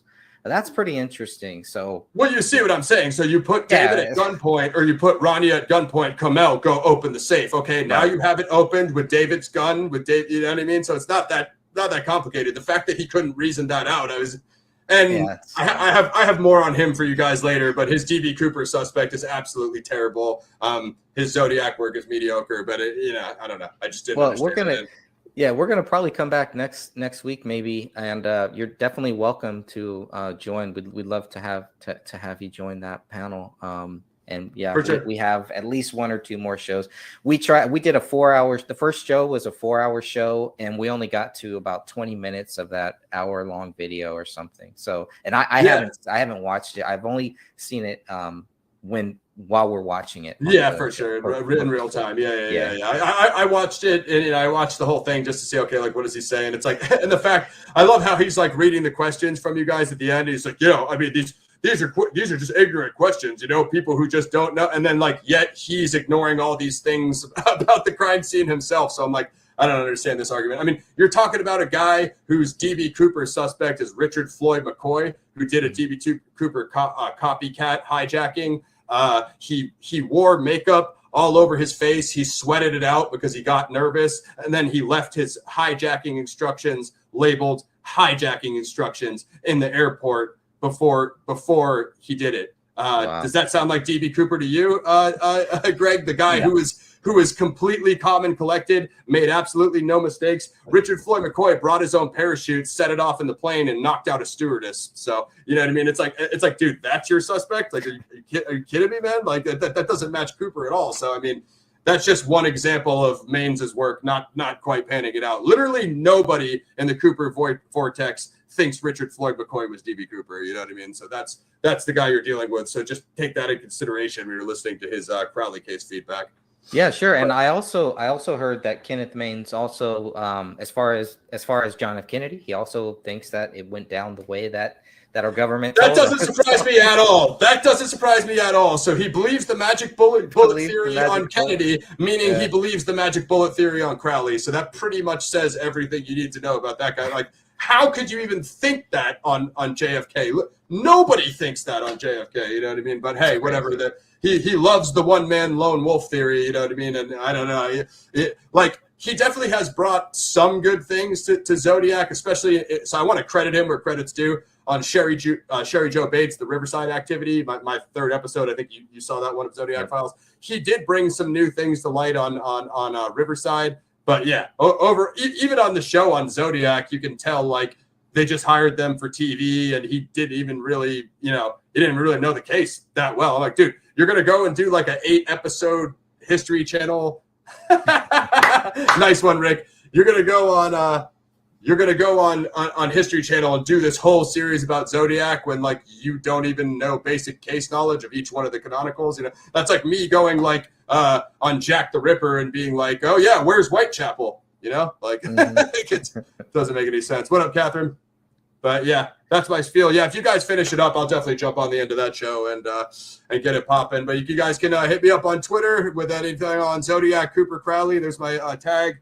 Head over to the YouTube, subscribe. Zodiac Files episode 4 is coming soon. Definitely want to get some more things popping off, but it's tough to get everything. I don't know how Greg does it. I'm gonna put your link in the chat here too before we for sure we head off. But thank you so much, man. I really appreciate you coming on and for passing that stuff on to us. There's a lot of interesting things in there. So it just kind of backs up a lot of stuff that we've been saying. I love how it shows who this team was back then. It makes it very clear who this team was, because we also know the team, there is no team later on. It shows David Crowley is the only writer of this thing, which I think is very fascinating. It shows Danny Mason is just a quote unquote actor, a researcher, and I forget what the other thing was. Producer, co-producer, something like that. Something like that, but pretty much the same title as me. Yeah, that's true.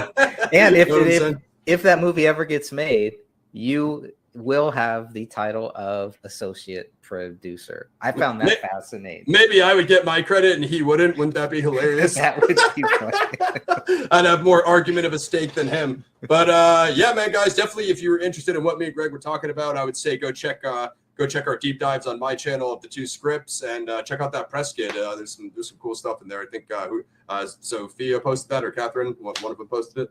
Yep. Posted it in the group. We have it on my website. It's definitely out there for anybody that wants to just read it.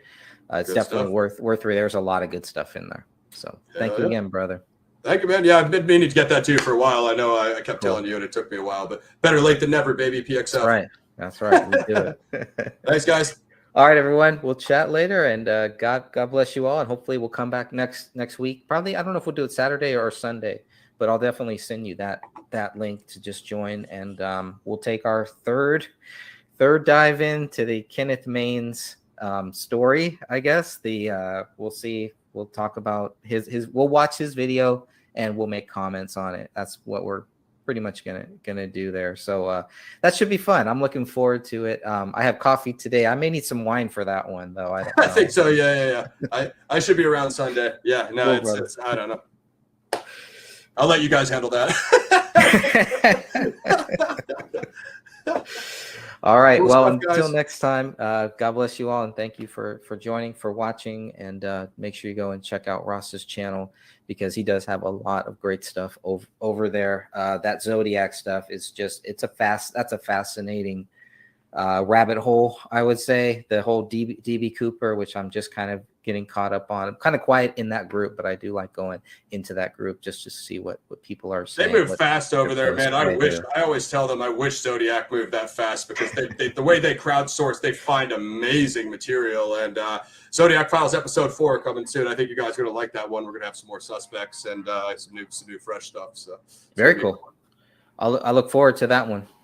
Yes. So subscribe and join up in the group, Justice for David Crowley and Family.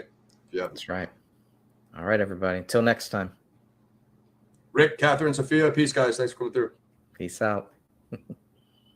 We're moving along now. So now we're going to go. I want to touch on, like I said, guys, this is an update. So we're updating with Ross and talking about some of the cases that we talked about when I had him on the show before. So the one big one that I've had many people on talking about is the David Crowley case, which is another one that there's definitely 2 sides, Ross, to this. I hear people saying that David is definitely guilty. The evidence shows it. And the other side saying there's no way David could have done it.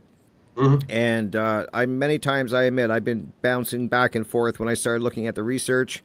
I kind of, one day I thought he was guilty, and then I'd read something, look at something else, and then he wasn't. So I want to speak to somebody that who actually, you spoke with David, and you interviewed him, and you were following him when he was doing the Gray State trailer and working, giving updates on YouTube and that. I want from what you know of David and that, give me, what are your thoughts? Like, you actually talked to this man a few times, and I'm really curious. Like, what are your thoughts on this case? And then we'll start there, and then God knows where it's going to go from here. Yeah, absolutely. Well, I just want to say a couple things on this. So, yeah, I do bounce back and forth myself. I'm not overall, I'm probably neutral on, whether David did it. I mean, before we deep dive this, let me, so this is Sorry for stepping away. That's okay. This is what happens to you when you're not a big true crime guy, which is what I would have referred to myself to as like 3 years ago. Not a big true crime guy. I was always into other things, more of the stuff like what Rick covers on his channel, like extraterrestrials, alternate history, forbidden history, Oak Island, UFOs, cryptozoology. Yep. That was always, I know you've covered all that stuff, Sasquatch and Bigfoot. Yep. That was always my bag. I was always way on the deep end. I'm 0 to 100. I always went all the way in. So as far as like basic true crime cases, none of it ever really got me up in, like we said last time, up until Zodiac, and I was kind of on Jack the Ripper before that. But yeah, that's another interesting one, Jack the Ripper. For sure, and that's why they call Zodiac the American Jack the Ripper, because of so many parallels. Well, this is where not really being a big true crime guy gets you. I probably have about 30 true crime books on my bookshelf behind me that you guys can't see. I just finished reading this last night, and this is what I want to get you into, Rick. Chaos by Tom O'Neill. This is the actual real story of the Manson Tate LaBianca murders. Okay, I got to read that. It's called Chaos, Charles Manson, the CIA, and the Secret History of the 60s. I just finished this last night. And the other one I want to get you into, Rick, is Son of Sam, the David Berkowitz, because there's some crazy stuff there. The book is The Ultimate Evil by Maury Terry, saying that there's an actual cult, and they were passing around that 44 pistol, that 4.4 right. pistol. And David Berkowitz is the only one that gets arrested. The Carr brothers both die recently after, and everybody else gets off. Just a theory. I'm not saying either this or that. Well, I saw the documentary on Netflix, I think Yes. it was, and I've watched it like 5 times. Like it's Sons of Sam, and actually you can check out my interview with Carl Denaro, David Berkowitz victim, on my channel, which is my Sons of Sam cult conspiracy interview series. And I had Carl Denaro on there. He worked with Maury Terry, the author of Ultimate Evil, and he also has his own book called what is his book called? It's called Why I Wasn't Shot by David Berkowitz. I think it's like Son of Sam. Anyway, Why I Wasn't Shot by David. Anyway, check those out. Anyway, yeah, I'm going to put a link in the description for that interview. For Absolutely. Sure. So, yeah, my interview with Carl is awesome. He's the man. Shout out to Carl. So anyway, I'm just prefacing by saying a few years back, I was not a big true crime guy, and now look at me. So it's crazy, man. So David Crowley, yeah, again, like I would say, like I'm probably like neutral on this. The reason why I brought up Chaos and Charles Manson is because, let's just say the other group, the group of idiots that constantly troll Greg and Dan and just spout moronic BS and nothing that you guys say has any grounding. They like to think that like every case is a slam dunk and law enforcement does awesome. Well, I'll tell you a bunch of cases where law enforcement didn't do that good. Zodiac, D.B. Cooper, JFK, they lost his brain. They lost a bunch of evidence. They botched JFK crazy. Kurt Cobain, they wiped the entire rifle down, and they don't even have Kurt Cobain's fingerprints on the shotgun lying right next to him. Yep. So how am I supposed to believe that Kurt Cobain shot himself with that shotgun when you can't even show me fingerprints on the gun lying 6 inches away from him? And I say that to say this. Same thing with David Crowley. I think points that Greg and Dan have made, on the crime scene are very good points.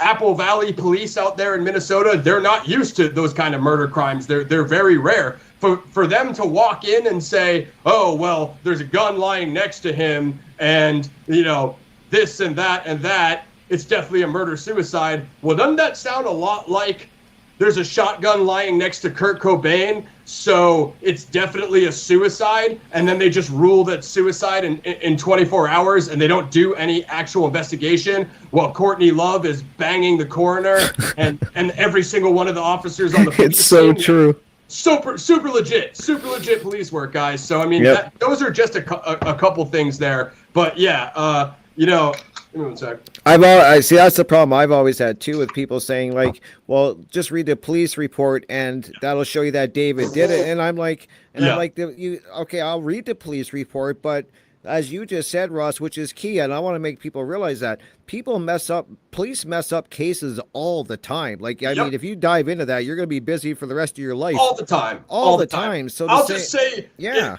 the DB Cooper, for example, 302s, you're talking about FBI agents, and me and Eric just covered this a deep dive. There's so many inconsistencies about his eye color, and people said this and people said that. You're talking about people that were on the plane when it happened, and they come off and get interviewed, and they can't even give the same story of you're talking about being inside a plane. You're not talking about a football stadium. So if you can't even get people to agree on those descriptions, like much like Zodiac, you have multiple composite sketches, you have multiple DB Cooper composite sketches. So I mean, there's with them not okay. So when Greg and Dan first started doing their lives, I think it was Dan's old channel that got deleted. There was nobody in the Facebook group back then. I was the first person to come on live with them, and I was telling them about how I was a crowdfunder on what was going to be the Gray State feature film. Right. And this is actually a hilarious story because I thought that Gray State trailer was awesome. It's still online. You guys can Google it. Gray State concept trailer. I like it too. Yeah. And I was super into that. And then,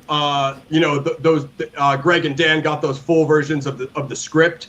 Just for anybody who doesn't know my backstory and my involvement with the project, and then I'll get back into the Crowley case. Okay. I was a crowdfunder. I spoke to David twice. We had a little pre-dry run where him and my co-host Gaz, we talked to Dave and we just kind of, plotted out how the interview would go. Then we have the full 2-hour interview, which is on my old music channel, Planet X Records. And then, Dave and I had some back and forth emails. That when me and Rick do a full Crowley case breakdown from my perspective, I don't know if you could show screenshots and stuff like that, Rick, but I have like some emails of me and Dave. I still have them. And then he gave me access to their Dropbox, which had all the Gray State music, because David actually composed that music, which is in the Gray State trailer. And my old rap group was called Guerrilla Alliance. It was me and my boy Mac. We were supposed to take some of that Gray State music and we're going to make like a hip hop track with it. So it would have been the authentic Gray State music composed by David, and we would have kind of, it didn't pan out for obvious reasons for anyone who knows how the rest of the story goes. But it was interesting. Those are just some behind the scene things that not a lot of people know, since people always like to tell me how the project went and how David was when none of you guys even talked to him, period, or did any work with him. So there's that. Yeah, that's why I'm glad that I actually got you on here to chat with you, because I want, like, you actually talked to him. Right, like, and you were following his work and stuff. And I think that says a lot, because not a lot of people that are talking about the case, me included, I never talked to David. what I see is most people got involved years later. Like, exactly. That other group didn't pop up for years later, and it's just a Greg and Dan fan club. So the official group is Justice for David Crowley and Family. If you guys are on Facebook, go over there, and Greg and Dan, Sophia, Catherine, they all have really good information on there. Greg has his book. I think you can download Greg's book on his website. I don't know if it's free or it's still free. Yep. Yeah, he's got hard copies maybe on Amazon or something. Yep. So that is I really like his work there. I really like Dan's old work. So, So what happened here, right? What happened here, Rick? So that's what we're all trying to figure out. What the hell happened here? I'm sitting around, I throw down a decent amount of money. I've said what the amount of money was before on streams with Greg and Dan. They send me some actually. I don't know if you can see this. Reaching into the abyss. I love it. Reaching into my bag of tricks. This is the executioner mask from the trailer, because when you crowdfund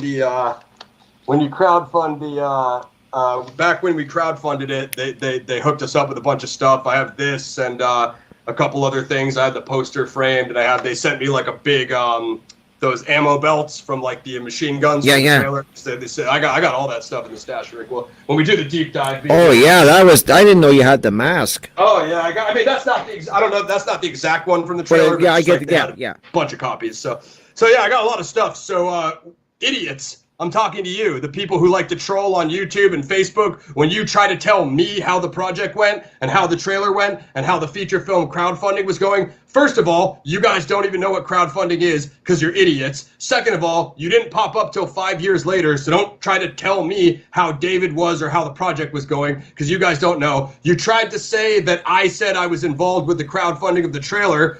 Let me get close for this, Rick. You are a fucking idiot because they didn't crowdfund the trailer. They crowdfunded the feature film. I don't even know how you could get that confused. It's pretty simple. So let's get back to the case. Let's get back to there's some idiots out there, Rick. We got to handle them properly. So let's get back to the case. So I'm sitting around waiting. What's up with this feature film, right? There's a lot of back and forth to where David was at with the Boglio group and the MEG. How they were getting, what was the deal going to be, right? And essentially, I think what they ultimately landed on, a la Greg and Dan's work, was when he brought them the script, it was so long, they were looking at chopping it into a series, which would have been much more, granted, this was 2012 when they crowdfunded. So I think what they were going for back then was like a solo feature film, because that was more the thing. As time went on, Netflix, Apple, Prime, Apple TV, Amazon Prime, HBO Max, and the other million streaming things. The popular thing now is series. So it would have made sense to split Gray State into like 10 episodes or something like that. If you go back to my interview with David, which you can link if you want, Rick, I will do you'll for sure. hear him talk about Gray State, a Gray State sequel, graphic novels, video games.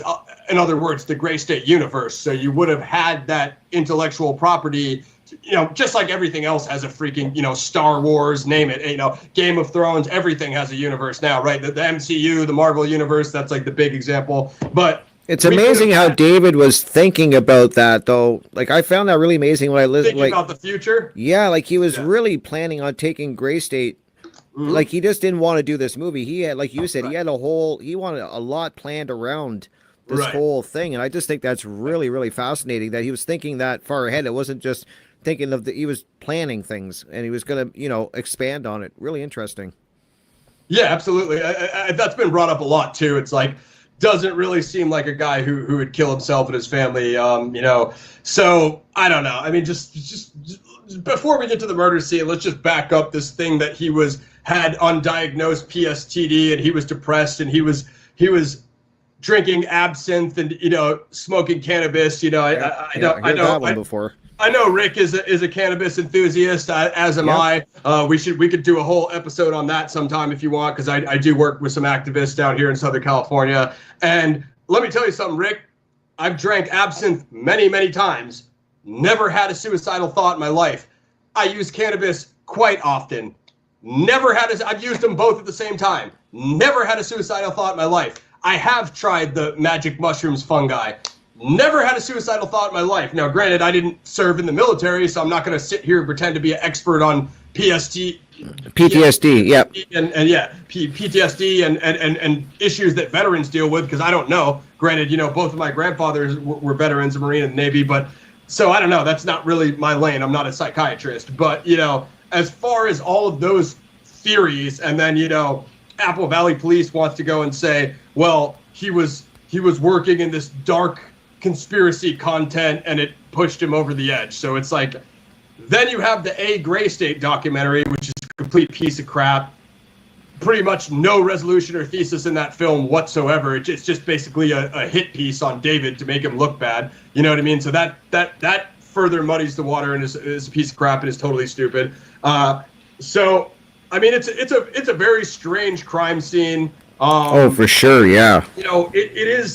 It's super depressing that they say that the issue was money problems and there was that check on the front doorstep. Yeah. David's dad. Like, I really wish somebody would have opened that front door, have seen that, because if the whole thing was money problems, I think that at least would have prevented that from happening that Christmas. Whether it was going to happen regardless or not.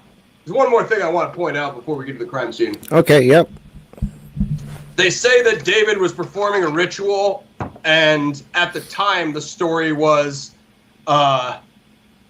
he created a playlist called Ascension. Well, he played that music for him to kill his family and himself too. Ascension, and then later on, our boy Greg proves that was actually David's Ascent, which was a USB attachment to the computer. So if you ask me, that's quite a fucking leap from he created an Ascension playlist to kill himself and his family to oh wait, it was just a USB attachment called Ascent.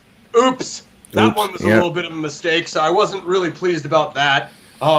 Of course, you have the back door being ajar. Yeah, that one always bothered me. There's a couple pieces of this case that really make me wonder, and that's what keeps me kind of wondering because it's just strange. So we will keep it right, so it's less than an inch or less than a quarter inch open. Yeah, not very much. Okay, whatever. Yep. It's Minnesota in the winter though, still odd. And then the missing shell in the ceiling. That's a big one for me. Which they say that they couldn't see because of the Christmas tree, which I personally found idiotic. So that's where we're at. We have this quite strange crime scene here. The bullet in the floor is another one, which I found weird because a lot of them say that he was shooting it probably at the dog, and then he missed the dog, and then I'm like, okay, if he missed the dog, why would he just not go shoot it? Okay, we can't have it both ways. They say he's a military combat veteran he's basically the military advisor on the Gray State trailer and project. He's the one showing everybody else, like, you know what a military advisor does on set, Rick. They basically make sure people are holding weapons authentically and making sure everything is correct, authentic from a military perspective. But then he is so out of his mind off absinthe and marijuana, probably neither one would even make me miss my target at the shooting range, that he can't shoot his own dog in the house. We can't have it both ways. He can't be a military firearms expert. He's a alt-right, right-wing nutcase, but he can't shoot his own dog with, like, what was it, a 45? Like come on, bro. Like, what are we talking about here? Is this the same? Is this the same murder scene? Is this what we're talking about? He's an elite firearms veteran expert, but he can't shoot his own dog from like 6 feet away. Like, what? So that makes zero sense in my opinion. But let's back up a little bit, right? Let's go with the police report narrative, right? Because law enforcement are such experts, they never get it wrong, right? They never get it wrong, Rick. They always knock it out of the park, especially a small town police force like this. So let's say that it happens exactly what the crime scene looks like, right? He shoots his wife and his daughter and then kills himself, and apparently shot at the dog but missed.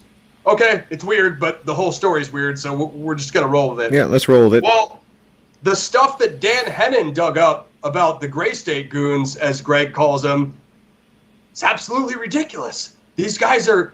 Dude, I wish Dan's channel didn't get wiped. I think Greg may have re-uploaded the videos on the Gray Stage channel, if I'm not mistaken. The curious case of, Eric Sayward and the other, they basically break down each one of these guys. I mean, how about this creepy weirdo at the Ron Paul Freedom Fest when they go up to David the first time and they go, hey, do you have your wife and your daughter with you? Can we see your wife and daughter? And David, like, noticeably steps to the side.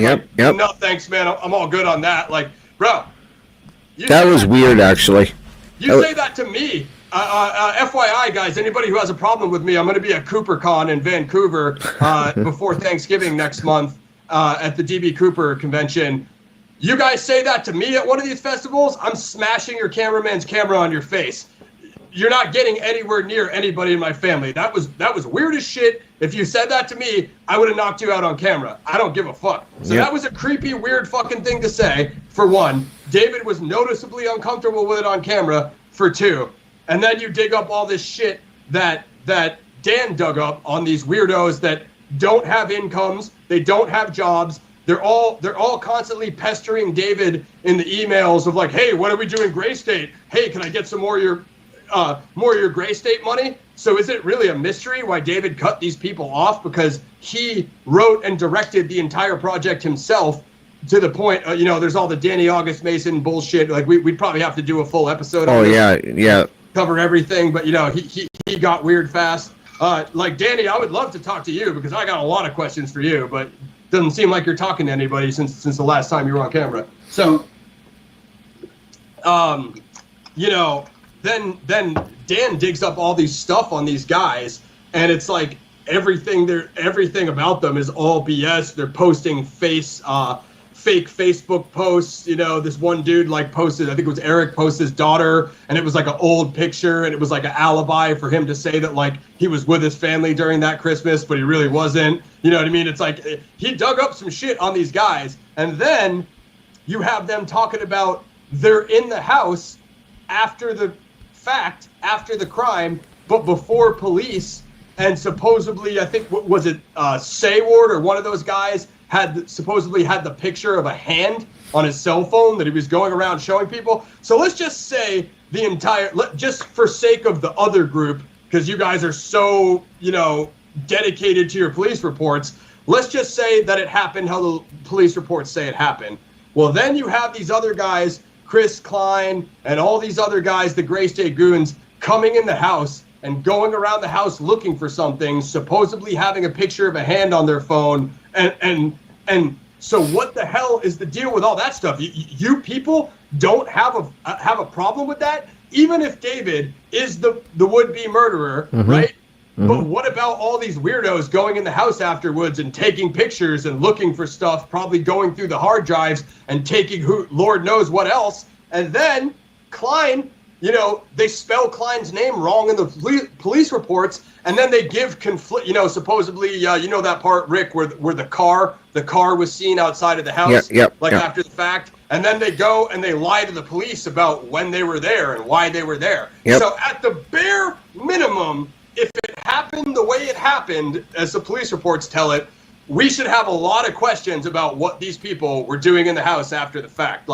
Obviously, they were trying to steal either the footage or the intellectual property or the script. Seems like they were trying to steal something. And I'll just end with this. Later on, Danny August Mason, he tries to go back to the MEG group, and he tries to re-pitch Gray State as Gray State Universe. They set up a new Facebook page called Gray State Universe. This is after David's passing, and he essentially tries to hijack the project. And they found Gray State Universe LLC, and they try to re-engage the MEG group, who at that point had nothing to want to do with the project. So I'm not gonna, me personally, I don't know. I think there's something going on. I haven't deep dived the police reports. I was thinking about coming back to the Crowley case full time, and so I could cover it the way that Greg and Dan and Sophia and Catherine cover it. And I was even thinking about maybe doing a Gray State interview series on my channel. But it kind of turned me off once all those weirdos were trolling, and they started trolling me, tried to label my name. They tried to, it's funny, I tried to, this is hilarious. I got it. So a certain idiot that we all know of who have go unnamed, who really spearheads that movement of trolling Greg and Dan. I was trying to tell them how, listen, I've worked on more films than David Crowley worked on. I have done short films. I was in Stronger, the Jake Gyllenhaal film, which was directed by David and Gorda Green. I was on that set. That's a major production at the time when I was living in Boston. So quite frankly, my IMDb resume is longer than David Crowley's was. So I think I have a much better idea of filmmaking than any of you idiots on Facebook do. But I told them about how I crowdfunded this Rob Zombie movie. It's called 31. I don't know if you've seen that, Rick, but I think you're into horror. Oh God, I love horror. Are you kidding me? Of course I've seen that.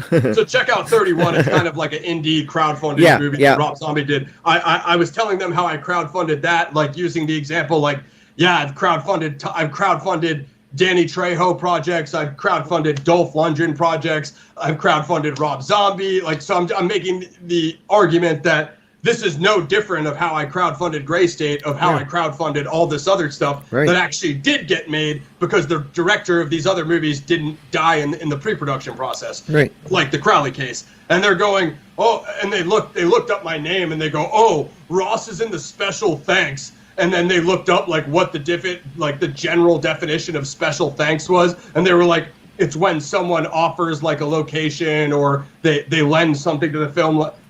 For the set, and they were like, yeah, Ross probably brought the donuts. Ha ha ha, hilarious joke. No, I told you I crowdfunded it, you fucking moron. That's why my name is at the end of 31 in the credits, just like my name is in the bunch of other movies that I fucking crowdfunded. It's no different than Gray State or any other movie I crowdfunded. Why you people are not able to understand that when you think you're such these analytical fucking police report reading geniuses makes zero sense whatsoever. I literally don't understand it. Much like how you guys said that I said I crowdfunded the concept trailer, which I didn't even know about because it was an indie production in Minnesota. I didn't even see it until it came out and they were running the crowdfunding campaign. And I'm gonna send Rick all these screenshots because we're gonna prove all this shit and finally shut the door on these idiots once and for all. Because you guys are so fucking stupid. But this is my favorite part. The person who will go unnamed, she goes, oh, Rob Zombie? She goes, if he's so famous, why haven't I heard of him? Holy shit, your fucking Facebook ego is ridiculous. How do you get that kind of ego with 200 people in a shitty group that no one pays attention to? And you just said a famous rock star who's also a famous movie director isn't that famous because you haven't heard of him. I don't know. Maybe because you're a 90-year-old lady that doesn't listen to metal or apparently watch freaking mainstream big studio budget movies, because when we talk about House of a Thousand Corpses, we're talking about Lionsgate and Universal Studios. I'm pretty sure those are bigger than your shitty little Facebook group, if I'm not mistaken. Right, Rick? Oh, So, yeah. That was my favorite one. Who's Rob Zombie? I don't know. He's famous from being in White Zombie. He's famous for being Rob Zombie, and he's famous for directing movies like House of a Thousand Corpses and Halloween. You're a fucking idiot. Yep. Go ahead, Rick. Oh no, I agree. Like that, it's true. Like everybody knows who most people know who Rob Zombie is or have heard the name. Stupidest thing I ever heard in my life. Like, holy shit. Like, you really think because you have two idiots listening to you on Facebook that it makes you more famous or have more clout than Rob Zombie? Like, oh, why haven't I heard of him? Like, listen, there's probably a lot of shitty bluegrass bands that I haven't heard of because I don't listen to that, but they're definitely more famous than you. You know what I mean? So it's like, it's like, what? Like, with these people, man, like, you just can't win. So that was a funny one. But yeah, just for anybody who doesn't understand how the crowd, even though I've explained this on multiple podcasts with Greg, who doesn't understand how the crowdfunding process works, I'm happy to explain it to you. You know what I mean? And well, you did a great job. I mean, I mean, how much more can you explain it than that? You can't. You But can't. Again, they're gonna spin it in some way that Ross brought the donuts. I wasn't even on the 31 set, so what are you talking about? Like, I think they filmed in L.A. I don't even know where they filmed that movie. You know what I mean? Like, well, hey man, you've crowdfunded a lot of movies, that's for sure. And I'm on IMDb. You guys can find it. definitely check it out, guys. Like, that's what I keep saying, check it out. And so yeah, like I definitely, like, we've kind of talked a little bit about the case, so I'm more what I'm curious about too, Ross, is when you talk to David, and I'm going to post a link to the interview that you did with him so people can see that. And what was you said you kind of talked to him off the air and stuff like that. What was your take of him when you talked to him? Did he sound crazy? He didn't sound crazy. I mean, I guess the whole argument people would say with a psychopath is like, it's like the movie American Psycho, and they're so good at keeping their composure, you could never detect they have these secret insanity going on inside their brain. From what I understood, I talked to him the first time with my boy, my co-host of the old show, Gaz, our old radio show, Planet X Radio, and he sounded, at that point, he was deep in the crowdfunding campaign. He was, they were just he was working through the script. From what I understood, they were doing a lot of, things to try to make it authentic. Like, he was looking to try to get some, like, retired Navy SEALs to read it just for, like, military authenticity. So it sounded like a serious, pre-apocalyptic, military, sci-fi or action thriller, whatever you want to call it. It sounded like a serious project to me, which is what got my attention and why I wanted to be involved in it. I mean, what's kind of funny is is Greg and I have kind of like crossed opinions on that, because I was a fan of the trailer and I was super into the project. And then when that first copy of the script leaked, I was like, okay, this is like not really what I was going for. You know what I mean? Because it didn't really incorporate a lot of the elements that were shown in the concept trailer. So I thought it was a pretty amateur level script, to be honest. Greg actually liked the script a lot, and he didn't like the concept trailer at the time. Like I know he's kind of come full circle on it now, but at the time, like he thought it was more like fear porn, like kind of propaganda, which I can see that angle, of course. Me too. Yeah, me too. So it's kind of funny. Like I was really into the trailer, and then the script, I was like, it's not really for me. Which is why me and Greg have those deep dive analyses on the script.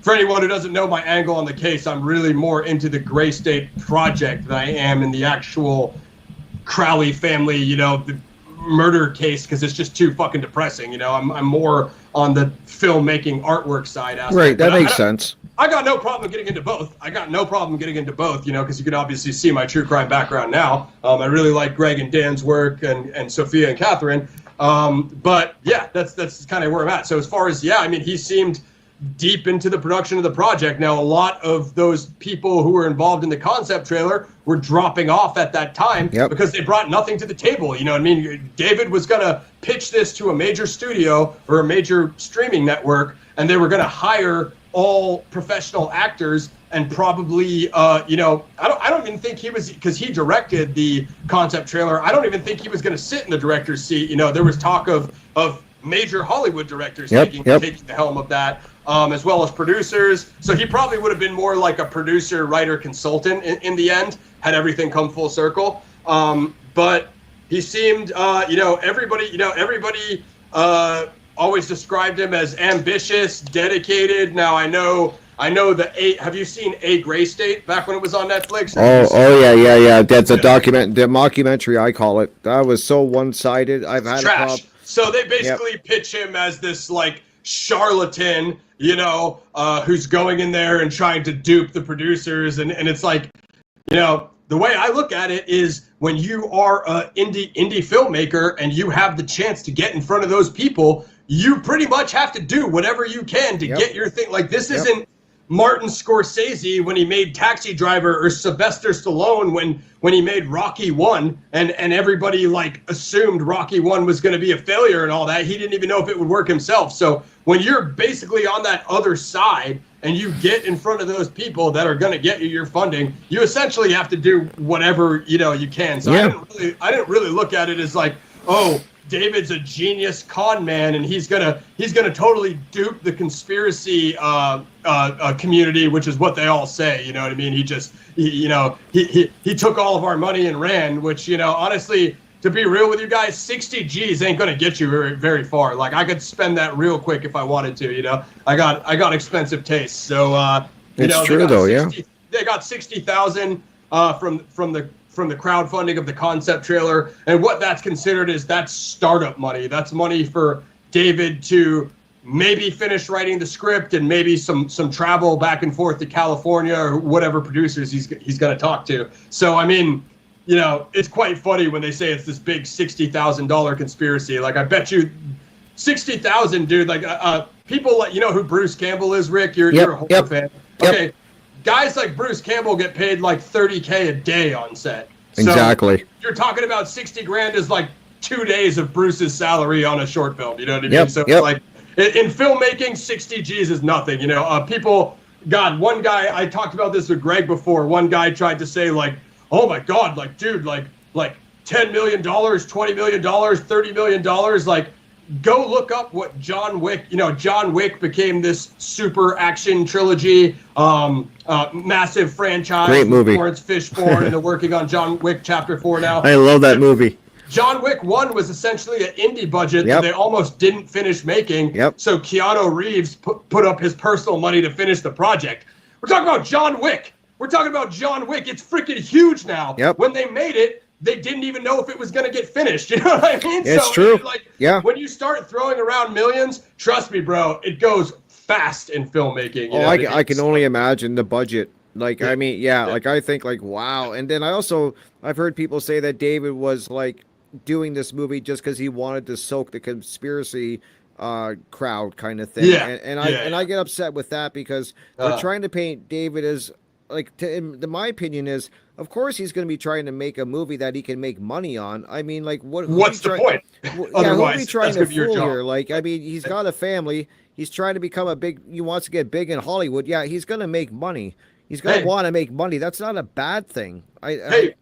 Rick, have you ever met a carpenter before? Yeah, of course. Do you know a lot of carpenters that build houses for free? Like they go buy all the wood and the concrete and they just sit there. They're like, here, you can have it. Like, not a one. Why do all that work? You know, for like, that's, I don't know. I don't know where that came from. If it was the conspiracy community or if it was the other idiots, but like, well, come on, bro. Like none of these directors, Francis Ford Coppola, or like he's another one, right? Like, you know, Coppola is this epic genius director of Apocalypse Now and the Godfather trilogy. This movie that he's been working on for like 30 years called Metropolis, he's putting up all the money himself. Yep. Now, granted, you're not going to be able to do this unless you're a Coppola or a Spielberg or a Lucas, but he's putting up all the money for his next movie himself because none of the studios would pick it up. And, you know, obviously he owns a winery. Dude is super rich. He's a legend. He's like a god tier director. So he's doing it himself. So the only time you're ever going to like see that happen is when you're like a legendary director that's at the end of your career and it's a passion project. And you're like, all right, I just want to make this for me. That's the only time you're ever going to see this. Why should David show up every day on set for the project that he's been, you know, his baby that he created, and he's just going to hand it off to these other people, and he's like, okay, I'll just be a consultant, and I'll stand around while you guys film my project, and you don't have to pay me anything. That doesn't make any sense, you know? Exactly. That's the way I look at it, too. It's not a bad thing to want to make money. Like that, like, I mean, that, and he did, so... We're definitely going to have to. Thank you for your. I'm really happy, Ross. Thank you for telling us that about what your thoughts on it. And I definitely want to do a deep dive with you. Yeah. Someday we will really set aside time to do a deep dive on the Crowley case and that. So, but I mean, for the sake of time, I don't want to dive in this one. We kind of touched really on it. I love what you were saying. I like that you got to speak with David and interview him, which is, you know, I think that's great. You're one of the only people I've talked to that actually did talk to David for any amount of time or interview him. So that's cool. I'm glad I got. Final note on it. We emailed back and forth quite a few times. My old rap group had a song called Order Rap KO. I don't know if you ever heard hip hop before, Rick. Oh, yeah, for sure. The artist Cannabis, who had a gold record, he was on Howard Stern's show. He was friends with Mike Tyson. Myself and my partner in rhyme, Mac, we have a track called Order Rap KO featuring Cannabis. And I actually sent that to David, and like literally on our interview, David was like, I don't personally listen to hip hop. He's like, but I respect hip hop. And that's all I want to hear from people. If you're not from the hip hop community, like I used to be, like we're not looking to have every one of you guys being a hip hop fan if you don't understand it. But I really like David's opinion on that. Like, so I sent him that track and he was like, hey, do you mind if I use this for Gray State promos and shit? And I was like, please do. That's awesome. Yeah, I'm the same. I'm the same way with heavy metal too. I always tell people you don't gotta love heavy metal, but at least respect it. I mean, like a lot of these guys get a bad rap and that they're not talented and stuff. And I'm like, come on, man. Like you may not like the music. I'm hardcore hip hop, heavy metal. You know what I mean? Yeah, for sure. Music lover. And final note on Crowley. Why would he waste all his time going to all those Ron Paul festivals and speaking about, you know, anti-establishment dissent? He's writing all these speeches and he's putting himself in the public. Like, it seems like a huge waste of time for a guy who's going to write a creative script and then later on try to pitch it for a feature film. You know, granted, him and Danny were on at the Alex Jones. I'm sure you've seen that footage. Saw that, yep. And so it's like, why? Why do this massive campaign? Why do the crowdfunding? Why even make the concept trailer? Like, unless you're one of the CIA false flag PSYOP people, you know what I mean? Like, I don't know. All I'm seeing is a dude that's putting in a lot of work on a script and wasting a lot of time. And final note on filmmaking, people who don't understand the script writing process. Have you seen the movie Point Break, Rick? I love Point Break. Okay, so the dude. Well, it depends what version, because there's the original. Okay, original. I love the original. The dude that wrote Point Break, that dude was waiting tables in California for years, and they were like, "Hey, dude," they were like, "Your script got picked up," and he's like, "Nice." He was like, "I'm gonna get my foot in the door," like a Gray State situation, right? And then they were like, "Oh shit, sorry man, we lost the studio, we lost the producer." So that dude got stuck waiting tables for 2 or 3 years after writing Point Break. Point Break is freaking huge. It's Patrick Swayze and Keanu Reeves. You know what I mean? So people who just don't understand the script development process, they'll give you these stupid crackpot theories on the crowdfunding and the Gray State script. And what I see when people do that shit is you're an idiot. Because of the Gray State concept being conspiracy related, you know, they want to say all these weird, fruity things about it, where guess what? It still had the same script development process as every other film you've ever seen. So, you know, I would say it's akin to that. Like, I bet you didn't picture the Point Break writer waiting tables for 30 extra years before his film got picked up, but he was stuck being a waiter because his script hadn't got fully processed yet. So, like,